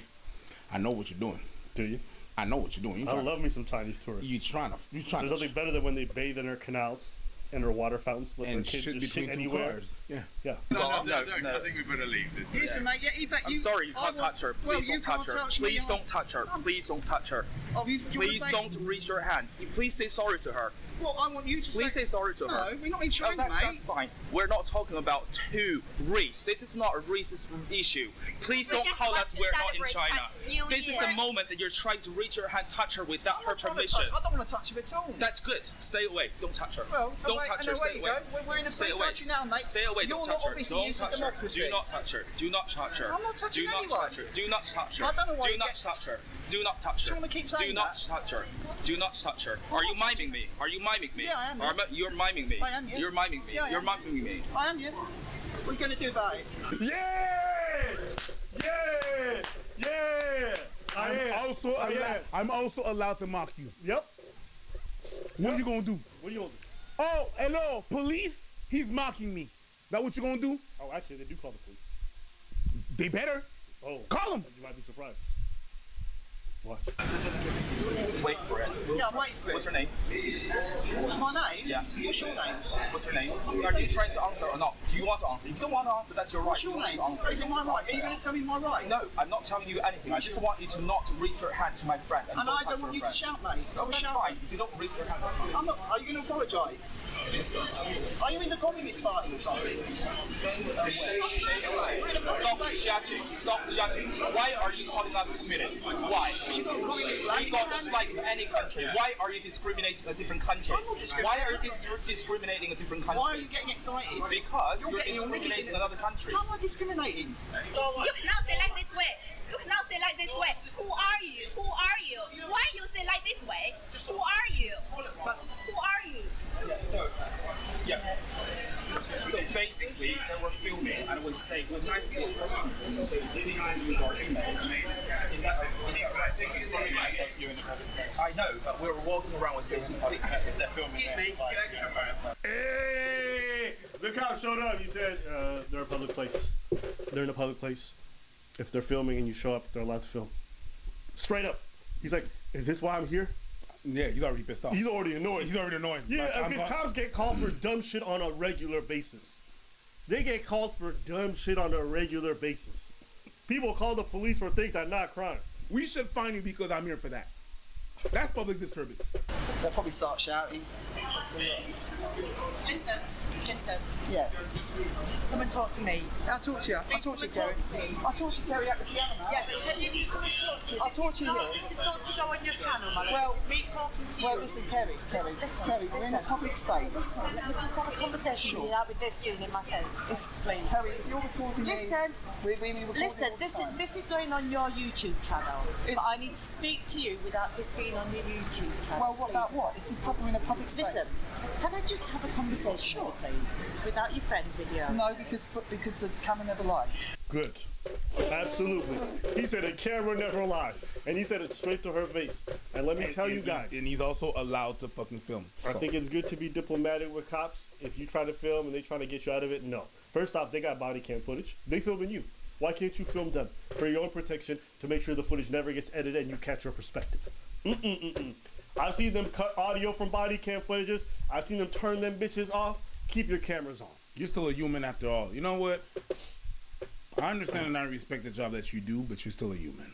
And the number of times that I've been fucked over and shit like that, and cops try to lie and stuff like that, the camera, you're gonna keep that camera on. You best believe. You best believe. You're a human like anybody. You're not a superhuman. You're a human. Also, you're a public servant. The public should have access to you doing your job.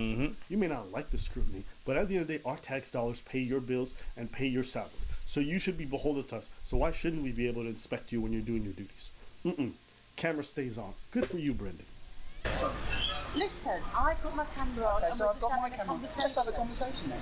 This is going on your YouTube channel and I don't want it to go on your YouTube Well, don't talk to me then, Kerry. Listen.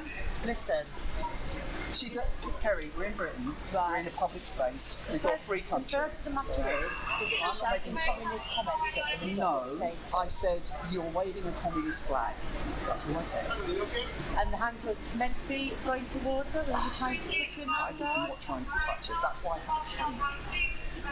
Right, okay. That's why I have a camera. They've requested that the video where they've approached gets deleted and not used on your channel. No, they because don't there's have money that right. being made and they work for a company, then their faces can't be shown. Well, they should be. You're not their private security agent. I'm not their private security agent. And we're in a free country. We're in a free space. We're not causing trouble. The problem is not from us, Kerry. The problem is they are coming over, telling us what to do. I'm playing the piano. Now, fair is fair, but you are not their private security guards. I never said I was, and I'm having a conversation with you. And we're in a free space, in a free country. I'm not causing any trouble. There's an allegation being made, and that's why I'm What's the allegation? Now, you told me to stop filming, and now you say there's an allegation. Yo! Let's go! Let's go! Est-ce qu'on comprend? Est-ce que vous comprenez ça m'a dit? Avant, ou t'es juste v'lait gon conversation avec moun. Est-ce que vous comprenez m'a dit? Ou t'es v'lait converser. Et la kounya même, ou ap dit gon allégation de moun qui voulait toucher moun. Mais moi-même là, ça arrive là, ou t'es v'lait moi fermer caméra. Ah! Get maman! I second that last statement. The camera never lies. That's the allegation. That's why I filmed. You told me to turn off my camera, and now you're saying I've got an allegation. What's the allegation? The reason why I'm asking you not to film it is because I know that you are putting this on your YouTube. Doesn't matter where it goes. We're in a free country. Sorry, we're in a democracy. We're not in China, and that's not racist. That's the truth. That's what our forefathers fought for. Exactly, but you can't say things like that. Either. You can't just say things like that. That we're in a free country. No, but we're not in China. We've got Chinese people now. Well, they came. Listen, Kerry. If I was over in China and I started laying the law down to Chinese people at the piano, telling them what they cannot do you think that's appropriate? They came over here. The guy started shouting at me, and he said, "You're not allowed to film. You're not allowed." And I said, "Sorry, we're in Britain. I'm allowed to play." And I said, "You're waving a communist flag." And then he said, "You're racist." So if I've done anything wrong, tell me. Right, okay. We're in a free. This is a free speech issue. I'm sorry. This is a free speech issue. I'm not causing any trouble. They are the ones making a fuss, and they shouldn't get the police as their private security. I think it's a disgrace. Nobody said that, have they? Who said that? And on top of that, Kerry, you told me to stop filming, and then you said there's an allegation. Now, if I didn't have my camera, how would I prove my innocence? One thing that's very important, it's very hard to do whenever you do those kind of situations, especially with the police. The thing that's very hard to do is keep calm. It's really hard. Especially when it keeps on happening to you, it's really hard to keep calm. But I gotta applaud this dude for keeping calm and being like, "Nah, B, that's not what it is. Nah, you're doing this and this and that and such." And sometimes it really feels like they're playing you like idiots. But he really got it. The fact that he's staying calm, kudos to him. Being caught and I've come up to deal with it. Oh no, listen, Kerry. I'm talking about they're from China. Listen, you can't say that. They're from China. They're from China, for fuck's sake. Why can't you say they're from China when they're literally celebrating some Chinese New Year thing and they're waving around a bunch of Chinese flags? How is that pejorative? Not considered from China. Well, when they're trying to apply standards that don't apply in a democratic country with free rights and a free speech. Yeah. No, I don't see nothing wrong. I don't think there's anything wrong. With a little bump and grind. Yeah, they well, can I just say they're from China? Without the F. I'm sorry for the F. But you know exactly what you listen, they are waving the communist flag, and I said, "You're waving a communist flag." Is that racist to say they've got a communist flag? Look,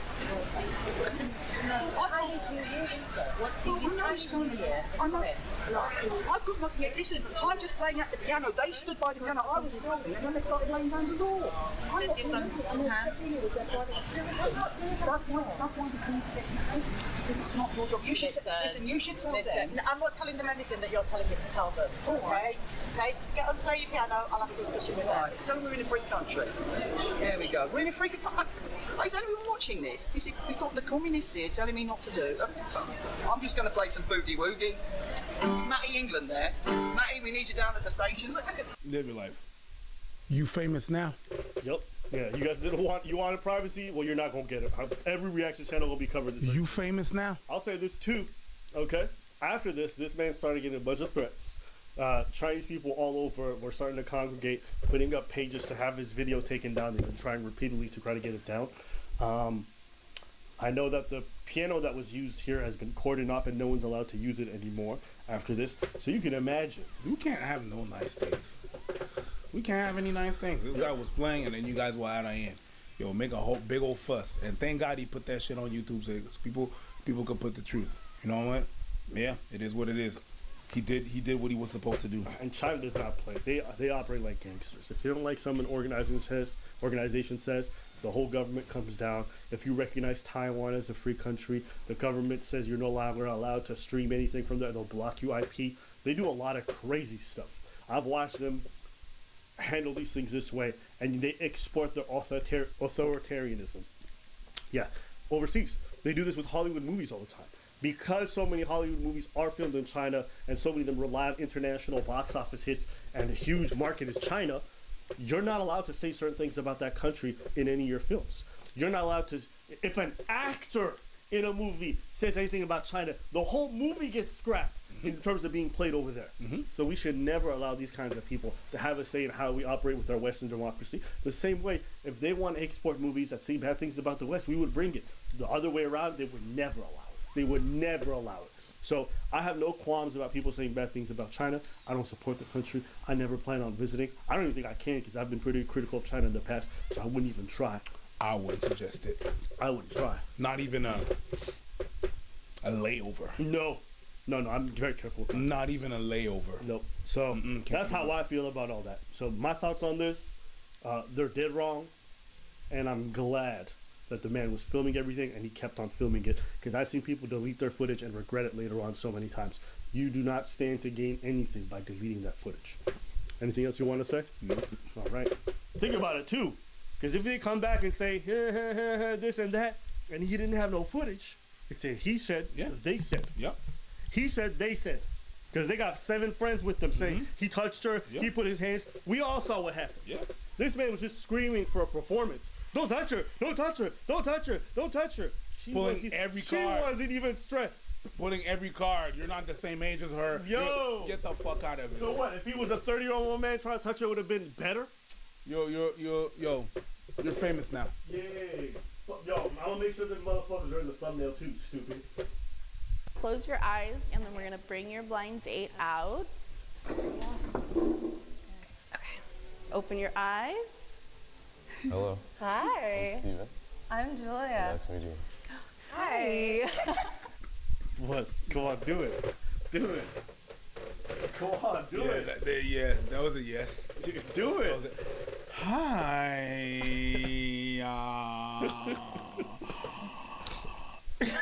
That's a what? That's a yes. That's a yes? I got too many girlfriends to not know. Hi. The tilt of the head. How are you doing? Good, how are you? Pretty high. Pretty high. I was a little nervous, so yeah.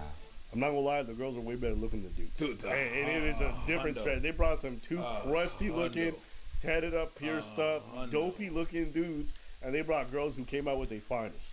Yup. Sorry. Me too. What are you drinking? The whiskey. Me too. Why are you single? What's wrong with you? I've just been like taking time to take my time. Oh my god, I'm just like so nervous. This is like Should we like meditate for a bit? Yeah, Like here, let's let's take a breath. Let's regulate our. It's over. It's off. It's off. First of all, the girl with the short hair, player. You know what the fuck you doing. Player. You know what the hell you doing. Player. Because the looks of what you said, first and foremost. Later. When you said player.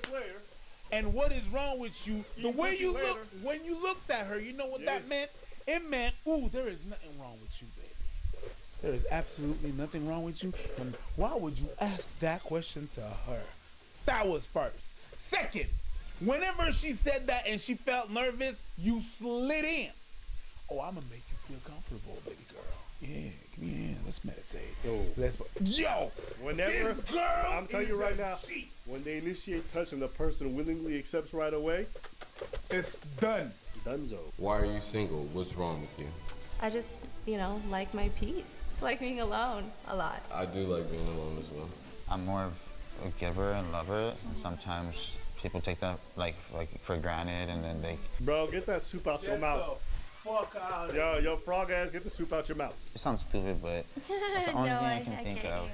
I am single because I feel like I'm a pushover. I become less of me and more who that person wants me to be. Apparently somebody wanted you to be a Kardashian. Sorry. Violently correct, sir. My biggest ick is like girls that are like very kind of like entitled. You're talking to someone and then like they won't respond to your text, or then they're posting on Instagram all day. Oh, I do that. Listen. I'm not mad at her. If I'm not interested in somebody, I'm like, yeah, I did that. I'm not into men who beat their girls. I do that all the time. Absolutely. I'm not into men who just stick fingers in their girl's bum without consent. I do that. Love it. I got doo-doo stains right now. I do that. What else don't you like? Don't worry about it. Before you even say it, I do it. I've never done it before, but I'll start doing it if we date. Just leave me alone. What do you find most attractive about me physically? You're just like really pretty. Like you're very symmetrical and very. Yeah, you are. You think so? Girl, you haven't seen my titties. Like they are like Israel and Palestine, that border keeps shifting. You know what I'm saying? Like there's settlements being built here, and then there's cancer. The region does have cancer. You have really good eyes too. They're just really small. I don't know. People always tell me how small they are. Like, Really? yeah. No, they're cute. It's like a cute smirk. You like talk a lot with them. Good. I like that. Yeah. Where did that come from? No. Yeah, listen, I No. agree. No. Bitch. No, that's the second time you did that. Oh, you think I'm very manly? Thank you. Bitch, I agree. Do you have any kink? Kink? Like somebody's hands could just turn me on. Just let's see your hands. My hands are dry and like not. No, they're not. So like, No, they're not. Touch me. No, they're not. Give me your hands so I can feel them. No, they're not. You're insecure about them rubbing on my face. That's why I appreciate you, short hair lady. Yeah. I appreciate you. Yeah, she got game. I'm not gonna She front. got game. No, you have nice hands. You have real nice hands. Oh, yes. You know what's so funny though? Sometimes you be complimenting on women before you even seen it. You just be like, you have really nice hands. You man, your hair, you're like, what the fuck are these crusty nails? But you're too far gone. So yeah, your nails are oh my god, your hands are beautiful. Welcome to the Krusty Krab. Like shit like that. Yeah, I have definitely tried to compliment. No, because our nails not that important. But sometimes Lily got busted nails. Like it's just like half chipped, 3/4. Like, do something. Just scrape it off. Jeez. I ain't asking for much. Ooh, sorry. Between us, who do you think would be more dominant in the bedroom? Short hair. I feel like it would be you. For sure. do you think? For sure. For sure. She look like she got a bunch of strap-ons at home. Different sizes, different things. Who do you think would be more dominant in the bedroom? Probably me.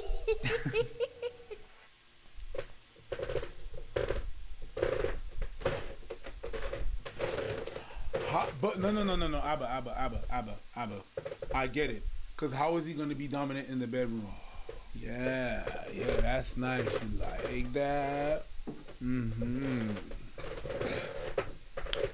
Yeah. I feel for her, man. I get it. Like, yeah, she got set up with a dopey looking loser. The hand is not good. Oh God. Have you ever ate ass? Yes. Yes. Yes. Yes. Yes. When hasn't she eaten ass? That's the real question. My girl, she's eating ass right now. And you feel it. Yes. I feel like we should just take a shot. Yeah. Cheers to that. Cheers to eating ass. Like, I'm not just eating ass the first time. No. I need to know your ass before I eat it. I need to, like, yeah. Cheers to eating ass. I need to know your ass before. Yes. Can you imagine a girl just bent over doggy style? You just sit right with the So who are you? Where you been at? What's your name? Who you been letting out of you? Where you from? How big? Have you ever ate ass? Yes. No. That's a lie. Cap. No. This is 2023. If you haven't ate ass yet. Have you ever ate ass? Yes. Okay, I'm taking a shot. Okay. Bro, you sound like you do lean every weekend, okay? Yes, you've eaten ass. You eat anything that anyone put in front of you, my friend.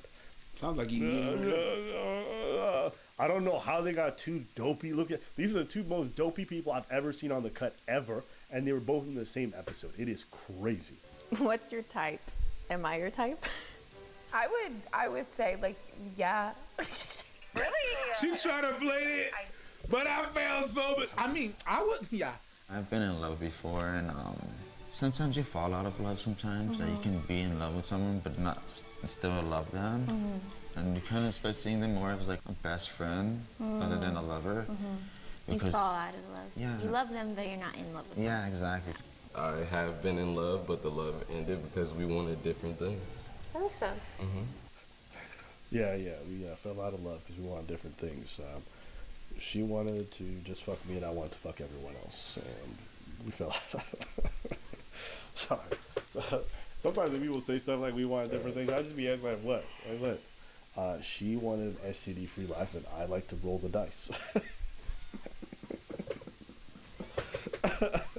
Get single, and then you like find yourself again, you know? Yeah, it's like a rebirth, for sure. It takes part of you when it's gone. Of course. That was so deep. Holy shit.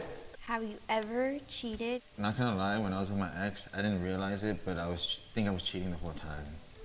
I had like a big loft and I would do photo shoot, and sometimes like I probably forget I have a girlfriend, and then we'll hook up, and then it's like. You would forget you have a girlfriend. Hey yo, well, yeah, some of you niggas is trash.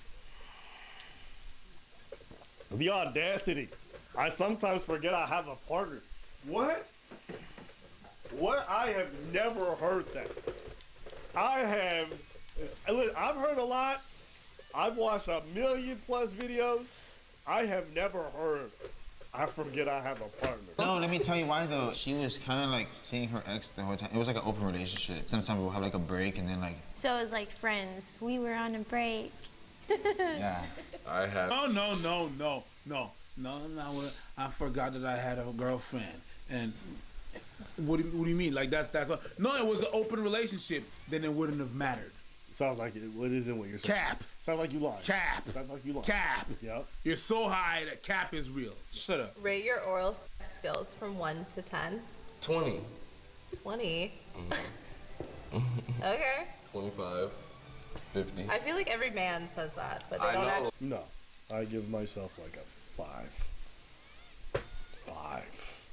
But I make up for it in cuddles and kisses. So, you know what I mean? You know what you're bargaining for. You can't fail. And I tell guys this all the time. Yo, set the fucking bar low. Some of you guys out here are overrating your fucking... Like, I know what I'm good at, but you also better know what you're bad at, because you can't be good at everything. Just be honest. It's fine. But you be out here lying to these ladies like, oh, yeah, that's why they faking oral. Because everybody been lying to you about how good your oral skills are. And the truth is, your mouth ain't doing nothing for nobody.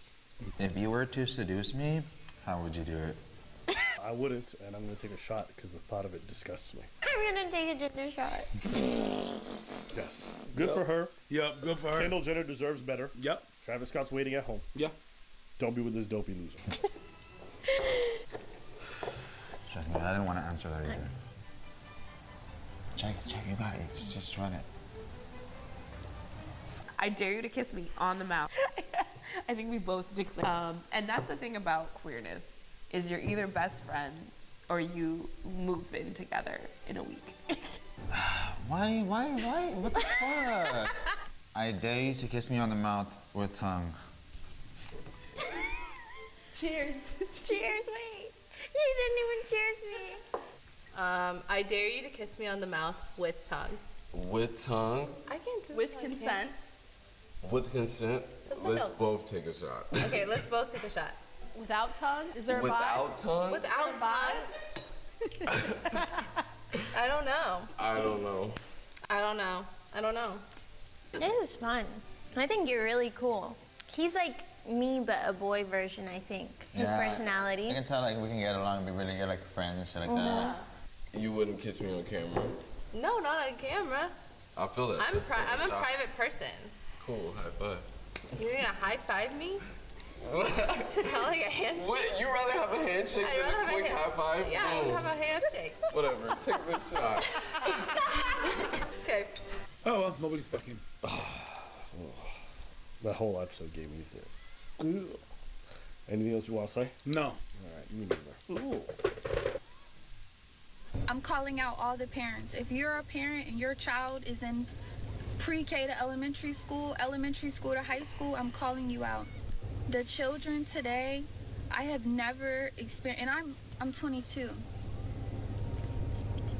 Having to teach and work with you guys as children has been the most traumatic experience of my life.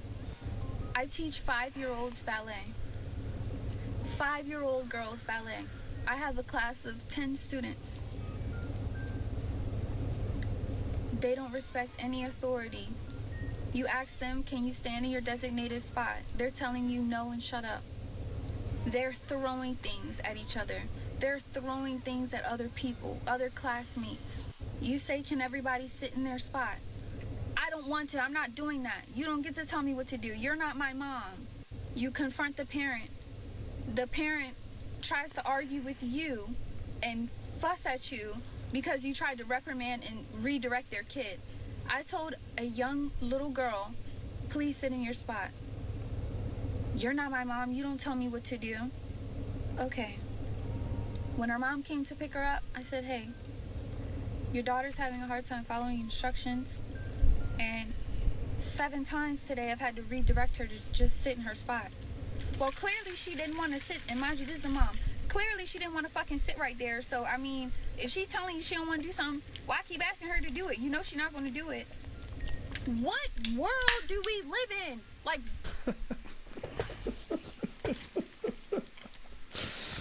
I'm laughing because it's absurd. Why? Because it's just like you send the kid to school for instructions, and the parents like, well, clearly she don't want to follow instructions. And I'm like, but that's what you send your kid from. It's oftentimes sometimes parents that had trouble in school or hated school and stuff like that, they get kids, and then they're gonna be like, it's like their revenge on the teacher. Oh, is that just like it? Yeah. You told me when I was a kid, you ain't telling my daughter. I know you guys ain't shit, so f you too. And they back up their kids the way they would want it to be back up. Like they don't grow. Gotcha. They don't understand sometimes that, hey, you fucked up back then. And maybe your teacher that was on your back, maybe there was a reason for that. Yeah. Or maybe your teacher was on your back, but that teacher still has a job to do. But yeah. What in you guys' brain as a parent says, my kid not following any directions is a great thing. It's not that serious, and y'all don't have a right to tell her what to do. It's sad. It's sad. It's really, really sad. And another thing that's heart-wrenching is horrifying. It is horrifying. Your 5-year-old daughters are asking to listen to Pound Town and Ski Yee. Your 5-year-old daughters are asking, can we hear Pound Town? I'm playing them. That is wild. Can I use your phone 2 seconds? No, you use yours. No, the sound is not that good. It's not that good? Kids singing along to Drake's Rich Baby Dad.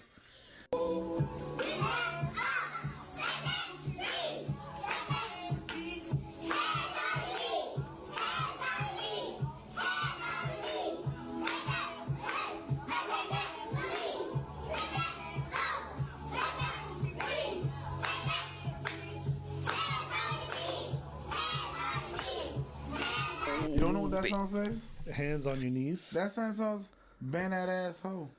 Let that coochie breathe. Is it all I could be enough? Bend that ass over. Bow. Let that coochie breathe. Yeah. Shake that ass. Lady, hands on your knees. You said lady? Ma'am. You said hands ma'am? on your knees. Who? Ma'am. I bet you. Hands on your knees. Ow. Yeah, Shake that ass, Drake. Shake it off of me. Oh, well, that was a weird lyric. Shake Goddamn that ass for booba. Now, shake that ass for me. Now, bend that booty over. Bow. Let that coochie breathe. Yeah. Shake that ass, lady. Hands on your knees. Hands on your knees. That's what they singing. Hands on your... That's what they singing. It's just that the thing is, we had all crazy, but we had crazy songs. It's just that the songs were more subtle back in my days. Yes and no. You know, Don't Want No Short Dick Man was not so subtle. But Madonna, Like a Prayer, that bitch was not really praying. Okay? I want to take you there. Take you where? Evans. You know what I'm saying? Our shit was a little bit more subtle than Bend That Asshole, Let That Coochie Breathe. None of it was kid appropriate. I remember none of it was. I remember being in middle school. But it was the same thing. And this is like probably one of my most vivid middle school memories. I think we were like 9. Mm-hmm. And there's 3 girls. Ooh. It was a white girl, an Asian girl, and a black girl. Okay. We're holding hands. They were playing. We were playing football, European, and these 3 girls were holding hands, skipping through the field. Saying what? My neck. My back. My what? Coochie. And my crack. Yes. And I'll never forget it. I literally can still see their face. I don't remember a lot of people from that time. I don't even remember their names, except for one of them because she was bad. But I remember them running through the field. I think young folks have been listening to a lot of this stuff. Yeah, they've been. 5 is crazy. I don't remember it being that young. Yeah. And I don't remember parents sitting around just, whoa, wow, let's film this and post it because it's cute. Nah, That was stuff you heard when you wasn't at home and your parents couldn't supervise you. But that was much older, not at 5. 5 is crazy. And 5 means your parents playing that shit for you. Your kids are not finding that at 5. You playing that for your kids. You playing that around your children. Then I gotta start to look at the parents a little bit like, what is y'all doing? Like, what is you guys doing? But anyways, go ahead. No, yeah. That's a lot. The 5-year-old is a bit much.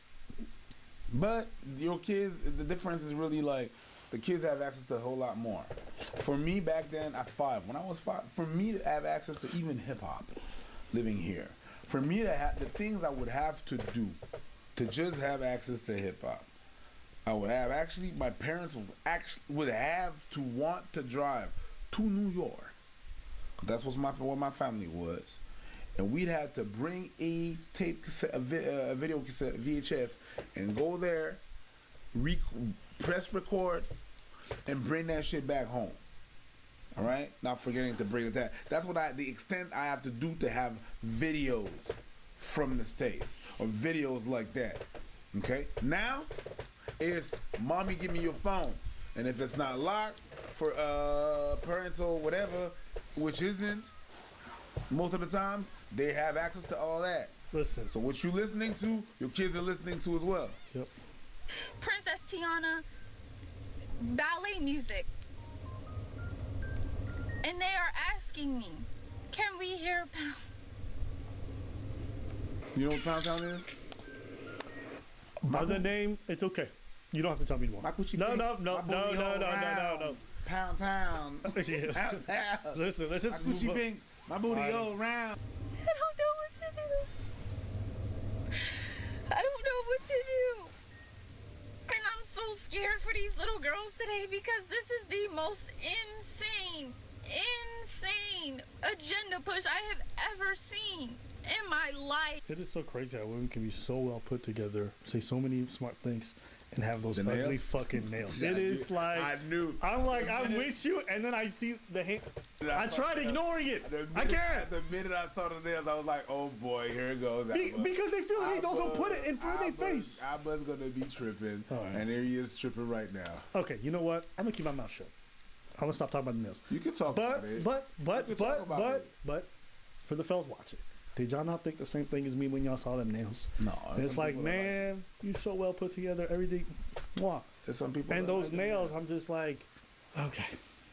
You guys' daughters are twerking at 5.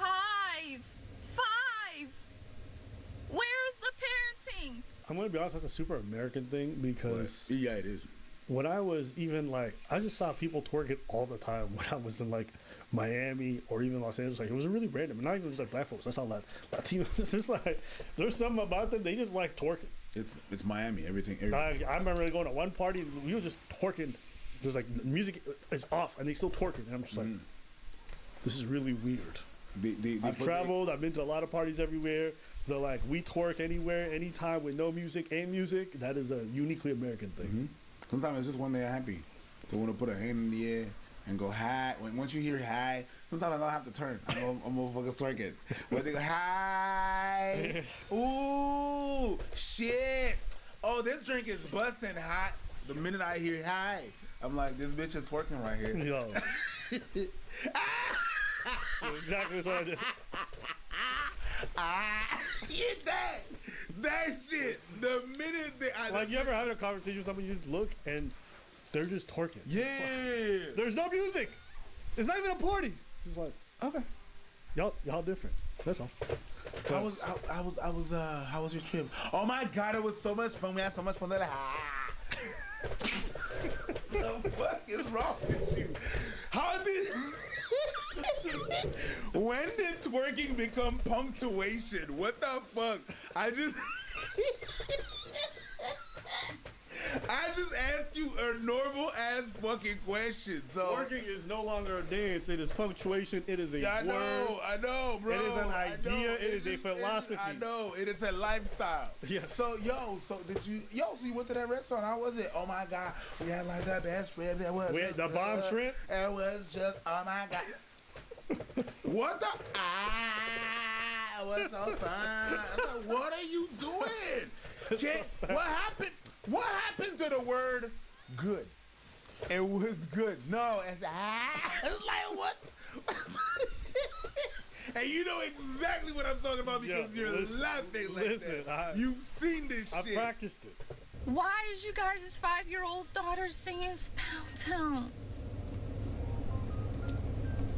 And it's just really, really, really, it's upsetting bad. And I've watched different techniques, soft skills, soft parenting, gentle parenting. I'm patient. I don't yell. I'll say, hey, let's regroup. If you guys need 5 minutes, let's do some breathing. Your kids are telling me to shut up. You guys as kids are saying, I don't want to do that. I'm not doing that. You're not my mom. They're putting they're hitting each other and hitting other kids. You address the parent. The parents are telling you, you don't tell my daughter what to do. It's not that bad. Well, at least she was in the class. At least. It's all these excuses. Y'all come in and you're more worried about what's going on your Instagram and TikTok feed versus being a parent. Be a fucking parent. You guys are horrible fucking parents. Like, I'm sorry to say it. She's gonna have an awkward next class because this video went viral, and some parents about to show up. What did you say about me, my parenting bitch? I bet you she's not at that same place teaching those kids. I guarantee you that. You think? I would highly doubt it. If a video like this goes viral, I run a studio and you're one of my teachers and you say that, you gotta go. Because you costing me too much money. So I already know the studio owner's trying to get rid of her.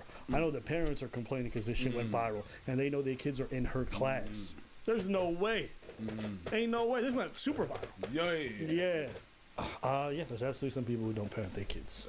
Some people are just happy to get rid of their kids for a few hours. They'll sign them up for a fucking ballet or whatever, but have no desire to follow up, to be involved in the process. They think as long as I just pay money, they're going to learn a skill. That's just not how it works. That's not how it works. You're just neglecting your duties and you're paying money to make someone else have to deal with your problems. Because that child is your problem. That child is your responsibility. And you're paying money to send that kid over there so they can be somebody else's problem for a little bit so you can get some respite from the fucking little undesirable monster that you created. That's crazy. And that's why a lot of public teachers just quit. Like a bunch of public teachers are watching this girl like, amateur. I did that shit for 20 years, and 25.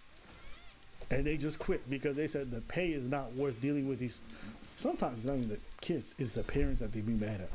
The kids are just a reflection of the parents' choices. So a lot of them can't even correct these kids or do anything to actually help anything because then the parents complain, so then their jobs are at risk. So now you guys are seeing firsthand what it's like for a lot of people who have to deal with these kids. And people, well, if you can't handle it, get out of the job. Oh, don't worry, it's happening. Teachers are quitting en masse. A lot of schools are having trouble finding any teacher to teach your shitty kids. You know what you guys doing when you're doing that? When you're not raising your kids like that, you're raising the price of your next kid and the generations after that. Because all those teachers are quitting, then the school's going to have to increase the pays. And who's going to fall on that? The parents. The next generation of parents are going to have to pay. Because all you people messed it up. You messed it up. You sent your bum ass kids to school. All the teachers went out and wanted to quit. And then to get more and better teachers, I'm gonna have to increase the pay. Yep. I have to. Nobody's gonna show up for the job. Yep. I'm gonna have to either increase the pay or get horrible fucking teachers. Yep. You're setting the next generation for failure. And that's what you're doing. And I said it before, and I'm gonna say it again.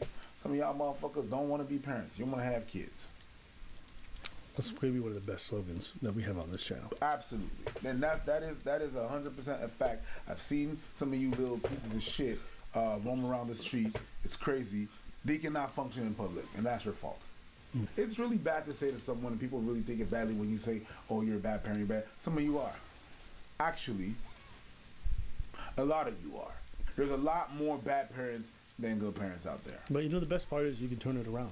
You can turn it around, but the minute you started in that path, it's really hard to pick back up. I feel like, hey, once your kid is 6 and you've been shitty parents until he's 6, well, throw the whole kid in the trash. Yeah, a lot of these people are kings of their own little kingdom. So when you got that kind of authority, someone else on the outside question is like, yo, what the fuck you saying about my kingdom? I'm worried about yours, right? That's how they acted. It makes me think of managers who get their position and just stay stagnant the whole time and think they always know best. Even though the industry is evolving or whatever, these guys are still stuck in their same stupid ways because they have a bit of power. That's how I feel like a lot of these parents operate. 100%. Yeah, it's fine. It's fine to say, hey, you're trash at your job and you're raising a little fucking piece of shit who's going to be worse for everybody else afterwards. Yeah, it's okay to say that. That's just facts. Anything else you want to say? Nah. All right, let us know what you guys think in the comments. Down.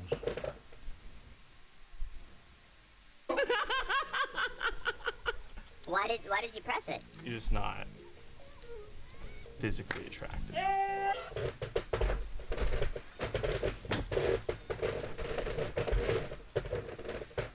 In this episode, we have a special guest who's going to be voicing me. I'm Button, fan, critic, aficionado, Cody Ko, here to voice it for the first time. They're pulling the first people. You're in first. Oh, I'm nervous. She's like, I'm nervous. I'm nervous right now. How are you? I'm so good. Isn't that the wildebeest who yelled last time? The gargoyle. The gargoyle, sure. Well, wildebeest, gargoyle. Same. Whatever title you want to give it. The gargoyle. Yeah, but now she looks more tame. Maybe they put 2 in her neck. Got that tranquilizer dart? Yeah. The way she was screaming, it was wild. Bumbleclip. Bombarascla. This is Satan. Welcome to hell. Oh, no. No, I'm playing. This is the Button. Welcome. Please flirt now. Emil. Emil. Yeah. Jalen. Jalen. Pleasure. Okay, go ahead. How old are you? 26. How old are you? How old do I look? You look 25. Ooh, you about to say what? I was. You say 25 or 35? Oh, what you about to say? You like the gym? He went out with a bang. He said, wildebeest, do you like the gym? How are you? Bonko, nice to meet you. Did they say Bonko's back? Yeah. They got Mr. Donkey Kong in the building? Yeah. Bonko. Yes. Wow, I see you work out. Yeah. Yeah. Wow. Woo, buddy. What do you do? What are you doing? She's like, you work out, I can see it. And his response is, what do you do? Because you don't work out. That's 2 times that Jim has come up, but anyways. Yeah. What do you do? I'm a personal trainer. Oh, you're a personal I trainer. love to work out. Do you work out? I do, but you can help me work out a little bit more. That face, bro. That face is so awkward. He said, do you work out? She went, I do. You went. See, my parents wouldn't have ever made that face. They'd be like, no, you don't. They would just be like, no. This is what you need to do. This is where you need to get to. You're ugly and you're fat. Jai, what do you think about bald dudes? Yeah, bald. His bald head, he got no hair. Boy, how come you're bald? Did she go, boy? She said, boy. Boy. No. She said, boy. There's that bouncing that shit. It comes with 5 fingers pointing at you. Boy. My culture, everybody's like that in Bulgaria. Bulgaria? What did you say? Say it again. Bulgaria? Absolutely not. Play the damn clip. I will. It's unacceptable. A lot of muscles though. Whew, you look like you can crush something. Yeah? And why did you reject him? He's muscular. And he looked at me like he said, oh, she chunky monkey. Hey, listen, all of you, how dare you say that? You heard what she said about herself, bro. Homegirl called herself a chunky monkey. Could you see them matching? Maybe? Hell no, he's just waiting to hit that button. Oh, damn, I'm slow this time. Damn. EJ? Nice to meet you. Alrighty. Nice to meet you. Nice to meet you. I'm EJ, by the way. Oh, I'm Shen. What are you guys' types? Taller than me. EJ, how tall are you? I'm 5'8". Okay. How tall is that? I'm 5'6", so. Okay, a little bit taller than you. Yeah, a little bit, yeah. These two do not look like a match whatsoever. No. She looks like she just came out of a 70s diner, and my homie looks like he just got done adding hydraulics to a Cadillac. Hi. Nice to meet you. Nice to meet you too. Like your hair. Thank you. How long you guys been single for? 2 years. Okay. Yeah, how about you? Since May. That's like 4 months. Yeah, pretty much 4 months. What happened? I was getting cheated on. Oh. Yeah. How long were y'all together? 10 months. Yeah, go Red. I kind of set myself up there. Oh. Oh my God! That's foul, bro. He said go Red right after the dude shared something. Is it because he got cheated on? How are you doing? Fantastic. My name is Austin. Austin. Austin!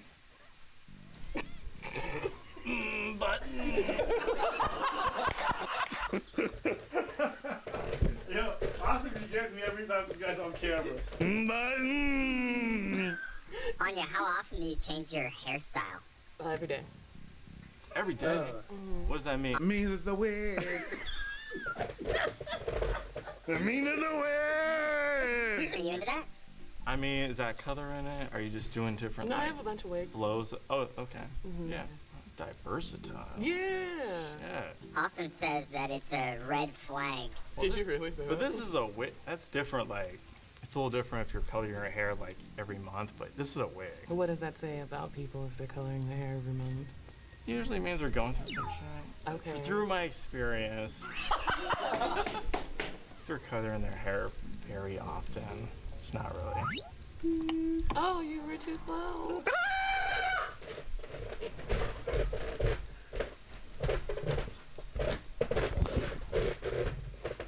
I don't know where to put myself.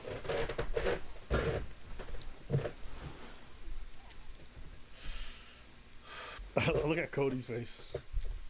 You know what he should do right now? If I'm in the bed? Austin!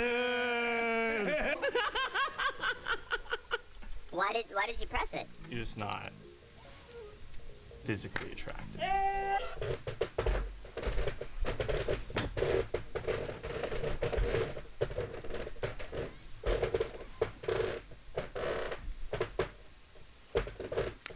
I mean, hey, she did say the other guy wasn't physically attractive or not her type, in so many other words. So you can't really get mad at her. But Oh. Unfortunately. Oh, you got me. You got me. It's all right. Oh, it's okay. she mad. She mad. But I understand, though. I understand. I mean, hey, listen, a bunch of people so far said I don't find the other person physically attractive. I understand. What's happening? Well, she just took it bad. I understand what, and from what he said, there's a difference between you're not my type. When I say you're not my type, it's about me. When I say you're not physically attractive, it's you. Okay, I see what you're saying. If you say, hey, you're not my type, you're really protecting the other person's feelings. When you're saying you're not attractive, y'all don't give a fuck. Y'all don't give a fuck. What are you looking for? Not that. God damn. He didn't even say not her, he said not that. Like she's not even human. You're pretty brutally honest, huh? That wasn't that bad. How you doing? I'm great. Yeah. It's a little early, isn't it? It's a little fucking early. I'm like, I cannot look hungover. Yeah. Nah, I got Drake tonight, so. Are you going to Drake? So am I. I might. They're both Drake fans, so I already know I don't like either of them. All right, you don't like Drake? I appreciate Drake. I appreciate Drake. Just hold on. How do you feel about all the debate about him being the greatest rapper ever? I don't think that's true. Can you argue with his album sales? Is there anyone who's sold better than him? Who's been on more tours, who's been more watched and heard worldwide? Yeah, but he doesn't do just rap. So all his album sales are not just rap. It's not just testifying his rap. It's testifying his R&B. It's testifying his pop. You need to be in this age. You have to understand hip hop is not with the old head. All them old niggas who just be like, want to wear bandana and go thug life. That's just over, bro. What do they want to do? Thug life. Yeah, all that stuff. Yeah. Is there some sparks flying right now? I'm just, honestly, I'm just vibing with you. I think you're just fun. That's it. Yeah. Yeah, you're fun too. You got seats too, or are you like in the pit? I have backstage passes. So you're sucking. Oh my god. No, Wow! Whoa. Wow! I don't know what Fresh and Fit podcast you've been watching, but chill out. Man said backstage pass, you gotta be sucking. But I ain't mad at it, cause he's just chilling. He's just saying wild stuff. Yeah. If you can take that, P. Diddy, take that. They can vibe. They can vibe. If she takes it as a joke, it's an indication of they can actually still vibe. Gotcha. That's why I probably won't get invited next concert because I won't suck dick. Sorry. I just got gaslighted. Wait, why? Why did you reject her? She's Because fine. I'm going backstage. I don't know what that mouth is doing. It's like he felt one up by her for having backstage passes, so he had to. I don't think that's what it is at all. He just wasn't attracted to her. No. You notice the way he said, "Are you vibing?" Like, I don't know. I'm just feeling her energy. That to me sounds like he didn't find her physically attractive. But let's find out if I'm right. Austin. You know. Ouch! Yeah. Okay, I'm it's all sorry. good. Hey, you missed out. Oh, okay. Okay. Yes, Slay.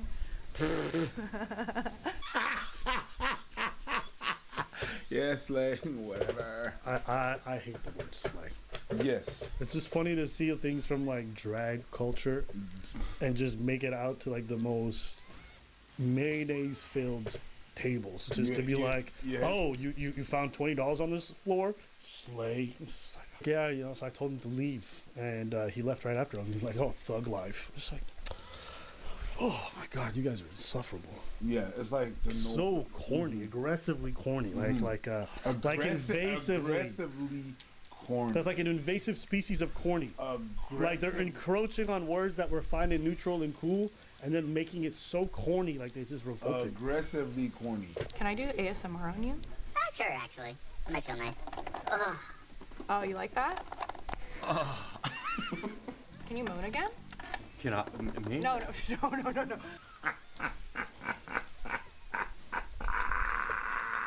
You're an animal person? I like cats. I want a cat specifically. Cats are better than dogs. I like it. Yeah. I like it. I had one crawl on me and it made me feel. I was scared and then it made it go away when I was. It's making me think of that guy from the Jubilee video. They have to be funny, or at least like unfunny enough to like think I'm funny. Cause I, you know, if I can whittle them down and be like, oh God, he's so funny. It's actually I've just tricked you into thinking I'm funny. I think that would be good. Yes, I got it. The vegan guy. Oh yeah. Do you guys are you guys wearing underwear? Yeah, me too. It's just it's comfortable. Yeah. I will try to wear them every day. You know, guys who try to just pretend they're weird. Mm-hmm. And that's their whole personality. It's like I'm awkward. Yeah. Would it crawl now? Were you like cracked the fuck out? Like Because that's the cracked out? You're giving me like crackhead energy, which is not bad. One of my cats. What do has I do crackhead about it? How do I energy. fix it? You're giving me crackhead energy. What? Why am I cracked out? What do I do to fix it? I'm frightened. It's not Why cracked. are you frightened? Are you not frightened? I'm like disassociated. I feel like there's something. I don't know what it is. It's Is definitely it anxiety? No, I mean I feel like I'm having more fun with you than I've had with anyone else for Oh, sure. cool. What are you feeling right now? I think you're beautiful. Oh, thanks. Yeah, and I like the way that you talk. How do I talk? Elaborate. I can't do nothing about that, bro. Don't look at me like that. There's nothing I can do about that. It's just that right now, what you're feeling is that it's both of them. It's really both of them. It's her and him. It's like watching a John pretend he has a lot more money than he has, and then watching a hooker pretend to be more interested than she actually is, so she puts on a fake voice. I sense something's happening here, maybe. What's happening? Tell me what's happening. I need Adderall, man. I have some in my backpack. Unprescribed. I just like how it feels. Unprescribed, but we got the national shortage going on right now. For Adderall? Are you guys doing a drug deal right now? No, I mean I would give it to her for free. I'm prescribed, so it's not even like. Oh yeah, me too. Why are we talking about that? What do you like creatively? What is your I like you, but you have the same name as my brother, and that's fucking with my head. He's a Wasian man named Jesse, which is the exact same thing as my brother is. Even though we're vibing, I could never. You know what I mean? But like, if you had a different name, I would not have. Like, I swear on my life. I'll give you another chance if you guys want. Jesse, maybe you just want to like change your name or something? I'm not sure because like I enjoy talking to you because I think you're like a fucking psycho in a good way. But like, you still have the same name as my brother. Wait, let's. And my brother's like one of my least favorite people to ever exist in this world. Like literally. Well, maybe we can work through. Guys, I'm gonna light up red one more time, and you can make the decision. See if you can see past his name, Okay, well, it's her call here. How do you spell your Jesse? Is it different than my It's brother? different than your brother. It's spelled with a Z and an X. All right, congrats. You won. Well, that was interesting. I think I need a day off. Anything else? Oh. I'm very nervous. I'm worried I'm white. Today we're going to be taking a DNA test. Finally, to find out if I'm 100% Puerto Rican. No such thing as 100% Puerto Rican. Move on. Huh? What? What happened? There's no such thing as 100% Puerto Rican.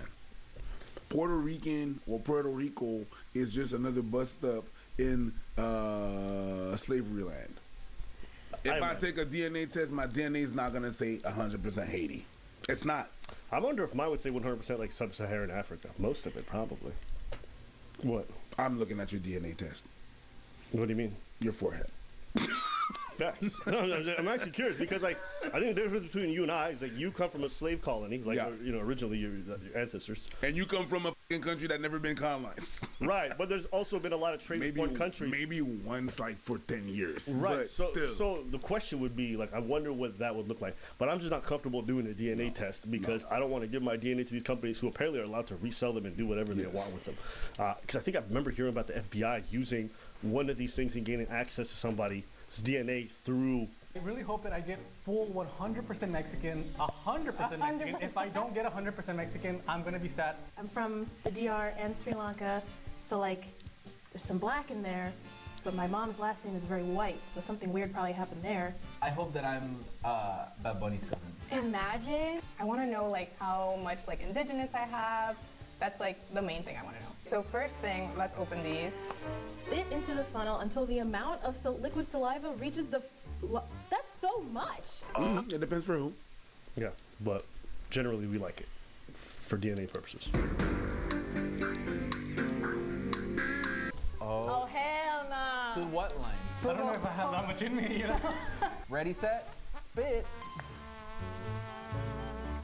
I like how she went, I'm classy.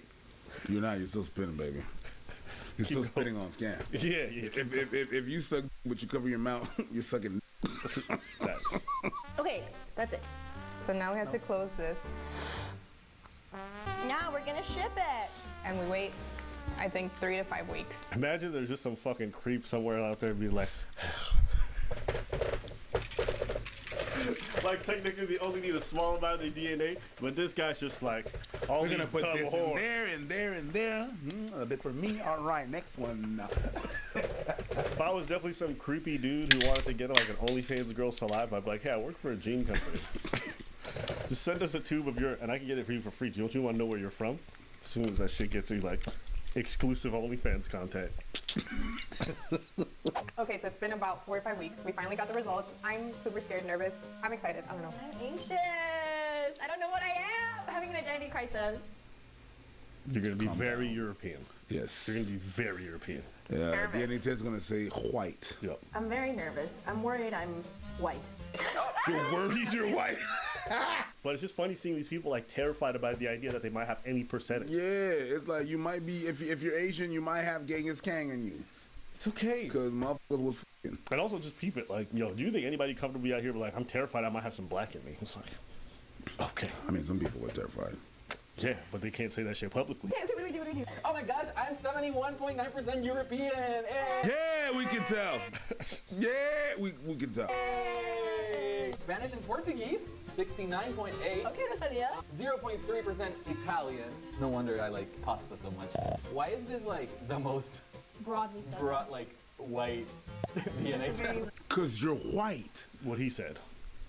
But bruh, blank canvas. What do you mean? You how is it just so white? Tuna casserole. Bruh. You look cottage cheese. 71%. Feta cheese. I mean, all the white cheeses. I mean, you look. If you literally took yourself and went to most places in Europe, they would think you're from there. I'm very white DNA test. Ashkenazi Jewish, 0.8, 3.2% Congolese, and Southern East African. Let's go to the Congos. No. They're not claiming you. They got problems. I'm honestly very surprised at the fact that I have more indigenous American blood than African blood. Oh, I almost saw a number I don't like. Which one? 44% European. Okay, I can see it. I was expecting more. 46.9% East Asian Indigenous American. Okay. Okay. I got those native roots, you know, I'm ready to touch. 1% Jewish. What's up? Where's Mexico? There you go. It even tells you like what part of Mexico I'm from. That's wild. Nuevo León. Jalisco. Jalisco is known for like a little bit more white, a little bit like colored eyes, blonde hair, so that's super interesting. Chihuahua, you already know maybe, that's where I'm from. El Norte, El Paso, Texas, shout out 915. 0.4% Italian. I think that's why I dress so well. If you say so. Oh my God, I'm not white. Like at all. Oh my God. I'm mostly Central and South Asian. Southern Asian, 45%. We knew that. Southern Indian and Sri Lankan, 45.5%. Shocker. The other 36% is Sub-Saharan African. Are we surprised? No. Oh no. European. 10%. That is an amount I can allow. It is wild how these people do not want to be any percentage white. How it terrifies them. And I think because this is like a BuzzFeed knockoff pedo-like, I'm pretty sure that's what it is. Is like these guys, their ideology is always about critiquing whiteness, and whiteness is always bad. Yeah. That they would even shame themselves if they came to find out, or they would hate themselves a little bit more because they've been so busy hating white people for no good reason. Sometimes it's just corny. It's fine. Gotta be European in you. Oh my gosh! I am 88.7% European. Yes. Your lips, European. Yes. Your hair, your skin tone, European. It's okay. It just is what it is. It's cool. It's alright. People look at my forehead, they're like 95% East African. I'm like, yeah. I won't be like, It's like, I look like it. 98. Listen. Okay. You don't have to agree so aggressive. Wow. Okay, I already said it. No, because I put myself in that box, and you're like, let me close the lid. I didn't ask for your help. Maybe the lid needs to be shut. Like, calm down. It's like I'm agreeing with you. I never met someone so pissed that I agree with them. Because I didn't ask you to agree. Is that what it is? Just because, hold on. Because I think I don't look good, it doesn't mean that you need to go and say it. I never said you don't look good. You don't. But I never said that.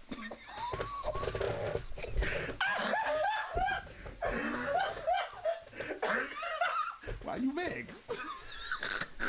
You're disrespectful, you know that? You're disrespectful. Yeah, you are. And I think you know you're disrespectful too. Yo, pop them veins on your foot. Listen. Calm down. Why you so bad? Yo, listen, careful. You building up that bad karma.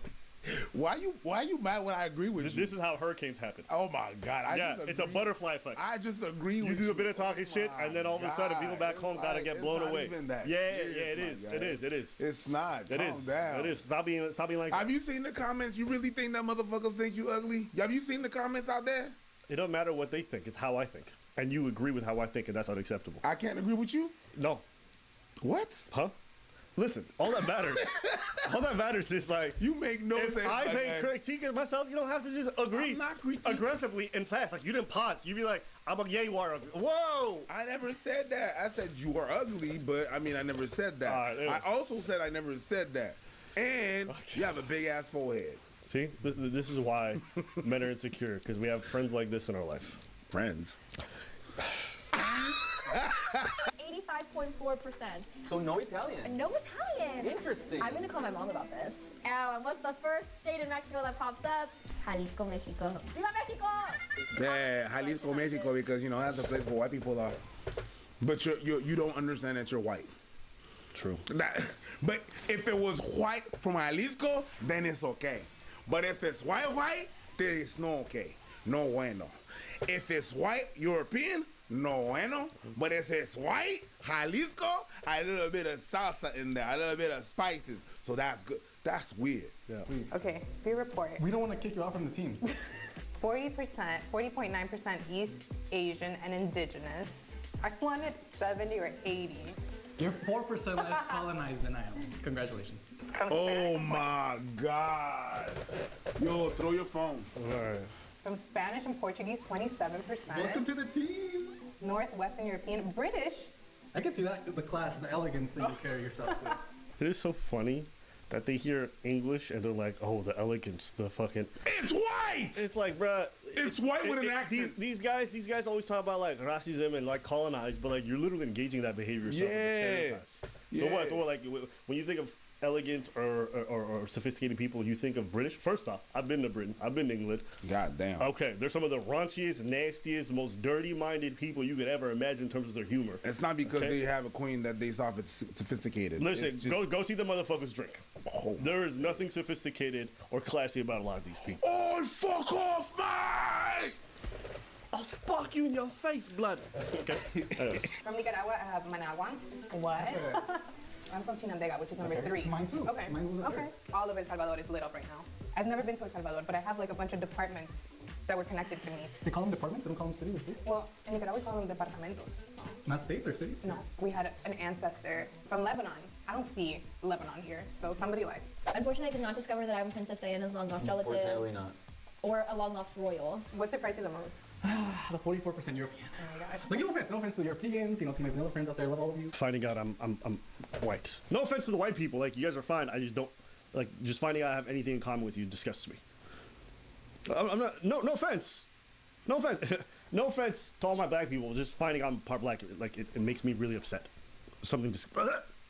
No offense. Nothing wrong with being you. You're beautiful. Come on, bro. Listen to these people. Like I'm 1% Jewish. 1% Jewish. I don't think you can claim that. Oh, come on.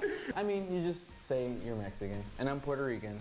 And And that's that's it. that. Don't think about it too much. Yeah, don't think about it too much because we don't like the results. So we just gonna pretend like it didn't happen. It's fine. It's a legacy of the past. It's our DNA. It is what it is. Accept it. Nobody gonna fault you for what your ancestors hundreds of years ago. Just move on. Fucking weirdos. Anything else? No. How upset would you be if you found out you're 10% European? I don't give a fuck. You know what I mean? Either, bro. I'd be like, oh, interesting. And I'd move on with my day. I wish you could find out if you part lizard, but that should be fine. That should be. All right, so this girl's a popular Twitch streamer. Okay. And this is one of her moderators. Hi everyone, look who's in my house. It's Dilly. Dilly's living the dream. Aren't you so happy to be here? Yeah. It's my dream, y'all. Hi Suffy, hi BB Cat, hi Omega, hi Brandon, hi Lame, hi Zeke, hello Ultra Wit, hello Cope. I hate this. Oh my days. I already hate this. Why do I hate this? Is it the tone? Dilly wants to go to the club, so now I'm going to the club too. I'm only going so I can wingman for him and help him talk to ABGs, he said. ABGs, he said. ABGs, I think it's like Asian bad girls. Something like that. Cute couple, baby, are not dating. I did not claim this. Yo. Sorry, that's so mean, but don't claim it. She's talking about him. Oh, you bitch. What? Oh, you bitch. Oh, you're such a good girl. No, I don't claim this. Yo, they f***ed up. This? Okay, you know what? Okay, maybe she meant this relationship. I made a donation goal of $500. I will kiss Dilly. So we hit it. But hopefully, I will be drunk for that. Let's take the first shot of the night, yeah? Is it too early? Nah, you meant this. Oh, you f***ed up. You f***ed up. Oh, bitch. You are one f***ed up little... You are using this dude. Oh, wow. He's awkward? You're not awkward. Oh, man. Ew! Ew! Yesterday, Dilly got so drunk, he was saying... Can I say it on stream? What is it? How you have a 6-inch and you last 30 minutes. You're flexing to the whole room. I mean, I also do. I live the kind of drunk I am. I don't shut the fuck up. No. But you don't shut the fuck up sober. Thank you. So I did a little thing last time where I said for every 10 goodness I'll spank Dilly. I guess at the redeemer now. Thank you for reminding me. Get the bend over. Come here. Just like go like that. Like this? Oh, you want to go? Sorry guys, 1 second. Do I use my hand? I guess so. Ignore my bony ass legs. I just go like that. Bend over more. What the fuck is that? My implant is like fucking shaking from how hard my heart is racing right now. Okay, so before we do this, can you please clean yourself up? I'm gonna clean up. Like make sure there's no snot. Maybe rinse out your mouth a little bit. Yeah. Oh my god. Okay. Well. Okay, see you soon. Fuck. Literally. Fuck. Theater. All this is theater. Oh, fuck. Oh my god. I'm so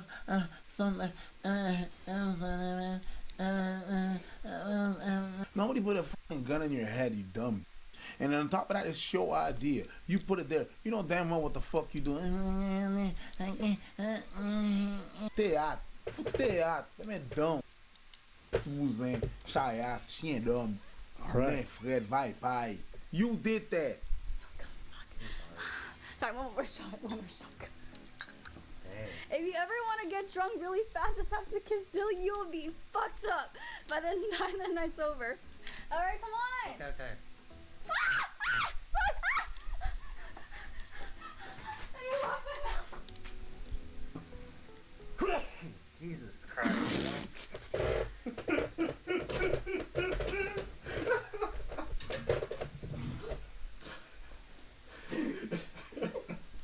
So, Moist Critical saw this video, and much like the internet, everyone kind of lost it. I came and visited, and I'm on vacation, right? Mm-hmm. And I was like, hey, let's do some streams together, right? So I know how to cook, and I know she's into cooking streams, and then that we would do like a drinking stream, right? So Can this guy have a name? Can this guy have a fucking name? His name is Dilly. No, his name is fucking Sup Caitlin's Mob. Can this guy have a fucking name? Put his name. At least put like we're talking to Dilly, Sup Caitlin's. No, we're talking to Sup Caitlin's mod. that's just kind of what happened. I was like, oh, let's make the most out of my trip, because it was like super last minute, and she was like super accommodating for a last minute idea. So now, when you, I think all of that content idea sounds super logical, but did you discuss like you being the subject of all of the jokes? I'm using that word real loosey-goosey here, because in my opinion, it's less jokes and more just deep cut insults. And I know you're at her house right now, so it might be a little uncomfortable to get serious about it, but he's at her place while he's doing this. It felt more like she used you to just insult perpetually, to bring you down, to put up this, I don't want to use the word facade because I don't know her, but to put up this whole barrier like, this guy doesn't have a chance, let's laugh at him. And that's not good. Like, no one deserves that kind of treatment. Right. And I'm gonna tell you how it's a formula, right? This is what it boils down to in her personality, right? So the reason why I agreed to do some of the things that happened is because I separate the person from the streamer, the content creator from the person. I'm friends with the person, and whatever it is, like for example, right? It could have been a super hot guy, and he could have had some kind of ick, like play, I don't know, Rocket League, or he plays League of Legends, but he's like amazing, everything. She's like, ew, you play League of Legends? Like, I don't know if this will work. Or, just like make witty comments about something she might not like, just because it's contrary. It is, not controversial, but it can be. It's opposing, right? So for it could have been anybody. Couldn't be me. And my friend could never do that to me. And I could never do that to my friend. This idea that the content creator is somehow super separated from the person. Listen, they may not be identical, but they're very much linked. How I am online is not necessarily a reflection of the totality of who I am, but it is part of me. It's why online I don't engage in behavior that I think would be incredibly unbecoming. To me, that's just a cop-out for responsibility for what the fuck you say and the impact it has on people. And honestly, it really doesn't change much. If my friend is getting online and insulting me in all kinds of ways, even though they say, yo, it's just content, that shit don't sit right with me. Why do you gotta turn our relationship into content? Why are you so desperate for money that you would disparage me to the public like that? Mm-hmm. That's weird.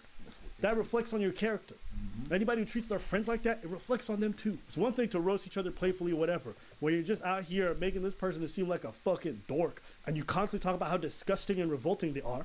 One, you're doing that because you think it reflects the reality to some degree. That's why it's funny, because it's partially true. She wouldn't look at a Chad and have those same jokes. Why? Because nobody would believe it to be true. But folks look at you, Dilly, and think, you know what? What she's saying, people probably think in real life. This is entertaining. It's a humiliation experience, and she can humiliate you because you, by societal standards, have a lot of qualities that people would find not desirable. And you're letting your friend highlight that. Bro, I wouldn't even do that to my enemies. You're letting your friend do that. That's twisted. It's not the first time she's kissed somebody on stream, right? Or like do content and it's controversial.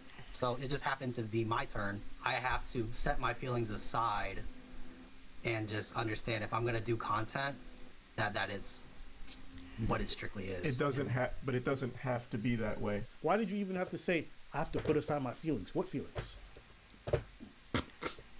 What feelings? If this is meaningless, it doesn't matter. What are the feelings that you have to put aside?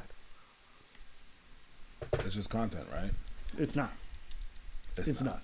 And if she was dealing with someone she actually respected and cared for, she would never think of doing that content with them. Why? Because it's not just content. She can do that to you because A, you're expendable. 2, she thinks you're beneath her. And 3, you think you're beneath her. And 4, it makes her money. Those are the qualities that are necessary for this to be real. There's a lot of things that are content that you could do to get ahead, but they don't reflect well on you.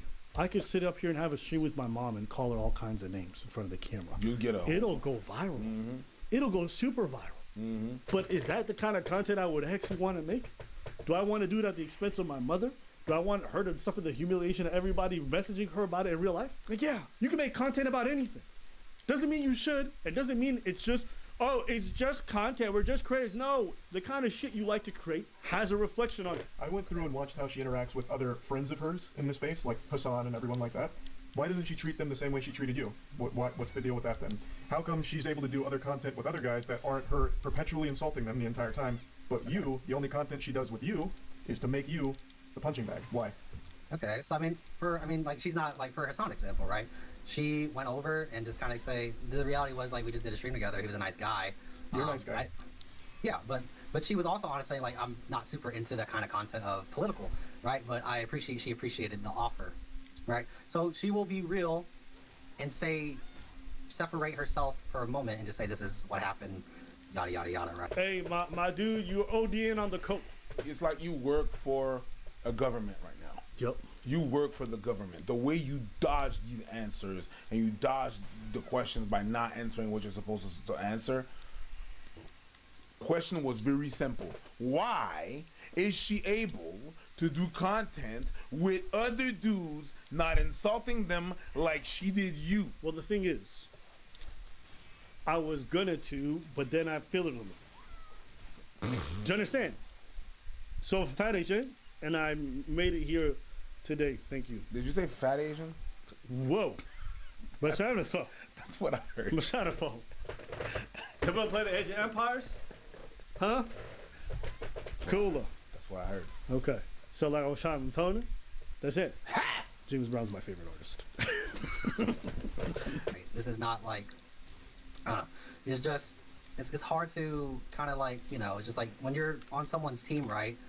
And you don't want to mess up that dynamic, right? You're understanding that we're all playing parts on a team, right? And yeah, my role on that team is kind of fucked up, but some people are built that kind of way to be like, put that stress on my shoulders and just like, because they care about people. That's my role. I'm a doormat. And my job as a doormat is for people to just lay their dirty shit on me. And it sounds like we're being harsh, but like, you need to hear this. And there's gonna come a time when you realize this, you're gonna be rid of her, or she's gonna be rid of you, and you're gonna look back at this moment and be like, how was I so pathetic? And I hope from that point you start to build up your self-esteem properly. Because anybody who views themselves being worth anything, and I know people with $0 in their bank account who are homeless who would never tolerate the kind of shit you're tolerating right now, okay? That's a self-esteem issue, but that is your responsibility to fix here. Not for you to come online and run defense for the person who's harming you. Now, she is a different kind of piece of shit. She will use people with no regard for how it makes them feel on the inside, for their reputation. Like, here's the thing. Even if my friend gave me consent, even if my friend says, I can't wait to do this, even if my friend said anything, I'm like, bro, it's not right. It ain't even about you. What does it say about me that I would take advantage of you like that? But you're not taking advantage. Yes, I am. Yes, I am. This is not right. And if you can't see that as a person, you still treat it like, oh, it's just content, is because, yo, you engage in trash behaviors. That's it. You can do this to him, but not Hassan, because the truth is, you would never try to do this with somebody who's you see as above you. That's it.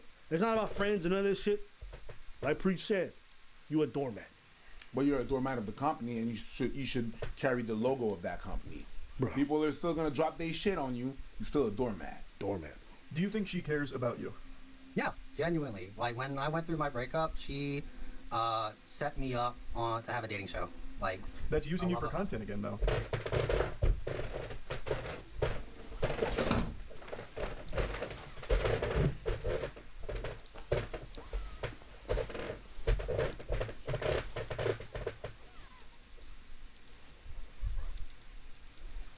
Bro, there's a sunken place. I was ready, to hear like, oh, maybe she gave him a call and she talked him through and she was mostly supportive. Like, okay, that's support. She turned his misery into content. As if someone who's freshly broken up needs to go on some stupid fucking Twitch dating show that leads nowhere. And other people can just laugh at how pathetic you are and get rejected again and again. Hey, yo. When she is saying these things to your face, when she is saying, you're not good looking, you're not getting laid, I will never hit, I don't claim this, all of those things, does it make you happy? I mean, obviously it's not gonna make anybody happy if you hear that kind of stuff, right? But at the same time, it's just like, if you're real with yourself and you understand where you are and where I am, I understand where I am at right now in my life and like where I want things to go. It's just, I have to set my emotions aside when I hear things like that. And I've just been used to that kind of stuff. That's just no, you've just been used. Yep, you're a doormat, and there's never a time with any of my friends that they have to set aside their emotions on a regular basis with me to make me feel better. And if they do, that's a really unbalanced and probably unhealthy relationship. Your friends should come to you and feel a place of comfort, not a place where they're going to be put down and have to set aside their emotions or how they feel about everything that you're saying. That's a weird dynamic. Think about your friends. Would you guys like that? If they constantly say foul things to you and you have to set that aside and just take it on the chin? I used to see dynamics like that in school all the time, where one kid used to get ragged on by a group of people and he's like, well, they let me sit with them at lunch. Yeah, but they take your lunch money and they call you a doofus in front of everybody else. And later on, these people are never friends. They don't stick around each other. No. They always separate. This is exactly that. That's what this is. And I feel like Twitch oftentimes is for a lot of people who have stunted growth, socially speaking. Like, these are people in their late 20s or still social retards, so they can say stuff like this. But it's frightening that we're seeing high school behavior in people's late 20s. And people are making profit out of that. Yep. The thing in high school is we're growing, we're being stupid, and we're doing that. Now it's high school behavior, but someone is taking advantage of you monetarily. That's crazy. Yep. What kind of shit I decide to deal with, right? And just on the, like, what's the difference from like, I guess the difference of like, for like content, right? Like me and you, right? I'm trying to put that out there that, hey, I'm a grown man. I take responsibility for, understanding what I was going to sign up for, right? So we're both playing two sides of the coin here right now, right? We're both getting, there's content from one side and you're getting content from this as well. Well, it's very different though. Like, we keep talking about content. Again, at the very beginning, the content you pitched is different than the content that came out. You pitched doing cooking or drinking, all that. That wasn't the content. The content was her making fun of you. That doesn't sound like what you wanted to do. I don't think you told her, I want you to insult the fuck out of me for over an hour. Like, that's not the content that I think you wanted to sign up for. I think that is the content that was sprung upon you, and you feel as though you have to take it because you keep saying that it's your decision, you can bear the burden, you're an adult, you can make your own decisions, which of course you can, but why? You just said it doesn't make you happy when she says those things, so what's the point? You don't need that to have a career, and I don't think you should want that to be your legacy or career either, like being Caitlin's punching bag. I've been told to be a doctor, so that's why I don't, have that as like the craziest thing on my mind right now, but I wanted to talk to people and just understand that when you have a love, and that's just me in my fucked up ways, right? Saying the content she does is entertaining enough for me to support it and be a part of a cast of people that agree that there's some benefits. This guy's taking a really long route to say, I'm quasi in love with this girl and what she does, and I'm willing to be her punching bag as a result. This is unrequited love. This is part of that friend group where they're mean to you and you accept it because you just want to be seen with them. And because you don't know your worth. The closest that you're going to be to whatever the fuck you want to be with her is a punching bag. Yep. And you accept to be the punching bag because that's the closest of whatever you could be. It's the closest to a real friendship, or whatever the fuck it is in your head that you want to be to her. The punching bag is the best option. Now, this is like just the more extreme version of the friend zone, where people accept a set of circumstances they do not want to be in just to be able to be close to the person they really want to be with. Congratulations. And I say it's the friend zone because if one person, or the one who made the terms for friend zone, says, I want to be in a relationship with you, they're immediately going to abandon friendship. That's not a friendship. You are just another suitor in waiting, hoping for a shot. That's what you are. You've left your resume at the door, and you're calling and calling and calling. You know, you're just like, hey, is there anything? Oh, do you guys want some coffee? Whatever. That's what you're doing. That's it. It's pathetic. And for anyone watching, I hope that you guys never tolerate these kind of circumstances in your personal life. Be it friendships, be it whatever the fuck it is, you should never, ever tolerate being a doormat for someone else's well-being or their financial gain or their nothing. And also, for you guys watching, you should never be the perpetrator of this behavior. Don't keep these people in the friend zone. Do not keep these people on a leash for your own monetary gain, for your own punching bag. Oh, friends, whatever it is, do never do that because it reflects poorly on you too. That's what I'll say. Congratulations, Eva. You just created the punch zone. Anything else? Nope. Let us know what you guys think.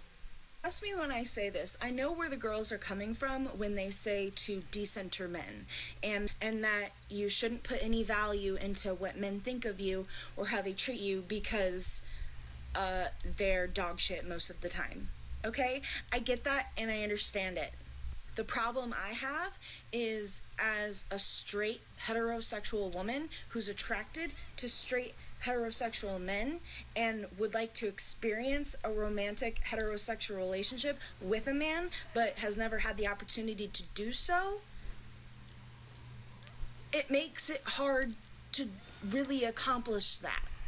And on top of that, I am force-fed content on and offline on a daily basis, seeing women who are truly valued and treated well by the men in their lives. And that makes me physically ill some of the time. Like, having content shoved down my throat of how some women are treated by the men in their lives and how valued they actually are, and knowing that no man in my life has ever actually liked me, like at all, and has never valued me literally at all. It kind of does something to the psyche and your self-worth and your self-esteem, no matter how much self-confidence you have, you know?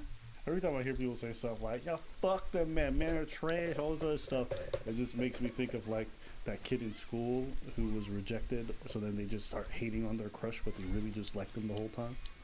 You know, so they start being mean to their crush. Hey, fuck, she's ugly, but deep down inside, they want to slob on that knob. They're kids. What are you talking about? What the fuck, bro?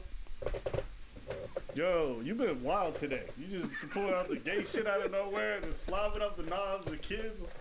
Yo. Anyways, let me move on from my metaphor. All this to say, this is a prime example of hurt people act like assholes. Do you see your face when you do that? For what? That's the only...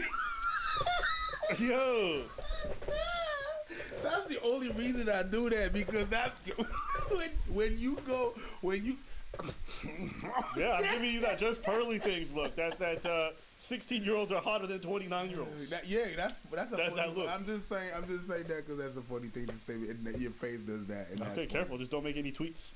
I'm not gonna make any tweets. I hope so. I'm not. It's not serious. Right. And my self-confidence and my journey with that has been a journey, you know, and I'm the most confident I've ever been in my life, so I don't really put up or accept men who treat me like dog shit anymore, but then that just leaves me having no interactions with men at all. All the men you interact with treat you like dog shit, you're probably not choosing the right.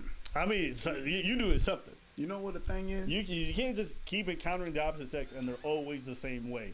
Like, what does that really say about men? Then I might as well start taking seriously the guys who meet women. They're like, all the women I meet are gold diggers. It's like, do we take him seriously? No, we would tell him, you're being goofy. You're going after a certain type. If you're constantly meeting dudes who are always treating you badly, Sometimes I wonder, man. I talk to some people sometimes, and they're like, all the people that I attract are doing that. And I'm like, all the people you attract? Yeah, all the people you attract. Is it all the people that you attract, or is it all the people that you let in? That's people. You just say like that, and people you attract? No. At some point, you entertain them. There's other people that get, and I'm just saying general. I don't know this lady, so I can't know if maybe all the people you attract, but that's kind of weird. If all the people you attract are dog shit or treating you like shit, I have a problem with that. Is it all the people you attract or all the people you let in?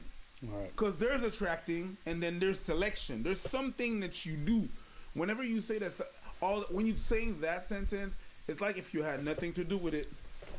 You were just present, and then this would just happen to you. So there's that. I don't think people really understand it unless they've been in this exact position themselves. And also the fact that my connection has to come from friends and family. Whereas those friends and family already have partners, and then they get their connection from them. And then I get the leftovers. And that feels really fucking good also. Literally no amount of self-love will replace what a romantic relationship can do for people. That's an inconvenient, sad truth that I feel like no one on this app really wants to accept. They just want to shove self-love down your fucking throat and individualism down your throat until you are so sick and tired of it that you come on this app, like I'm doing right now, and ranting about it. I just would love for a man to see me as the person that I really am, rather than what I can provide for him. Because I realize that's why a lot of women are in romantic relationships and partnerships with men, is that they have this currency that they can provide for men, this social status. And because I'm not skinny, I can't give that to them. So okay, just to be clear, most of these dudes are not with skinny women because it's social currency. They're just with these skinny broads because they just find them more attractive. As they type. Yeah, a lot of men are not going to overlook the fact that you're overweight. You can choose to do something about it, or you can choose to wait and be patient for somebody who will. Does it make your options slimmer? Maybe. Pun intended. Yes. You can't look at other people who made the right choices in regards to their own body and their health and then be like, whoa, they're only being valued because they're skinny. No, they're being valued because they're choosing to do something that's probably more difficult than being obese. The point that you was making about this app shoving down the throat that, you know, self-love. True. And promoting individuality, I think that I got to give her that. I'm like, yeah, it does. That app does that. And people be saying that to you, and they're like, no, you good. You have to improve your no, and you know, being in a couple feels good. Ask long you love, whatever her name is. Yeah. when I'm home, he's there for me. Yeah, I'm sure he is. So I gotta say you're right about that. They don't take the time to see me as a real person and to get to know me as a real person. Because they can't your personality. And most people want a romantic partner, they want to. If they don't find you hot, they're not trying to find out what kind of shit you writing up in your diary. That's right. They don't want to see how intellectually you can they don't give a fuck. They're not attracted to you. That's their advertisement. And you know what? I'm pretty confident that if you were really not attracted to some guy and he was making a move on you, you probably wouldn't give him the time of day either. Which is fine. But same. That's it. Same. If I were to lose 150 pounds, then they would actually get to see me as a real person and they would get to know me as the person. But guess what? I'd be still the same fucking person. One, you probably would be somewhat different even as a personality. But two, yeah. Absolutely. That's how it works. Why when you go apply for a job and you go to the job interview, you tidy up? True. Why? Just why whenever you have a job interview, you go in there and you're like, oh shit, no, I can't wear that. They're gonna think this. I can't wear this. I gotta put this shirt. I gotta put that. And then you sit and you're sitting straight. And when you give the handshake, you're like, if you be sloppy or you just wear regular who clothes, I am, if you wear your I'm the regular best. joggings or whatnot, you're still gonna be the same. You're gonna be the same exact person. But why? You could be going in the job interview like that. I could be going in a job interview like that. No guarantees we're getting the job. Okay, no guarantee. Yo, what's up, partner? You good? I'm still the same dude, and I can give the same service, or I have the same attribute. I know how to work everything. But why? So it's the same thing, I guess, in the dating world. You're still gonna come at your best, and sometimes your base of what you have doesn't fit certain standard. I'm pretty sure that if I go in certain countries, I don't fit the standard. People are gonna be like, yeah, I'm not gonna date you because my parents are not gonna approve or whatever, this and that and the third. I'm still me. I wouldn't fucking change. Only my body would. But then automatically that gives them value. That gives them social currency. Even though I didn't change. In here I didn't change. Just my body did. I just reject that. Like, changing your body is more than just changing your body. It's an act of self-care. It's about how you view yourself and your own wants and needs. Okay? And I'm not talking about somebody who's thick versus somebody who's skinny. I'm talking about people who are like severely obese. Like, when you take time to focus on yourself and make that weight go down and treat yourself well and you feel physically better, it's you caring for the very thing that makes you move through life. That's not just changing your body. It's showing some level of dedication, some level of effort, some level of, like, I know, discipline. Like, there's a lot of reasons to appreciate that beyond just like my body changed. So I don't like the reductionist attitude that she has in regards to that, because most people who've had to lose a substantial amount of weight will tell you it is not just a physical thing. It's mental. It can oftentimes be spiritual. It changes the way you move through life. And so many women do that. And they go through that just so that they are valued. And how fucking sad is that? How fucking sad is that?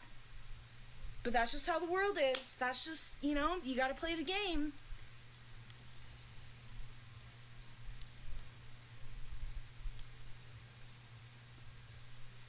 Okay. Nobody was ever going to give me a chance and see my beautiful soul, who I was as a person, and it's heartbreaking. Yeah, I mean, listen, I think what she said about people always talking about self-care on the app and, whatever, fuck the other gender. All that gender war stuff is mad corny to me. It's like, we need each other. All this hostility that the genders seem to have towards each other, I've lost my interest in the whole dynamic.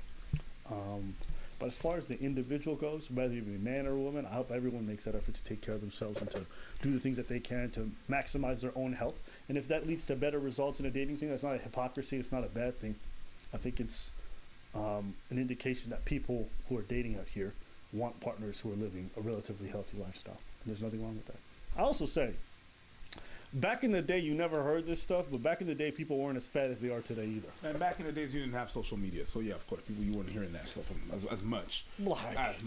Like, I would look at my mom's pictures from that generation, and like, finding an obese person was incredibly difficult. Like, this is a new thing that's come because of the fact that obesity has exploded. So yeah, people are becoming more strict about that kind of stuff, but it's because we used to already have that standard set up before, no? Yeah. So, that's just something I want to add. But there's some people. There's some people that are actually born in that world. We were not born in a world where there was that acceptance. You understand what I'm saying? Sure. So there's people that are born in acceptance, and then they turn around and they're like, it's like the speech doesn't match where we're really at. The speech is like, no, we should, and then they're like, yeah, we should, and then that's good, and then they realize that, oh wait, shit, it's not. People are not really accepting the fact. So we were not born in those eras of acceptance. We had to actually change our minds. You understand what I'm saying? True. They don't. True. She's probably what, 21, 22? Yeah. She was born into that. She experienced that, born with a phone in her hand. So that's that as well. Yeah. Leslie, what you guys think of the comments? You be careful. I don't know about you. Second of all, let's just have the conversation on the show. Melissa was like, hey, I want to talk to you about something. Okay. And after a few drinks, it feels different. Promise you won't get mad. And I was like, just oh my God, pause. What? You want to just start bragging? Oh my God, I can drink so much. We get it, bro. No, it's not even a drink. You're not even done with that drink. It didn't start to hit you yet. It did. How you gonna tell me what it did? It didn't. Never mind. Okay. Hey, my bad. All right. It started to hit you too. You're actually different. No. Yes, you are. I'm not. You are. Okay, I'm different. A little bit. You are. And it's because I'm sensitive that I can tell the difference. No, you're not sensitive at all. You think you are. No, I'm actually very sensitive. Oh, okay. How are you gonna tell me I'm not sensitive? Because I work with you. I work with you. There's a lot of shit that you think you're sensitive about, and you're not. When I say we, it's a bunch of us. It's a bunch of people that work with you. We think you're autistic because you're not so much sensitive. And it's fine. It's okay. We accept you as such. But, no, there's a lot of things that you're not sensitive about. And the drinking thing... Okay, so let me ask you, what do you define as sensitive? Just to make sure we're talking about the same thing. It could be a lot of things. But, okay, you say I'm not sensitive, so what is it do you think I'm lacking? Shit, that's a whole other video. I think you're good at certain things, like age and stuff like that. But when we talk about feelings and stuff like that, you can sense that something is weird or changed, but you can not really pinpoint what it is for. So you can sense that I changed, but you're going to link it to the alcohol when it's not necessarily that. You can sense some things, but you're not really good at sometimes sensing exactly what it is. You're not good at that. Sensitive means that you're able to perceive the changes in things. You can. So okay, yeah, I said exactly so that. I can sense. I'm sensitive in that I can sense the change in you. Yeah, but you're gonna link it to that. Okay, and you're gonna be like, it's because of that. But that's not a matter of being sensitive. That's a matter of having the awareness to know what it is that's causing that. That's a different thing. And what did you say? So for example, you said it started to hit you, and that's exactly what we're talking about. Okay, so if I would say your behavior changed, that would be accurate. Yes. Okay. That's not what you said. Hold on. If I say it's because that is because my reasoning is off as to the reason why. Exactly. Does not mean I'm not sensitive. Exactly. Your reasoning is off. Okay, that's fine. Because you're not that kind of sensitive the only claim I made. Okay, excuse me. The only claim I made. The reasoning's off. I never disagreed. I'm not saying you disagreed. Hold up. I just said your reasoning. You did. I'm just saying your reasoning is off. No, that's not what you said. Your claim was I'm not sensitive. You're not. I highly disagree. You're not sensitive to knowing what is the link. Why you just changed the word? No, you just changed the word. Yo, every time we have these conversations, you always keep doing this Ethiopian dance. What is it? Whatever. Because it is absurd. Hold up. Yo, I'm sensitive. No, you're not sensitive to the fact that you are unaware of why. Oh my days. It's a kind of sensitivity. Can we not agree that it's a kind of No? Okay, we don't agree. It's different. My God. The ability to perceive the motivations of why people do certain things is a very different skill set than being sensitive. For example, I'm so sensitive, I can tell someone's behind me and they're looking at me a certain type of way. I might not be able to tell why. That's a different skill than being able to sense that. You're right. Okay, so I'm just talking about sensitivity. You're right. That's it. No. I said you're right. I don't disagree. I said you're right. Okay. Listen. 3 times. Yo, you can't disagree with me for an hour. I can do whatever the You can't disagree with me. I can do whatever. You can't disagree with me for an hour. And then I'll be like, whoa. And you're like, all right, I'm good. I'm done. I can do whatever the fuck I want. But I'm not done. So I want to keep going. But keep on going. Okay. But I'm done. No. Yeah. Let me finish this. Don't cut me off. No. I'm going to do whatever the fuck I want. Nigga, you cut me off all the time. I can't do that. I'm going to cut you off. I just did. That was so childish. That was so childish. All this to say. All this to say. Okay, so you're about to be childish. All this to say, I'm very sensitive. In fact, I would say I am incredibly sensitive. Incredibly? Yeah. I think I'm so... Oh my God. I'm serious. Alyssa was like, hey, I want to talk to you about something. I want to tell you something. Promise you won't get mad. And I was like, just stop right there. First of all, I'm never going to make a promise like that because I might get mad. And second of all, let's just have the conversation on the show. And you were like, I'm not so sure you want to do that. I think it'll be helpful for other people to listen to because I know the difference in our relationship versus the mass majority and the reaction most people would get, I feel like, and it can create toxicity. And I feel like you're gonna have your own opinions, and that's what I'm also here to listen to, is also hear you out and hear your opinions. But I feel like you're gonna have a healthier reaction than most parents might, and it could be helpful for other people to listen to, including parents. See, right there. He's just, what she's saying, she's like, oh, what are you gonna say? What is it? Just get to your bullshit. For other people to listen to, including parents. Are you moving out of state? Oh, God. Get to your offensive statement. It's not offensive. That's you! Yeah, that's it. Just get your bullshit. Just do it.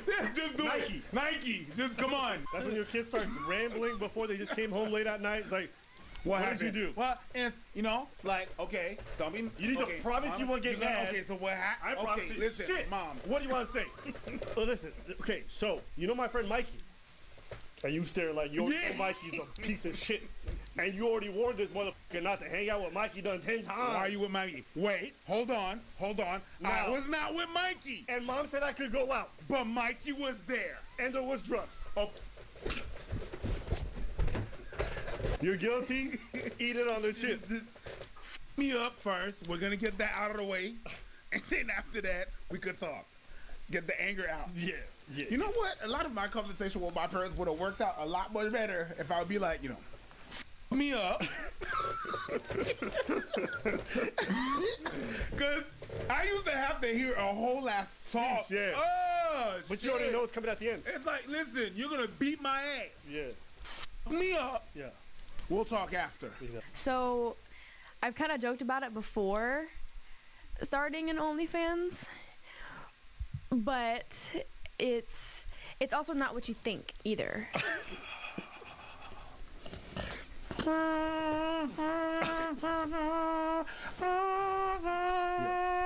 I would be taking a more model route. In that way, we obviously have a little bit of a presence together, so I want to get your opinions and thoughts, and I also want to tell you, but I also feel like I have assets that I could capitalize on. And assets. That's a wild way to talk to your parents about your body. I don't care what nobody says. There's no place. I don't care how progressive you are. Talking about like, you know what the thing is? My assets to your parents is weird. And I know a lot of you viewers already agree with me. Yeah. Before you agree with me, a lot of y'all also come from weird backgrounds where talking about anything sexual is always taboo. Mm-hmm. And that's also really fucking weird. Because a lot of y'all be out here in these streets doing a bunch of dirty business, and you can never, I come from the same background, you can never mention anything. But this end of the spectrum is also really weird to me, where it's like, you can talk about anything. I'm a businesswoman. You taught me to be a businesswoman. And I have my boundaries as well as my own adult. There are a lot of things that I won't do, but there's also, some modeling I would love to do anyway. So, there's that. I love you. I respect you. I wish I had sons. Raised you to be independent, to be, like you said, to be business-minded, to be logical. And I guess the biggest thing is you being safe. Like, having a daughter already, knowing that you're highly likely to be assaulted or hit or groped or something like that, that's already on a father's mind when he has a girl. So there's that protection part of me that's like, I don't want you to be opened up to even more people stalking or chasing you or doing stuff because... Bro, you should have thought of that before you put her on your podcast. You should have thought of that before she had a TikTok with millions of followers. Say whatever you want about X-Work, want them to go against it, that's fine. But your kids are never going to experience as much unwanted attention from weirdos as when they're on social media and they're popular. I've never had so much unwanted attention from weirdos as right now. Yes. She's like well known on TikTok, or like she has a pretty large following. Like that world has already opened up to her. There's a lot of reasons to not want your kids to do X-Work, but it seems kind of odd to say this when you made your kid a little celebrity mini, whatever it is, That's what I'm saying. Well, I have bail money. Like, I'm willing to straight up go to prison. I know. That's already a problem that we have to deal with. And then on top of that, you being like, oh, here's a booby. Now, just a booby. A lot of what I'm feeling is like protection. I don't want you to do something that's going to make something harder on you later in life. Like, when I was 19, I thought I was going to be one thing, and my life completely went in a different direction. What if when you're 37, you decide to run for president or run for some kind of office, or you want to be taken seriously as an actor in some major, or you want to be an outspoken, activist in a certain thing, and this comes back to haunt you. Maybe society will grow up and that kind of stuff won't affect you negatively, but I'm concerned with your safety, I'm concerned with your future, and I don't want you to do anything that's going to harm future you. My fear is that you would do something now, get money now, and then when you're in your 40s, you look back on it and go, man, I really had an opportunity to do something bigger with my life. And because that stuff exists on the internet, now I'm prohibited or restricted in some other aspect of my life. I raised you to respect yourself and to be safe. And I mean, you're a grown woman. You're going to do what you're going to do. Doesn't feel great.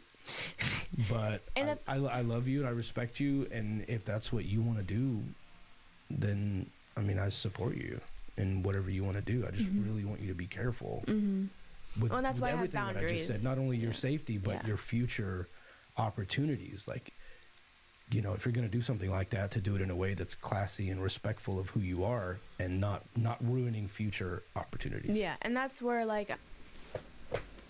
Go ahead.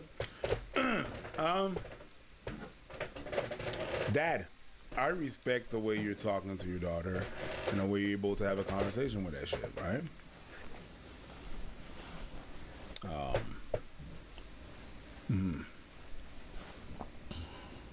But I think it's all fun and games until one of your friends fall on the OnlyFans of your girl.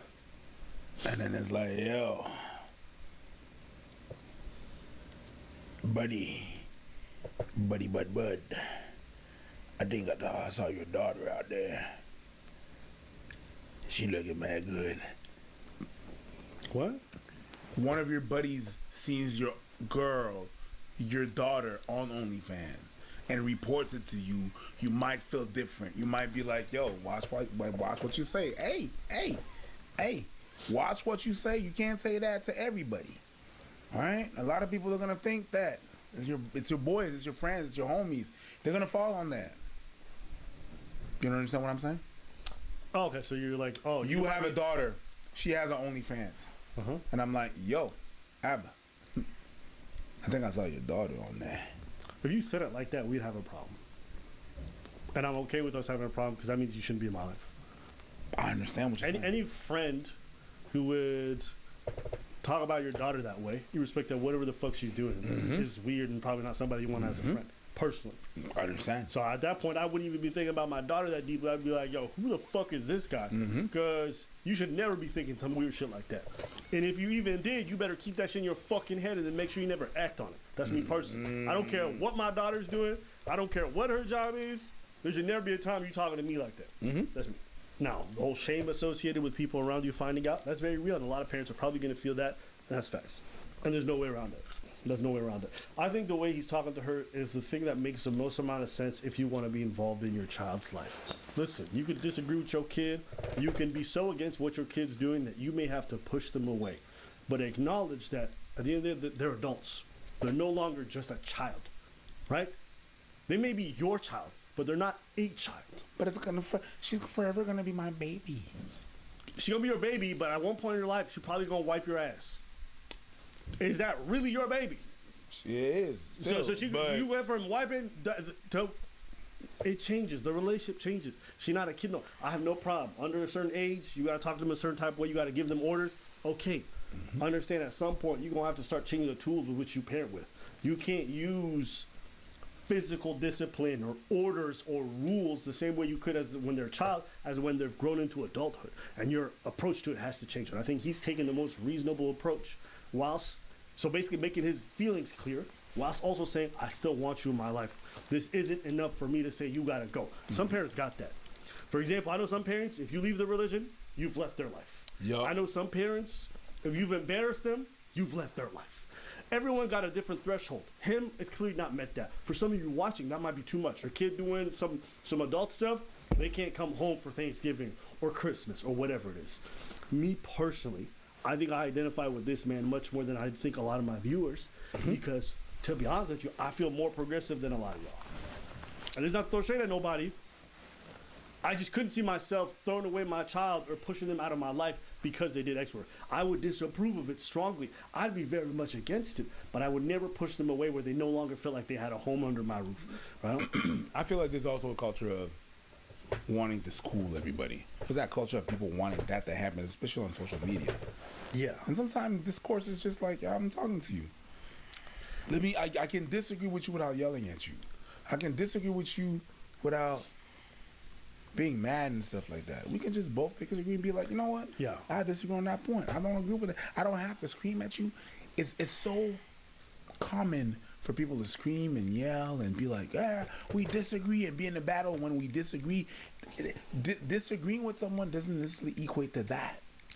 I think the disagreements sometimes don't even make sense to me because these guys are all operating in the comment section based off of logic. It's like you have a distance from the issue so you can afford to be like that. Yep. When it's your niece, when it's your daughter, your son, it's a much difficult conversation. And like, yeah, we say facts over feelings, blah, blah. But if you think about it, family is all about feelings. Family is all about emotional attachment. So you can't rid yourself of that conversation. I know this because like, it's not a daughter, but I have my niece who's here 3 times a week. Do I think I could distance myself from somebody I'm that close with? I've literally watched when they're a little person to when they're grown and throw them out of my life because I don't agree with their adult decisions? I don't think I can. I'm gonna be honest with y'all. You know, if they were like diddling kids or doing something that like they're harming other people, that's a different conversation entirely. If they're just doing work I strongly disapprove of, that's not enough for me to disown these kinds of people. That's me. Even if they're arming themselves, or people around, I can't go with that. I can't like, it's like, so I can distance myself from people that entertain certain relationship that I can't, no, you're dealing with that kind of people. I can't even be seen with you. I can't chill. We can't be. So you have a different threshold than me. Seems like you, even if they're engaging in really strong criminal activity that's harming other people, you're not necessarily willing to push them out of your life. I'm willing to. Oh, you're willing to? Your kids? Not my kids, even my friends. I got some. Forget friends. I'm talking about something much more intimate. That's a different relationship. The thing is even like sometimes I can understand like with the work that we do and stuff like that. Would I? So clarify. Hold on. Clarify the question. What the question is? Would I distance myself? It doesn't even matter. My whole point is everyone got different lines. I understand. You may have a different line. What is the question? If they're harming other people. Yeah, I can. Okay. Means it depends on what kind of harm. Yes. If they assault somebody, it's very different than when they diddling kids. Sure. All this to say, some people work. I know some parents, if their kids doing that kind of work, they're like, get out of my life. I'm not one of them people, me personally. Okay? And I'll say this also, for me, I also don't think, this is a subjective thing, but for me, I think when I've had periods of my life where I didn't have my parent around, especially when I was a young adult in my 18, right? And I'm joining the military, my mom doesn't want to talk to me anymore because she doesn't approve of what I'm doing. And also, to my mom's credit, historical context, at the time, 9/11 had happened recently. A lot of people were going overseas for deployments. Muslims felt some type of way. My mom being a Muslim, she felt a lot of type of ways about her son joining the military to do that stuff. I understood her perspective. I just felt like as an adult, I needed to find my way in life. I need to get some sense of discipline, and this is the environment that I was going to find it in. We stopped talking. It was a difficult period. When you don't have the support system of your parents, you don't have that emotional support, people backing you. Like I remember doing most of and I had nobody to call. Every time things would get difficult, I would watch my platoon mates go on collect calls to call their families from the payphones and stuff, and I had nobody to call, right? That period was a very difficult one for me. And it made our chasm really difficult. Even when we did start talking, it was awkward for years. And now we're at a point where it's different because she's no longer trying to order me. She's no longer trying to tell me what to do because she's finally acknowledged, oh, my child is no longer a child. They've grown into their own person as adults. You gotta talk to people differently. And some people are like, yo, you can never talk about your parent that way. Yes, you can. You know what? My mom is my mom. I love her to death. She doesn't know everything. She doesn't always know better. Sometimes I have to slap the credit card out of her hand because she doesn't know how bad she's making financial decisions. And I have to do that for her well-being. Sometimes I have to push her into a car and drive her somewhere because she needs to go to a medical appointment for her eyes because she's too irresponsible to realize that it's not good to not go to the doctor. You're getting blind, stupid! I remember that shit. You know, I love my mom. My mom is my mom, but she don't always know better. I remember that shit. Oh, that was from the heart. And I say that because that was from it's the like, heart. oh, this vision I had of you, like, oh, it's nonsense. You're flawed, like everybody else. And it's okay for me to talk about that with reverence and respect, but also with a directness that shows my love for you. Yeah. And I say this to say, your relationship changes. So the way you approach the dynamic changes. The way you communicate to your parent changes. But also the way the parent communicates to you changes. That's life. That's life. You might have a subordinate at work. When they get promoted to manager, you can't talk to them like they're subordinate. No, they're your peers now. It's a different relationship. They're your peer. So I respect the way he approaches it. Even if a lot of people are going to mock him or whatever it is going to say, he's going to be much more apt to protect his daughter from any negative things that happen going forward than a lot of people who are completely removed from her life. In fact, he's much more likely to prevent it because she got that emotional support system. She doesn't feel like she's isolated from people. So, in my opinion, I like this, but I'm okay with also saying I understand where other people are coming from when it comes to the clash of their value system. And also, I get, like, she can more think about it and not do thing out of spite. Just to be like, oh yeah, because people have a tendency to do that. Yep. Whenever they don't get the support that they're supposed to get or the support that they need, they're gonna be like, yeah, word. It's no longer about what they want to do. It's now it switches into, I'm gonna do it because you don't want me to do it. Even further than that, it's not even necessarily because of spite. Because the people who are supporting them are the people who already live in that lifestyle. Yeah. So all of a sudden you go to the strip club, but everybody else around there is also supportive to you and they're very kind to you. So you're like, what I'm not getting at home, I'm getting from these people. Gangs, X work, whatever, we're not name it, whatever. Yeah. It's the same thing. But again, I also say this knowing I understand why people make the different decisions. So. Where like I have my boundaries. I don't own you, I don't control you, you're not mine, but I care so deeply about you. Like there's not another single human on this planet that I care to protect more than you. And so it's just a safety thing. I appreciate you telling me. Yeah. And us talking about it. I'm glad we're close enough to have this conversation. I'd rather you know than it's not up to me. You know what I mean? You don't need my approval or blessing. I mean, you know, I trust you to handle yourself. Like my job as your parent is to teach you how to live without me. That's a bar. That's a bar. Hey, say what you want about him, but he not lying. Now, some people might say he failed. That's up for debate. In my opinion, if he really had that mindset, that's beautiful.